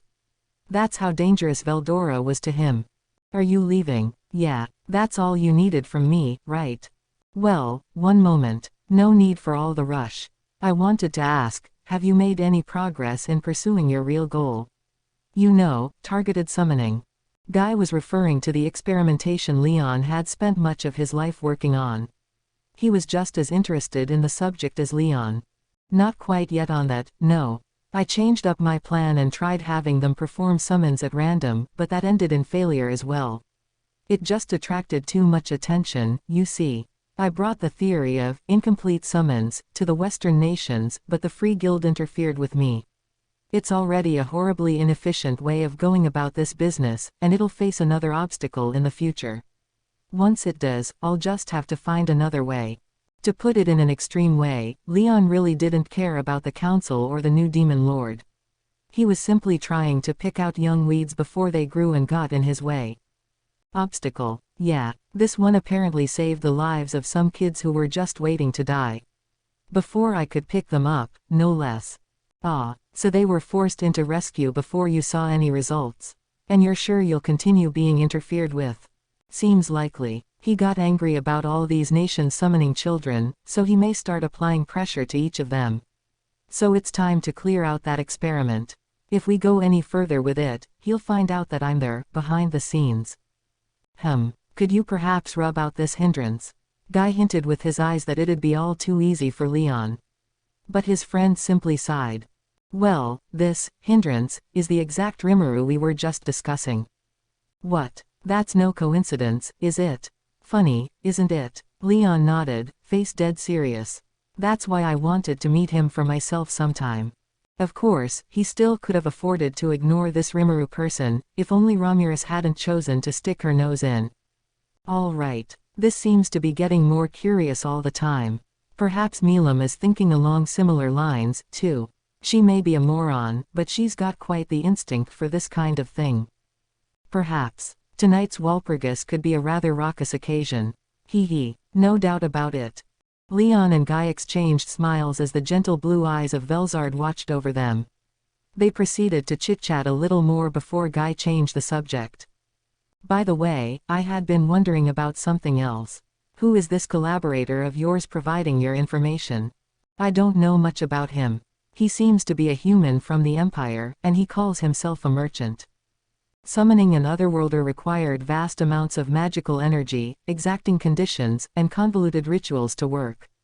The pickier you were about who you summoned, the longer you had to wait before you could attempt the summon again. To get around this, Leon did some business with this merchant, who then conducted the summons for him. And this merchant can be trusted. Trusted. Trust never needs to be involved. All I'm doing is using him. Ah, well, if that's fine with you, I have no complaints. But be careful, all. Right. I don't want you dying on me. Hey, you, worried about me. That's a rare sight from you, Guy. But don't worry, I have no plans to die until I'm finished with my goals. Again with those goals. It's that important to you. It sure is. I'd put them ahead of well near everything else in this world. I'm starting to feel jealous. Don't give me that nonsense. But I will accept your warning. See you tonight. With that, Leon left the terrace. Guy refrained from stopping him this time, as Leon left a single shining crystal and used spatial motion to set off. A pair of eyes watched him go. Talk about impatient. I know that's how Leon is. Guy grinned a little as he spoke softly. It feels to me that Leon is leaving himself uncharacteristically open to attack, Velzard observed in her icy voice. He's working with people without even knowing who they are. Should I investigate for him? Nah, Guy replied, unconcerned. Meddling in Leon's affairs would just offend him. I don't want my friends to hate me. To him, Leon was a trusted friend, someone whose personality he was keenly aware of by now. He knew about Leon's talent more than anyone else. If Leon wasn't looking into his cohort's backgrounds, it must have been because he saw no great need to.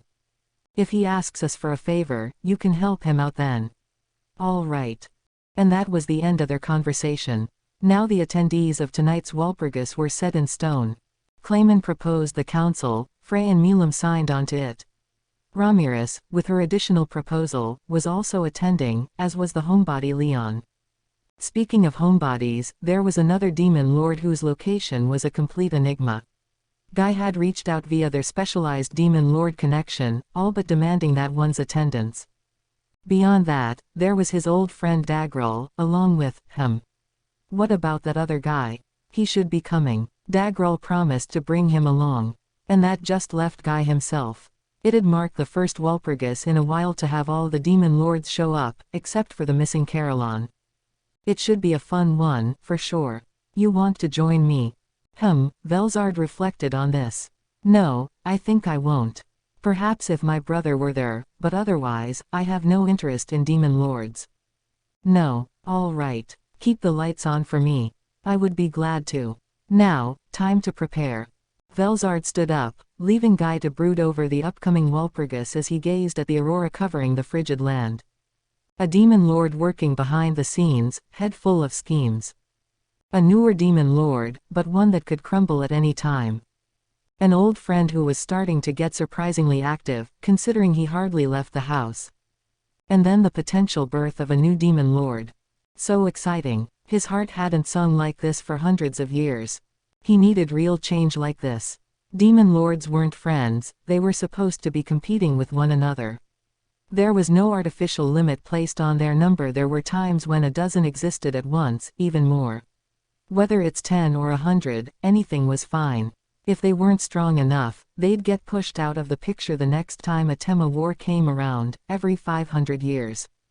It's just that each time that happened, this new crop would fight for a piece of the pie, and to combat this, the maximum number of demon lords was finally set at 10. The human world, once they became aware of this, started calling them the 10 Great Demon Lords. Guy was firmly against it, but it became a sort of tacit agreement among them. The humans didn't mind the demon lords picking one another off until they were a more manageable number. 10 was enough. But Guy figured it was time to put an end to that. The weak didn't deserve the title Demon Lord. Perhaps it was time for a new era of rule to unfold, one, he thought, where real demon lords held sway. Guy was one of the 7 primal demons, and the first demon lord to be summoned to this world as an archdemon.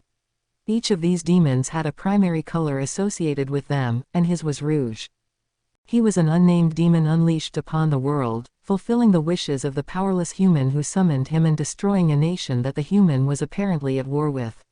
He followed that up by destroying his human's own nation as well. That earned him his name Guy, pronounced Gi. An unpleasant-sounding name, like the shrieks of the doomed and desperate as he crushed them. Upon being named, Guy realized he had awakened into his new class of true demon lord.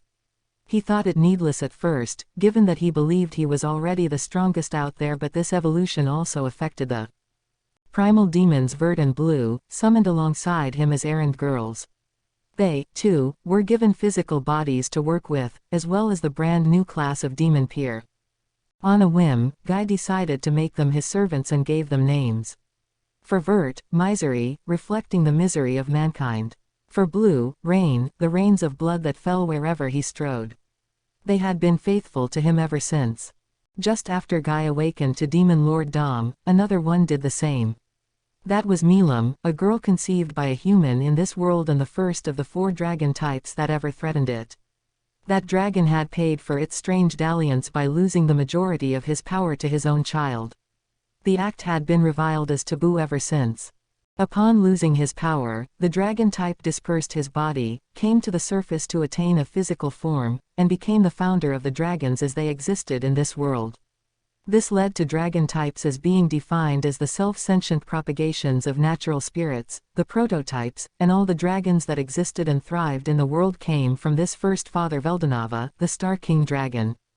One day, the Star King Dragon gave his daughter a pet, a young dragon that would serve as his next incarnation someday.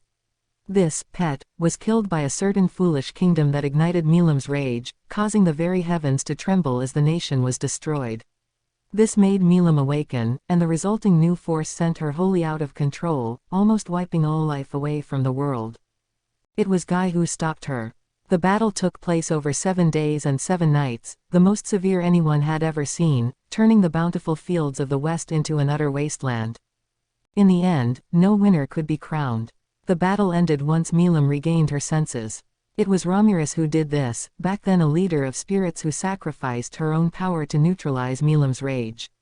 She paid a heavy price for this. Being exposed to the auras of demons and dragons sapped her force and made her fall to the world's surface, becoming a continually self-resurrecting fairy. But it did the trick. It prevented the end of the world and allowed Guy and Milam to come to an agreement. These were the first 3 demon lords, and each had their own goals. One wanted to find the farthest reaches of power. One wanted to live free from all barriers. One wanted to promote balance in the world. But that was fine. These differing goals were exactly why they could see one another as equals. The demon lord ranks were soon swelled by a giant protecting the gates to heaven, as well as a vampire from ancient times. A figure fallen from heaven became number 6. This was the second generation, not as strong as the oldest but more than strong enough to rule over the world. The giant's body was too imbued with the holy element to allow the seeds of Demon Lord Dom to take root, but he was still so blindingly strong that he got in any way an unusual path to take. The old vampire was shrewd, sly, and more conniving than any of the others, although someone else was currently occupying her seat at the council for her. The 6th one was interesting. Definitely strong, but completely uninterested in the world. Laziness was the watchword here. No doubt had the ability to rule the land, but probably still living just as fallen as ever somewhere. 4 out of the 6 demon lords at this point had awakened to the job, apart from the giant and the fairy.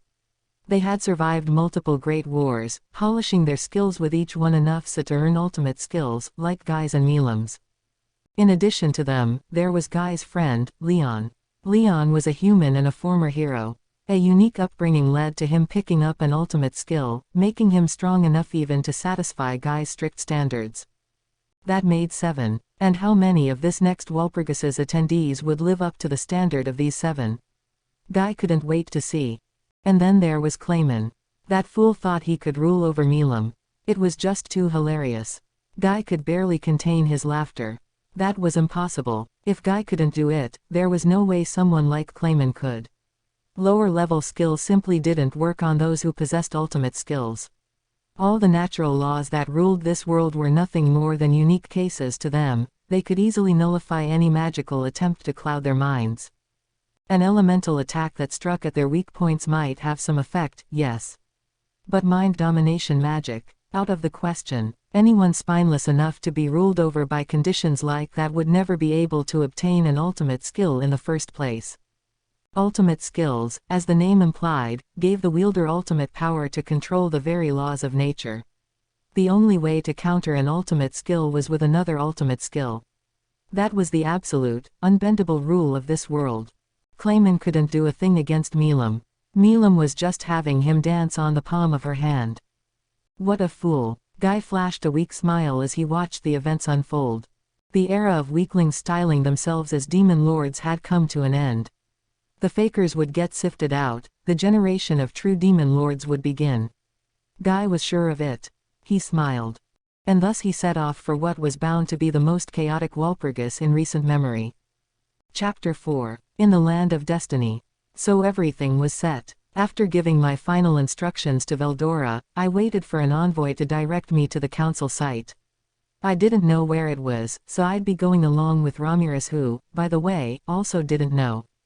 I asked why, and she had replied, because someone always comes to take me there. Which made sense, I suppose, in its own way. The way she always got lost, wherever she went, I guess it's just a given that she had a guide. If someone doesn't really feel like memorizing a route, they never will, no matter how many times they repeat it.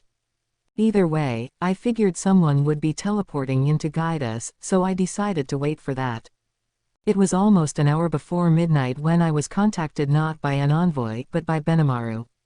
What's up? Some kind of problem? I was expecting the worst, but Benimaru instead had a request for me. Battle had just begun with the enemy, and we already had a full gauge of their capacity. The gifts Benimaru earned from my awakening had upgraded his class to Oni. This was a type of spiritual life form, along the lines of the Dryads. Benimaru, in other words, had reached the same lofty heights as Trainee. Shuna, Soy, and Hakuro were all Onis as well, which put them about as high up on that ladder as you can go. This was wonderful, but the issue was the skill Benimaru obtained. The unique skill-born leader was geared toward granting enhanced control over his powers, as befitting the naturally aggressive Benimaru. No matter how much of it he unleashed, he could keep himself from rampaging out of control. Its secret lay in compute prediction, which could fully read the flow of power in his body and prevent bursts of waste. It was also useful in battles between large armies, not just in duels. He could sense the flow of power among his forces, reading his chances for victory like a prophet. If things were looking bad for his side, he could instantly send orders to his forces and change his strategy. It was almost like cheating. In a battlefield, the correct conveyance of information meant everything, and this allowed him to command his full army without a single miscommunication. Right now, the combined forces of 30,000 were under Benimaru's command, and he could move them as smoothly and easily as his own limbs. These 30,000 elites were no also-ran army, that's for sure.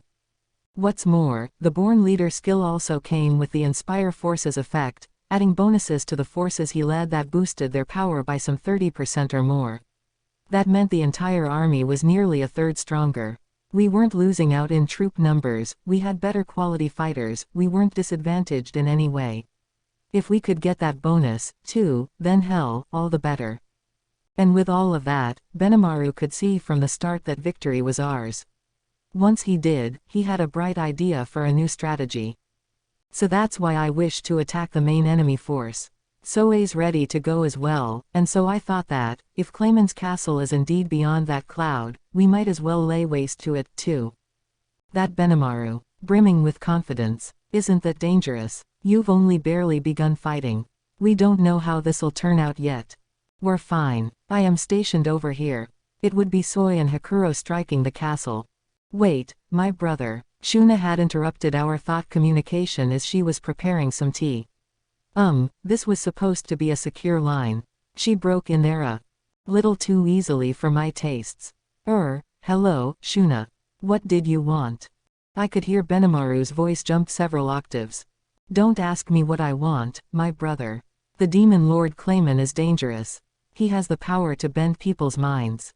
If Soe or Hakuro fell victim to that, no, they'd be perfectly fine against.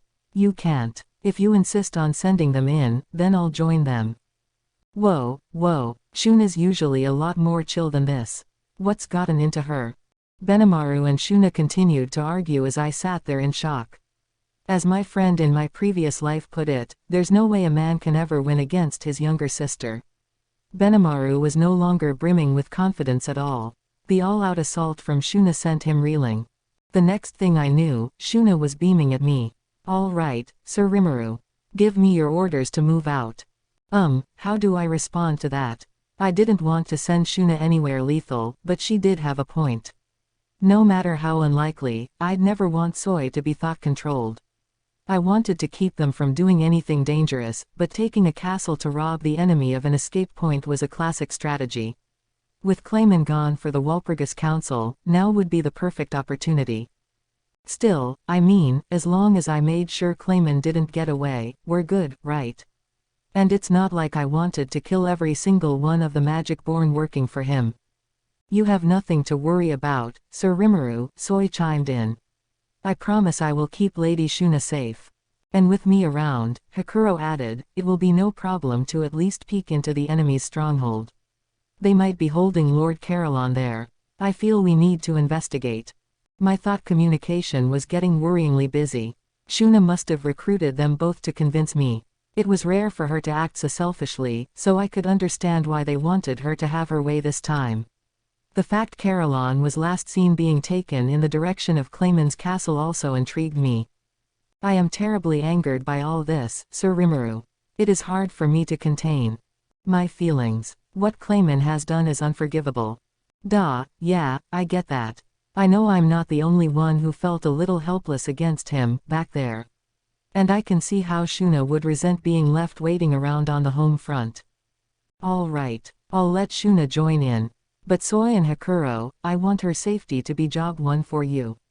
And if their HQ has more defenders than you predicted, put safety first and just bring back intelligence for me. Even if you discover Carillon, don't reach out to him unless you're sure it's safe. Got it. Thank you for accepting her request. I will be fine, Shuna replied. I can simply teleport out if something happens. Indeed. Hakuro laughed. If anyone might be taking their sweet time in there, I imagine it would be me.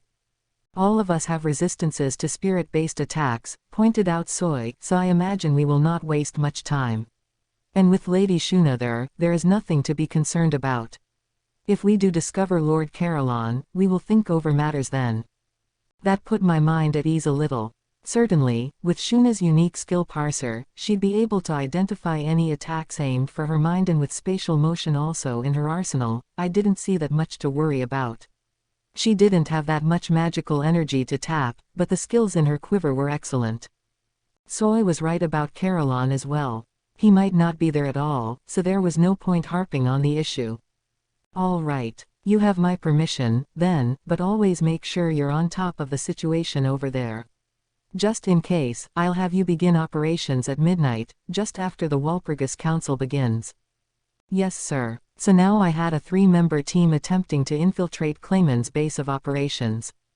It was just before midnight now, so I decided to take a moment to ask Veldora about the demon lords.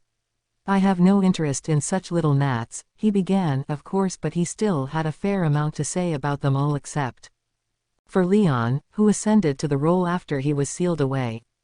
Given his penchant for violent rages across the countryside, Veldora had fought against a demon lord or two in his time. Around 2,000 years ago, he attacked and destroyed a city of vampires, which naturally earned him the anger of legions of those creatures, a chase he apparently loved. One of them, a female vampire, was particularly beautiful and beautifully dressed and boasted strength beyond all her peers. When the dust finally settled, her cadre of vampires disappeared from the scene, and Veldora didn't know what had happened to them. What was her name? I believe it was Luris. Or Miluz. Regardless, I never treated her that seriously, but she was a rather challenging plaything for me, so I would be wary around her. She can't take a joke, do you see? I think that was more Veldora's fault than hers. Anyone would be a little pissed off after their homeland was burned to embers. Of course, that was millennia ago, maybe she's mellowed. Ooh, interjected Ramirez from adjacent to me, did you know that guy Valentine's a demon lord now, too? This Valentine had apparently taken over the original one's role about 1,500 years ago. I can only hope time's healed wounds between these vampires and Veldora. Dagrel, the demon lord giant, was another keen rival of the dragons. They had tussled several times, with no clear victor ever being crowned, and if Veldora bothered to remember his name, he must have been a pretty mean match. This guy had the power or the guts, at least to take on a dragon type. Probably a standout among the demon lords. Better watch for him. Our conversation moved on to the topic of demons. Veldora had apparently dispatched several groups of demons in his time, a practice he found fun, since even if you incinerated them, they always resurrected to an even stronger form over time. A bunch of great playmates for him, really. Not even he had fought the lord of these demons, however. This king held his domain in a castle on the frozen tundra of the northern continent, a place so frigid that he never bothered to make the trip. It is far too cold up there. What's the need for me to pay a visit? Qua ha ha ha ha. That sounded pretty evasive to me, but he refused to give up any more details. No need to think about that now, though. It would be going pretty far out of his way to storm the place. Yes, well, guy isn't any pushover, Ramirez observed. Me, him, and Milam are the oldest demon lords you'll ever find. That doesn't mean much coming from Ramirez. Suddenly guy sounds like nothing special at all. But ah well, I'll back burner this guy. So how many demon lords does that leave remaining? I had already met Milam, Ramirez, and Caroline. We had just discussed Valentine, Dagrel, and Guy. There was Frey, the one who Phobio said had dealt the decisive blow to Caroline. There was Leon to think about, along with my current target, Clayman. So one more. I couldn't say. The allegedly sage Veldora was useless. Oh, you must mean Dino. Ramirez cried. He's even more of a goof-off demon lord than I am. I suppose he and Ramirez were two peas in a pod, then. We are not. I'll just ignore that. So that's 10, some of whom had a bone to pick with Veldora. I'd need to keep that in mind as we discussed matters. Many seemed far more capable of defending themselves than I thought. Using this wimp Ramirez as a baseline could land me in deep trouble. Maybe it was better to assume Milam was par for the course with them. Even after my evolution, I was leery about my chances of beating her in battle. We had sparred a few times, but she wasn't being at all serious about it. I needed more data. In sparring mode, I could totally take her on now, but I couldn't be cocky until I knew what she was more fully capable of. I still couldn't believe that Milam de facto approved of rubbing me out. There's got to be something behind that. She's not the type to backstab her friends or be mind-controlled like that, and there was never gonna be any negotiating with her. There had to be some reason, a reason of her devising, too. Well, no point dwelling on it. I'll figure it out when I see her. As we talked, I felt a wrinkle in space erupt out of nowhere. Here comes our ride, I thought, as this huge, bombastic, ominous-looking gate appeared. Pretty fancy. Me, I usually just kind of ripped a hole in time and space, so maybe I could learn from this. Once I had a concrete image in mind, it'd be easier for me to whip up a gate like this next time and teleport through it. Regardless, the door opened, revealing a green-haired woman in a dark red maid's outfit. She bowed her head toward Ramirez. I have come to take you, Lady Ramirez. And is this your guest? I'll be happy to guide you together. Then she stood by the gate and lowered her eyes, eliminating her presence as much as possible. A well-trained pro at the servant biz, it felt like. But something concerned me. She was exuding just as much overpowering force as Diablo at his best. She was a demon, a high-level one. Regular demons could only climb so high up the ladder. No matter how long-lived they were, an archdemon was about the most they could hope for. Anything beyond that required a certain trigger, which, in the case of Diablo, was me naming him. This let him break out of the base demon framework entirely, evolving him from an archdemon to a so-called demon peer. Ha ha ha ha ha. I have no interest in strength, he had said at the time, but now I see there is always something higher to strive for. Perhaps I should try to make more of an effort at this. He had no interest in strength, but he had a hell of a lot of interest in fighting. As he put it, he had been too content with himself before, since becoming too strong would squeeze all the fun out of battle. Was he kidding with me? Because if he wasn't, that's just scary. And now I had this other demon peer here, this maid. Or more like a maiden messenger from the underworld, I suppose. With the kind of anime and manga I consumed way back when, a maid was more a type of battle unit than anything, and with her being a demon peer and all, she was clearly one deadly woman. Oh, hey, haven't seen you in an age, misery. How's Guy doing? Ramirez clearly wasn't afraid of her. In some ways, it made her even scarier. It is not upon me to worry about the condition of my master, ah. Haven't changed a bit, have you? Well, that's fine. She fluttered her way into the gate, the rest of us following behind. We had to hurry, or else we'd get shut out. If I wasted any more time here stealing my resolve and wound up missing my ride there, I don't know how I'd ever explain that to Benimaru and the rest. So this maid misery works for the demon lord Guy. The lord of the demons, and one of the oldest demon lords to boot. If he recruited demon peers as doormen, that said a lot about his power. Probably shouldn't try riling him, then, unless the times called for it. But having someone as strong as Misery do this kind of low-end work. Talk about arrogance. Here I thought the demon lords were all I had to worry about.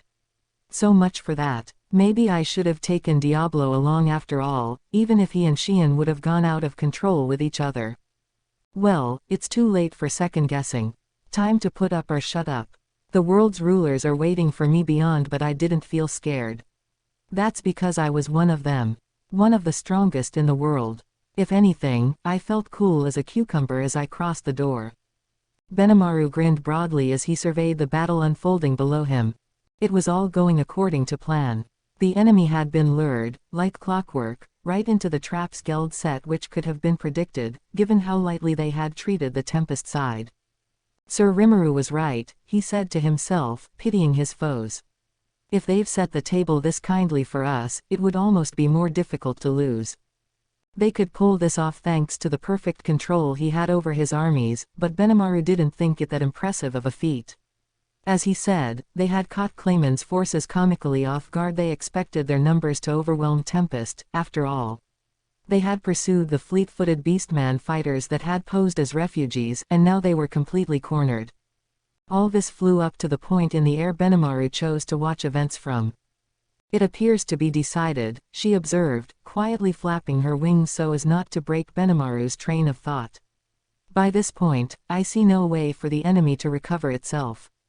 Ah, Lady Alvis. He turned his crimson eyes to her. Enough of that blather. We haven't won anything yet. Please, Sir Benimaru, Alvis is fine. You are not subordinate to me, he coldly refused. No, perhaps I am not, but we beastmen have given up our command to you for the moment. Benimaru nodded his understanding. Very well. For this battle, at least, I will appoint you as my aide. I appreciate it, Sir Benimaru. Now in name, at least Benimaru had command of this combined force. With the supervisor of all Eurazania's armies officially declaring herself below him, Benimaru was now officially supreme leader of the entire show. There was no defying the supreme leader. In the world of monsters, the strongest called the shots. But despite appointing you my aide, I'm not sure there is much left to do, is there? I am keeping a steady watch on matters, but victory is imminent. I agree with you. However, I do sense the presence of several strong members on their side. True, the unwavering Benimaru replied. Once the outcome is set in stone, I will send Geld's troops their way. Hold on, Sufia interjected. I want to join in on that. Yeah, Phobio added. I don't want you hoarding all the action, Commander. This is the land of beastmen, our land. If we leave it all to you, Lord Carolan'll chew us out for it. He's right. If you've left us to ensure everyone is safe, you could at least let us handle this battle. Sir Benimaru, said Alvis, I leave command of the armies to you. Please allow us to target and defeat the ringleader of the enemy force. All three bowed their heads to him. Benimaru greeted this with a clicking of the tongue. So that's why you made me commander. Oh, how do you mean? Alvis replied, playing dumb. Very well, I was planning to have you join the fight anyway. However, if you feel you are about to lose, retreat at once. With some of their fighters, arrogance could be your downfall. He had a point. Several members of Clayman's force remained question marks. Depending on who was paired with whom, things could become dicey in the battle ahead. But, Benimaru thought as he boldly smiled to himself, I'm always here. As long as I can detect when we're in danger, we will not lose. Each of the lycanthropiers already had their targeted prey in mind, sharpening their claws and letting their proud animal instincts run wild in pursuit of these loathsome interlopers. The trap would go off in another few minutes. I wanted to ask you something else, Alvis said as she waited. What will we do with those caught in our trap? Kill them all, is what I would like to say, Benimaru thought for a moment. But I would like to leave judgment on that to you beastmen. Meaning, take anyone willing to cooperate with us prisoner. Sir Rimuru is a generous leader, despite appearances. He is not a great proponent of genocide, although he'll gladly carry it out if they take any of our lives. I see. In that case, let us decide how to deal with the prisoners later. Certainly. That is fine. I imagine Sir Rimuru probably pictures them as a potential source of labor. Oh, you are going to rebuild your capital, aren't you? Benimaru casually asked. The more able workers, the better. You'll do that much for us? Alvis, along with her two cohorts, was shocked. Rimuru not only took victory almost as a given, he already had the script written for what came next. Where does that confidence come from? We're fighting the closest companions to the cunning, deceitful Clayman, and yet. The biggest surprise of all, though, was fighting this on the assumption that they'd take prisoners. In this world, it was far easier for most people to kill in battle rather than capture. You would never find a commander who'd care whether a force was partially surrendering before doing them all in with ranged magic. The idea of using prisoners as a labor force had never occurred to anyone before. This shook the three lycanthropiers to the core. It meant that the magic-born working under Rimuru never even considered the possibility of defeat. They went into this fight backed by an absolute confidence in their victory. Well, Benimaru added with a laugh, assuming our strategy goes to plan. It only terrified the beastmen more. And then the battle began. Everything to plan, Soka. Understood, Sir Benimaru. With that short exchange, the Clayman force experienced its first casualties. They were about 100 magic-born, led by a named one of some renown, but they all died at once, their magical cores plucked out by Soka when she appeared out of nowhere. The 4 team members working under him were already busy taking down the other squad captains of Clayman's army, only striking those targets they were absolutely sure they could defeat. That was Benimaru's order, and they followed it to the letter. The result: the enemy's chain of command was pulverized. Orders from above were no longer making it to the foot soldiers. This is a trap. The beastmen have surrounded us. That's crazy. How could they? Retreat. We have to regroup our forces. By the time they noticed, it was too late. Unlike a human army, monsters tended to over-rely on their own strength and bravery. A leader to guide their instincts was indispensable. Without them, Clayman's army was doomed to fall to pieces. Geld, you may begin. Yes, sir. His orders given, Geld called out the signal. Start it now. Rah. The next moment, the ground caved in, swallowing up the enemy forces. Tempestions gifted in controlling the earth had unleashed their magic. This natural-looking stretch of land was actually pockmarked with pit traps, an illusion created by their skills. Only monsters with the power of flight could escape, and even those were quickly picked off by avian beastmen and Gabble's team Harayu. The ones who were caught found themselves in a cavernous underground hollow, the soil liquefied beneath. They were unhurt but buried up to their waists, unable to move. These were monsters, of course. Some used magic or skills to wriggle out of this mousetrap, falling over their weaker companions to reach solid ground again. But the plan accounted for this, too.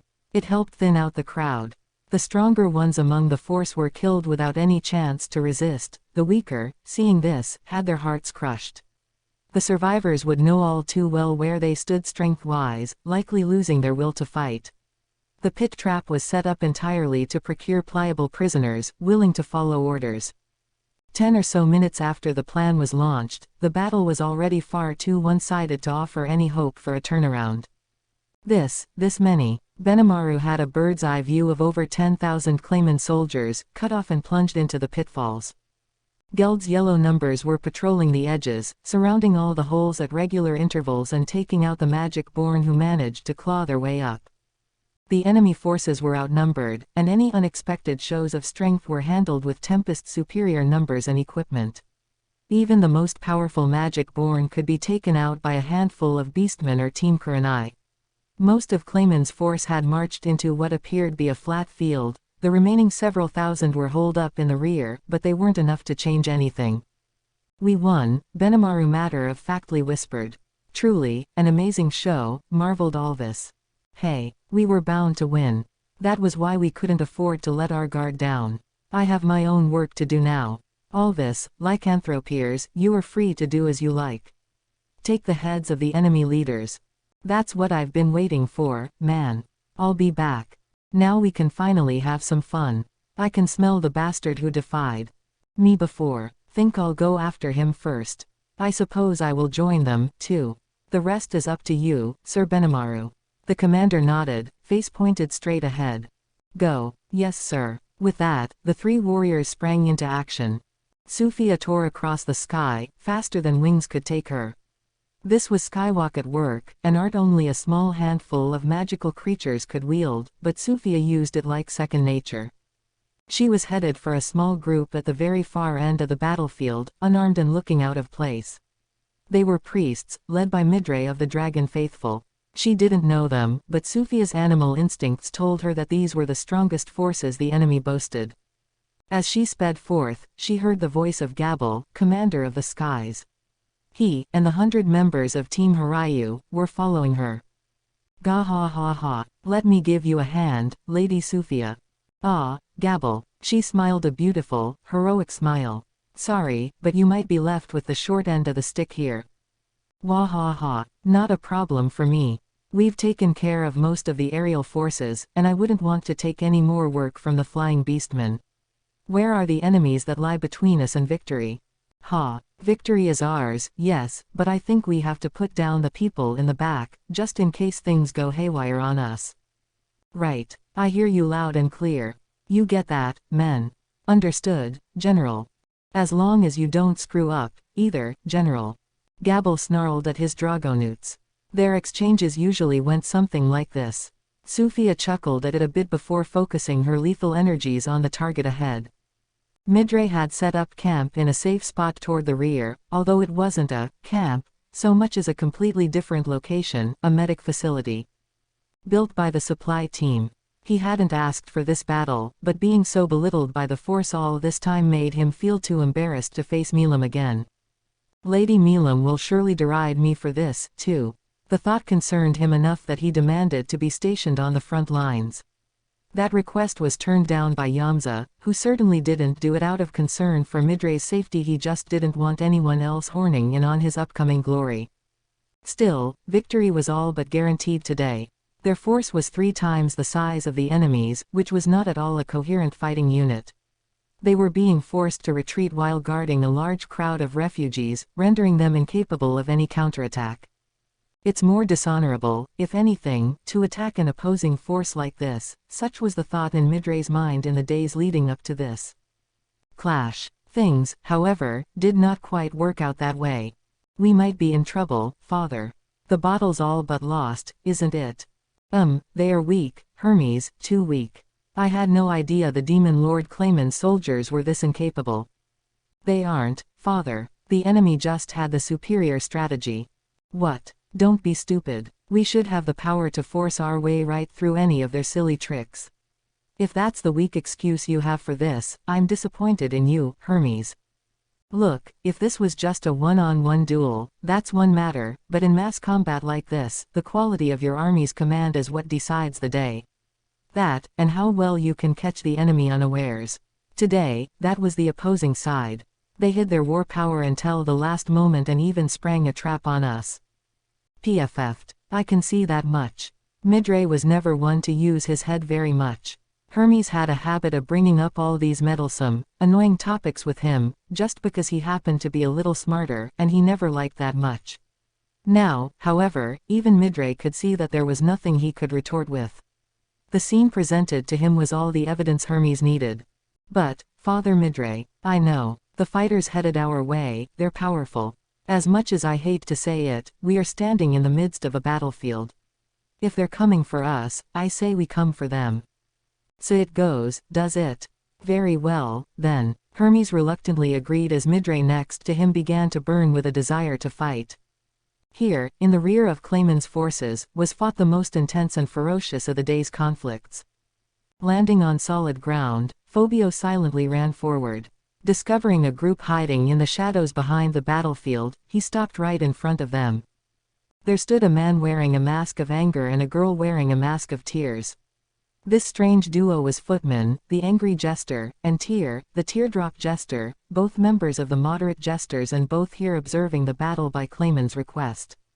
Hey, Phobio quietly said, holding back his rage. I owe you one from last time. Footman's eyes twinkled ominously beneath his mask. Oh ho. Well, if it isn't Sir Phobio. Sir Phobio, Tear said in a chiding, sing-song voice as she traipsed around him. The beast man who could never quite become a demon lord. Sir Phobio, the one who lost to Milam. Thank you so much for helping us out then. Hey, glad you still remember me. It'd be a shame if I killed you when you had no idea why you deserved it. Ooh, what are you angry about? How odd. What could this fool be so livid for? Those raging emotions are so delectable, but there's no reason for us to die here. Oh, not at all, not at all. Shut up. Maybe I was a fool for letting you trick me, but a fool like me doesn't need a reason to ask for a little payback from you guys. Phobio broke out his sharp claws. Tear and Footman were unmoved. You want to go with us? You shouldn't push yourself like that. You're too weak for that. Ho ho ho ho, none of that, Tear. Sir Phobio here is trying to make us laugh with this little joke of his. Neither could successfully rile up Phobio. More than anything, he regretted letting his short temper steer him straight to failure in the past. So, once the greetings were over, he quickly stepped forward and instantly closed the gap between them. TCH. Realizing their mind games had no effect against him, Footman and Tear changed their approach. Things began to move quickly. The air twisted around them, opening a portal through which a man with the head of a wild boar appeared. Long time no see, Footman. Remember me? Ho, the Orc General. My, look at how impressive you've become. Footman attempted to sound playful with the sarcastic taunt, but the expression on his face indicated he was in trouble.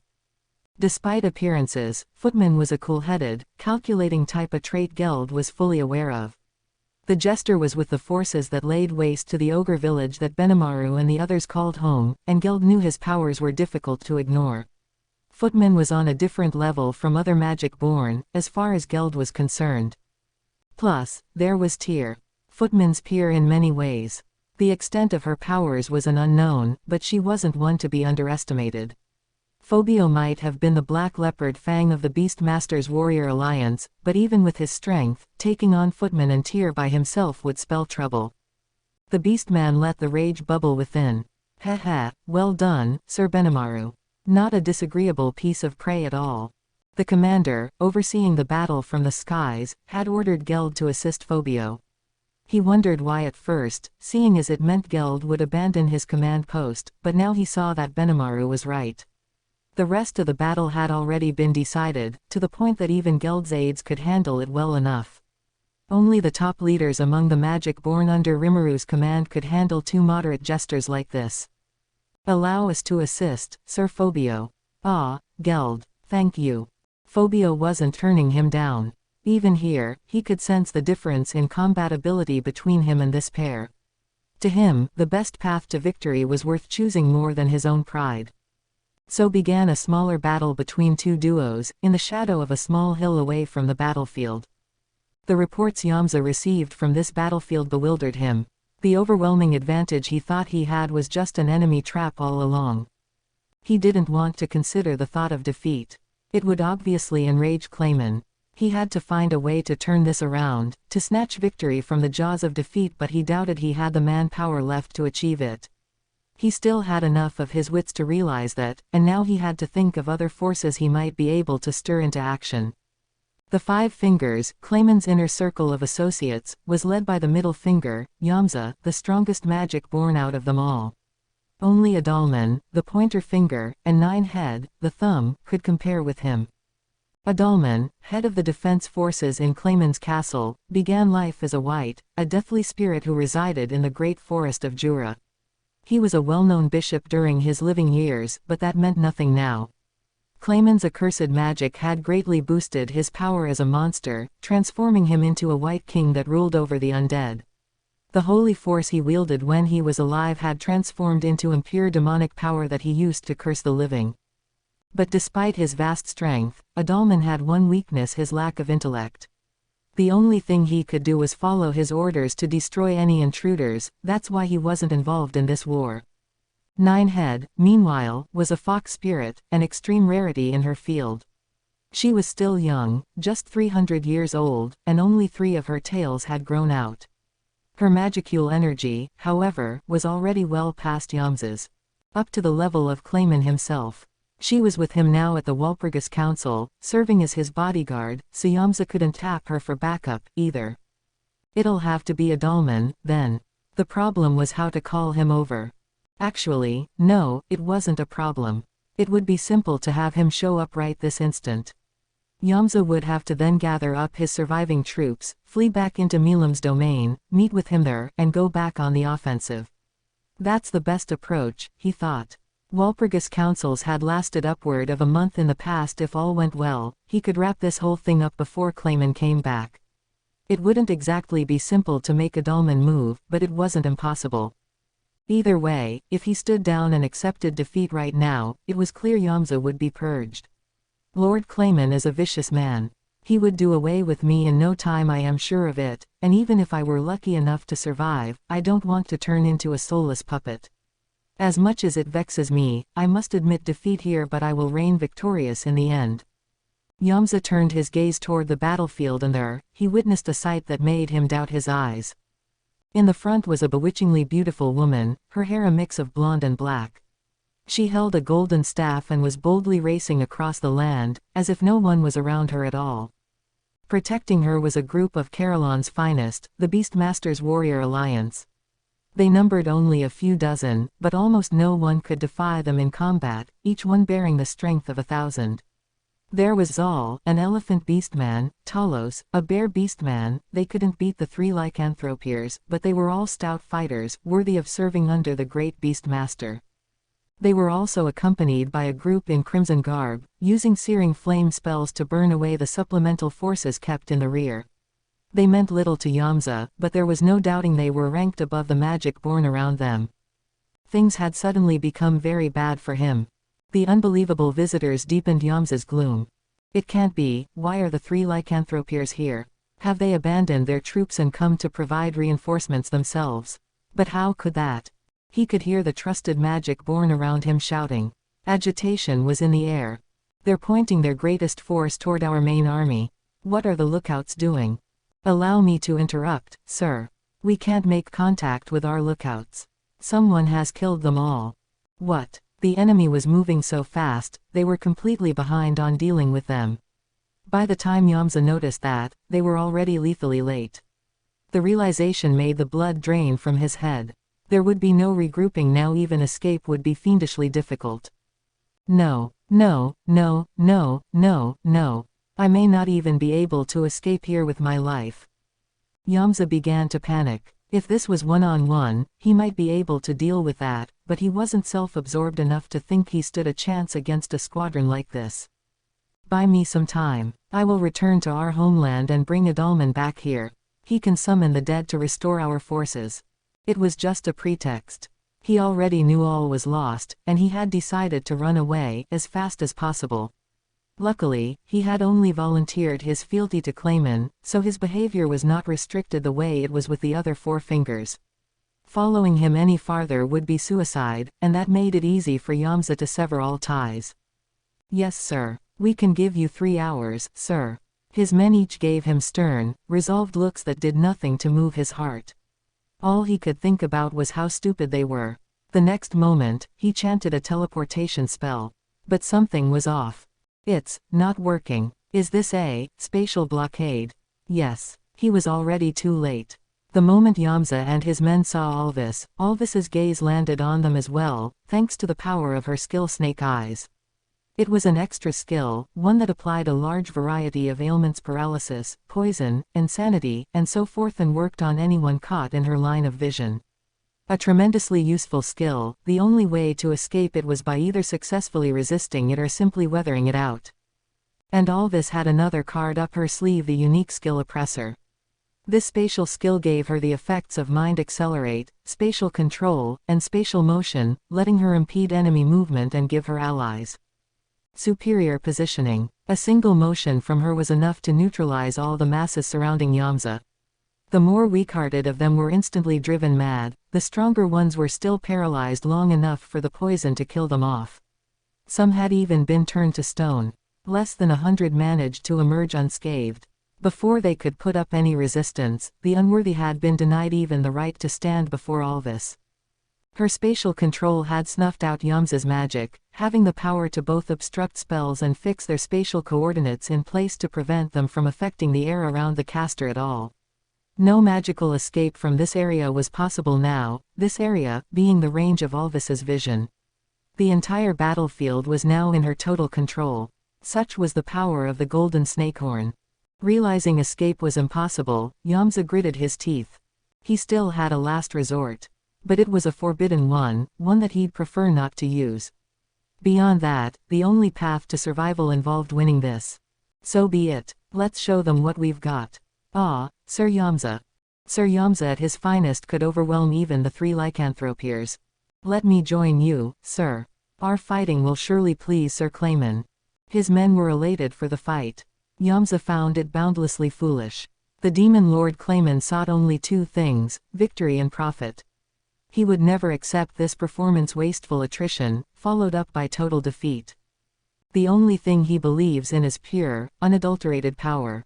No matter how faithful Yamza was to him, Clayman never saw him as one of his own. He was just a useful pawn, a talented minion, that was as far as the Lord's affection went. The ice blade had been a gift, yes, but it was simply provided in an effort to strengthen him. It was all for Clayman's sake. Still, Yamza provided him with respect and reverence, and the gifts he received in return helped. They both had a common interest. But Yamza had no intention of offering his life to Clayman. About time to head out. I have to survive this and bounce back. This failure would force him to go into hiding for a while.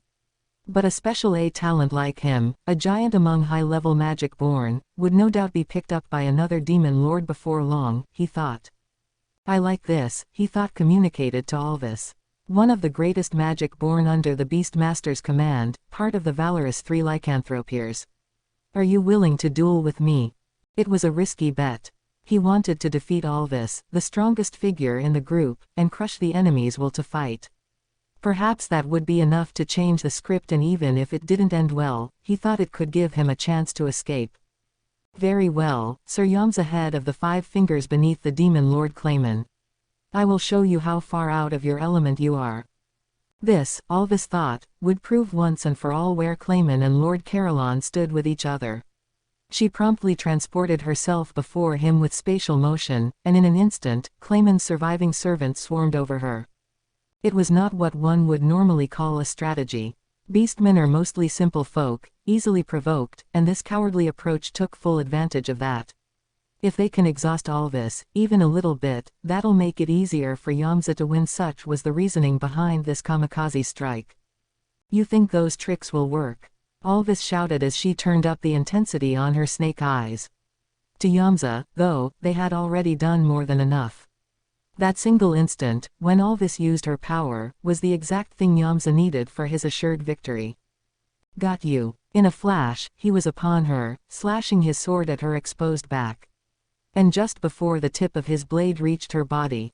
Nah, backstabbing someone like that's not manly at all. Someone had leapt straight out from Alvis's shadow, babbling to himself as he deflected Yamza's sword. Day, who are you? I'm Gopta. We were hiding out just in case this happened. As he explained that, more and more figures popped out from the shadow.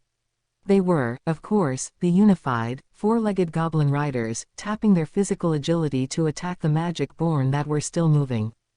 And you didn't tell me, Alvis said. I was wondering why something didn't feel quite right. She had actually noticed them all along. That was why she was unafraid to go plunging in like this. Heh. Benimaru ordered us to, Gopta casually replied as he fired off a case cannon bolt at Yamza. He could tell the moment he crossed blades with him that this wasn't a battle for him to win. So while the commander was distracted by his short sword, he thought now would be his best chance. Gopta's definition of fair and square differed a bit from the norm. It was something he asked of his foes but never followed himself. Still, Yamza managed to deflect the blast with his sword. Out of my way, weakling. He pointed the tip of his blade at Gopta and cast a spell, sending an icicle lance hurtling his way. Gopta simply used his dagger to fire an icicle lance of his own, not to fire back, but because he had planned for this follow-up strike from the start. It wound up saving Gopta's life, as the two magic bolts met in the air and dissipated. That had as much force as this magic sword. And without casting. Cheeky little weakling, are we? Now Yamza recognized Gopta as his foe, but Gopta had already pretty well exhausted his arsenal. Oh, I couldn't follow that counter of his at all. That ice just happened to save me, but if he stabs me with that thing, I'm a goner. Probably outta start runnin', huh? Fortunately, the goblin riders had already made their contribution to this fight. No one would complain if they retreated now. Gopta made up his mind. All right, let's pull. But just as he began to make the order, Yamza's sword sailed right past his nose. Paya. In another stroke of luck, he had taken a timid step back just in the nick of time. It made Yamza almost lose his nerve. This little sneak made it past my attack 3 times. 3 in a row couldn't be any coincidence, as he saw at that supersonic swipe he just made proved that the hobgoblin before him was no also ran. Oh, how the lycanthropiers have fallen. Sneaking their minions into a one-on-one duel. The boast, made with wide-open, bloodshot eyes, was part of Yamza's strategy. By his estimation, dealing with both the lycanthroper and this mystery intruder at once was dangerous.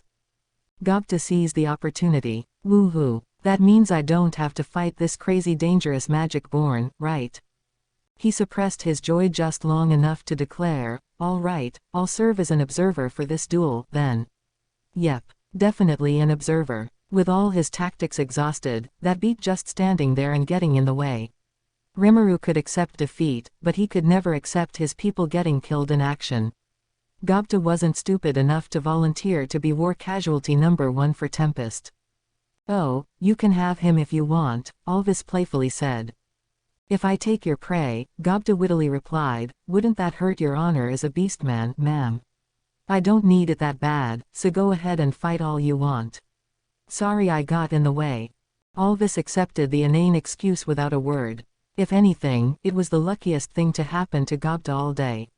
He had dodged a bullet with this total unknown before him. Alvis had no intention of letting anyone else score this kill anyway, and he had wriggled out of a battle against a foe that completely outclassed him. Phew, that's the end of my work.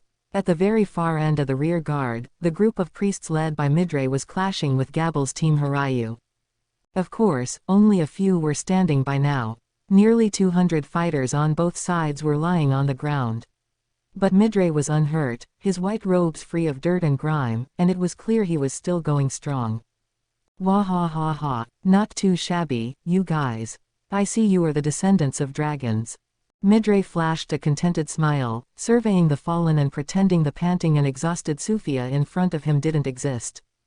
Don't you ignore me. Sufia, half transformed into her beast form, had used her vastly strengthened physical skills to attack Midray.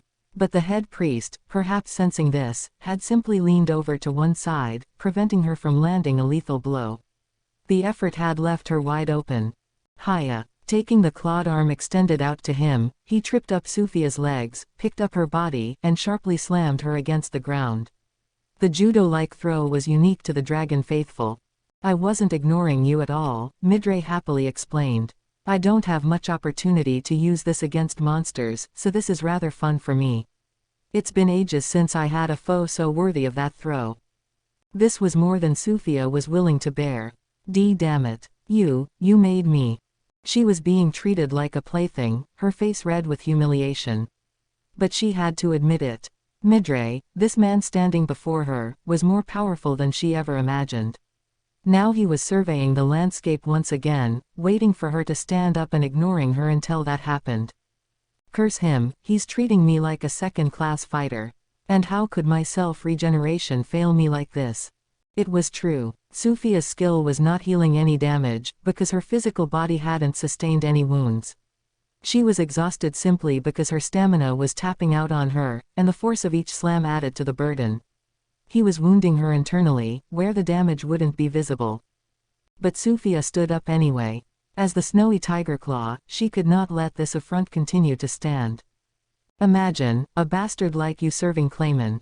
I thought Yamza was the best around here, but I suppose my instincts were correct all along. Yamza. Ah yes, sir. Yamza. He is rather capable, I'll admit, but not enough to serve as a playmate for me. I may not look it, but I've sparred with Lady Milam on regular occasions, you see. Milam, the demon lord Milam. So you're the dragon faithful. No wonder, Sufia thought. They seemed so different in disposition from the rest of Clayman's troops. They seemed to enjoy fighting for the sake of fighting, not at all concerned with actually killing their enemies. And compared to the other magic-born, they were all overwhelmingly strong and enjoying every minute of it. Ooh, say, that Dragonute just felled Hermes. Wah ha ha ha ha, that was quite a performance.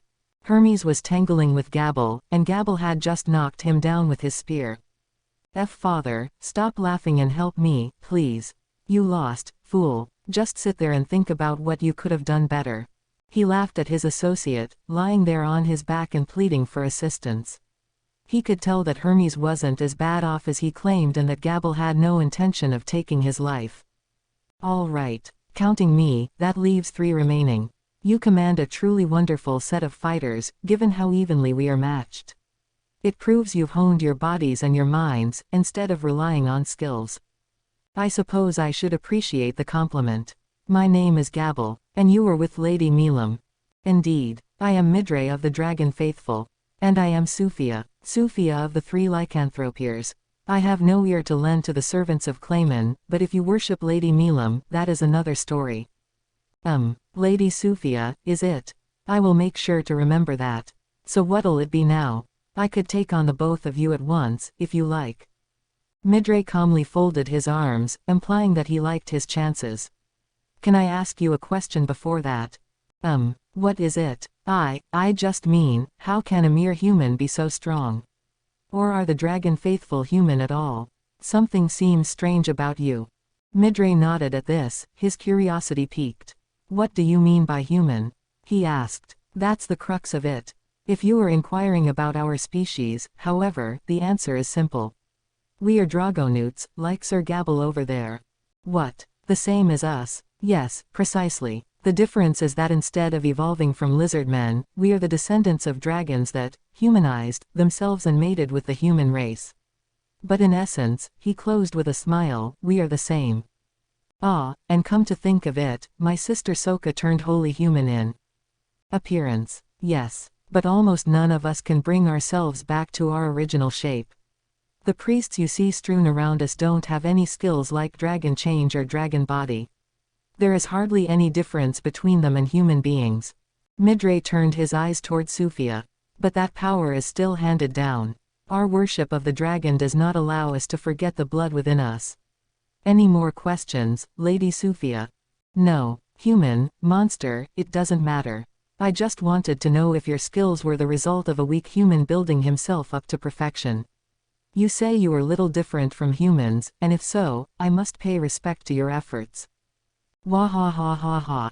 You think the same way I do. One may be born with strength, or one may acquire it. Magic born are so weak because they rely too much on the strength they've always had. That's why they compare their strengths based on magicule capacity and so on.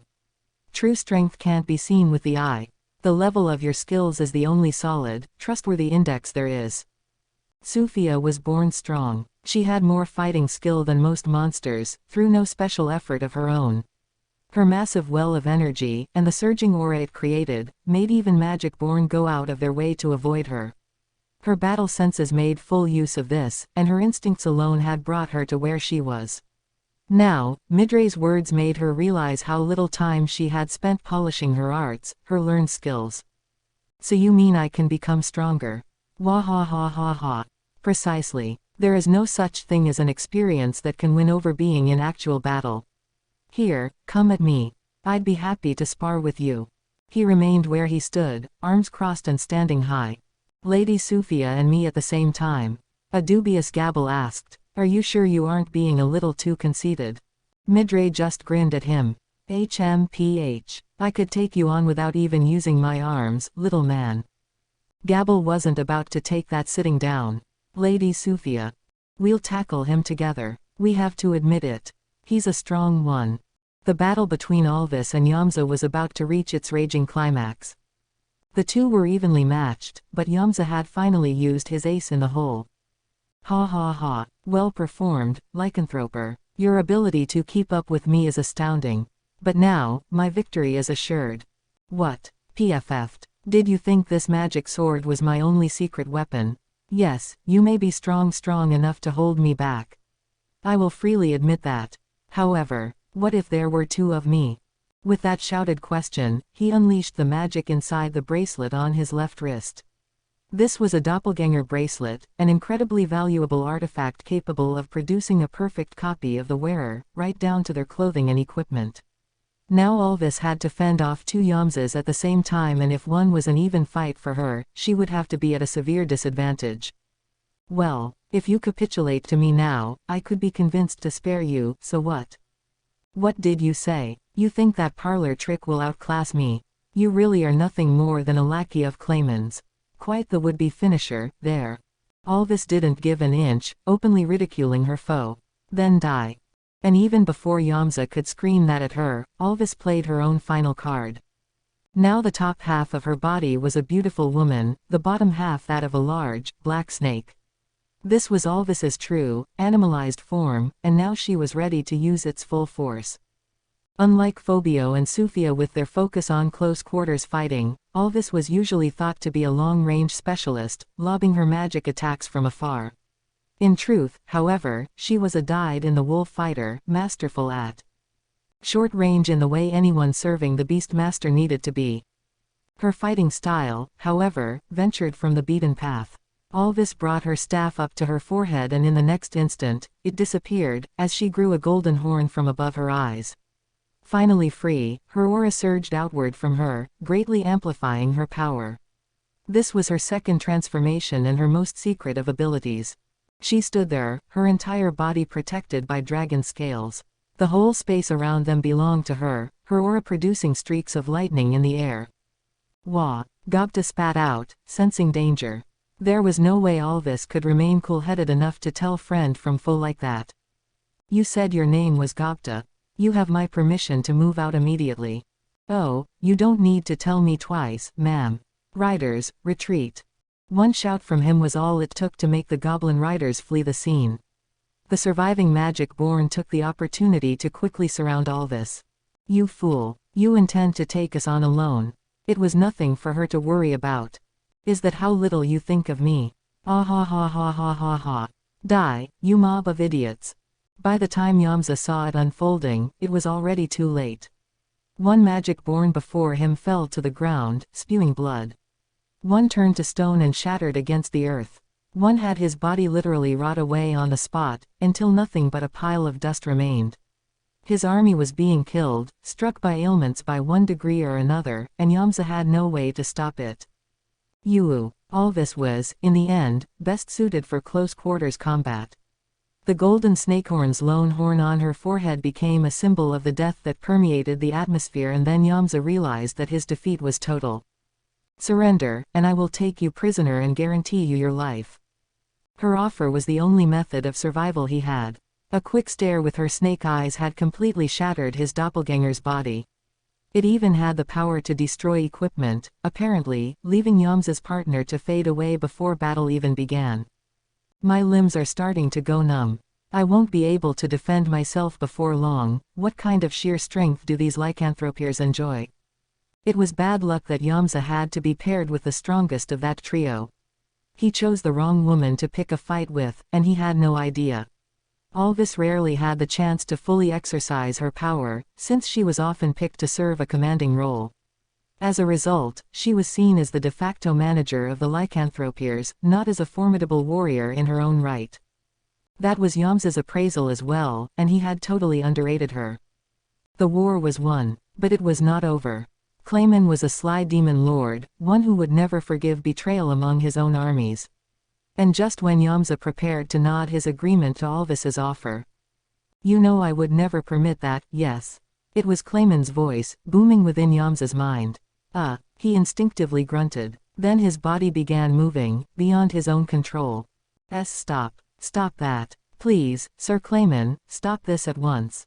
A hand took a bluish-purple orb out from his pocket, then brought it to his mouth.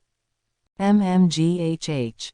He locked his jaw as tightly as he could, trying to scramble away from it. It was a pointless act of resistance, and it didn't last long. Struck by Clayman's marionette takeover, Yamza's body was no longer his own to control.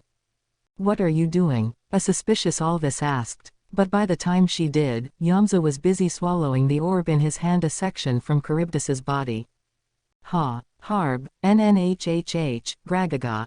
What on?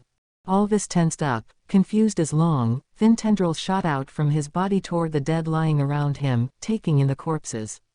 He ballooned in size, turning into a vast, grotesque ball of flesh. Uncontrollable magical energy flowed within the Alvis-dominated air, forming a hurricane-class blizzard. The creature before her consumed, expanded, and burst. Having no monster core of its own, it was a self-destructing being, rampaging across the land before meeting its demise. But its temporary power was every bit as strong as Yamza's, and the nature of it was deadly. Its insatiable desire to eat everything in its path was just the same as well. This was the forbidden tactic Yamza was reluctant to use, the intricate trap Clayman had laid. Charybdis had now appeared once more. Alvis's face tightened as she threw her full force into an attack. It didn't work. No regular strike would ever pierce this constantly expanding Charybdis. Its ultraspeed regeneration took in the corpses around it, rapidly reforming it into a temporary body for itself. This monster. All Alvis could do was gnash her teeth, her snake eyes and lightning having no effect. This monster was disaster class, on a level far, far above her. Even the strongest of the three lycanthropiers could do little about it by herself. The only saving grace was that this was a distance away from the main battlefield. There was time before this could start to affect her allies, but only until Charybdis could finish creating its body. Desperation flew in like a violent storm. The worst part was how this monster wasn't satisfied enough using Yamza as its substitute core. It had taken in his ice blade as well, sucking up all the heat around it and making the local temperature plummet. The monster was destroying all in its path, turning its aura into an ice blizzard, pummeling the area with icy snow and intense wind. That was scary enough, but what Alvis feared even more was the moment when it released all the heat energy it had taken in. Those who can teleport out might be fine, but everyone else would die. I hate this. May all the gods curse that bastard Clayman. Letting her true nature take hold, Alvis screamed as she continually attacked again and again, no time in between to breathe. It was all in vain. Even if she scarred Charybdis's exterior, any damage to the monster itself was light. It just healed itself too quickly. Damn it. I've just got to get everyone out that I can. Even through the desperation, Alvis tried to take the best measures she could. To her, this meant trying to relay a plea to Benimaru to retreat everyone from the battlefield. In the end, however, this never happened. It didn't need to. You're ignoring orders, Alvis. I told you to get out if you faced a battle you cannot win. There, with no previous warning, Benimaru himself appeared. Sir Benimaru. Oh, Charybdis, eh? My offense did little against it last time, but how about now? He gave her a defiant smile. Sir Benimaru, this monster is just too. I know. It's perfect for testing my current powers. Benimaru raised his right hand and grasped at both Charybdis and his own strength. The fight was over in an instant. His feet planted on the ground, his sword, covered in jet-black flames, slashed the monster's flesh, although it did not fully slice through its freshly constructed body. But something was different from before. Unlike with Alvis's efforts, the self-regeneration never started. Dark flames were dancing across the gash, rapidly engulfing its entire body. TCH. Not quite there yet. We have no time to play with here, so I'll sadly have to end this. He turned back toward Alvis, leaning his sword against his shoulder, seemingly unconcerned with Charybdis. My apologies. I was hoping we could spar once it had achieved its complete form, but... The gigantic beast had not taken to the air yet, but its body was already nearly the length of half a football field.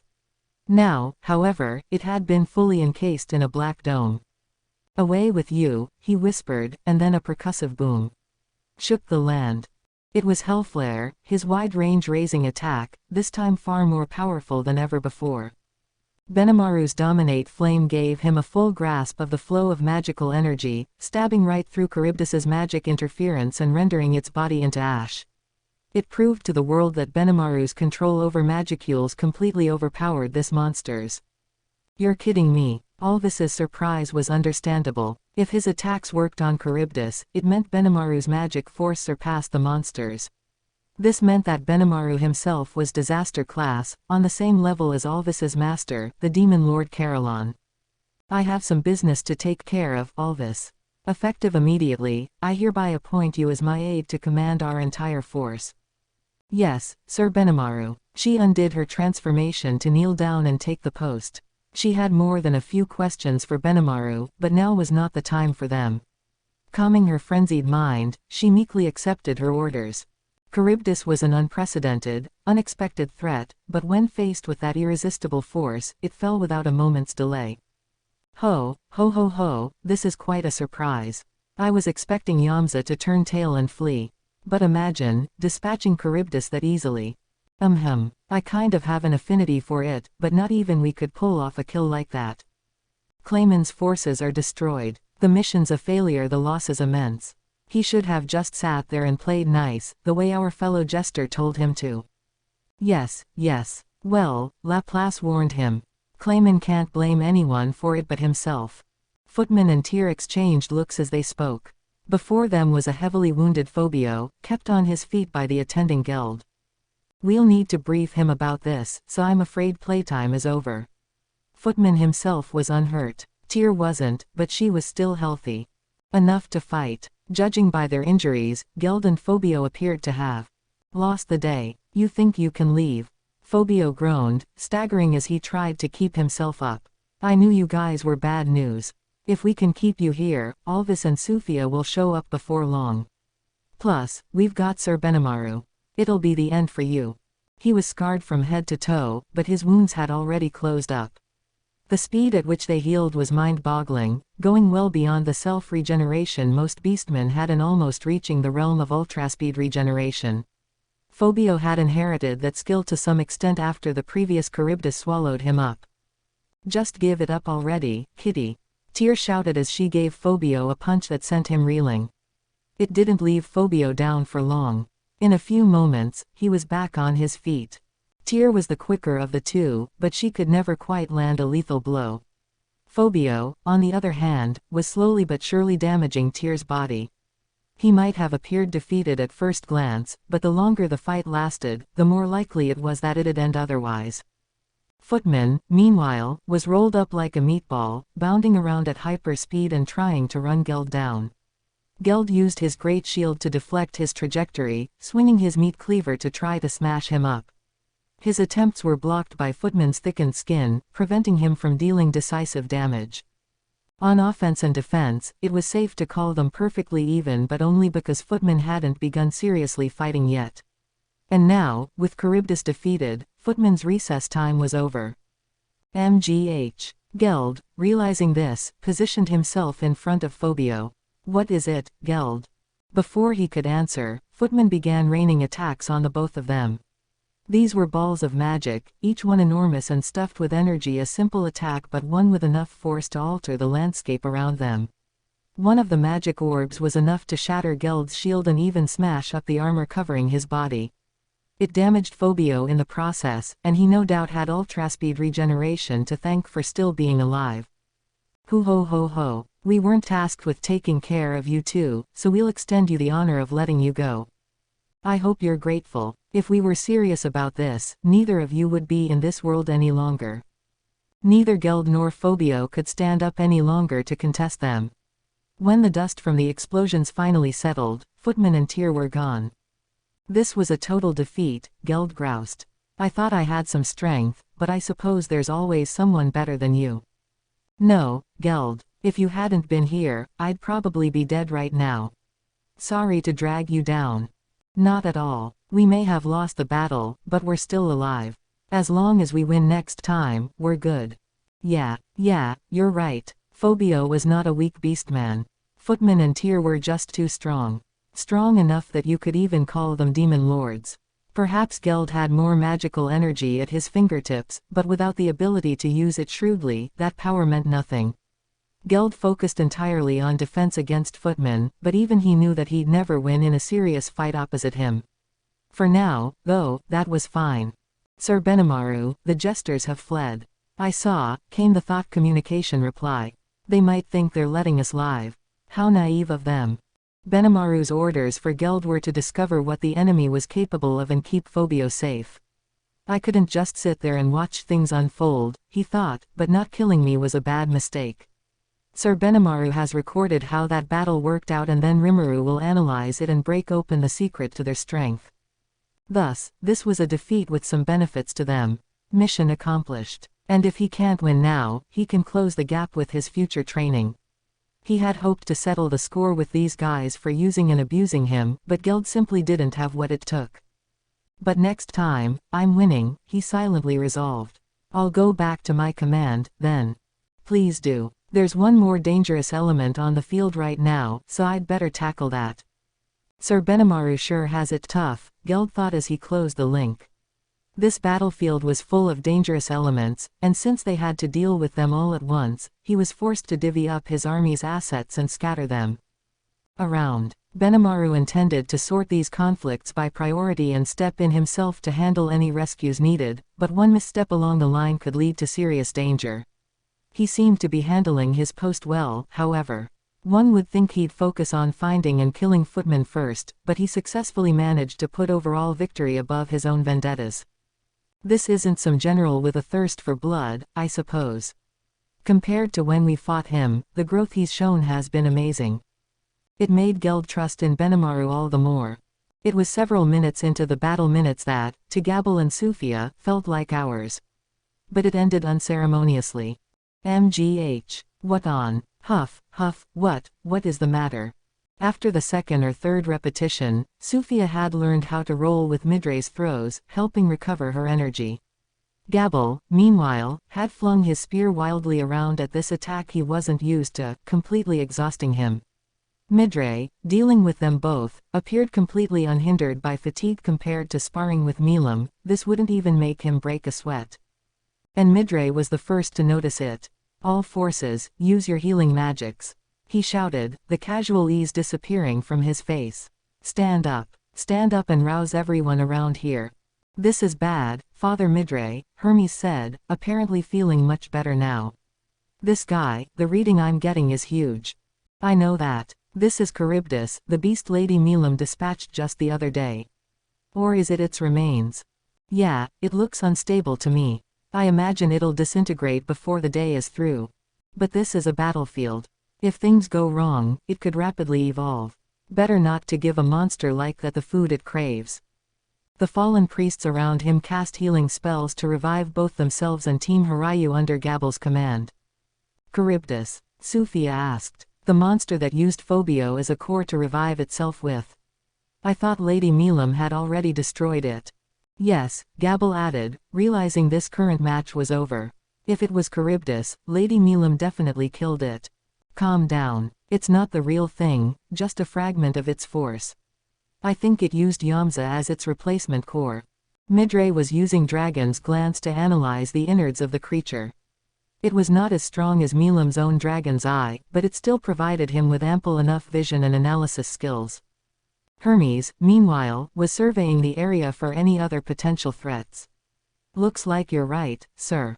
That ass Yamza was trying to kill us, but his soul's already been consumed.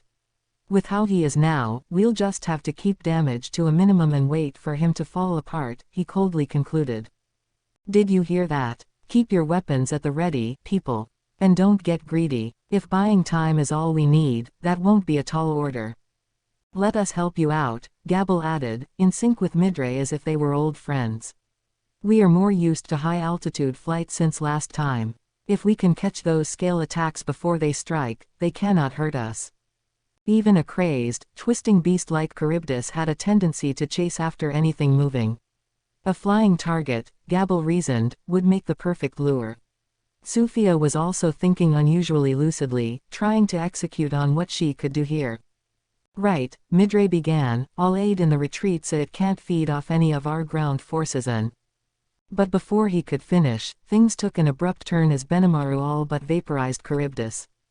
What, on? He just pulled off the most unbelievable thing. Who is that guy? A demon lord. Unless you're Lady Milam, how could some regular magic-born do that? He has to be some kind of monster. Only Midray and Hermes had an accurate bead on the situation. Sophia and Gabal saw it at the same time but couldn't parse what just happened. All they could see was that the evil aura of Charybdis had been snuffed in an instant. Hey, what's going on? Tell me. Yes, we seek an explanation as well. Yeah, I'd want to explain, Hermes said, but I don't think we need to, Midray finished. Before either of them could, the air in front of them twisted and warped, revealing a magic born with hair as red as roaring flames. It was Benimaru, sword rested on his shoulder, and he was here to take on Midray, the last threat on the battlefield. Well, he said with a sneer, I see you've been entertaining my friends. Then he realized something wasn't quite right about this picture. There was evidence of combat around him, but there were no injuries and by the looks of things, no hard feelings on either side. Sir Benimaru, wait. These are Lady Milam's fighters, the priests of the Dragon Faithful. What? Lady Milam's? In that case, yes. They healed our wounds with magic. I see. It seems I've jumped to conclusions. You seemed like such a threat in this theater, I couldn't help but be alarmed. Wah ha ha ha ha. You didn't jump to conclusions at all. We were actually fighting, yes. And we did perform some healing, but that was to prepare for what we thought was an oncoming disaster. Now I suppose all that wasn't necessary. Ah, so what now? Are you taking us on? Well, what should we do? Because personally speaking, I would prefer not to engage in combat with Lady Milam's forces. No, I suppose not. I can understand wanting to try it, but there is no quarrel between us. I would simply want to compare our powers. Yes, I can see that. The two gave each other knowing grins. Whoa, Hermes interjected. Not good, father. Yes, Sir Benimaru. If you hurt one of the Dragon Faithful, there's no telling what kind of calamity that would bring upon us. You heard her, Father Midray. Sir Rimuru is Lady Milam's friend. It would all end in tragedy, I am sure of it. Sophia silently resented Hermes and Gabal for stepping in. Fair enough, Benimaru said. Besides, if I don't come at him trying to kill him, I expect it'll result in nothing but defeat for me and I don't like engaging in losing battles. Wah ha ha ha ha. Quite so. And I'm not sure even I could withstand a blow like the one that buried Charybdis. Midray might have laughed the concept off, but he had a suspicion that he could win the battle before Benimaru had a chance to bust that out. That would result in a life-and-death duel, however, going well beyond the boundaries of a friendly sparring session. A battlefield was the wrong place for this, and it no longer meant anything anyway. Thus ended the battle in the former kingdom of Audiobooks, while the unified forces enjoyed a near-total victory. But this wasn't the only battlefield. At the stroke of midnight, Shuna, Soi, and Hakuro sprang into action. They quickly discovered Clayman's headquarters within the wetlands covered by the mysterious mist and began to stealthily make their way there. Beyond these wetlands were several murky swamps, gas bubbling out from the surface. This was what created the cloud of mist, making things seem eerier than they already were. The moment they waded in, visibility plummeted to nearly nothing. "Uh-oh, this mist is blocking our magic sense." "It is," confirmed Soi. "That was why we called off our investigation. With this poor visibility, anyone inside would have to rely on their own 5 senses to see around them. That's what the enemy must use to keep track of what goes on in here." I see. So we face a brutal disadvantage." "Indeed, Sir Hakuro. You and I can use covert agent to hide our presences, but Lady Shuna." "I should be fine." It was true. Hakuro could use his haze concealing skill to all but disappear to the external observer, as could Soi. You could be standing right next to them and never realize it. Shuna, despite not having this exact art, could still perfectly heal herself. A combination of illusory and mystical magic. It doesn't work like haze, but it has the same effect. Well done, Lady Shuna. Hakuro was right, this approach was Shuna's original creation. While she wasn't quite as gifted at it as Rimuru, her creator unique skill allowed her to conjure up her own magic spells without a recipe. "Then we should be fine," Soi said. "But I want you all to remember that thought communication won't work in this fog. Visibility is low, it is hard to stay in contact, and we all need to proceed carefully and cautiously. Also, even with Soi's replications, thought communication-based conversation would be impossible. Instead, he provided a length of sticky steel thread around each of their wrists for emergency contacts. Focusing on this thread would allow them to maintain at least a modicum of communication, but if the string broke, that would be the end of the contact. Using it required a great deal of caution. Shuna and Hakuro nodded and wrapped it around their wrists. They were ready now. "Let's get going," Shuna said, and the 3 ran off. Then, after several minutes of walking, Shuna stopped. "Oh no," she whispered. "We seem to have fallen into a trap." "A trap? I can feel my senses going haywire on me." "Yes, but I don't feel any enemies around the what?" Before he could finish speaking, Soi felt multiple presences nearby appear from out of nowhere, virtually surrounding them. How on? Where were so many of these enemies hiding, such that we couldn't notice them? "No, Hakuro, they weren't hiding. We were lured right to them." This fog. The clouds doing more than confusing our sense of direction. It's concealing the enemy and inviting us right to the middle of their circle. "I see. That explains the odd feeling I had just now." "You're right. The mist is triggering spatial interference to lure intruders from any direction to a specific place." Before Shuna finished explaining this, one of the presences appeared. Soi and Hakuro steeled themselves toward it, keeping a watchful eye out for the still unseen monsters in the mist, as Shuna closed her mouth and focused on it, a skeleton dressed in a vestment of pure white. "Such massive magical force," she whispered, beads of sweat on her forehead. For a moment, she thought it might have been Clayman himself, although she banished the thought quickly. It was past midnight, the Demon Lord should be over at the Walpurgis Council. Perhaps it was one of Clayman's 5 fingers, then, but the figure before them exuded pure presence, beyond that of the lycanthropiers and approaching Demon Lord level. The power of this magic born was overwhelming. It was a wonder that it was subservient to anyone else. She recalled what Majoran told her about Clayman's most senior leaders and that one of them was geared strictly toward defending their base. "You must be a Dalman, then. The ruler of this land, the White King with power over countless undead." Hakuro had just used Heaven Gaze to reach the same conclusion. But this figure was more ominous than how Majoran described it, its force far more massive. The guardian of this wetland was a White King on the level of a Demon Lord. Soi accepted Shuna and Hakuro's appraisal, finding no reason to doubt it. Then, quietly, he sharpened his blade-like mind. No matter who the enemy is, he will kill him. That was his credo. But just as Soy was about to move, the White King spoke. Indeed, I am Adalman. I have been ordered to protect this land by the great demon Lord Clayman. Lowly intruders like you may do nothing but humbly submit your lives to me. Do it, and I will kill you without pain. This was the command of a kingly figure, not the words of a foe who saw Shuna and her companions as equals. Considering the massive, overwhelming amount of Adalman's magic energy, anything else would almost seem improper. Now, all around the area, a legion of over 10,000 undead were writhing, as if attracted to the seemingly inexhaustible supply of magicules. Cracking, wrenching sounds filled the air as they moved to encircle the trio. We are fully surrounded, Shuna breathlessly reported.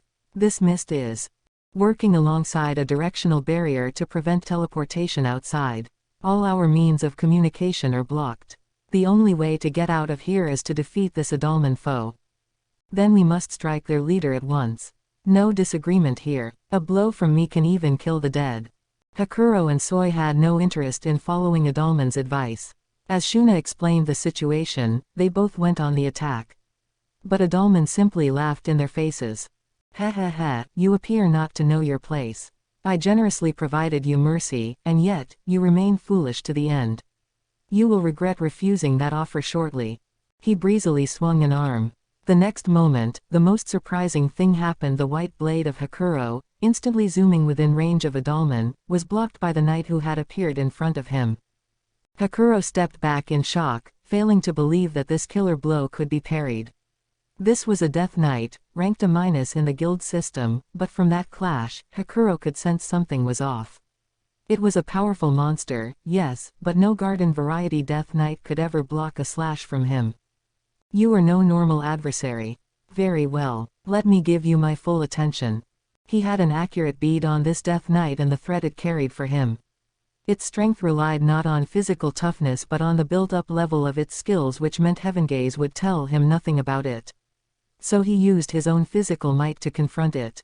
Quote. The Death Knight was silent, the corpse serving as the shell of its body was incapable of speech. But there was a blistering blue flame in its sunken eyes. The light of consciousness was in there, the pride of a former human being, and it told Hakuro that his challenge was accepted. Even after abandoning life, this Death Knight was a proud, noble warrior. The difference in magical energy between the two was negligible, as was their physical muscle. It marked the beginning of a clash between built-up skills, one that quickly made sparks fly. Before Soy, meanwhile, was Adalman himself, an enormous shadow from out of nowhere blocking all attempts to attack him. Soy glared at the towering shade. No, a dragon zombie. No, Soy. Shuna could see it more fully, through the muck. Nothing that weak. Its magicules outnumber yours, it stands at the peak of the undead. It's a death dragon. Soy's face tensed upon hearing this. He could manage this solo, but fighting this foe while guarding Shuna was a different story. The usually reliable Hakuro was too busy with the Death Knight. He had to dispatch this death dragon as soon as possible, or else Shuna would be overrun by the thousands of undead lumbering their way in from all sides. Now, Soy realized, was no time to hold back. Then, die. Mystic Thread Strike. Without delay, Soy dealt out the most powerful attack he could, a killer move that fricasseed the enemy with thousands of branching strings of sticky steel thread, each granted the insta-kill effect from his Shadow Striker unique skill. They created a virtual garden of beautiful, bloody blooms, like a kaleidoscope.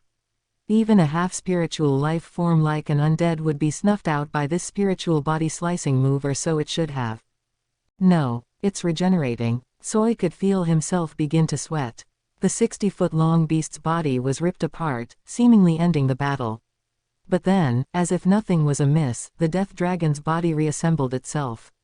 It went so fast, even faster than ultraspeed regeneration, that it seemed like nothing less than immortality. Then let me destroy you, soul and all. Soy, Shuna shouted out as he steeled himself, calm down. You know how to analyze your foe's strengths. You should know that you can't beat a death dragon. But that dragon's soul is within the magic-born Adalman, she quietly declared. Don't worry about me, just work on keeping that dragon where it is. I'll defeat Adalman. That's too dangerous. No, Soy, listen to me. I'm angry. A cold smile stretched across Shuna's face to dispel Soe's worries. They shined a piercing light, exhibiting her raging emotions. The sight made Soe clam up, unable to speak. As the former princess of the ogre tribe, Shuna's words had the power to make others do her bidding, and now, that power was stronger than even the otherworlder Karara Mizutani's bewilder unique skill. Besides, Shuna wasn't some precious cargo that required constant protection. Soe knew that, so there was only one answer. Yes, Lady Shuna. Best of luck. She contentedly smiled. You too, Soe. That dragon's all yours. Soe nodded back, giving Shuna his full trust, then threw himself back into his own fight. Shuna, left alone, didn't waver at all as she confronted Adalman. The White King rewarded this by glaring at her. Ho, and what do you intend to do, little girl? What could you do without anyone to defend you? How are you going to engage 10,000 foes at once? There was an odd sort of joy in Adalman's voice. He was enjoying this, in fact. The Demon Lord Clayman's orders were absolute, but Adalman was still afforded his own sense of free will, although his activities were limited in every other way. The only thing he was allowed full reign to do was wipe out intruders. Clayman's other minions derided him for having so much power but so little brains to back that up, and it was only because he was not allowed to leave this land or do anything on his own volition. And it was perhaps the way that he wasn't even allowed to provide excuses to them that made people fail to realize it. Adalman was less a magic born and more a weapon, a base defense mechanism bound to this land. His soul remained unbound, but his behavior was now automatic, following the orders input into him. He spoke of his loyalty to Clayman, but that was just an act. He had been preset to pay his formal respects to the owner of this device. In his heart of hearts, Adalman wanted to be released from these bonds. That was why he enjoyed talking with Shuna.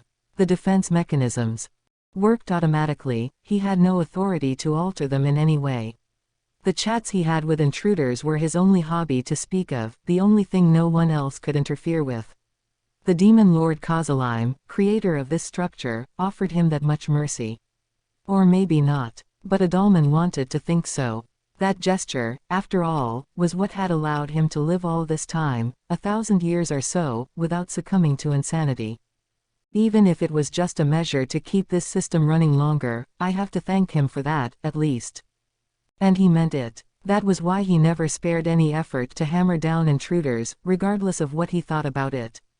But at least he prayed, as he imagined an army of 10,000 undead preying upon Shuna, that it could be done painlessly. But then her voice rang out sharply once more. No need to worry about me. Alignment field. At that instant, the area within a 300-foot radius of Shuna became holy ground, where nothing of evil alignment could tread. It was another original product of Shuna's mind, using her experience to analyze the anti-magic area and holy field, then fuse them together. This barrier obstructed all magicules, but it could also be set to block fire, wind, or any one of the other 4 major elements, making it a shockingly formidable defensive spell. Now we won't be distracted. If I defeat you, that will destroy the defense system with you at its core, right? Impressive. And you've seen through my secret as well. What is your name, girl? Shuna was absolutely right. If Adalman died, the whole base defense system would crumble. It was structured to bind Adalman's soul down, using it to circulate the large amounts of magicules it required. That would no doubt free the Death Dragon serving him as well as the Death Knight, Alberto, who was once Adalman's friend and confidant. Shuna had seen all that at a glance, and Adalman offered her his honest respect for that. Respect and the ever so slight hope that she might be able to release him from this pain. My name is Shuna. Shuna, Lady Shuna. Then let us settle this for good. If you can defeat me, I will follow your wishes. Thank you for the polite request. However, all I seek is the destruction of the Demon Lord Clayman. If you stay out of my way, I could leave you alone to live on this land, perhaps. I'm not sure that's possible, I'm afraid. No, I thought you might be capable of conquering the ties that bind you, but perhaps I was wrong. Oh, well, in that case, she said without a moment's hesitation, I will kill you as I intended to. If I could conquer them, thought Adalman, I would have done it eons ago. Kozalime is a man to be feared, a foe no one can hold a candle to. The nickname Curse Lord is not just bravado. And she makes it all sound so easy. Then the time for talk is over, he declared, still having no ill will toward her. Try to resist me with everything you've got. Adalman was born a prince in one of the small nations under the jurisdiction of the Holy Empire of Lubelius. These lands were all too weak to have their own standing militaries, instead relying on the temple knights sent from the church's central headquarters. In exchange, they were required to adopt Luminism as the state religion and provide money and qualified personnel for their knight corps. The Western Holy Church of the time didn't enjoy the influence they wielded now. This was before the advent of their crusader groups. Practitioners who showed talent could be granted the name of acolyte, a non-hereditary title, but that was it. In the midst of that, Adalman was an exceptional performer, and with his elder brother taking over the country and quickly giving birth to an heir, he was free to devote himself deeply to spreading the faith, joining the church's missionary corps and quickly making a name for himself. He was devout to the faith, constantly fascinated by the divine works of Luminous. Never once did he doubt the existence of this lone, true, powerful goddess.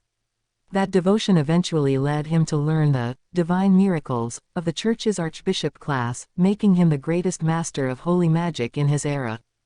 In time, he advanced to the rank of cardinal, the loftiest in the Western Holy Church. In the Lubelius noble hierarchy, he was no one particularly special.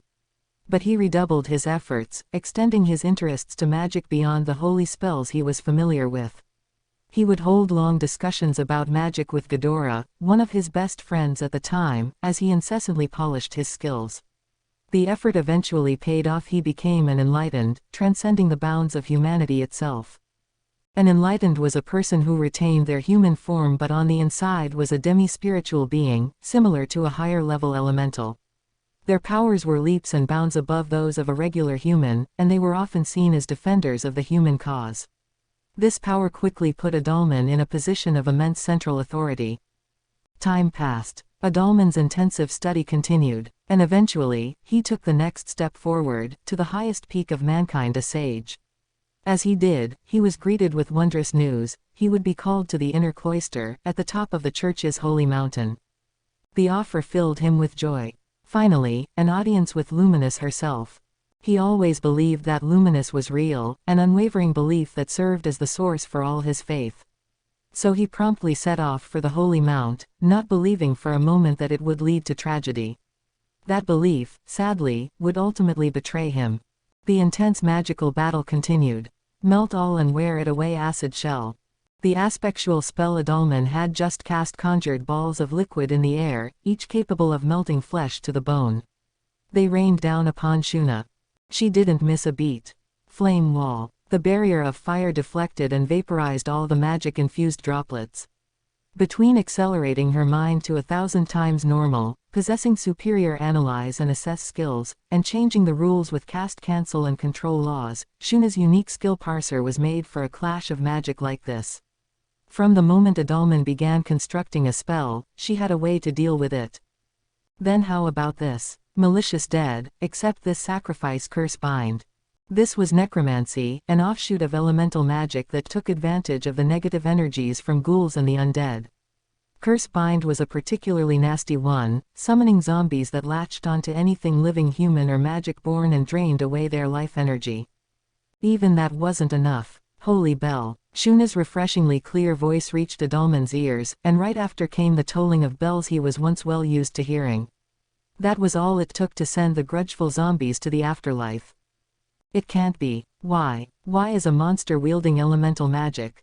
Adalman's eyes shot open at the divine miracle playing out before him. The magic was deployed all too beautifully, reminding him of his youthful days spent studying. This was holy magic in the air, something a monster girl should never be able to weave. The unbelievable sight made him scream without thinking. Shuna smiled as she decided to answer Adalman's question, even though she had no obligation to. Do you find it strange? Perhaps you need a little more imagination. Holy magic is not the exclusive domain of humans, it will work with anyone who believes in the power of miracles, based on the strength of their belief. Conventional wisdom in this world stated that holy magic worked by forging a pact with an elemental spirit. This was both right and wrong. The fact that magic-born could cast healing spells indicated that Holy magic was possible for them without any pact with a holy being. Most humans, and even monsters, didn't understand that. The sole condition for acquiring holy magic was having faith, believing in miracles. To put it another way, good, or evil, didn't factor into it. The strength of one's emotions was directly converted into power. That was how this family of magic worked. This was also the reason why the dragon faithful that worshipped Milam could access holy magic. Hearing this terse explanation was staggering to Adalman. I was wrong the whole time. I was betrayed. I lost my faith in the goddess Luminous. I thought I would never be able to wield holy magic again. Luminous betrayed Adalman, or to be precise, he had been trapped by the supreme leaders of Luminism. He still didn't know why. Perhaps they feared his rise in power, perhaps it was another reason. All he knew was that Luminous, his goddess, offered him no helping hand. It's almost comical, in a way. The 7 days clergy tricked me into setting off to quell a large army of undead attacking our people. I never could have guessed it was a trap. And thanks to that Ghidorah conducting magical experiments on me, I've been revived as this twisted, reviled figure. Unaware that he was being led to his grave, he waltzed right into the far edge of the great forest of Jura, where he still dwelled today. He was awaited by a legion of undead, led by a dragon zombie. He was accompanied by Alberto, acolyte and his closest friend, along with 4 knights and an expeditionary force that loved him, and they fought with all their might. It wasn't enough. Adalman fell to the ground and died once. But then reincarnation, a mysterious art placed upon him by his other friend Ghidorah, activated and resurrected his soul, a soul that had already been poisoned by the miasma across the land, the malice of the dead around him. He was reborn not as a man but as a wight, transformed into a skeleton. The metamorphosis had caught the attention of the demon lord Kozalaim, and now here he was today. Thus, if you are incapable of handling holy magic, then I am positive you are incapable of beating me. Shuna's words hit home like a knockout punch, reminding Adalman that he was still in battle. Why? He instinctively asked. Why did you think I was a master of holy magic? Because of how you look, came the cold reply. That white vestment, which only high-level bishops and above are permitted to wear. You were worthy of such fine robes, and yet, you whine and carry on about being unable to conquer such a basic bind like this. I hardly needed to examine you closely to see that you wore that robe simply out of blind attachment to your former holy magic. She had him pegged the entire time. He could hear it in her voice. NNHH, I have let you spout far too much nonsense. Adalman flew into a rage, not at Shuna but at himself. Seeing his true heart now, something he couldn't notice until it was pointed out to him, made him both exasperated and enraged at his own spinelessness. But he could also feel an inexplicably refreshing comfort in his heart, like the fog of 1,000 years had finally lifted from him. He let his raging emotions drive him to cast another spell. I offer this prayer to my God. I seek your divine powers. May my request reach your ears safely. Yes, I simply lacked the resolve. Having my beloved friends turn into undead, I couldn't let myself die and leave them behind. I wasn't good enough. Necromancy and aspectual magic cannot cleanse the undead. Who could say how many times I wished I could tap into holy magic? Those friends were one reason why Adalman was bound to this area. He couldn't abandon the fine men and women who died here but lived on as accursed zombies. And that intent was the bond that tied them to this land. Finally, just now, Adalman realized the mistake he had made. So he connected together a complex seal with the bones that were his hands and boldly declared his prayer to the lands above. It was an incantation, as shown by the complicated geometrical shapes that appeared in the air before him. This girl, Shuna, I have no grudge against her. If anything, I owe her a great debt for opening my eyes. But suicide is forbidden to me. I apologize, but I will need to have you join me. That apology came from the heart. The checks placed upon him by Kozalaim ranged far and wide, holding Adalman down, but if he was caught up in the fallout from an attack on the enemy, that was hardly his fault. He planned to destroy himself, taking Shuna along him, for only then could he free the people who unwittingly joined him. A layered circle of magic spread out, covering Shuna and Adalman, and render all to dust. Disintegration. I was waiting for that. Overdrive. Just before Adalman could complete his spell, Shuna used Parser for a control laws rewrite. The results wrested control of the local spiritual elements away from Adalman, driving them haywire. What? You have less than a tenth of my magical energy. How could you possibly overwrite my magic? Magicules and spiritual particles were controlled by magical force. Having his magic overridden could only mean that Adalman's force was overpowered by Shuna's. To him, Shuna looked hopelessly outclassed, but now, at long last, Adalman realized he was wrong on that score as well. Impressive. Let me reward you by releasing you from this land. The white was swallowed up by a flood of light, unable to hear Shuna's words to the end. She had used magic on him, realizing that someone like Adalman, at least her equal in terms of holy magic, could collect the energy required to purify the local area. She wasn't expecting him to break out the most powerful of all holy spells, but luckily for her, she knew how that one worked. That was what made it so easy to overwrite. The light now permeated the land, enveloping not just Adalman but all the other undead, cleansing them. Hakuro and Soi ran up to Shuna. I tell you, I wanted to end this sooner, but that Death Knight was far more capable than I estimated. You saved my life there, Lady Shuna. With the land fully cleansed, the Death Knight reverted all the way down to a lowly skeletal fighter and fell to the ground. Following Adalman's will, it had lost any further desire to fight. The sight was enough to make Hakuro realize the battle was over. He regretted losing such a challenging opponent, but protecting Shuna took priority over everything else, and she required his attention right now. No, Hakuro, you were a great help to me. You too, Soi, distracting that death dragon's attention and buying me so much time. If it had fallen out of our control, I doubt we could have won. It shames me that I could not defeat it.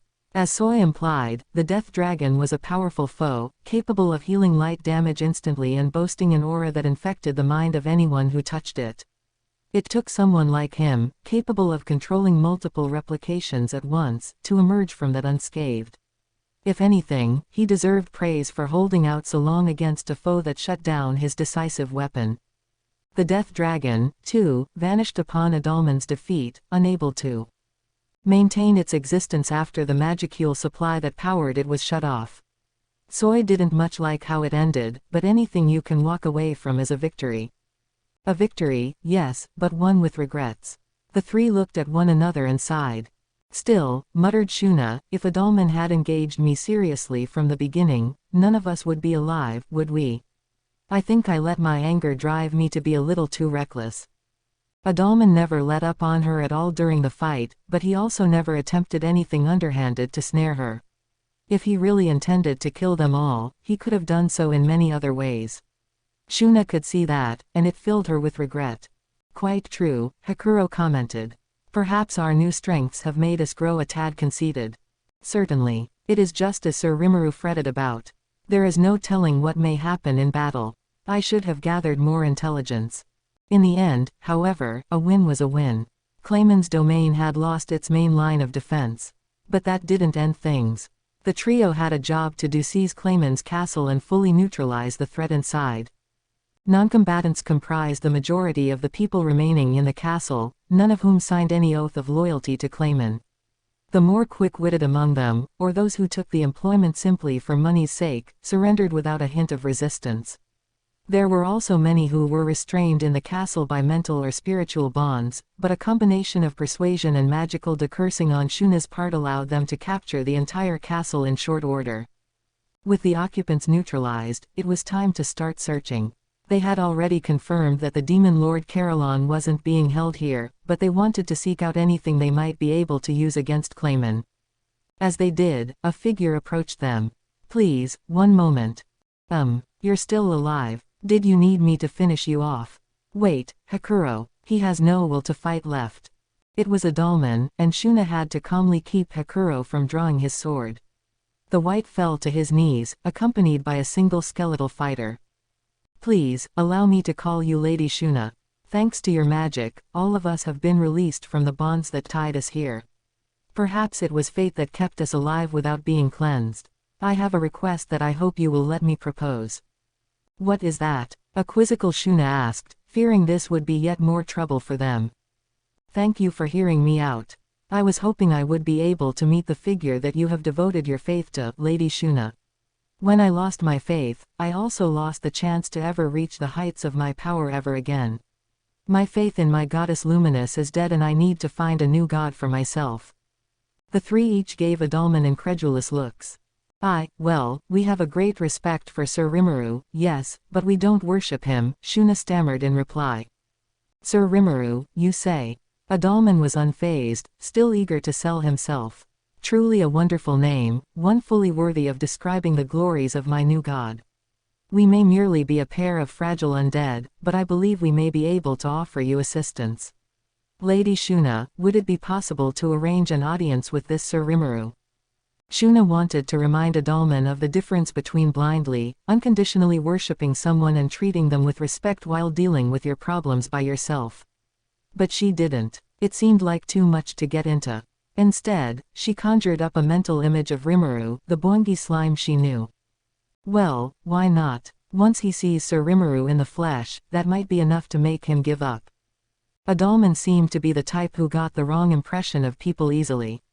It would take time to persuade him to think otherwise, so Shuna figured it'd be expeditious for everyone involved if she just nodded and said yes. Once the dust settled, Shuna was in command of Adalman and the several thousand undead that survived the battle or whatever it was that undead did. Clayman's castle was now fully conquered. Chapter 5. Walpurgis. The impossibly ornate door connected right to the meeting hall. A large, round table was positioned in the center, with 12 evenly spaced chairs surrounding it. 10 demon lords were on the invite list with Caroline absent, so 2 of these seats would be empty even if I took up one. Attendees sat in chronological order of their demon lord appointment, and so I was placed right in front of the door, not that I minded. My attention was focused in the room around me anyway. On an occasion like this, I wanted to observe my new colleagues as much as possible. Of course, there were only 2 people here right now. One was Ramirez, at the seat of honor way on the other side. She was seated and kicking her legs around, having a whale of a time, like a kid on a car trip. I figured I could ignore her. No, my attention was on her right, at the seat directly facing me. There I saw a man with bewitchingly attractive red hair. A man, definitely, but there was more than a touch of femininity to his dashing good looks. His eyes were shut, but I doubted he was napping. One look was all I needed to know, this dude was trouble. Analyze and assess seemed to suggest that he wasn't any big deal, but my sixth sense was giving me the eeriest vibes with him. At first glance, he seemed like an inexperienced kid, kind of magically strong but unable to control his aura. Without the great sage's analytical skills, I might have been tricked. That was how crafty he was at hiding his true self, feeding the people around him misinformation and making them underestimate his true skills. We hadn't even started fighting yet, and the battle was already underway. It made me recall the mind-reading skills of Gazel, the Dwarf King. Kind of like my great sage, nobody would know you had that skill unless you told them. It wouldn't be until someone tried it on you that you'd notice it, I think, unless it was a mind reading that went really deep into your psyche to avoid that. As long as my latent resistance didn't fail me, I was pretty sure I'd be okay. As a result of this, hiding your skills was very important. You could also bluff people into thinking you had certain skills or deliberately mess up a skill to make them think you were inept to wield it. There were all kinds of ways to play with your opponent's minds, and that was exactly what this pretty boy was doing, tricking other people's analyze and assess skills to mess around with them. My idea had always been to hide my powers, keep my aura turned down as long as possible, and give the enemy zero information to work with. This guy, meanwhile, was using his rival's data gathering skills against them. It was a sort of screening process. He was, in effect, asking his foes, "Do you have the power to read me?" If they didn't, they were out of the picture. If they did, he'd gauge their response. If the fake info he planted into their minds was enough to scare them off, they weren't worth dealing with in the first place. But if you did notice his trick, that glance at the sheer depths of his powers would make you unable to resist him. But think of it like this. Even the data he wanted you to know about indicated that he had as much magical force as Caroline. There was no way to guess how much he actually had. Even if you understood his game, it was hard not to let it unnerve you a bit. This was Guy, and he was clearly on a whole other level. By the time I was done examining Guy, a large man lumbered into the room, bringing only one guest with him. This was Dagrol, the demon lord giant whose overwhelming presence dominated any room he was in. He immediately walked up and slammed himself into a seat at Guy's right, kicking back and putting his feet up. The empty space between them must have belonged to Milam, indicating that the table divided demon lords into two halves based on their order, with Guy on one end and me on the other. I turned my eyes to him. Guy was a tall figure himself, but Dagrol was enormous, not to mention comfy-looking in his specially made chair. Even something like this chair was an opulent-looking magical item. This was Veldora's favorite rival, and the magic with which he presented himself definitely signaled to me that he could take on a dragon type. Plus, the amount of magicule energy on him was just ridiculous. Was that higher or lower than Veldora's? It seemed bottomless to me, but it'd be hard to accurately measure unless I fought him for real. Still, quality beat quantity. Just because he had a bunch of magicules on hand didn't make him seem that scary to me. The key was how well he used them. Differences in skill level were a vital aspect of any fight, of course, and a demon lord like Dagrol couldn't be that unskilled. I suppose I'll need to watch out for him, too.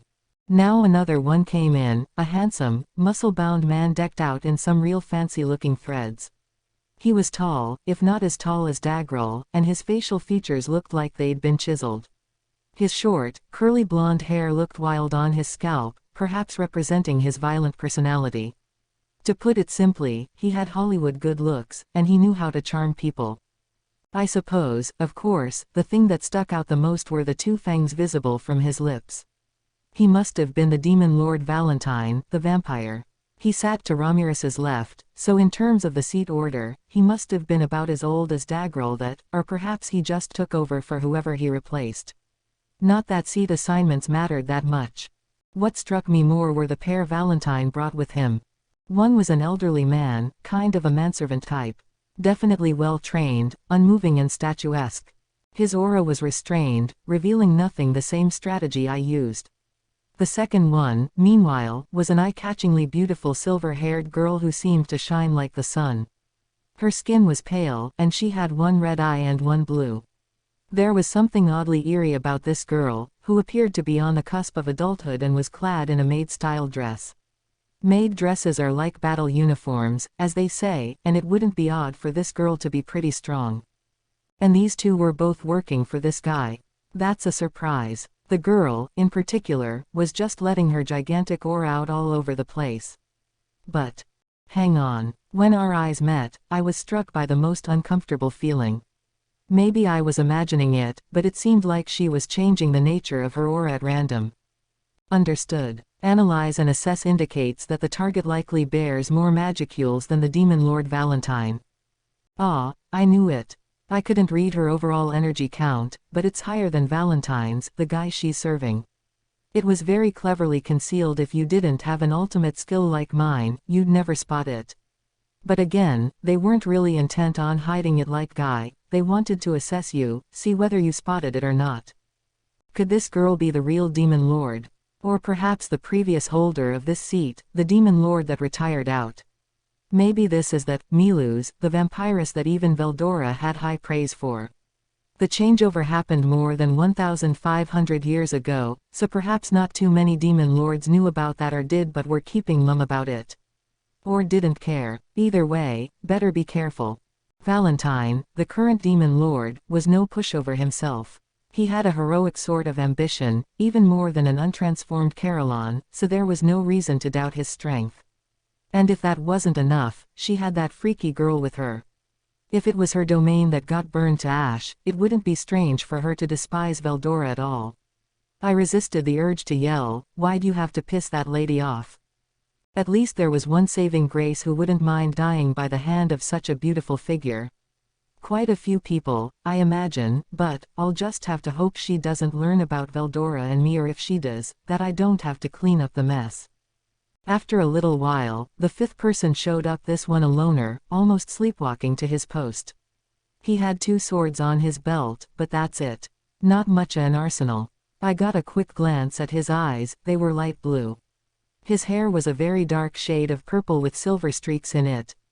He still looked young to me, maybe even high school age, and he had well-defined facial features, although they were spoiled by his sleepy eyes and general listlessness. He stopped by Ramirez's seat to say hello. Yo, man, you're still, like, the size of a bug, huh? Oh, you trying to start a fight with me? Like you could even handle me, Dino. So person number 5 was Dino. He definitely seemed cut from the same cloth as her. Neither was seriously riled, they seemed to just be screwing with each other. Why would I need to, dumbass? Like, it's totally obvious who would win. PFF'd. I didn't realize you were in that much a hurry to die. I'm in perfect physical form today, I'll have you know. Hey, haven't you shrunk since last time I saw you? What do you want from me? I only just got reborn recently. When I asked her about it, Ramirez said she had been resurrected around 500 years ago. It would apparently take her several centuries to fully mature. This seemed to convince Dino. Oh, that's why. That's kinda a pain for you, isn't it? But you kept all your memories, right? My memories, yes. But my spirits degenerated along with my body, ooh, but I'm still the strongest out of all of you. I need a handicap like this, or it's no fun. Guy, I think Ramirez is saying something. Did you hear her just now? Bah, what are you, stupid? I know how to pick my enemies, all. Right. I'm not saying I could KO Guy in one punch or anything. A big mouth like her changed her stripes all too quickly. I guess that red-haired guy really was Guy, too, and judging by Ramirez's freakout, he really was a menace. All just right, Guy equals dangerous, in my internal notepad. It's little notes like these that have saved me from peril more than once. You can't underestimate the power of that. The two kept on talking in hushed voices so as not to rile Guy. They were discussing Beretta and Trainee, Ramirez's guests, and of course Ramirez was bragging up and down about them. Why's a total loner like you got attendance here? Dino complained. You're making me look like a dweeb for showing up alone. Hee. Now I can get back at everyone for calling me a little shrimp and a loner, you in particular. Wait till you see how powerless you are against these guys. Oh, you want us to fight? Is it okay if I rip them up? Of course it's not okay. If you break them, I'm seriously going to tell on you to Guy and make him make you pay for it. It's like Guy was her big brother or something. It was breathtaking how quickly she let other people do the dirty work for her. But really, man, these guys are the real deal. Like, I looked at him for real just now, and it's like, damn. Beretta and Trainee silently nodded at Dino. They were far too good for Ramirez, really. Right. You see. Now I've got some muscle to back up my words, know what I mean. Ramirez stuck out her chest, not that she had much of one, to show up Dino. Their upgrades were entirely my doing, but ah well. Beretta and Trainee remained silent. They were the perfect attendants. They didn't speak, and the dozing Sheehan behind me could definitely learn a thing or two from them. Once he finished saying his hellos, Dino stumbled over to his seat. It was next to Valentine's, making him another member of the old guard. Dino ignored Valentine entirely as he sat down, and immediately put his head on the table and started sleeping. That seemed kind of rude. Maybe demon lords didn't make it a habit to say hi to one another, and all those put-downs with Ramirez were the exception to the rule. Dino couldn't have acted less interested in being here. Showing up was enough for him, it seemed, but falling asleep without even bothering to read the room was, in a way, incredibly self-centered. Fearless, too. I suppose that act had to be backed up with some actual ability. Hopefully. Let's go with that. He was jamming my skills a bit, so I couldn't be sure of what he had. He stared at me with his half-open eyes whenever I tried analyzing him, so he had to have noticed. That banter with Ramirez made me think he was pretty chill, but I definitely shouldn't put my guard down. Given the rapport he seemed to have with Ramirez, though, I hoped I didn't have to make him my enemy. The next one through the door was the Empress of the Harpies, the Demon Lord Frey. Milam told me about her, and let me tell you, she was explosively erotic. I wondered how she flew with those breasts, they must generate a ton of wind resistance. Oops, my mind's going off track. But can you blame me? That was just the sheer impact of her appearance. Once she stepped inside, her eyes turned first to Milam's empty seat and then to me. Even the way she turned her head was mesmerizing. I mean, come on, and when she passed by, oh, what a wonderful aroma she had on her. As I basked in this, I felt something sinister behind my back. Xian was clearly peeved. Must have noticed I was letting that perfume get the best of me. Well spotted, Xian. Riling her any further was too scary a concept to entertain, so I reset my mind and got back to business. Her magicule count wasn't anything to write home about, maybe smaller than Xian's or Benimaru's. Of course, Xian could probably line up well with Valentine at this point, so I'm not saying it was that tiny. Quality, not quantity. It'd be foolish to judge on this alone. In terms of chest size, meanwhile, it was really hard to pick a winner. Oops. Better not think about that. If I had to guess, maybe she had a lot of hidden skills. That was the kind of concerning vibe I got. What was worth noting were her attendants. One was another big-breasted harpy, on the same level as Frey. She was young, and her body was about as lascivious as they come. The other was a large man, his magical energy on par with Frey's. He had huge, eagle-like wings sprouting from his back, so he must have been a male harpy. He was a measure smaller than Dagrel but otherwise could give Valentine a run for his money in muscles and good looks, although the lion mask on his face made the latter part unclear. Wait. Lion. Report. According to my analysis and assessment. Yeah, no way, right? I mean, this guy felt totally different from Caroline. It had to be some other guy. I didn't need Raphael to spell it out for me. I'm not that dumb. There was no way the AWOL Caroline would attend Walpurgis with such an obvious ploy. He'd be more careful with it, taking pains to act prudently. They say there are at least 3 people in the world who look exactly like you, and I'm sure that's the story with this guy, too. As I observed them, I was struck by the odd feeling that a chilly wind was blowing over me. I turned to find a blonde-haired beauty coming in, blessed with looks that only the gods themselves could have given her. She walked right up to me. You were Rimuru. Yeah, but. I thought about saying, yeah, but who are you? At first, I definitely didn't know her, but then it dawned on me. There were 4 demon lords left. Caroline was missing, and that just left Clayman, Milam, and Leon. Leon was blonde-haired, I think, and beautiful enough that people called him the Platinum Devil. Oh, you're Leon. Did you need something? Yes, I am Leon. And no, I need nothing from you. The sight of you brought back some memories, is all. It was him. He was beautiful, so much so that you could easily mistake him for a woman. In my past life, I probably would have been jealous enough to wish for him to get hit by a truck. He was formerly human, I was told, but kept a majestic presence about him, the majesty of a demon lord. And I brought back memories.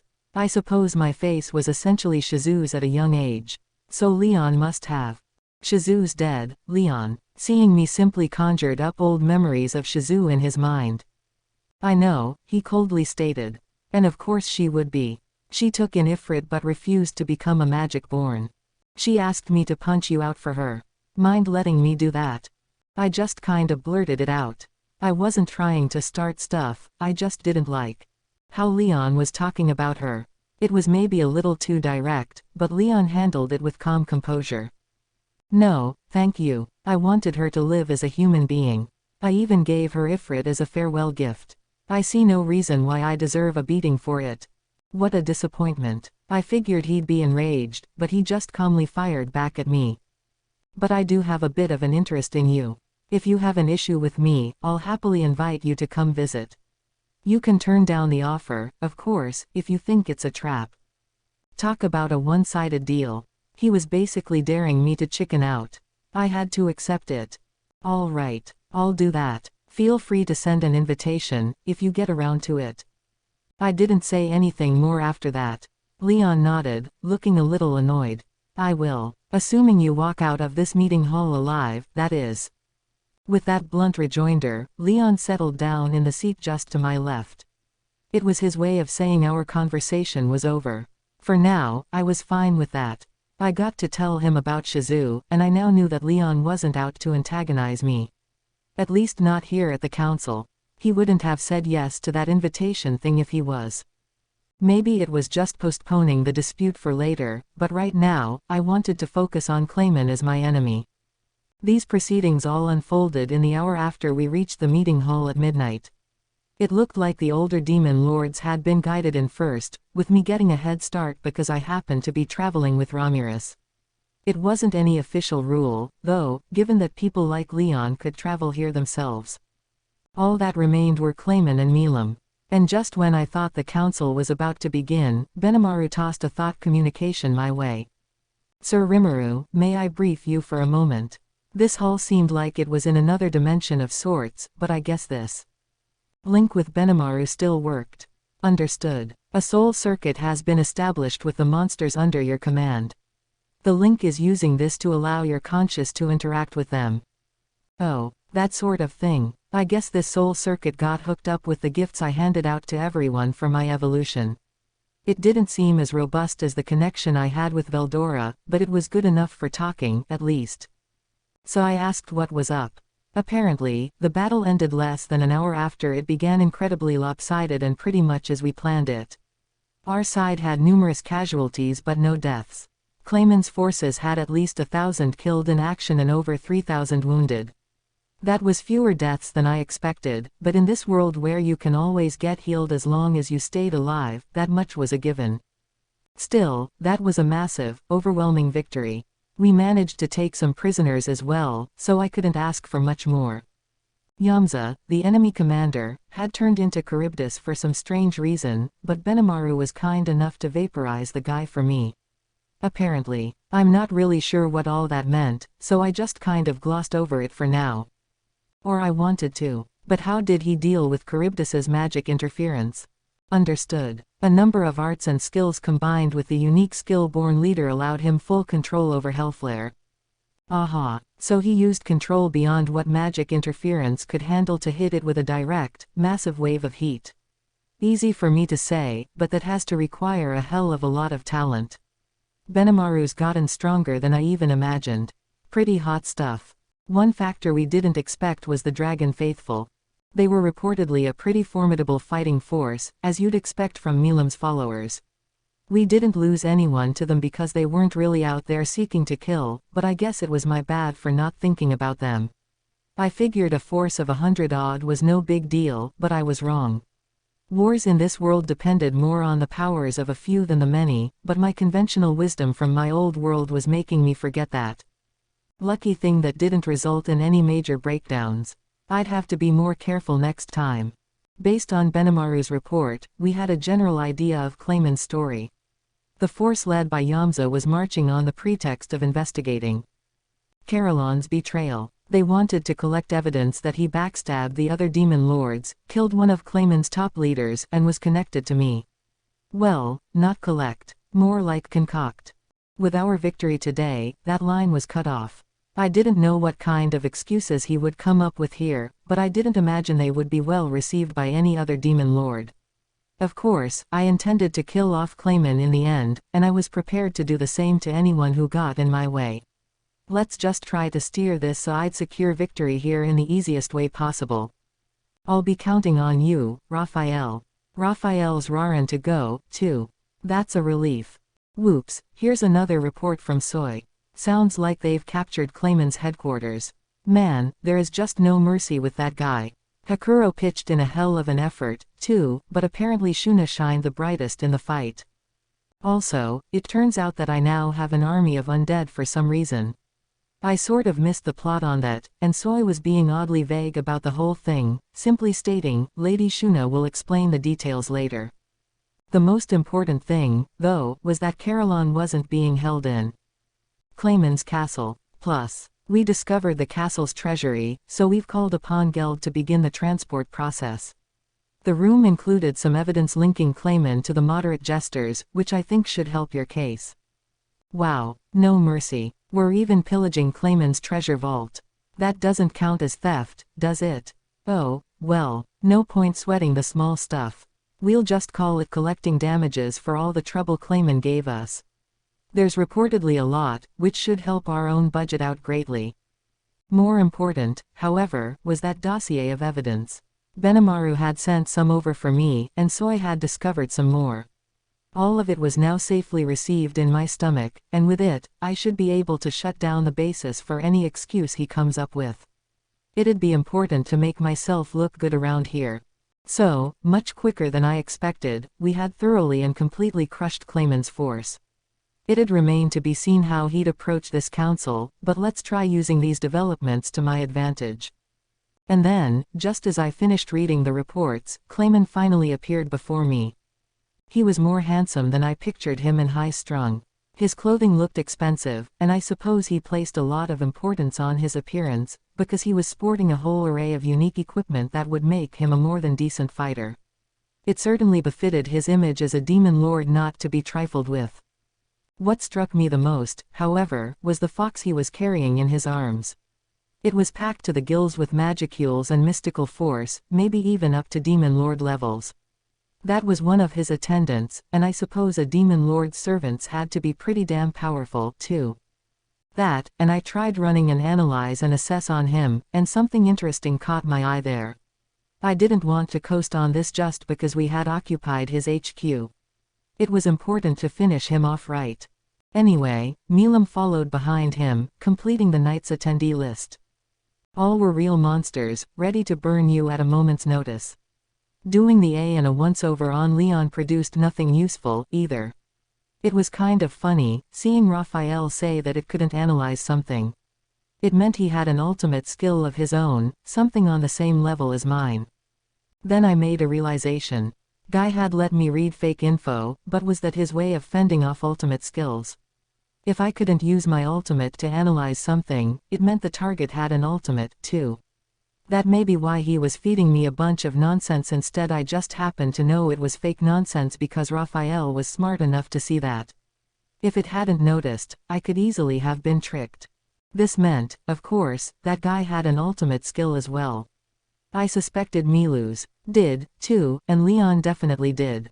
An ultimate was several orders of magnitude more powerful than a unique skill requiring an intersection of one's attributes, luck, and a plethora of incidental conditions. They were rare, uncommon enough that even a true, awakened demon lord may not have one, and all were great as a last resort ace in the hole.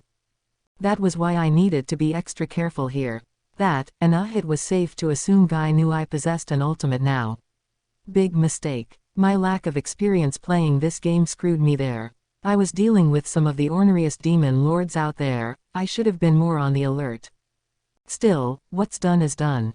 It wasn't a lethal mistake, either. I just needed to figure out how to deal with it. It's easy to hide mind-reading skills, just as Gazel did. Guy still didn't know what type of skill I had, so I probably didn't need to be too hung up about it. Hell, I could even use this to make them think I'm a fool. To be exact, I would direct Raphael to hide everything at all costs, but maybe show off one ultimate skill that was okay to reveal as my trump card. That way, I could still keep a few cards hidden at all times, right? It was a gutsy bit of subterfuge, but I was safe in pulling it off with the 4 ultimate skills I enjoyed. I was planning on kicking up one hell of a storm in the upcoming battle against Clayman anyway, which would make the debut of. Suggestion. Hiding Beelzebub, Lord of Gluttony, would be difficult. Yeah, I think you're right. It was a great offensive and defensive weapon, capable of consuming and destroying nearly any attack thrown at it. Predation was a pretty core battle tactic for me, so revealing Beelzebub seemed like a good idea. Let's go with that as my main battle weapon, keeping my other skills hidden until otherwise needed. I suppose I'm glad that I noticed the need for something like this early on. If I got out of here safely, I'd need to rethink my battle tactics a little. No point being reluctant to use my skills if it wound up killing me. After that moment of regret, I saw one of the most amazing sights of my life. Move it, you half-wit. Out of nowhere, Clayman closed fist punched Milam. That Milam. Sit yourself down, you stupid dunce, he said, ruthlessly bossing her around. I thought I'd explode in anger, but I held it in. Not yet. Just a bit longer. I have to hold back until I have the chance to declare it all, following the rules. But what on earth happened to Milam? Milam the Destroyer. If it was Clayman being punched, well, that'd just be Milam being Milam. But this, oh, man, I fear for his safety. And yet, despite this bout of violence, Clayman didn't look like he'd be decapitated anytime soon. Milam did nothing to resist or complain about his treatment. She just followed his orders and sat at her seat. This is weird. Is she under his control after all? I may have to consider the worst-case scenario here. And to add insult to injury, some of the other demon lords, Dagrel and Dino included, were looking similarly flummoxed at this. Guy was stone-faced. I don't know what he was thinking. Clayman, meanwhile, was looking like he was king of the world, his superiority complex written all over his face. It made my anger burn all over again. Don't expect your death to be an easy one, Clayman. You'll pay for hitting my friend. And with that oath to myself, Clayman's death was now set in stone. I had no intention of forgiving him, no matter the excuse. But there was no need for panic. The council had only just begun. The event was attended by a total of 9 people, minus Caroline. Lord of Darkness, Guy Crimson Demon Destroyer, Milam Nava Dragonoid Labyrinth Master, Ramirez Pixie Earthquake, Dagrel Giant. Bloody Lord, Roy Valentine Vampire Sleeping Ruler, Dino Fallen. Sky Queen, Frey Harpy. Marionette Master, Clayman Walking Dead Platinum Saber, Leon Cromwell Ex-Human. And then, me the subject of this council, the slime who dare call himself Demon Lord. Rain, the maid in Guy's service, made all the above introductions in her clear, loud voice. Leon was the one who piqued my interest the most. I seem to remember his nickname being the Platinum Devil, but now he was acting all cool and calling himself the Platinum Saber. He certainly looked more the part of a dashing swordsman, but who thought up these nicknames anyway? They didn't make them up themselves, did they? Well, I probably shouldn't comment, given my track record for naming things.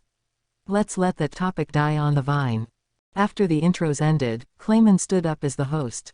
All right. First, thanks to all of you for answering my invitation and coming here. It is now time to begin our festival. I hereby declare this Walpurgis Council convened. Thus, with the chance for cataclysmic events electrifying the air around us, the event kicked off. Taking advantage of his position as chairman, Clayman started things off by going into a speech, eyeing all of us in order and looking supremely satisfied with himself. His eyes stopped for just a moment when they reached Valentine, but maybe I imagined it. That's got nothing to do with me anyway. Leon was seated to my left, the chair on my right was empty, and to its right were Clayman's and the absent Caroline's seats. Clayman went on for a while, explaining matters with an obvious sense of pride, and I diligently listened to all of it. Here's the executive summary. The Demon Lord Caroline enticed me into declaring myself a Demon Lord. This allegation is backed up by the fact that Caroline's armies are stationed in our town.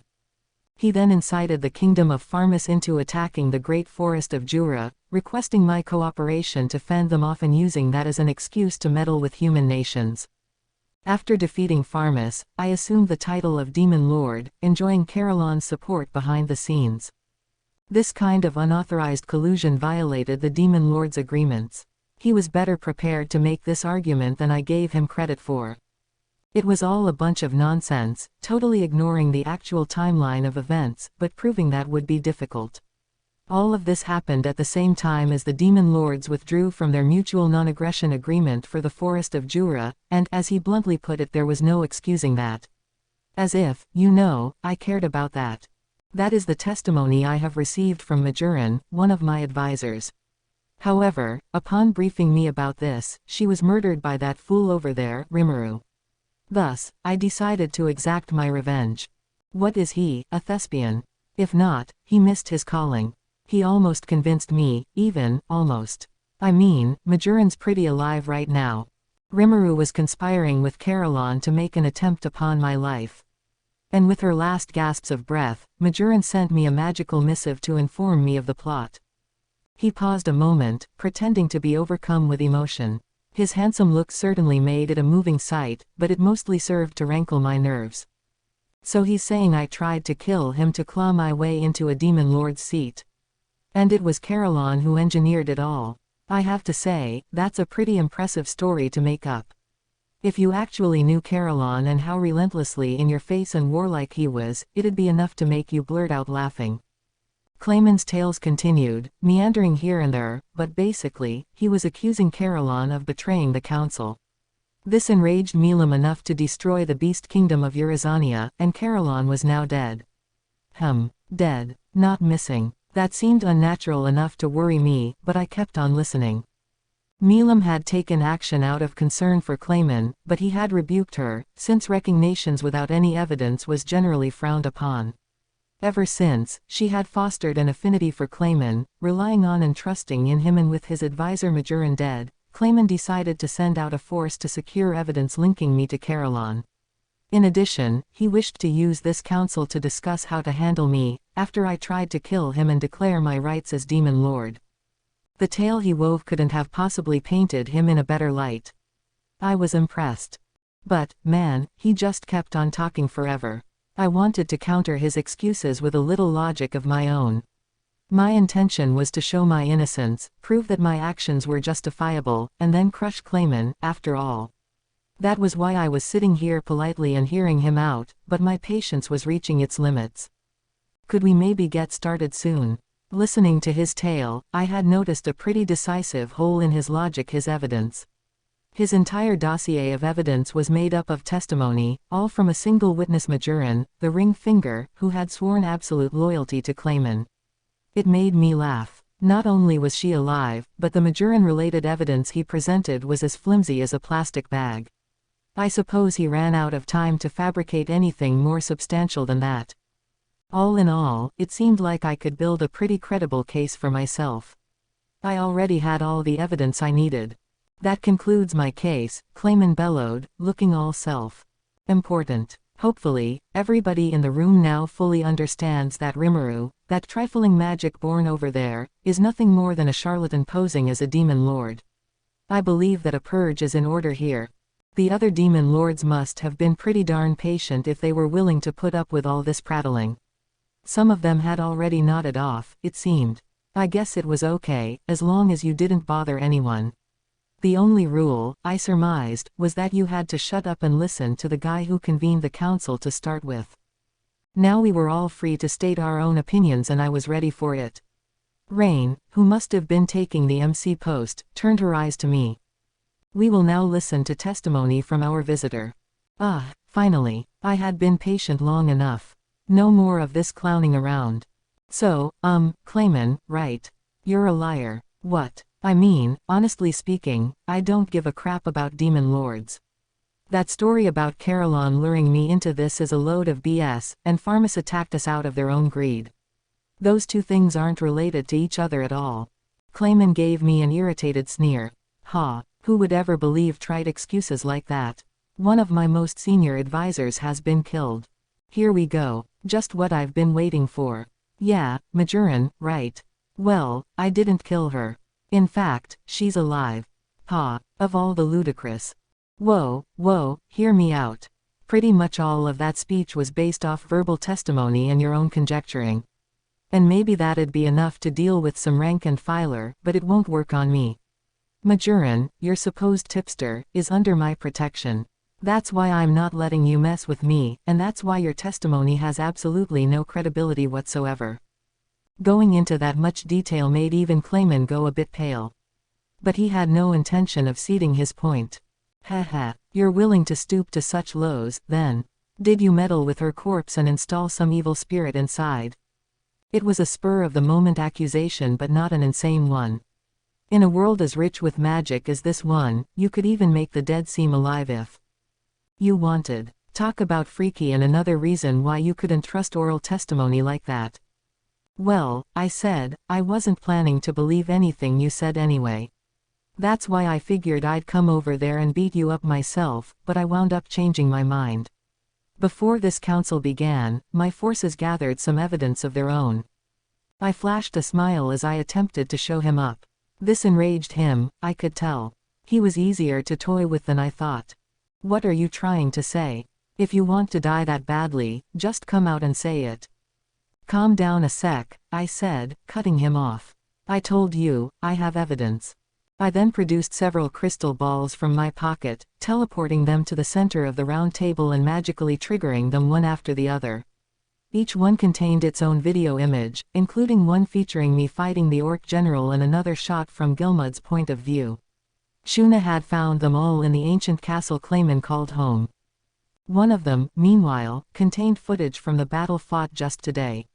It was taken by Benimaru, from his vantage point overseeing the entire landscape, and it contained some really juicy stuff. Stop. Stop that. Please, Sir Clayman, stop this at once.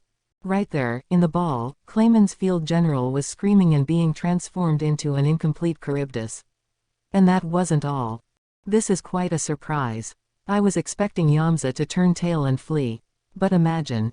Clayman's forces are destroyed. The mission's a failure, the loss is immense. Well, Laplace warned him. Clayman can't blame anyone for it but himself. We'll need to brief him about this. That conversation between the two weird jesters Geld and Phobio had witnessed was all on video. Probably Footman and Tyr from the moderate jesters, I assumed. With Laplace's name popping up, it had to be them. That and him. I thought Clayman was behind all this, but it seemed like there was someone else. Maybe. Understood. It is estimated that all of this is connected. I thought so. Whoever it was that tried to make me fight Hinata was also controlling Clayman. That explains the timing. While I was busy fighting the Western Holy Church, this figure had Clayman spur Pharmus into combat, and then that whole tragedy unfolded. Maybe I could understand all this, even if I didn't appreciate it much. But you went too far, Clayman. So I'm taking you down. Don't resent me for it. In this world, it's survival of the fittest. I proudly beamed at him. This is what real evidence looks like, Clayman. Having this stuff with me definitely made things proceed more quickly, but even if I didn't have it, it would have turned out the same way. I was gonna crush him with my own force anyway, so all I really needed was something to shoot down his lame excuses with. It wasn't a matter of good or evil, it was all about keeping up appearances. Besides, I had real evidence here, and I saw no reason for anyone to complain about that. You couldn't. All of this was fabricated. Fake images, built with magic, to prop up your lies. How could you be so base, you slime? Lies. They aren't lies, you dummy. Your army's all done, and you're joining them next. Clayman turned toward me, face scrunched up in anger. Everyone, you can't listen to this trickster. This slime, Rimuru, is a notorious bluffer. He undoes the seal on Veldora to destroy the Pharmus force, and then he parades around pretending he did the act himself. He's just a little slime, all bark and no bite. And it is simply outrageous that he dares to deceive us all in the proud Demon Lord family. It was an impassioned speech. As if he wasn't the one relying on others to save his ass. As if he wasn't the little one. If he was acting right now, like I said, he was a pretty good actor. Look, Clayman, this was Dagrel, his voice just as grounded and dignified as his appearance. Wasn't expecting him to speak up. Didn't you say just now that Rimuru goaded the kingdom of Pharmus into attacking? If the news of Veldora's resurrection is true, why would he execute it in such a roundabout fashion? All right, allow me to explain. Clayman looked lost for a moment but then opened his mouth again. Ready to commit to this tale the story of the attempt to collect people's souls to awaken into a true demon lord. I suppose he wanted to keep that under his hat so that the other demon lords wouldn't get the jump on him, but Dagrel had forced him to fess up. This low-class, unwitting slime must have had the incredible good fortune to acquire the traits of a demon lord. But he must have let it go to his head, for he then traveled to the human realms to investigate the truth behind what he obtained. That drove him to set off a war with the humans on a whim, using the banished Veldora to stage a brutal genocide. He was doing his best to convince the table, complete with overblown, theatrical hand motions. Leaving someone like this free to maraud again would damage our very reputations as demon lords. I believe he must be purged, but what is your opinion? So cough up some evidence, I retorted. Not that you have any, do you? Everything you said was just a bunch of, wouldn't it be nice if, junk, and you still think they're all gonna swallow it. Clayman gave me another unamused glare. It didn't bother me. I was already sick of putting up with his pathetic accusations. Why does some slime claiming the might of a dragon for himself think he has the right to defy us? There is no way you could ever become a demon lord. Whether I'm a slime or not doesn't matter, and besides, Veldora's my friend. I'm not here to listen to you go on with your bullshit, alright? Can we get to the point, please? Just admit it. Phobio, the magic born in that video, just showed us how Charybdis was resurrected at your demand, right? As those jesters guided him to. And now one of your own men transformed into Charybdis and went insane. That's what I'm talking about when I say solid evidence. If you think I'm bluffing, go right ahead, 'cause you'll be thinking that all the way to the grave. I shot to my feet, kicking up the adjacent seat as I did, and tried to look as threatening as possible. Casually, I placed my hand on part of the round table in front of me and in an instant, the large table disappeared. Nothing to be surprised about. I just stored it in my Belzebooth. Now we had a decent size space to work with. The chair I kicked up sailed in the direction of Clayman, smashing against the wall behind him with a loud crash. This didn't faze the demon lords, either. Only Clayman was unnerved by it. All of you are willing to put up with this reckless violence. He is making light of us all. Should we not be exacting our judgment upon him at once? What, all of them? I always knew he was a wimp. I walked to the middle of where the table used to be. Yeah, maybe you're right. Like I said, I don't care about you demon lords at all. All I want is to build a nation that I can enjoy living in. I need the humans' cooperation for that, so I decided to offer my protection to them. Anyone who gets in the way of that, whether a person or a demon lord or the Holy Church, is my enemy. Just like you are, Clayman. I explained my ideals to the group with far more passion than Clayman could ever manage. What? And if you call that reckless violence, I said as I sized him up, what would you call taking over someone's mind while we're all chatting at Walpurgis?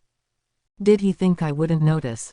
In the midst of that whole speech, that little sneak was launching mind control attacks at me. If I had to guess, he was trying to dominate my consciousness. Too bad it didn't work. Raphael was guarding me the whole time, so I had it fully taken care of. At least I had a justifiable cause on the table, so to speak. That was now in the ears of all the demon lords, and Clayman had already started trying to strike me. If any of them wanted to oppose me, it was now or never. Time to switch over to real action. I had asked the question to Clayman, but it was answered by someone else Guy, the red-haired demon lord seated on the far side of the chamber. Indeed, he said with a charmingly attractive smile. In order to keep things fair, we are only allowed to appeal to others through our own voices. But, Guy, he is insulting us all. Shut up, I interrupted. If you don't like it, then it's between you and me, isn't it? He is correct, Clayman. If you call yourself a demon lord, then use your powers to defeat that magic born. And you, Guy looked straight at me. Do you intend to declare yourself a demon lord? Yep. I'm already leader of the great forest of Jura, and as far as anyone on the ground's concerned, I am one. No matter the path we had to take to get there, I imagined they would all accept that I'd teamed with the storm dragon to rule the forest. There was no point denying that Tempestians were already calling me Demon Lord. Very well, and we have an array of witnesses here as well. If you can win against Clayman before us, I will allow you to adopt the title. So beating Clayman ties up all these little strings, huh? This was exactly the development I hoped for. Clayman began to laugh, just as suddenly as he regained his composure a moment ago. Heh, how exasperating. I simply attempted a little trick because I didn't want to dirty my own hands, and now look at the storm I've unleashed. What a mistake. He was smiling the whole time. Did he have a screw loose? His thin, almost inhuman smile was still clinging to life as he looked at me. And then, quietly, "You're up, Milam." Tension raced across the chamber. Even the demon lords were nervous, although some were maintaining perfect calm as always. My eyes turned to Milam. There was the source of Clayman's confidence, the belief that he had her under his control.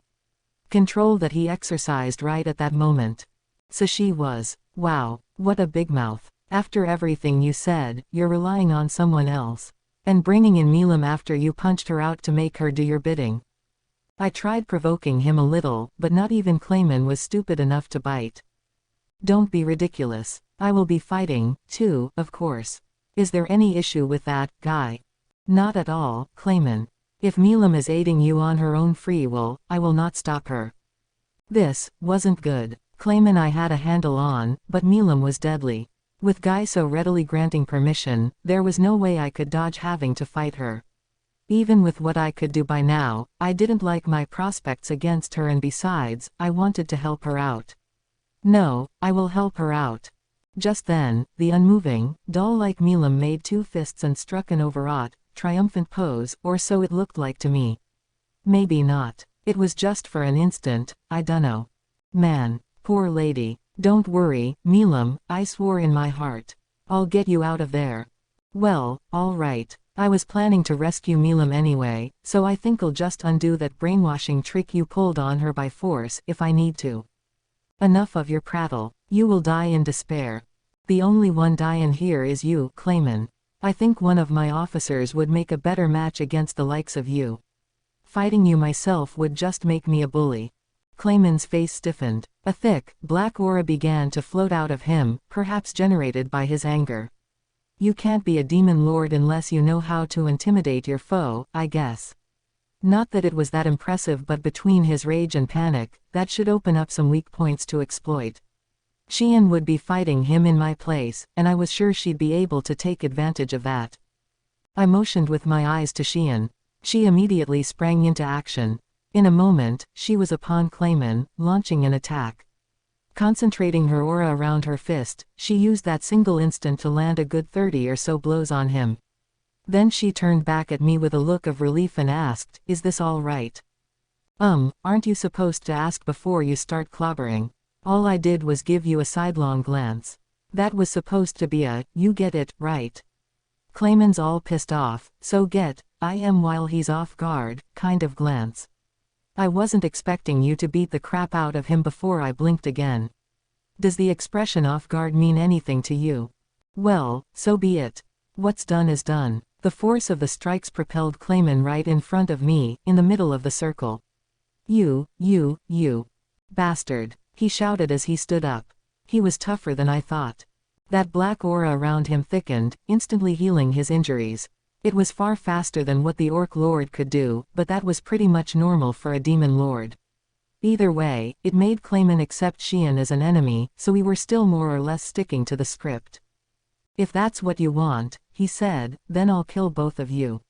Then the fox that had jumped down to his feet swelled up in size. Report. This is believed to be the 9-head mentioned by Majoran. Oh yeah, she did say that, huh. So it was another servant of his, not some pet. Then another figure emerged from Clayman's shadow, wrapped in a black robe. He had 2 servants, and I had Xian in battle mode. Rongo was similarly enlarged now, ready to pounce. Wait, hang on. We're outnumbered if Milam is joining in, nah. No need to panic yet. That's what Beretta is for, Hua. The moment we all stepped into the circle where the table used to be, it was shut away from the audience by a barrier. The area within it exploded in size, the surrounding chairs seemingly far away and distant. They must have installed some kind of enclosing barrier to protect the other demon lords.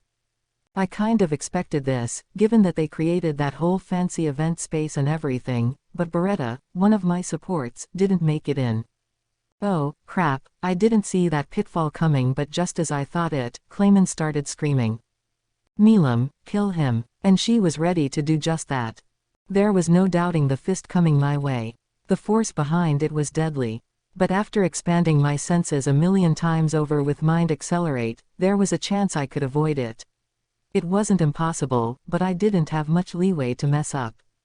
A white-hot ball of energy scraped past my cheek. The speed amazed me. Even with Raphael running at full speed, I still couldn't fully avoid it. If I even thought about a counter, it'd leave me open enough for a lethal strike. The only thing I could do, then, was try my hardest to keep up with Milam. While I concentrated on breaking her mind control.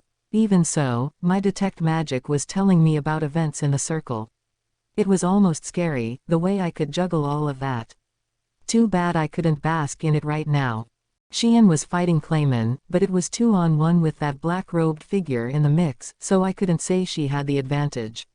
Ranga, meanwhile, was pitted against 9-head, and I thought he was winning, but then those 3 tails on the fox spirit transformed into 2 magical beasts. All of a sudden, it was 3-on-1. I, meanwhile, had Milam to deal with. There really was nothing I could do. Nothing, besides pray that everyone stayed alive until I could finish running analyze and assess on her. So, you guys take care of yourselves. Got it. Beretta quickly set to action, asking Ramirez if it could join the battle. Ramirez, for her part, wasn't about to turn her toy down. Whoa, guy, I'm with Rimuru, all right. So I want my Beretta to be part of that, too. No, he coldly replied, paying her as little attention as possible. Why not? Mere attendants aren't allowed to join a battle between demon lords.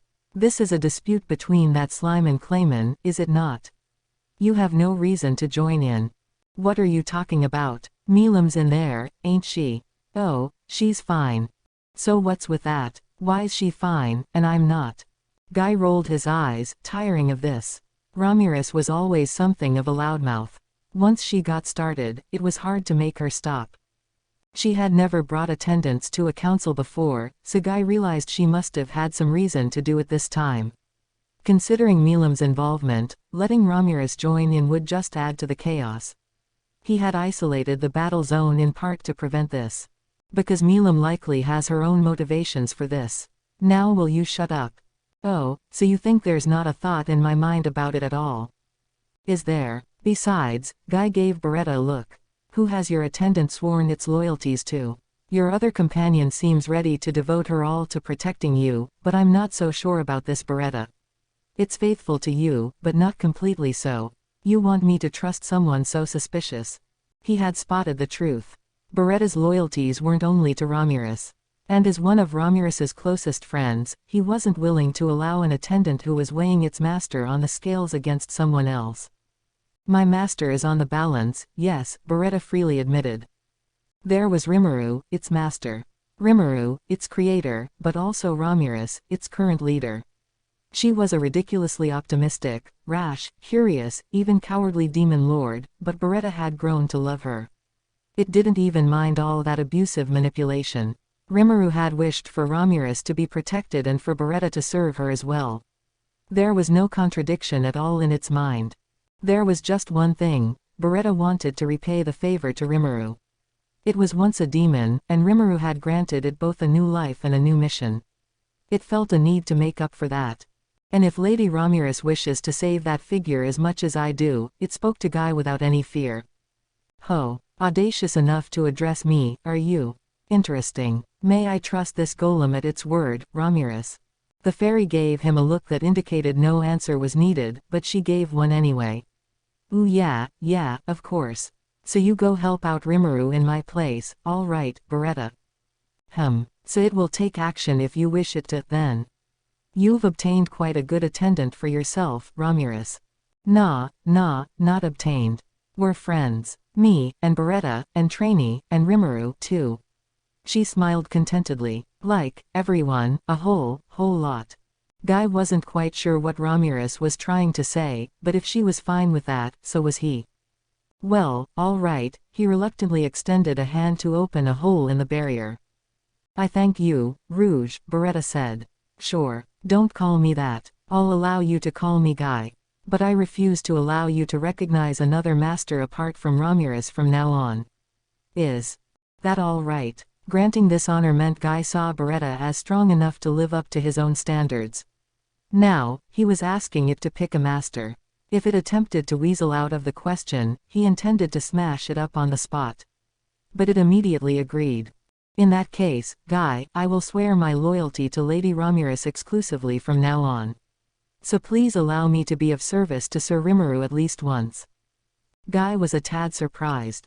Demons, as a rule, wanted to be recognized by their masters for their strength. Beretta, meanwhile, didn't seem to see strength as too important. Its standards had gone all haywire. It was a nonconformist. You are fine with that? Yes. Sir Rimuru has servants stronger than myself. That made sense to Guy. But it also confused him, someone this powerful admitting to not being the strongest out there. I also enjoy conducting research, Beretta continued. The research I do with Lady Ramirez on a daily basis is truly like a dream. Oh, pardon me. My serving Lady Ramirez is part of Sir Rimuru's request. There is no need to worry about that. The words reminded Guy of a demon he knew, the very definition of strange, one who pursued only what personally interested him. If they were part of the same lineage, perhaps demons with dispositions like Beretta's shouldn't be so unexpected, but the demon in Guy's mind rarely birthed other family members. Only an elite few were aware of him at all.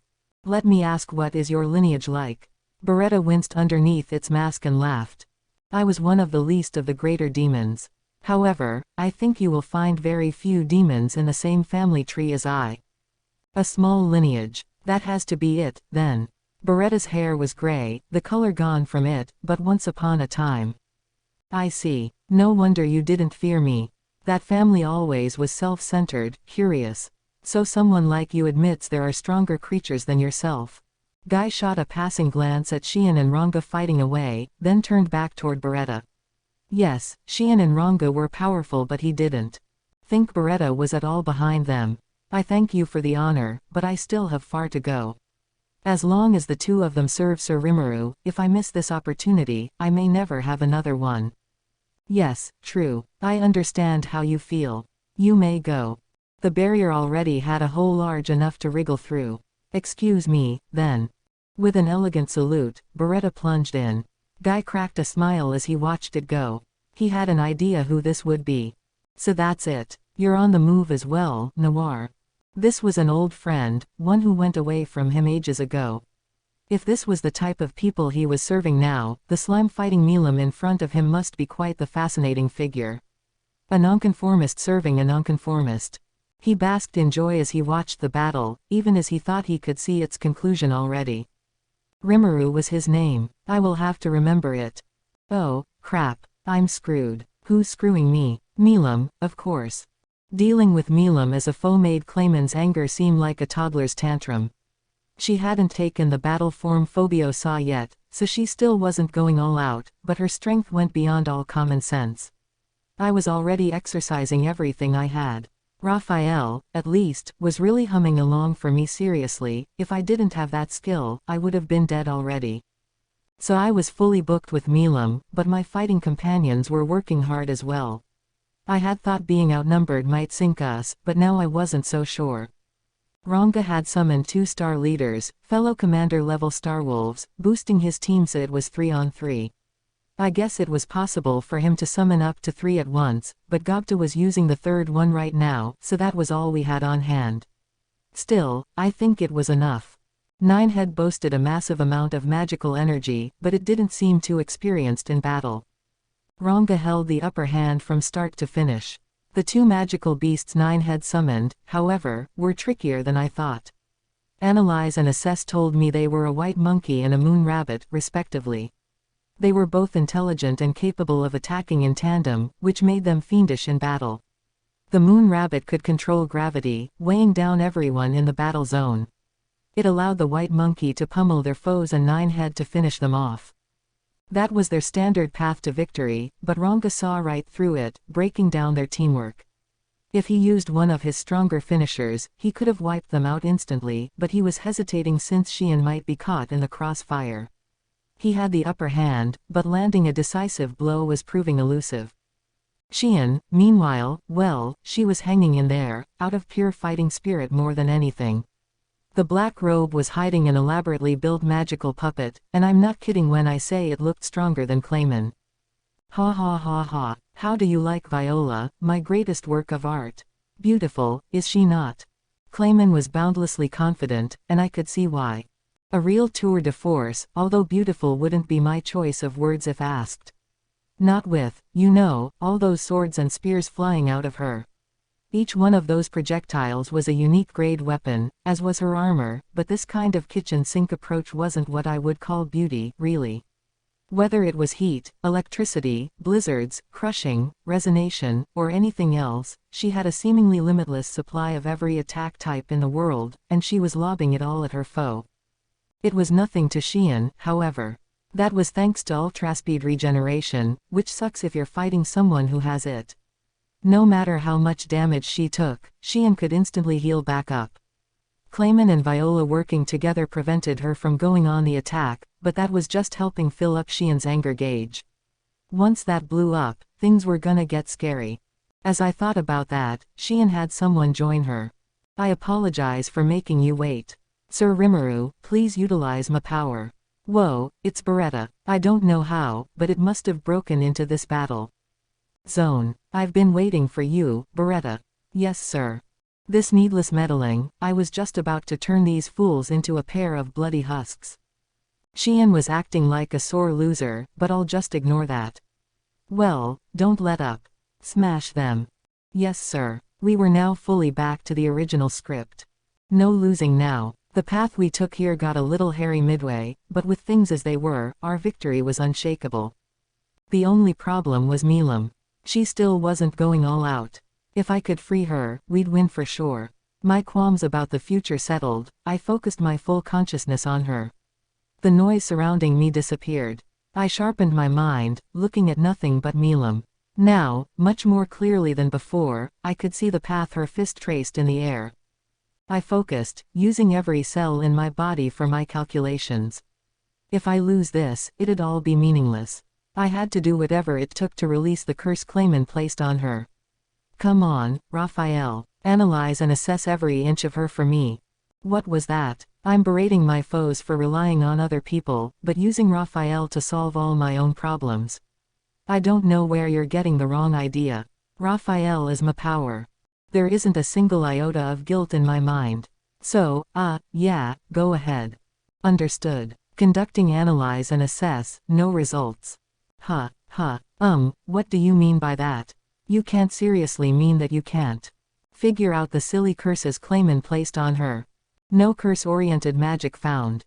This is, dude, how useless can you get? Whenever this happened before, I figured it was because I wasn't concentrating hard enough, but after all that effort, nothing. It couldn't even discover any curse at all. Guess I can't trust Raphael in a pinch. This was bad. Really, really bad. Not to sound all depressed, but the chances of me winning in a knockdown, drag-out brawl with Milam were laughably poor. Well, so be it, I'll just have to hold out until Xian and the rest defeat Clayman. My mind made up, I confronted Milam. I had gotten stronger. She might be both under someone's control and not really trying yet, but I was certainly holding my own against Milam. In the past, I'd be eating dirt before a minute elapsed.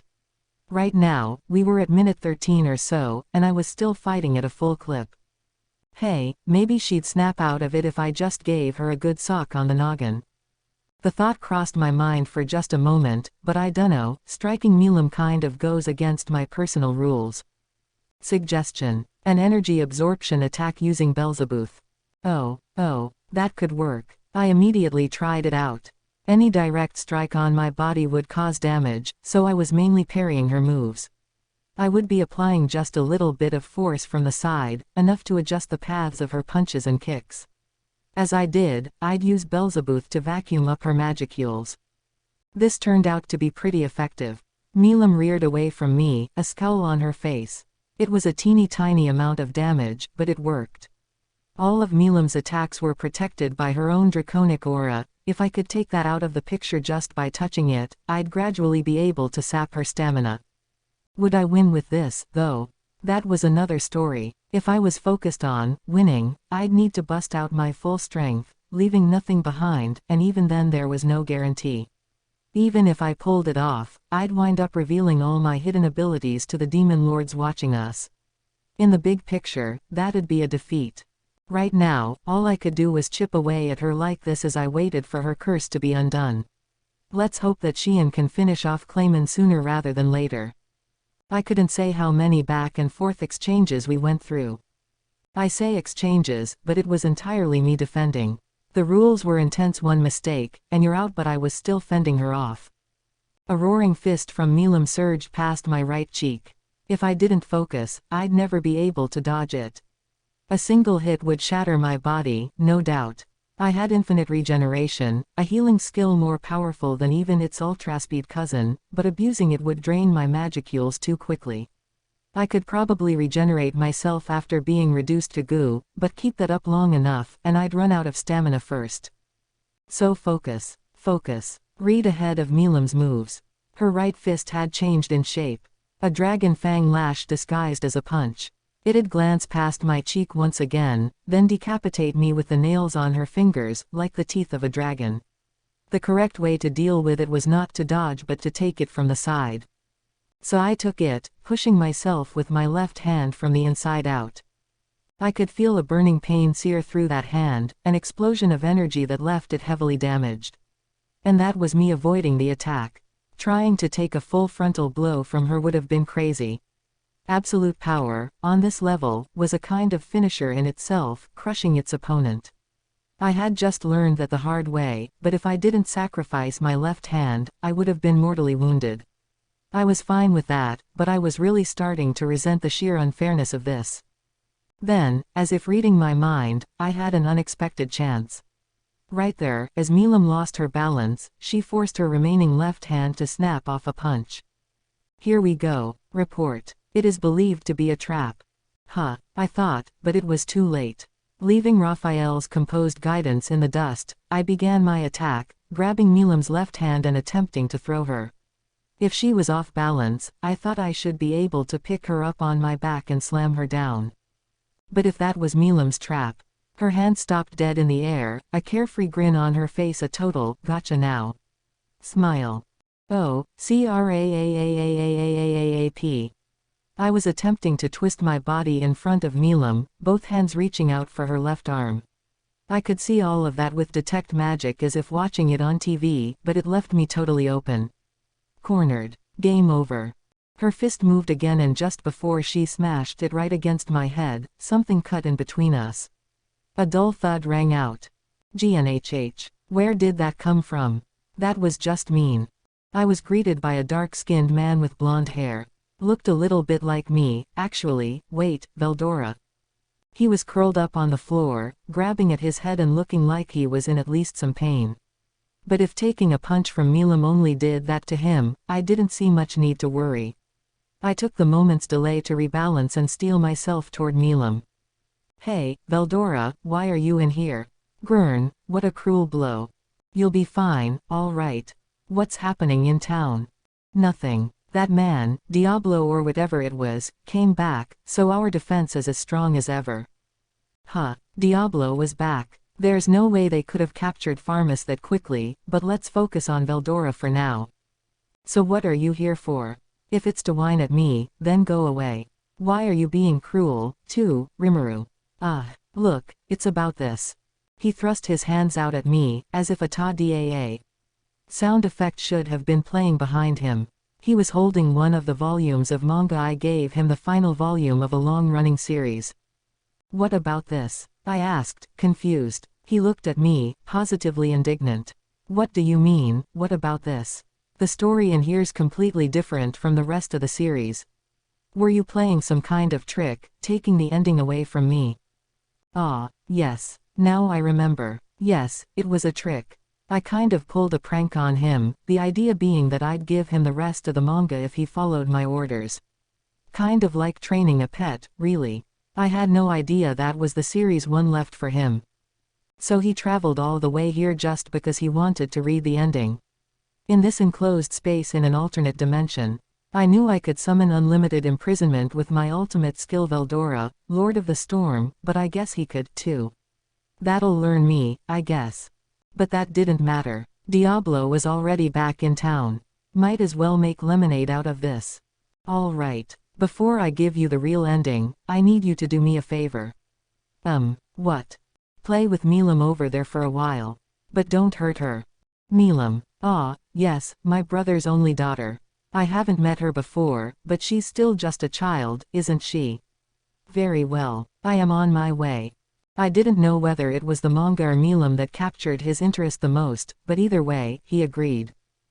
My brother's only daughter bit captured my interest, but again, everything in due time. Milam herself was looking our way, steeled for anything, and Veldora seemed to be capturing her interest.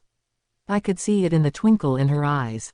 Hopefully that meant I was safe leaving for now. Which one was stronger anyway? I was kind of interested to see, but if Veldora was stronger than me, I was sure he could buy me enough time. There's just no way I can't take advantage of this chance, so with my newfound freedom, I wanted to defeat Clayman and settle the score for good. So how had things gone while I was occupied with Milam? Leaving her and Veldora behind, I turned toward Ranga first, since things seemed the most intense with him. Ranga, you all right? Ah, Sir Rimuru, I am fine, but I have a little situation here. Something was up. There didn't seem to be much life to his attacks, and I didn't think it was because he was losing interest. Just as I was about to ask what was up, I picked up on the cause. "Help me. Help me, help me." This childlike wailing was leaking out to us, via thought communication, from Ninehead. The White Monkey and Moon Rabbit were merely trying to protect their shivering master, hence why they kept resisting without admitting defeat. Now I see. Let's help him out. Ranga, hold back the monkey and the rabbit. Don't let them get in my way. Right. He took the monkey, while his 2-star leaders handled the rabbit, and I walked toward the snarling Ninehead. This poor young child, controlled by Clayman. Report. Analysis indicates a demon-dominate curse. Remove. Yes. No. This time, at least, the curse was discovered and removed quickly. Wish I could have seen some of that talent when I was dealing with Milam. Ah well. The moment I undid the magic, Ninehead gave a joyous yelp, then settled down to sleep, no doubt exhausted. It was as cute as any baby animal video I had ever seen. Apart from the 3 tails and the golden color to its fur, it looked exactly like a little fox cub. Ranga was right next to me, growling as menacingly as he could, and all right, that was pretty cute, too. In a cool way. Keep this cub safe. Yes, my master. I gave the cub over to Ranga as I petted him. That took care of his foe. Next, I turned to Beretta, and that confrontation was already over. It was lining up all the unique weapons and armor on the floor, practically beside itself with excitement. Hey, what are you doing? Oh yes, hello, Sir Rimuru. It gave me a joyful salute. It is a pity I could not show myself in action to you, but I have prepared some spoils of war for you. Spoils. Viola, Clayman's greatest work of art, had been taken apart, its pieces strewn all over the place, and now this was Beretta's gift to me. I knew it was pretty strong, but it took down that arsenal-like magic born without suffering a scratch. And that wasn't even all. Beretta, no offense, but are you imitating all of Ramirez's bad habits or what? It looked at me surprised, I think. Its face was hidden behind that mask, so that was only my impression. I thought a word of advice was in order. If this keeps up, Beretta's going to pick up on nothing but her negative traits. I mean, hopefully this is just my imagination, but what are you going to do with all that booty?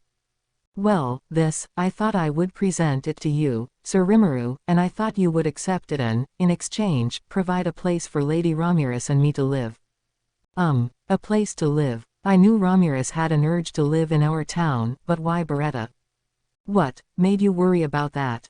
Actually, Beretta's explanation floored me, and not in a good way. It sounded like Guy cornered it into choosing a master before allowing him to enter the battle zone. Beretta responded that it would serve Ramirez after helping me out in here, but clever demon that it is, it thought about a way to wiggle out of that. If Ramirez were to move to our town, Beretta would be obliged to follow her, and then it could go through Ramirez to serve me as well. That was its plan. It was one of the flimsiest excuses I ever heard, and it was laying this out like supreme gospel. The word demon couldn't have described him more accurately. Look, I'm serious, you're really starting to resemble Ramirez. It is an honor to hear, although it feels rather little like a compliment. That's 'cause it's not. I swear, I take my eyes off you for a second, and you've grown incredibly shameless. Kind of neat to see this maturation take place, though. Well, we can save that for later. I'll have to think about it. I can't set up something for you guys that easily. Understood, sir. It seemed happy enough with that. I figured we were good for now. That left only Xian to check up on, and that confrontation was right on the cusp of its climax. Clayman was panting for breath as he glared at her, a loathsome look on his face. Xian had all but made him admit to her strength. It might have appeared like they were locked in an intense competition for superiority, but that would be a dreadful mistake. That was because Xian had ultraspeed regeneration, that undefeatable X-factor, on her side. They were equals in strength, but Xian could keep up the fight for far longer. While they seemed an even match in each exchange of blows, Clayman's fatigue had begun to stand out while I was fighting Milam. Xian probably didn't need my aid to win this. And now that her advantage was clear to all, Clayman was starting to panic. Is that all you've got? You are far too weak to call yourself a demon lord. Wow, Xian, no mercy, huh? She was totally dissing Clayman. You'll pay for that. Come to me, marionette dance.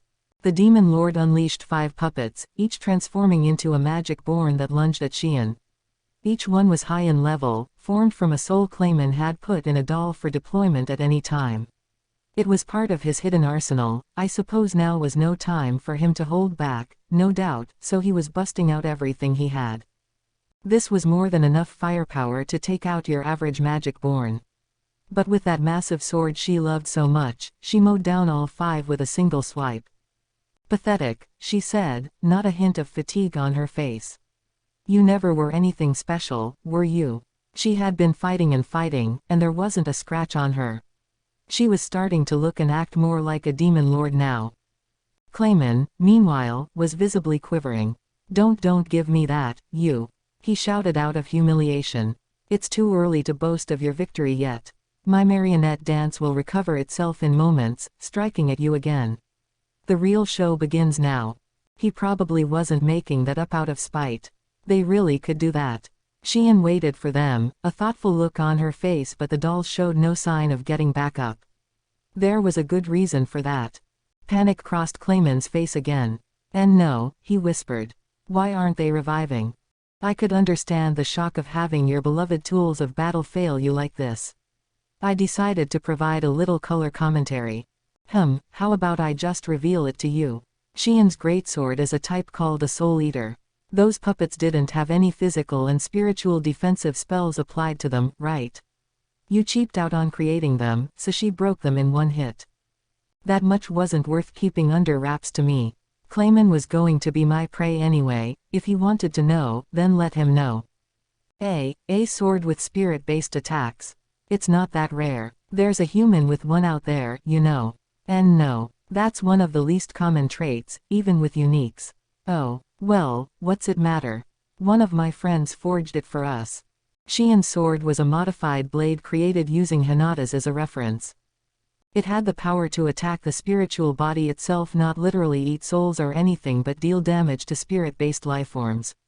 There were no restrictions like that. 7 hits, thing with Hinata, depending on the force applied, it could kill instantly unless successfully resisted.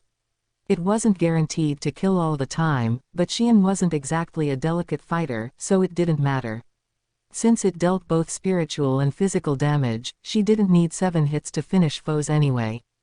Oh, I see. So this is Goriki Maru version 2. She didn't know. I'm pretty sure we went over all this when I gave it to her. Aw, whatever. Xian was never one to sweat the small stuff, so setting her up with this was the right idea. Ha. I see. It was the power of that sword that allowed you to fight against me. Then allow me to add that dirty little blade to my collection. Take this demon marionette. Sounds like Clayman had misread her. The ominous strings of black light that streamed from both his hands wrapped themselves completely around Xian's body. She didn't move. Kinda wish she tried to dodge it or, something, but I guess she didn't need to. Clayman, assuming Xian didn't react in time, found this much to his liking. Ha. Behold, the ultimate cursing magic, with the power to rule over demon lords themselves. It seems a waste to squander it on magic born like you, but so be it.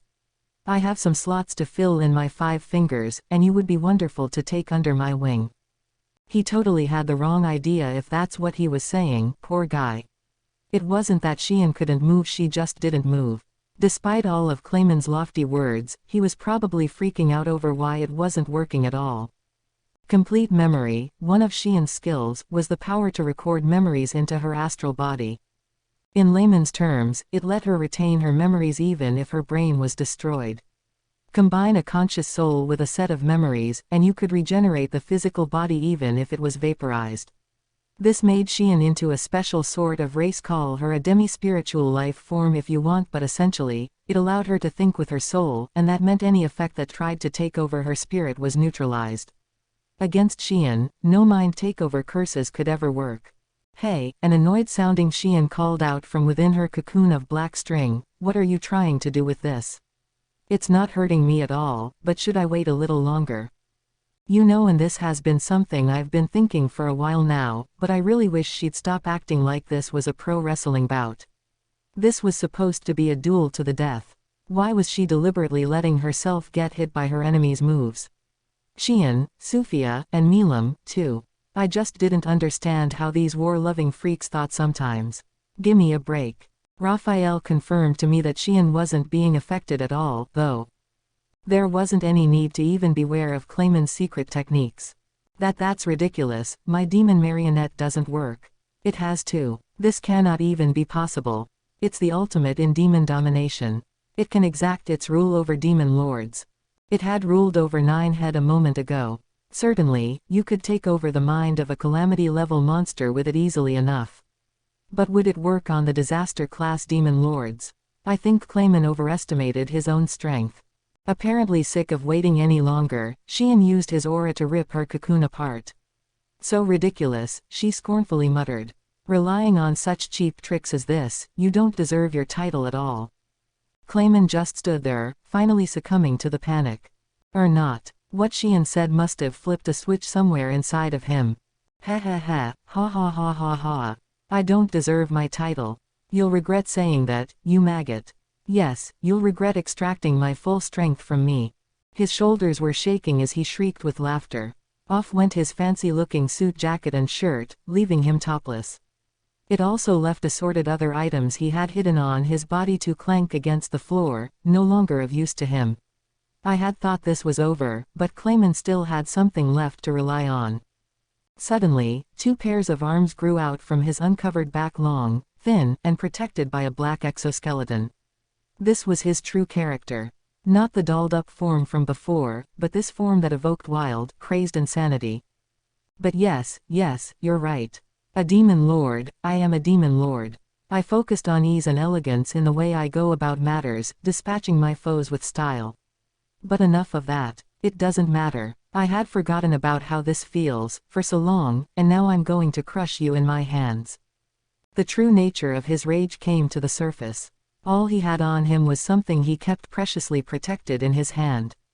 A mask. A jester's mask, decorated with a smile. Without a moment's pause, he put it on. Ho, looks like you've grown worthier, a happy-sounding Xian said. I'm glad to see that. I am Xian, secretary and personal guard to the demon lord Rimuru, and I will be happy to fight you. And I am the demon lord, no, the crazed clown, Clayman. You are dead, Xian the magic-born.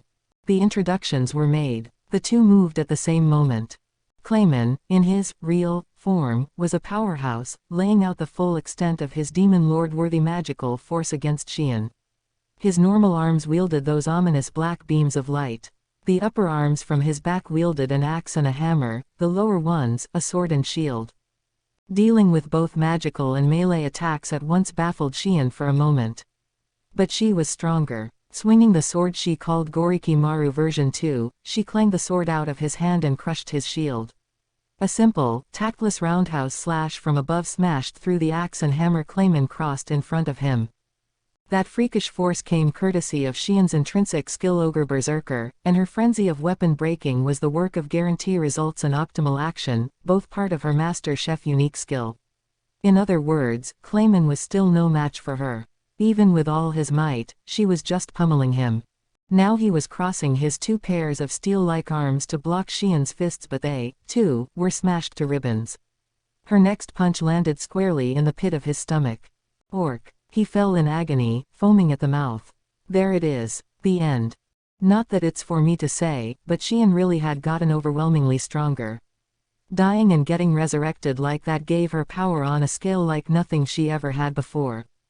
Jerha. She planted a follow-up kick on him, making him roll around on the ground in agony. The mask was cracked now, revealing bloodshot eyes. And no, this can't be. How could I, a demon lord, Clayman? Now Clayman understood the difference in power. But he still refused to accept this reality. It was devastating to him. May I put him out of his misery, Sir Rimuru? There were a few things I could ask him, but I could predict most of the answers. Beyond that, I wanted to know about whose bidding he was doing, but was he gonna be honest with that? Damn it all. Milam. What is Milam doing? Destroy that magic born at once. Clayman was screaming out the words now, realizing that his death was near. But Veldora was holding Milam back. Clayman looked at him with disbelief. Who? What is this? His power is off the charts. He must have just realized that Veldora wasn't just another magic born. Well, he's in human form right now, but that's Veldora. I told you.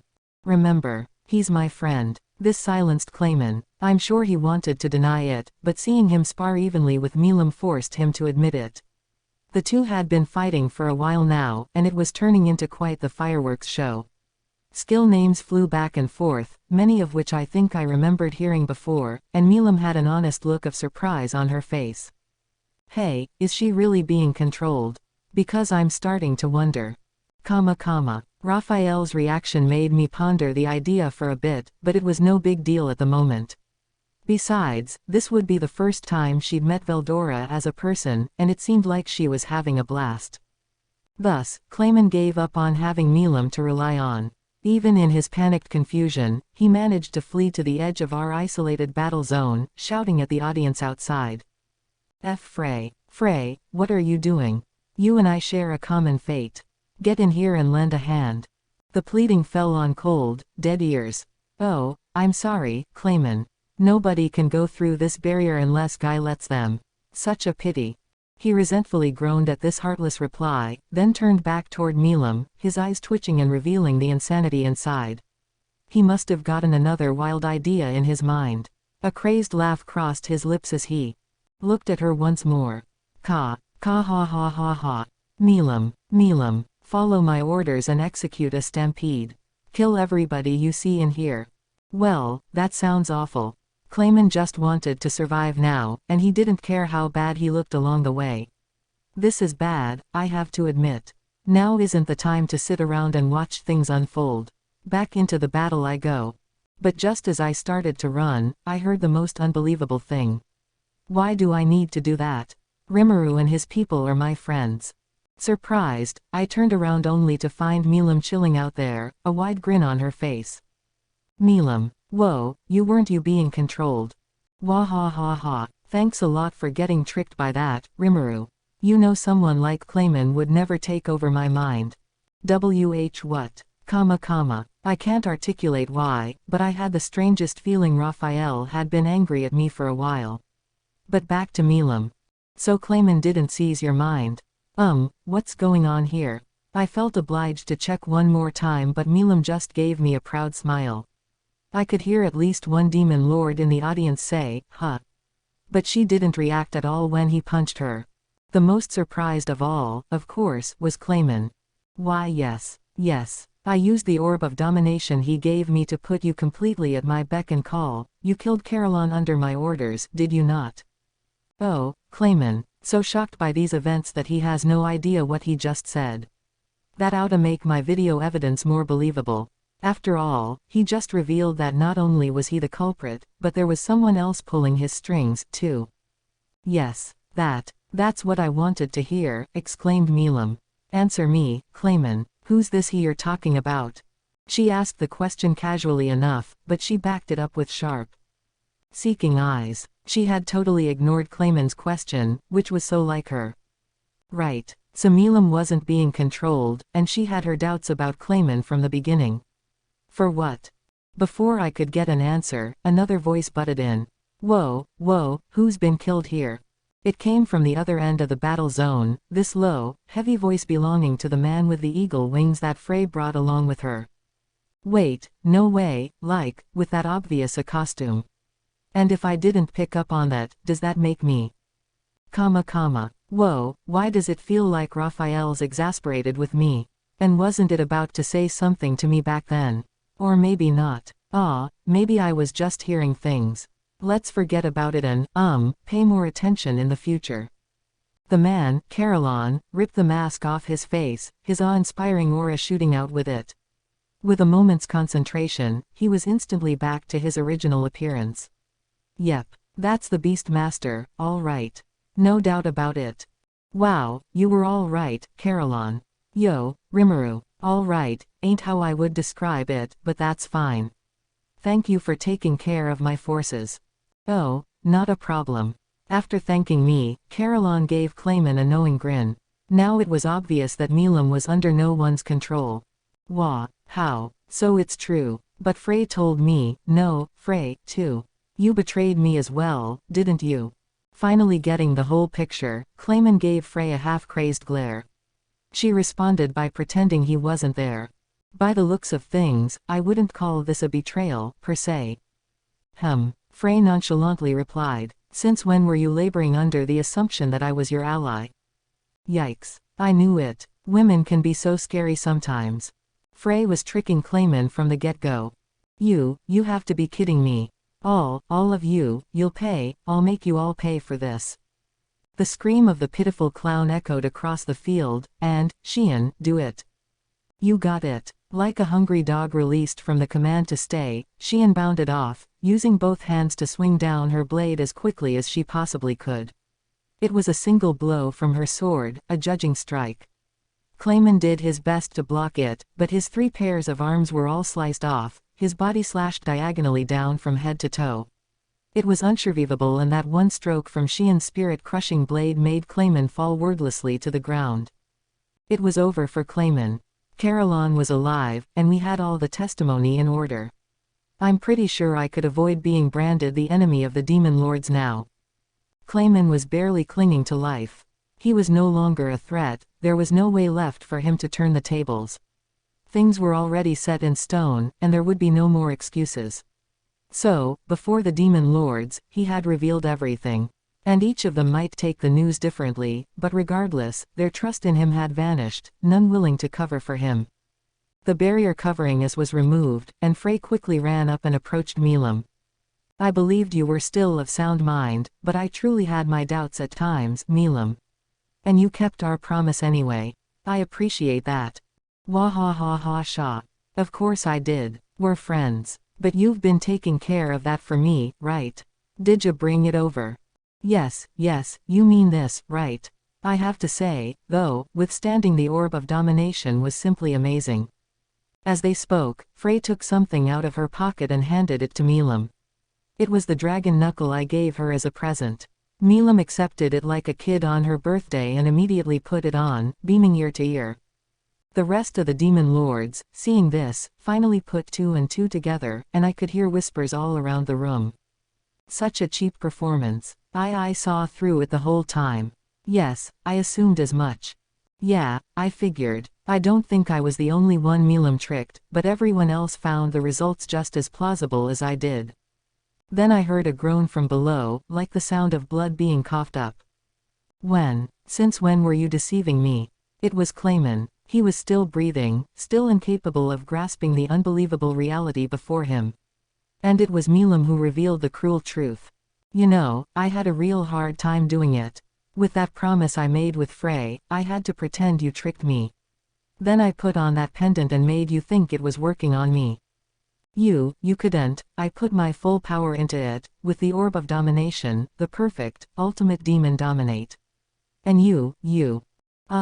Most magic like that bounces off me pretty easily, so, first I had to remove all my barriers, then hold back my force so I didn't passively resist it.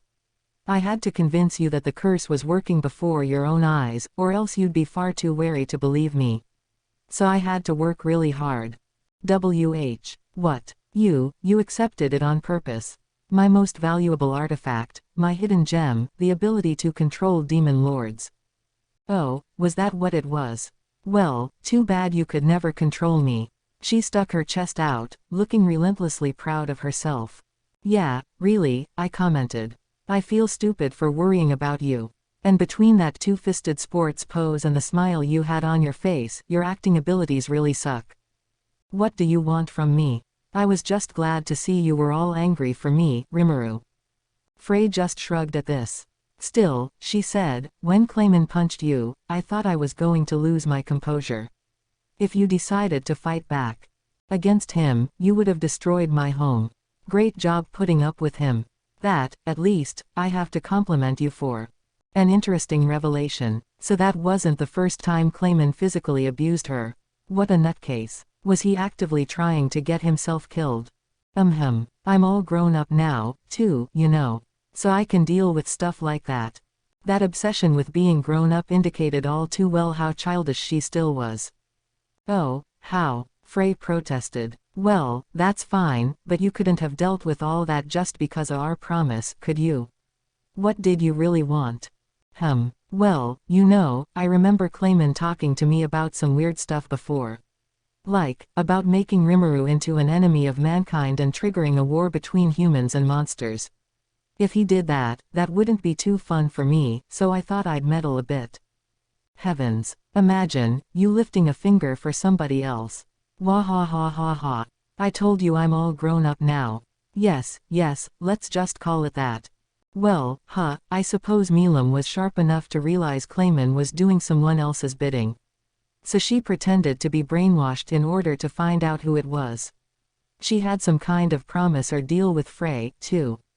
Let's just ignore the fact that she totally tricked me. The thing to focus on was, that orb didn't hypnotize her at all. She didn't struggle out of it midway, it never worked once. It was all an award-winning performance. As she later explained to me, she had been consuming bell peppers to maintain her poker face. The blank expression that resulted from eating this detested food of hers made everyone think her mind had been erased.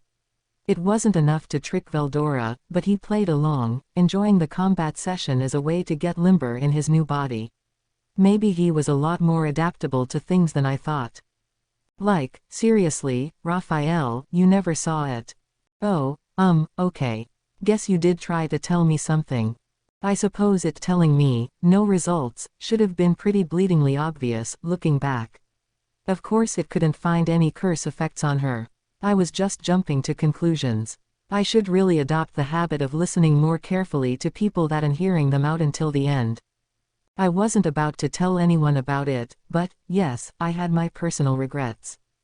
By the way, Caroline asked as he strode up to Milam, if I could ask you something. She smiled back with the dragon knuckle eased into her fingers. Sure, anything. I just wanted to be sure, you weren't under anyone's control. So that was all you when you were whipping the life out of me. Caroline was smiling, too, but I could see the veins on his forehead bulging. Yeah, I'd be wondering about that, too. It's fine.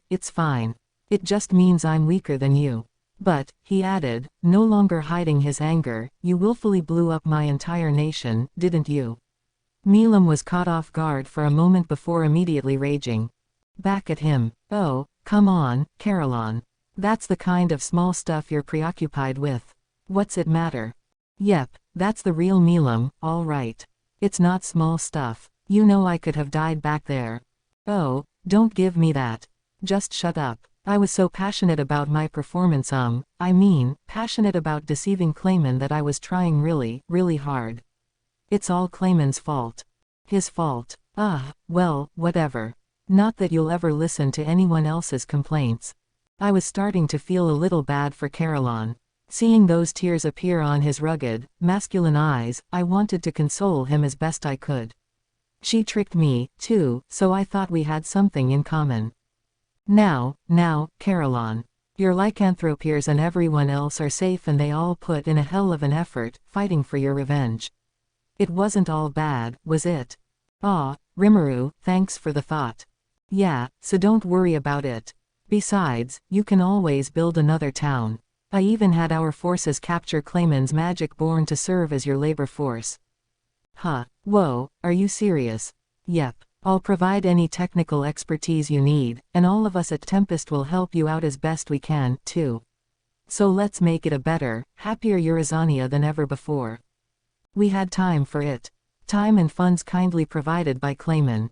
Considering our future trade prospects, it'd be strategically beneficial for us to have Caroline owe us a favor. It seemed like a great opportunity to exploit, and I wanted to maybe make friends with more beastmen through the work, too. Wah ha ha ha, isn't that great, Caroline? You have me to thank for that, too. Her to thank for what, I wondered. Maybe for completely flattening the land around the capital and thus saving us the trouble of hauling away the rubble. I'll really owe you one, the surprised yet thankful Caroline replied. And you know, Rimuru, or maybe Sir Rimuru, I promise to you that the Beast Kingdom will never hesitate to help you out if you need it. We'll be allied nations forever, and I wish you would at least pretend to regret this a little more, he didn't forget to add, turning to Milam. To her credit, she was back to her usual self. If Caroline and I were cool, she was cool. That's Milam for you, always looking out for number one, and I didn't mind if Caroline was feeling better. It appeared that my promises surprised a lot more people than just Caroline. They were a shock to the demon lords assembled around us, too. So that was it, observed the smiling red-haired guy. I thought leaving those magic-born alive was a sign of weakness, but I see you're a rather creative thinker. Hardly any wonder that Noir's taken a liking to you. Noir, who's that? Ah well. Frey was back to focusing on Clayman, a quiet anger enveloping her. So, Clayman, she said. You always were the sort to domineer over weaker people, or those who couldn't resist you. I don't think you have any right to call yourself a demon lord. I didn't intervene since Milam was trying so hard, but you know what? I was kind of angry at you, too. It made it clear that Frey had no interest in rescuing him. Yeah, I know it's survival of the fittest, but you took a step too far, I'd say. You wrecked my country, and I want to see you pay for that, okay? Caroline did have a lot of damage to deal with. Damage technically inflicted by Milam, yes, but he was willing to shift the blame to Clayman here and make him suffer the consequences. None of the other demon lords voiced any opposition to this. I suppose Clayman wasn't too popular a guy in this clique. He was already cornered, and now, the final moment was approaching. Time to finish him off. Feeling the life ebb away from him, Clayman's heart was filled with regret. Regret and the words of his friends and advisors, flashing before his eyes. Now's not the time to be too reckless. Whatever ya do, don't let your guard down. Ah, you were absolutely right, Laplace. He thought he was being careful, but he let power drown him. When he beheld Milam's overwhelming strength, he made the erroneous assumption that it was all his to wield. It's just as you felt it. In the end, I was the one being controlled by Milam. I thought I was paying attention, but she tricked me. You trusted in me, left me to rule as your demon lord, but I suppose this is the end for me. He had ignored his friend's warning. And that set these results in stone. You're weaker than us, Clayman, all right. So no trying to pull anything weird by yourself, if you could. Ho ho ho ho. Tyr is right. Feel free to depend on us instead. Ah, Tyr. Ah, Footman, you're right. I forgot. He was too focused on himself to feel it right to rely on his friends. He did file the promise in his mind, actually, but he forgot about that when it counted, one of the most inexcusable things he could have done. I just wanted to get as close as I could to them. Of course I'd take risks to achieve that. Why wouldn't I? I was part of the moderate jesters, too. It was true. Clayman wanted the respect of his peers. He wanted his powers to be recognized, so he never revealed his moderate jester's side to the public. Now he realized that was a mistake. But it was too late. He recalled when he first met the mysterious patron that led him to this. Hey, you're Clayman, right? Who are you? Someone in a hurry to die, apparently, if you address me that casually. Whoa, no need to act so alarmed. We have a common acquaintance who pointed me here. An acquaintance? Yeah, the demon lord Kozalime, your creator, of sorts. What? He had intended to kill this boy with haste, but then he mentioned a name from his distant past. Now Clayman was interested in hearing him out. And when he did, he discovered the truth about him. His ambitions and his power. I'm going to take over this world, Clayman, and I want you to help me. Hey, ha ha ha ha ha. I like it. So that's your request? Yes. A job for the moderate jesters. And what are your terms? How does resurrecting Kozalime sound to you? It was beyond all expectations. There was no reason to refuse. The powers the boy displayed to him made it clear beyond doubt. He immediately accepted the job. I thought you'd agree to it. Now the world can be ours together. It's gonna be one crazy place for us to live in. Seeing this boy, living life as if it was all some kind of wonderful game, Clayman honestly thought he could pull it off. There were obstacles in their way, massive ones, but that made it seem all the more fun. It seemed that way, but now, his mistakes had crumbled the foundation of their whole strategy. And after the boy had fulfilled his part of the bargain and revived Kozalime, my thoughtlessness led to this. There is no defending me to him now. Kozalime was alive and well, and he had no way to congratulate him. More just desserts for him. He had been ordered to sit tight and watch how things unfolded, and he ignored those orders for his own petty reasons. The last thing he recalled were the words of the man himself, the advice his beloved demon Lord Kozalime gave him. Clayman, I see much of myself in you. And you may imitate me if you like, but do not imitate my negative aspects. It was wise, all too wise, and something he should have recalled quicker. Ah, Sir Kozalime, I apologize. I forgot your advice, and I committed the gravest mistake possible. Yes, it was Clayman's mistake, made in the worst possible fashion. And just like Kozalime, he was defeated in the most shameful way by a freshly born demon lord. Karma in action, one could say, but to Clayman, it hurt more than anything else. And I even lost the army you granted me through my mistakes. I cannot die. No, I cannot die yet. If I die here without atoning for this at all, I'll never be able to forgive myself. If it had come to this, he at least wanted to pass on what he knew. The thought kindled the light of life in Clayman before he could completely resign himself to his fate. You are a walking dead, created by me from a dead body, but I have placed special weight upon your brainpower. You are not geared for combat, unlike Footman and Tyr, but no one can use strategy and artifice to command armies the way that you can. That, Clayman, is why you shall become a demon lord. Kozalime had high hopes for him, and he betrayed them all. But if it was power he lacked, all he needed was to obtain some. Then he could stand tall with Footman and Tyr, surpass them, even. If only Clayman had some power to back up his intelligence, he could have sprung past them all with ease. Yes, indeed. There was no need to awaken to a true demon lord at all. So give it to me. Give me power, give me the overwhelming power I need. Confirmed. Converting the soul into magical energy, successful. Disassembling and reconstructing the receptacle body. Clayman wasn't expecting the internally shouted wish to come true. But the world language had other plans for him. Right here, at the last moment, his wish had been granted. So heaven hasn't forsaken me yet. In which case, Clayman's answer was obvious. Ha, so you treat me like a fool. Well, I'll repay you for all that. For now, though, I've got to get out of here. He was weak, too weak to even use his voice, but Clayman's soul was burning bright, his life was a raging flame.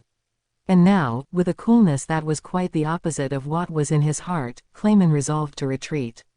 The older demon lords Guy, Milam, and Dagrel, in particular, were too much to handle. Simply awakening wouldn't give him the winning edge against them, and now was no time for recklessness.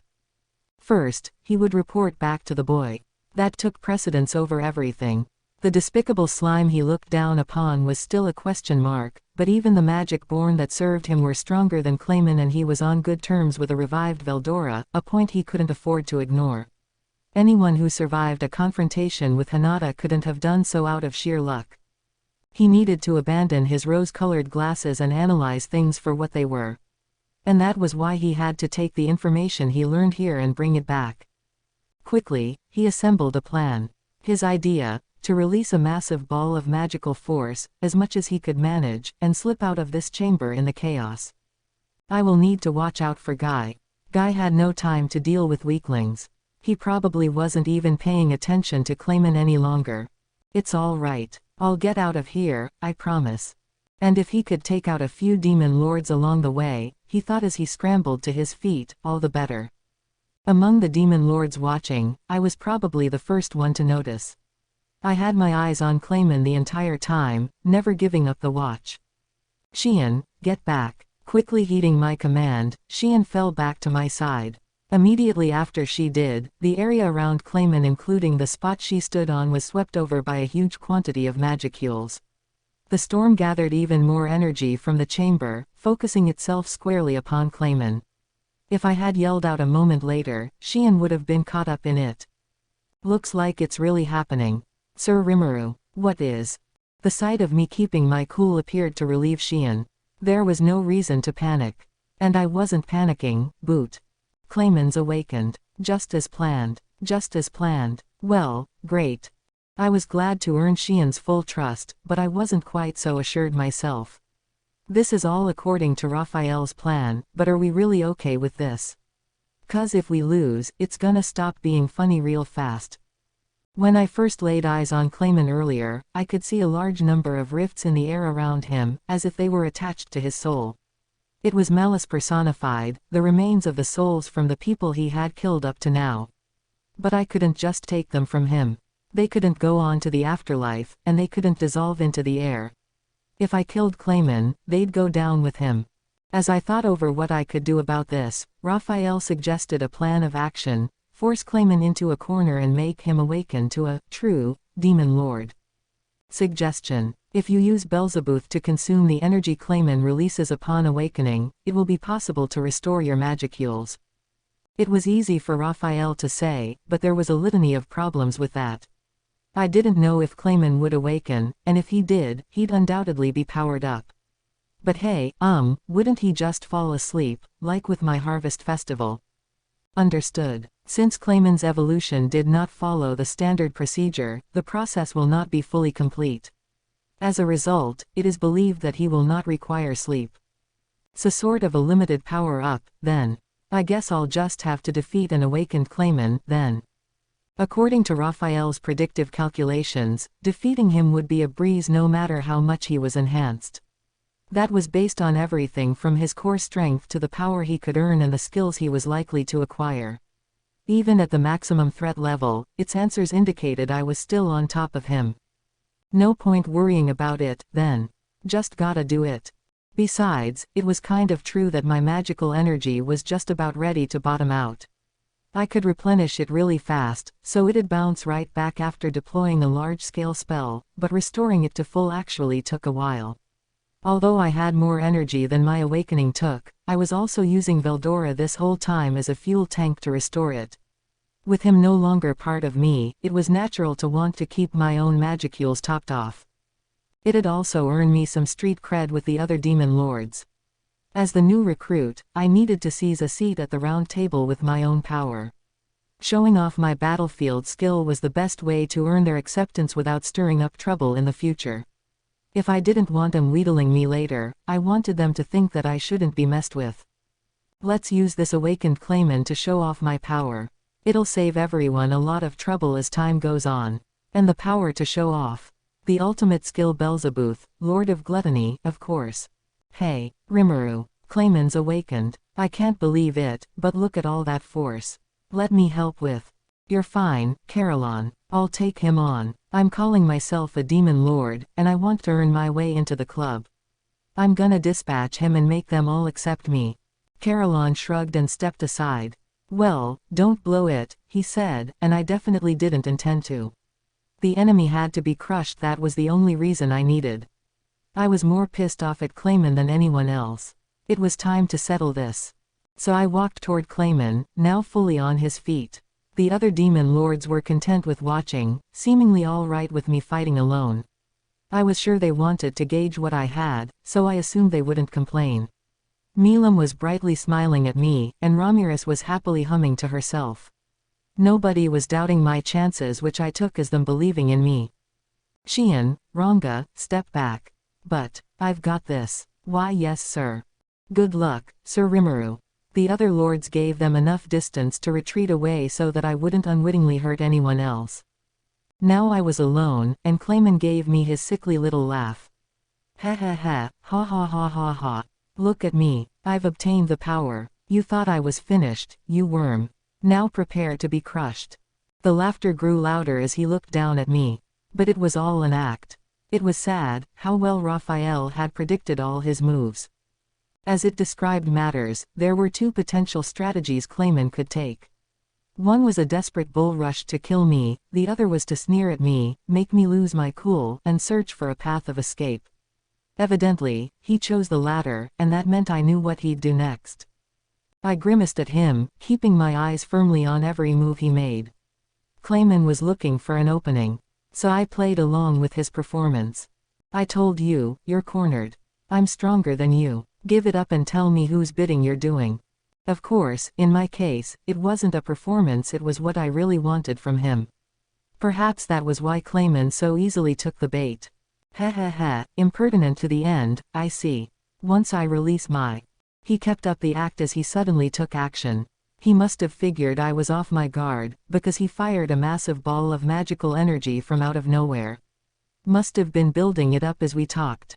It was a huge, superpowered blast, one that contained all the energy he had just awakened into, and it was hurtling straight my way. Clayman assumed I would dodge it. That or maybe fire off a blast of my own to neutralize it, although a spur-of-the-moment spell like that from me wouldn't be enough. If I jumped away, it'd explode in midair. If I tried blowing it up, he'd be able to escape in the resulting gigantic explosion. That, I imagine, were his thoughts.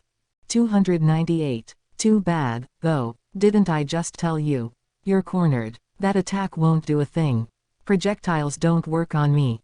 Beelzebub gobbled up that massive energy blast, leaving our surroundings completely unaffected. Clayman's scheme bit the dust hard.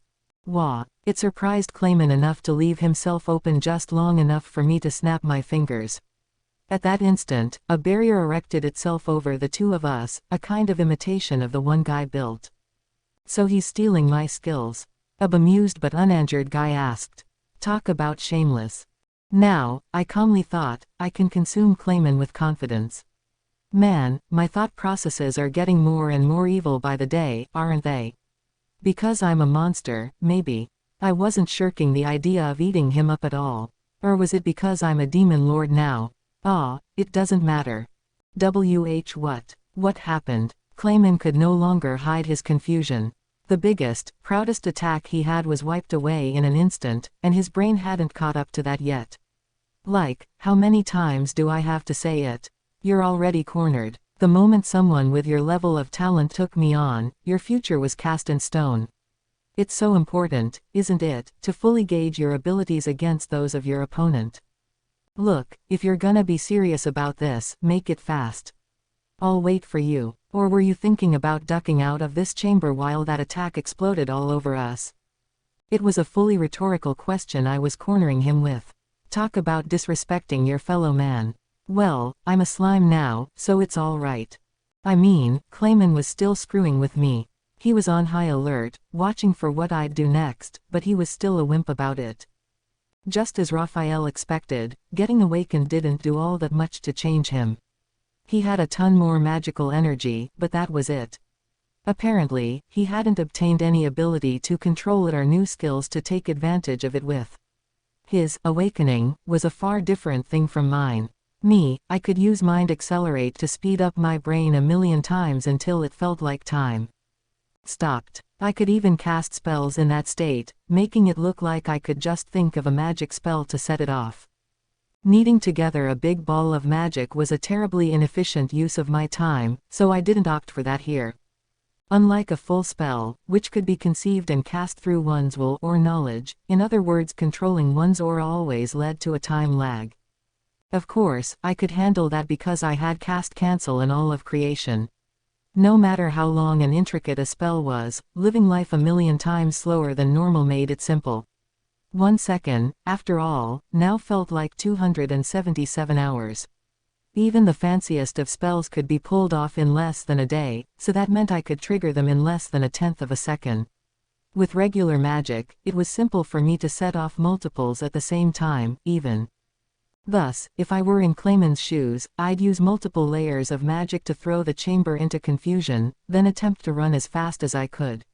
He didn't choose that, which meant he didn't have the strength for it. He hadn't even noticed that I built a barrier around us, one that cut off any escape route. If he wanted to get out, he'd have to do it over my dead body. Whether he was aware of this or not, the atmosphere around Clayman began to change. Ha, ha ha ha, a mere slime with a big mouth, I see. You are strong, I will admit that much. But I am capable of far more than this. He had changed tactics to the first scenario, a desperate bull rush to kill me. Giving up the escape, revealing his full force to the demon lords, a risky bet, to be sure, but it gave him a winning chance. Surrounded by a bunch of lords who believed that strength was everything, it'd even be a chance to write off all his previous crimes. Assuming, of course, he could beat me. You seem confident in your aura control abilities, but do you think you could deal with this? Here we go, my most powerful hidden skill. Demon Blaster. After that long speech to throw off my game, he put his feelers to the ground, stretching them out around me, and then released. The attack harnessed the ley lines under the ground, stacking them together and mixing in his own magicules to amplify them, then released it as a destabilizing ray of light. That was the long and short of it, and anyone caught in it would have their arrangement of magicules thrown into chaos, destroying them from the inside. Physical resistance would be useless, and even a magical barrier would be instantly smashed. This was the natural enemy of any monster, and I had to hand it to him. This was real Demon Lord stuff. But it didn't work on me. Swallow it all down, Beelzebub. The demon blaster light beam looked like a herd of dragons rising up from the ground, but now they were caught up in a rift before they could reach me, screaming their last as they were sucked inside. There was no escape, almost like a black hole that consumed all light around it. Forget it, Clayman. You're weaker than me. I had to crush him. Crush him and hopefully make him reveal something about his patron. The best way to do that was via terror. No, that's not possible. That was my secret weapon. Secret or not, projectiles just didn't work on me. Maybe if he used his head and did something to land a direct hit on me, things would be different. Do you see that you can't win now? So let me ask you. Tell me what you know and who you're cooperating with. Be honest with me, and I'll give you a painless death. Ha ha ha ha ha. I am a walking dead. Kill me all you want, I'll just resurrect myself and come back later to kill Aun. I punched him, then again, and again and again, without a word. I also applied Mind Accelerate, speeding it up 1,000,000 times for him. Raphael could influence not just my perspective but those of people around me. In the real world, it lasted several seconds. But in Clayman's mind, I was continually punching him, tormenting him with pain and terror, for several dozen days. So I could carve that pain and terror into his soul. And in those few seconds, the terror made Clayman's hair fall out, transforming his visage into the ghastly, bony gaze of the actual dead. Clayman, I quietly called out. His body convulsed, then froze out of terror. I'm going to ask you one more time. Who are you getting your information from, and how is this person related to you? Tell me, and I'll make it easy on you. But Clayman had more backbone than I thought. Don't treat me like a child. I would never betray my friends and especially not my clients. That, and that alone, is the ironclad rule of the moderate jesters. Huh, so even villains had certain unbreakable rules. All right, well, so be it.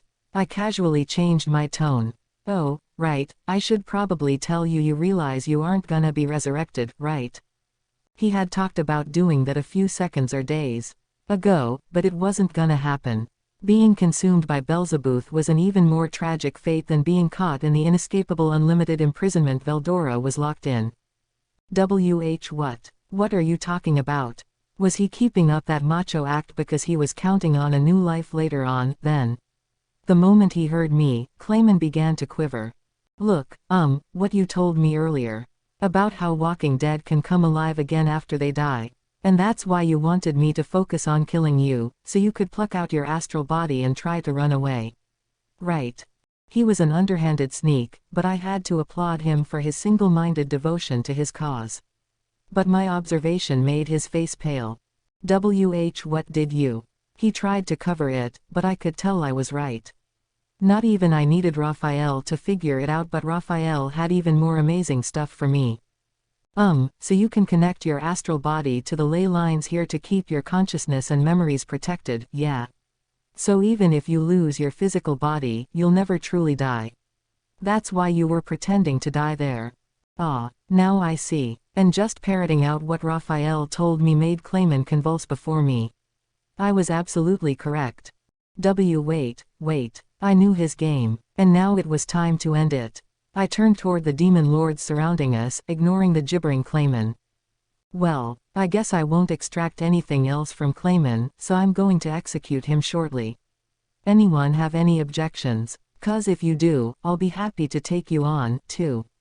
It would suck if someone did, but I doubted it. Do as you please, Guy answered, speaking for the council like I thought he would. No one else voiced any complaint. Stop. Wait, stop it. Now Clayman was loudly pleading for his life, finally realizing there was no escape. After all the grief you gave me, I'm absolutely sick of you.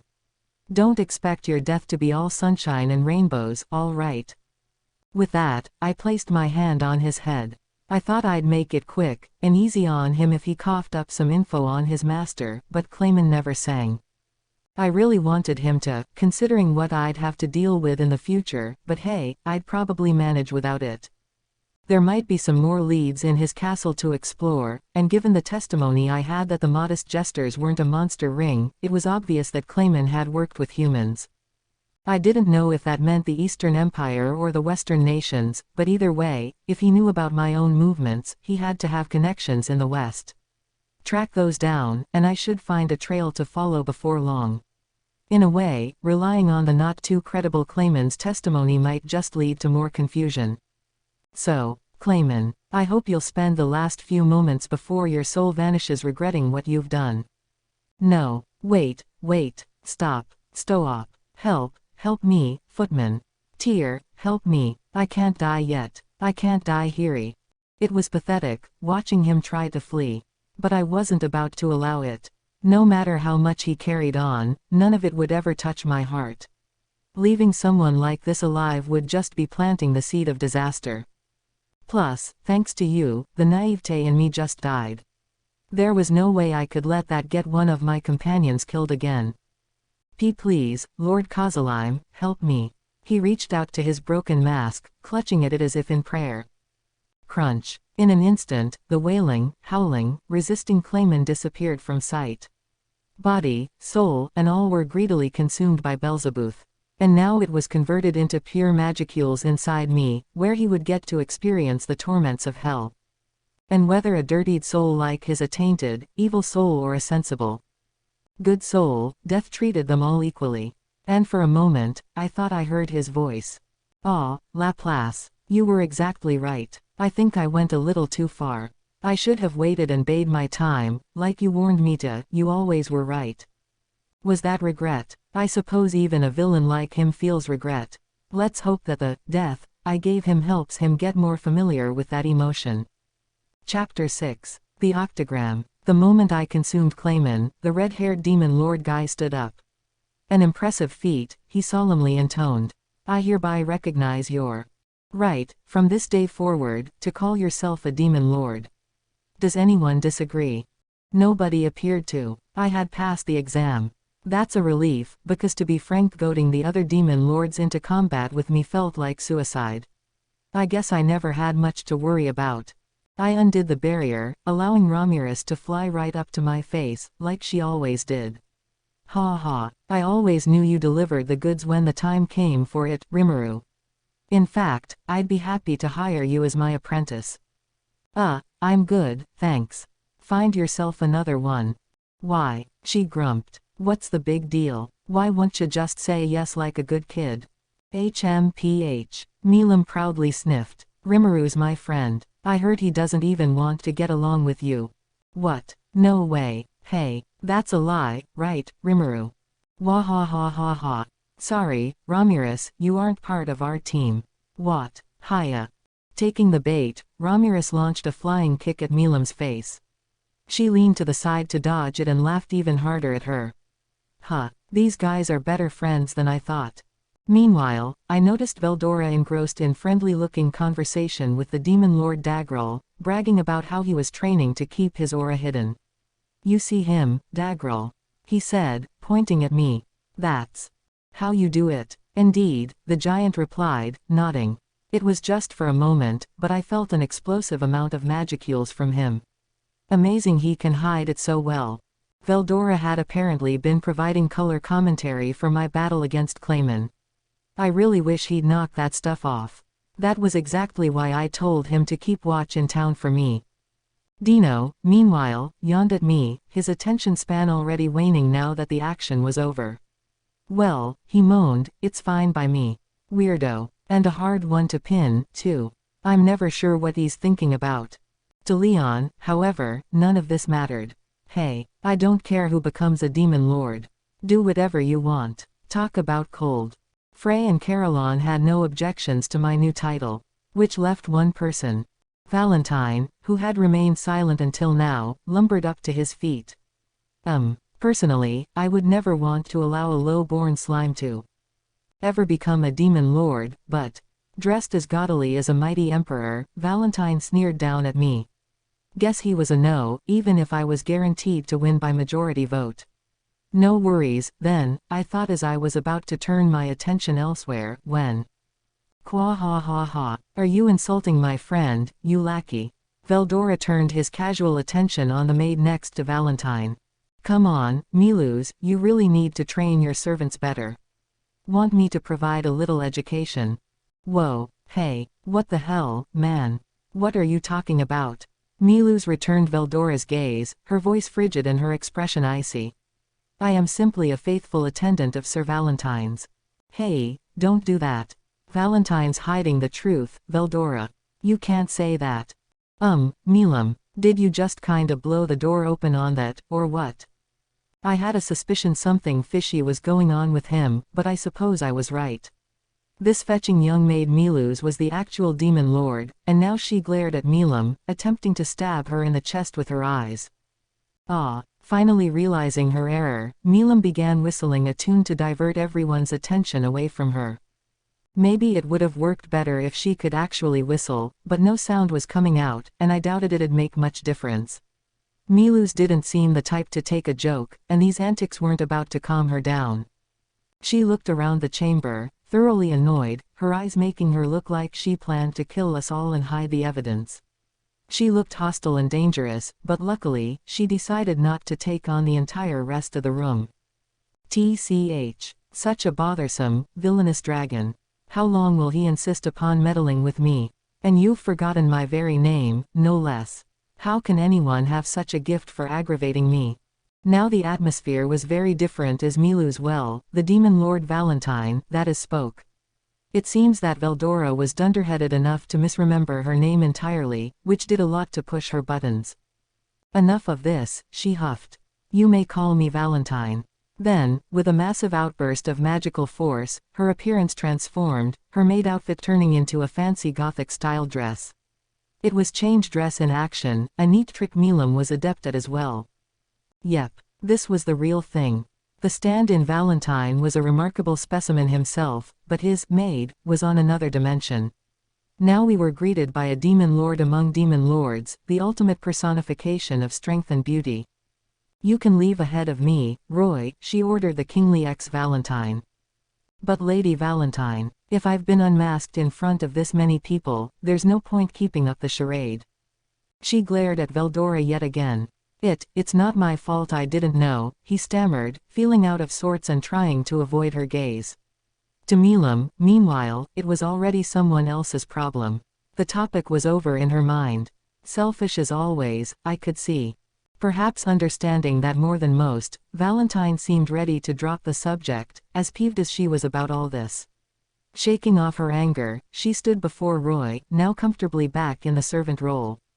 Anyway, she intoned, there is something that concerns me.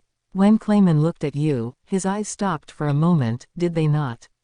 He might be involved with those cockroaches that invaded my domain earlier. I want you to return home and inform my people to step up our security. Guess Caroline and I weren't the only guys Clayman picked a fight with. No wonder everybody hated him.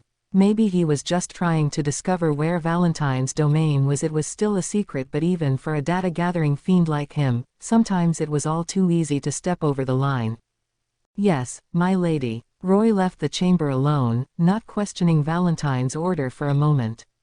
No, he had no business being on the throne at all. He really was just a political stand-in. It was, I suppose, a sign of Valentine's power and influence. Time to switch gears. I plucked the round table out from my stomach and set it back in place. Good thing I thought about storing it before I smashed it up. If battle had broken out before the barrier was in place, I'm sure it would have been a mess. The thing looked far too fancy for restitution to be cheap. All the demon lords sat back down at the table, while Guy's two maids prepared some tea for us. "Ah," Leon suddenly said next to me, "I just remembered. I thought I had heard the name Kozalime somewhere before, but that's the demon lord I killed, isn't it?" I thought I was gonna spit the tea out right there. How could he be so nonchalant with that? You know him, Leon. And how could Milam not know that? The other demon lords seemed similarly unfazed, many apparently clueless about the guy. Even Ramirez had completely forgotten. I thought she kept her memories whenever she was reborn. I wanted to poke fun at her about it, but that'd just be mean. So what's Kozalime got to do with this? Understood. The word Kozalime was uttered by Clayman as he called for help. Oh, right. Now I remember. He did scream something like that.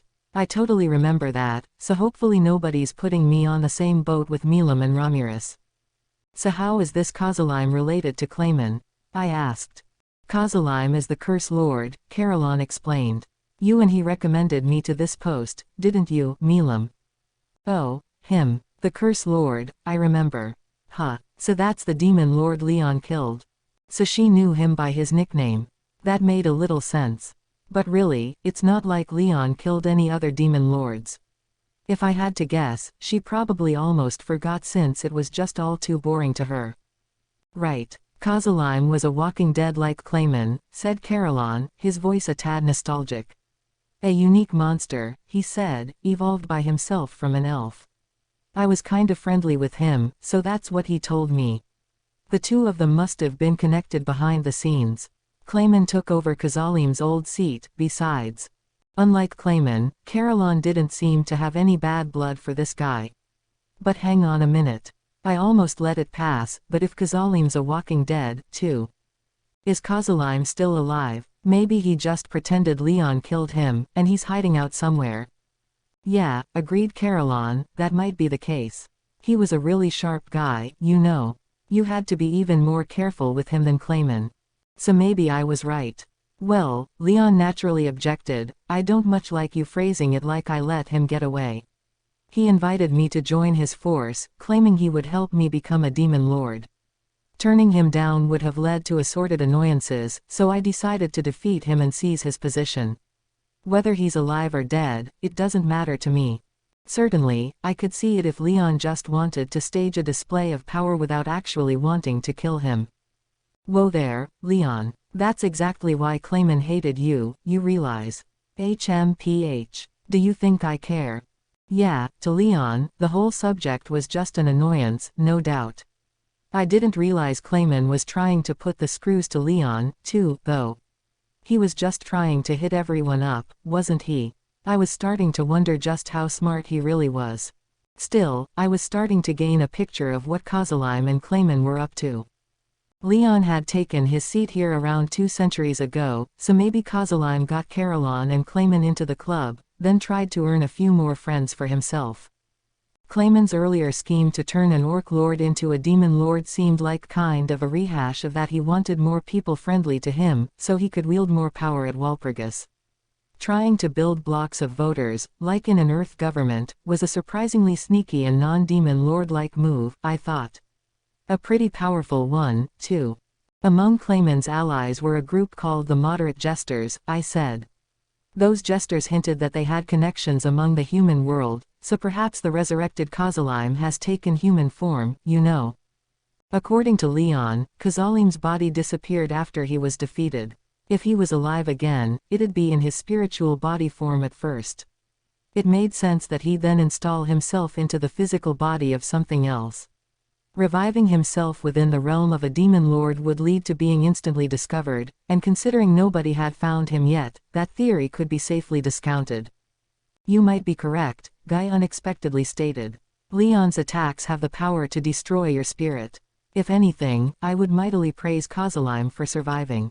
Plus, even for demons like ourselves, a full resurrection from our souls alone takes hundreds of years.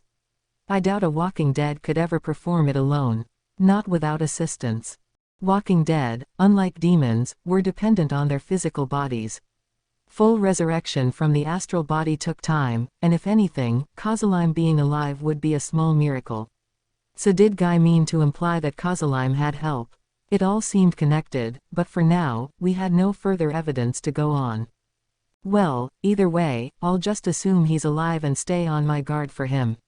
If I just killed Clayman, he might be out for revenge. Wah ha ha ha ha. Why worry, Rimuru? You're a lot stronger than him now. Milam, I shouted, that's the exact kind of cockiness that leads to getting killed. Thanks to my victory today, Clayman's forces were out of the picture. I didn't think our foes would make any moves for a while, but we still had to keep a sharp watch out.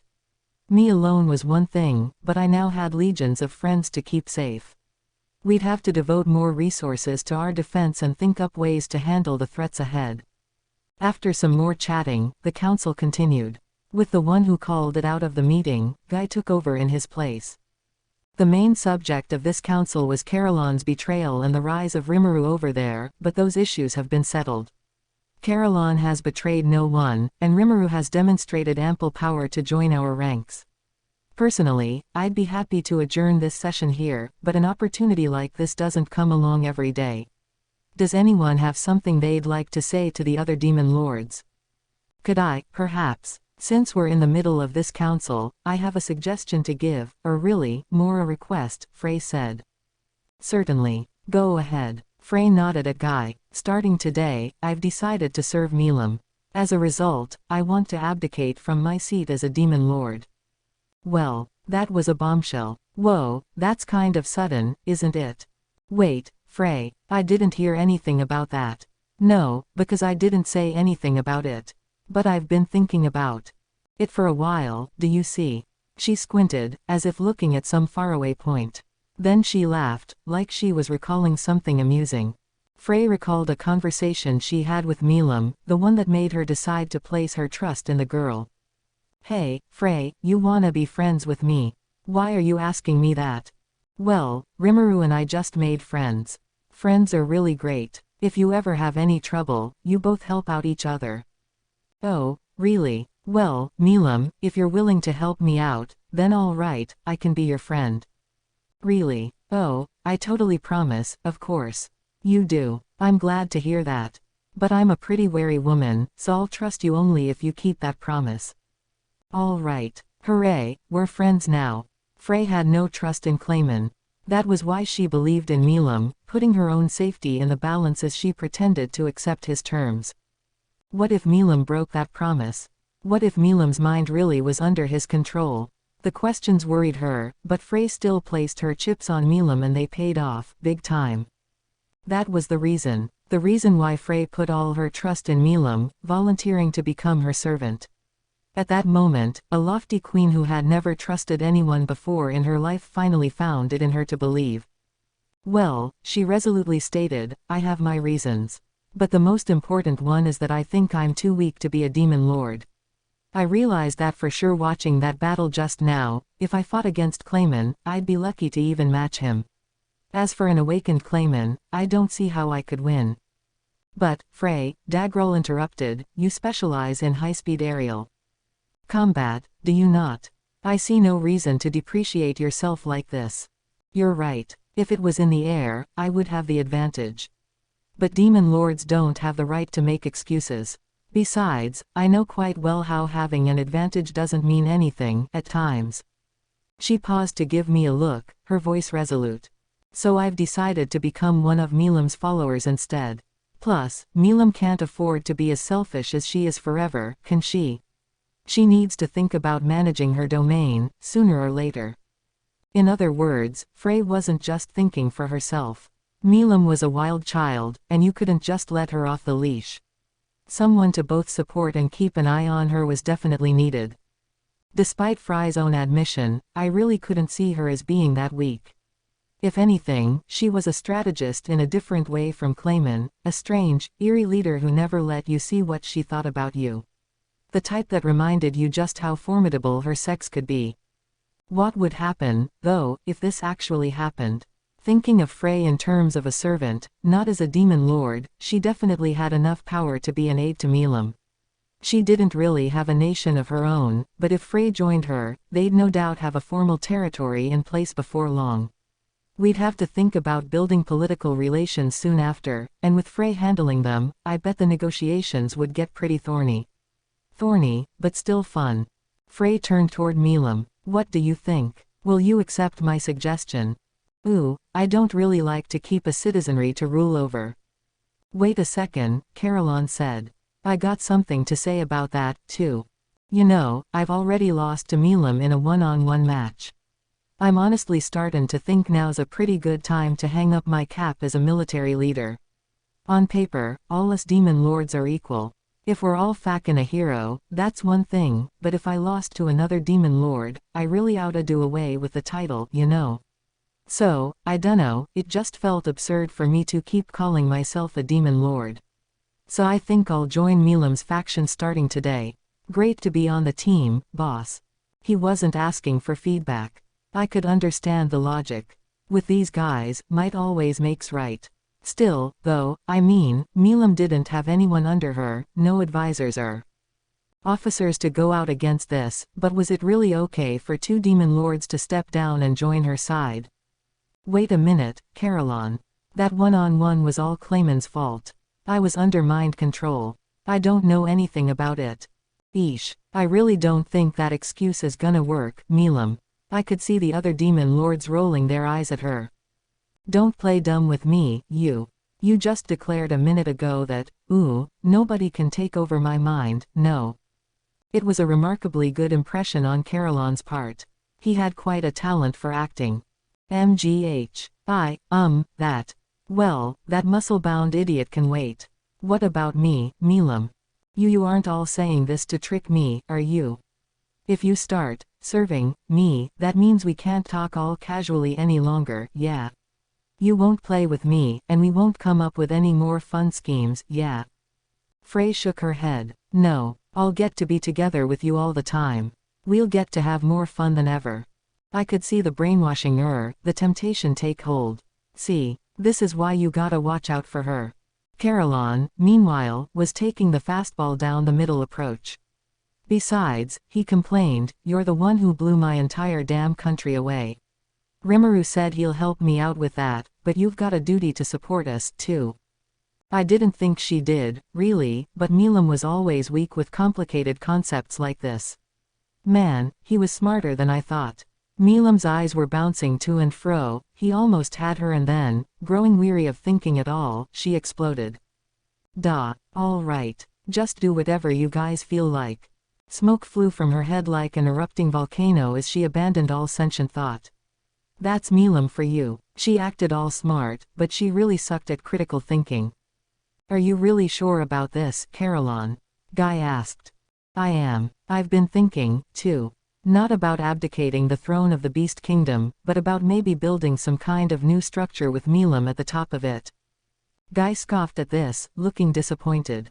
I liked you, though. In another 100 years, I was expecting you to awaken, too. Then he grinned at him. But very well. From this moment, Frey and Caroline are no longer demon lords. You are free to serve Milam in any manner you please. Now the abdication was official, and nobody voiced any further complaint.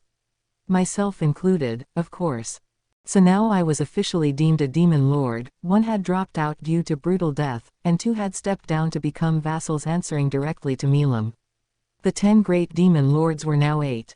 I thought this would mark the end of the council, but there was one problem left. So we aren't the 10 great demon lords any longer. It was just a sidelong observation on my part, but it generated a much greater reaction than expected. That is a concern, Dagrel rumbled. In terms of our dignity, we will need to consider a new name. It's really that important. Fortunately, Walpurgis is still underway. We have all our demon lords here. Now would be a wonderful time to brainstorm. Even Valentine, the demon lord who definitely couldn't take a joke, was unironically up for it. Does this really matter, guys? I think the humans are gonna come up with one for us either way, right? Ooh yes, it was a real mess the last go-round. Our numbers kept going up and down, and we had to hold so many darn councils to settle on a new name each time. Wah, they trigger Walpurgises on something that unimportant. Ramirez described them as this grand, stately event, a special meeting of the minds. Oh, but didn't she call it a chat over tea at first? I was really starting not to care. You're right, said Daggerel. The 10 great demon lords thing stuck after the humans came up with that, didn't it? After we wasted all that time thinking something up. Well, I'm through with it. I don't have the wherewithal to think about it. You just wanted to stop using your brain for a while, didn't you? Don't act like you were such a helpful participant up to now. Silence, you. All you did was complain. I don't remember a single constructive suggestion from your end. Valentine knew exactly what I was thinking. What are you talking about, Valentine? You left that whole process to Roy, did you not? Dino shot her down. Unlike Milam and Ramirez, their erudition was mainly utilized to avoid work as much as possible. Why were they spending all this time thinking up names anyway? Like, they appeared dead serious about this. Did all demon lords have this much free time to work with? Upon further query, I learned that the name 10 great demon lords from the human realm stuck because they had spent years trying to devise something themselves. That was due to fluctuations in the number of demon lords. Just when they thought they had something nailed down, they'd go up or down ahead. So they wound up just going with the 10 great demon lords, even though some were less than happy with it. It was all some of the most useless trivia I ever heard.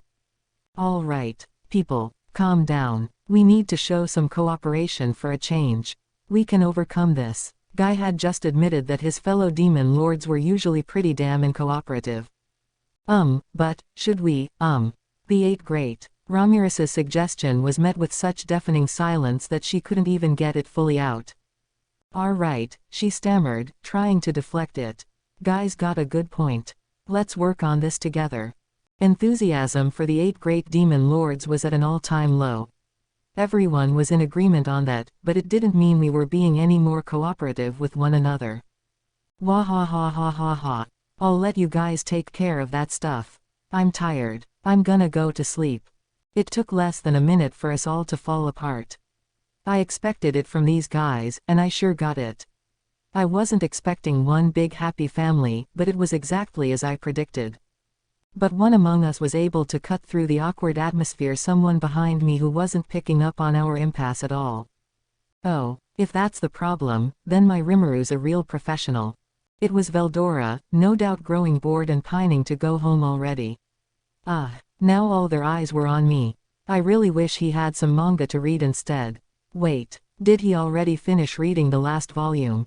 And now I could see Milam's eyes fixated upon him, or actually, that manga volume in his hand, like a hawk sizing up its prey.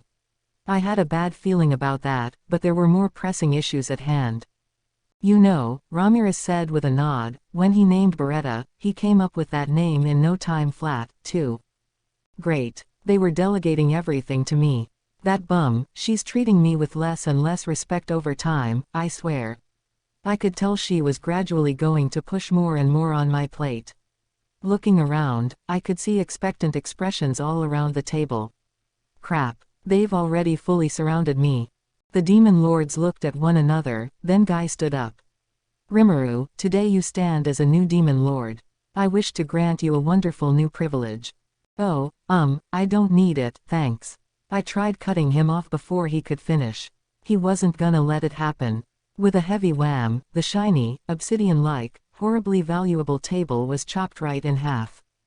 Yes, he said as he gracefully walked right up to me, running a hand past my cheek, I will grant you the right to provide us with a new name. A very honorable position, I should say. You will accept it, yes. He was totally wheedling me. The gesture might have made it look like kindness at first, but his voice made it clear that no insubordination would be allowed. I looked at him, neither nodding nor shaking my head, attempting to plead the fifth. And you know, he whispered, half biting at my ears. His fingernails were practically screeching as they dug into my cheek. This all happened because you culled our numbers, did it not? You'll be kind enough to take responsibility and come up with a name, yes? An impartial observer might wonder if we were lovers sharing a special moment. We weren't. He was threatening me, but if things had gone this far, I had nothing to refute him with. It's really that much a pain. Well, whatever. All right. Sheesh. You don't have to whine so much just because you don't like it. Resigning myself to my fate, I grudgingly took up the post. The looks of relief on my colleagues' faces spoke volumes.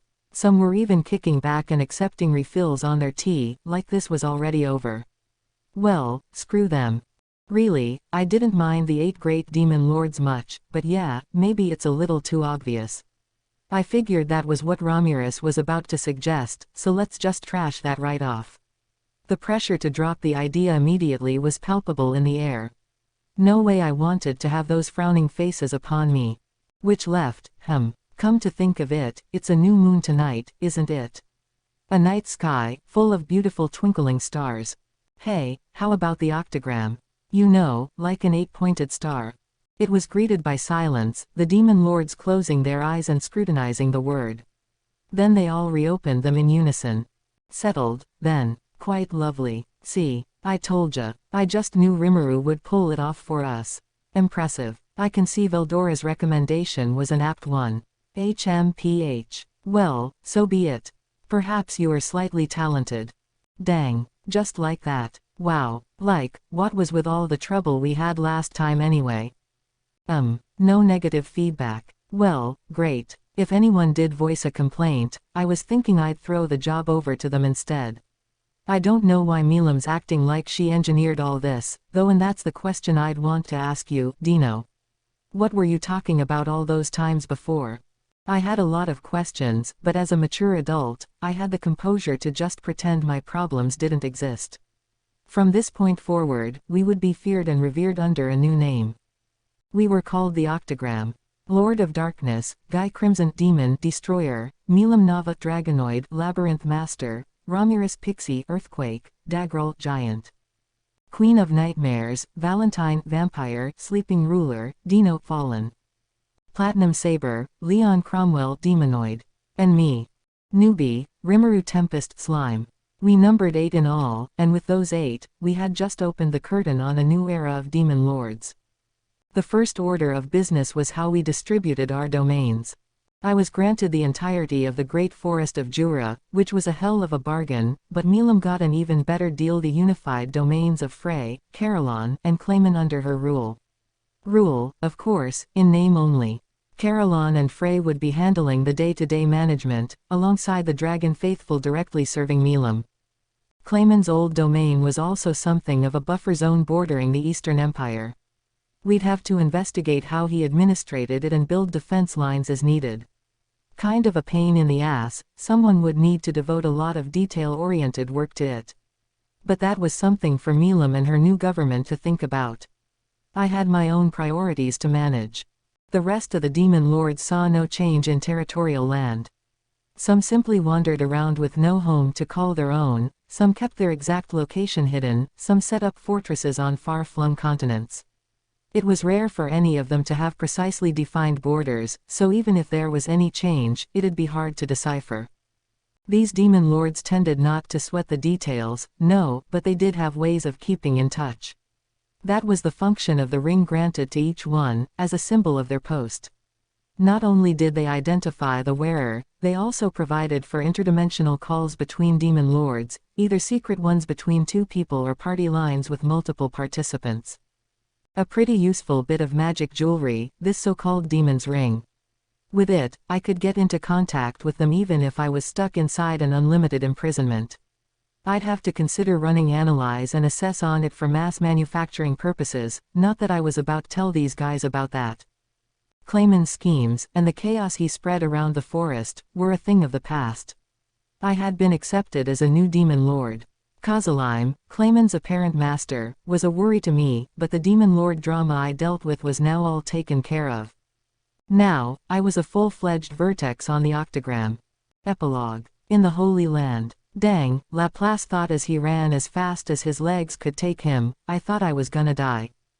Just as they had discussed, he had attempted to break into the Holy Domain once more, the moment the Walpurgis Council began. He was on his way to the cathedral inside the Holy Temple, headed for the inner cloister where he ran into a demon lord last time, only to run into the worst person possible. She was none other than the epitome of strength and beauty, Hinata Sakaguchi, captain of the chief knights of the Holy Imperial Guard and leader of the church's paladin forces. Hoa, what the hell? This ain't how the promise went. Laplace cursed his absent client.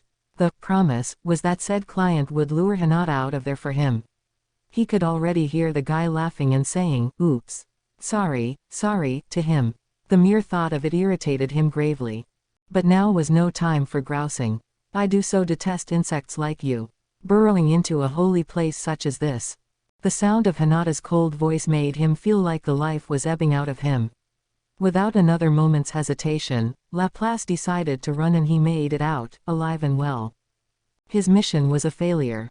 The inner cloister might as well have been on another planet. But none of it was Laplace's fault. Whether the demon Lord Valentine's absent or not, if she's around, it doesn't bloody matter. You expect me to beat that monster? He whispered to himself as he gave up the job.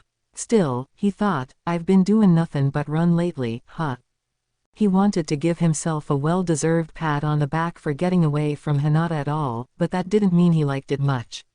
Given the terrible hand fate had been dealing him lately, it didn't seem smart to assume he'd make it all the way. Then he felt a rift appear, on the outskirts of the holy city, erupting into a massive wave of magical energy. Whoa, for real, Laplace could barely stand this any longer. That wasn't just a high-level magic born, it was something even stronger than that.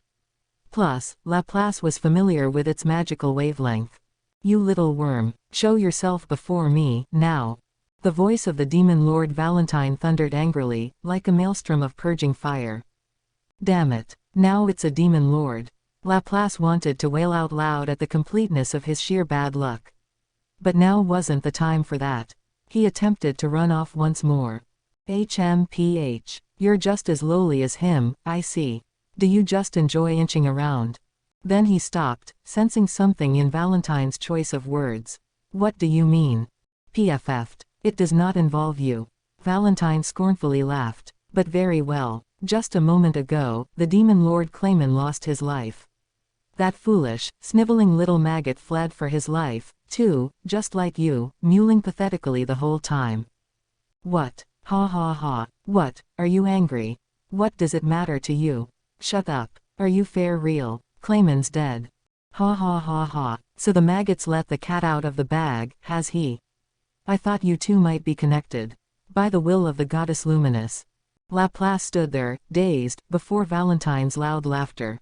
Clayman's death was too much for him to believe. Not that he couldn't believe it, he just didn't want to. To him, Clayman was a good friend and companion, if restless and nervous. What are you laughing about, ya pile of garbage? Who do you think you're talking to, UGNNNGH? Dumbass. I told you not to laugh at my friend. Laplace's fists never stopped swinging. They were literally killer, both of them. GNHH, don't you start on me, maggot. His face reddened with anger and humiliation. Valentine glared at Laplace.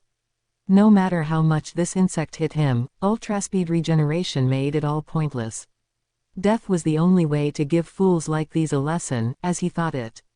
He didn't even stop to wipe the blood sprays that even now turned into a fine, crimson mist that descended around them both. Die, Bloodray, Valentine cried. Amid this absolute barrier of gore, a torrent of visceral blood particles hurtled at the speed of a bullet toward nowhere. You're a dead man. Wah. Valentine had no idea what happened. He bore overwhelming power, and this little maggot was toying with him. He had tried to kill him with his most powerful of skills, but for some reason, it never went off. Tonight was a new moon, the period when his powers were at their lowest point, but to a demon lord, the difference was trivial. There could be only one explanation: Laplace was strong. And this turned out to be correct. In Laplace's hand, there was something throbbing. Quote, comma, exclamation mark, quote. Yep. That's our core, there, your heart. Can't move, can't speak, am I right? That's what I do. As Laplace gave him the cruel news, Valentine's body began to unconsciously shiver, little by little. It almost felt like fear. Am I feeling fear? You were just a little late on the uptake there. But you got it now, yeah. I'm a strong one. Valentine's face turned pale, wincing in desperation. He realized that Laplace really did have his core in his hand. All was lost. The expression made Laplace whoop in crazed laughter as he crushed it with his fingers. The battle was decided in a single moment. Laplace didn't stop smiling for a while after. Ooh, Footman's not gonna like this. He had massacred all the guards who spotted him. Ooh, and Tears probably gonna cry, too. He had attempted to flee straight out of there. And that's exactly why I'm laughing. Laughing at you, Clayman. For being such a perfect idiot. The crazed clown, in his estimation, had experienced exactly the death he deserved. Laplace wasn't angry, he wasn't crying, he was just laughing, in commemoration of a friend who would no longer laugh with him. That time I got reincarnated as a slime Volume 6. End.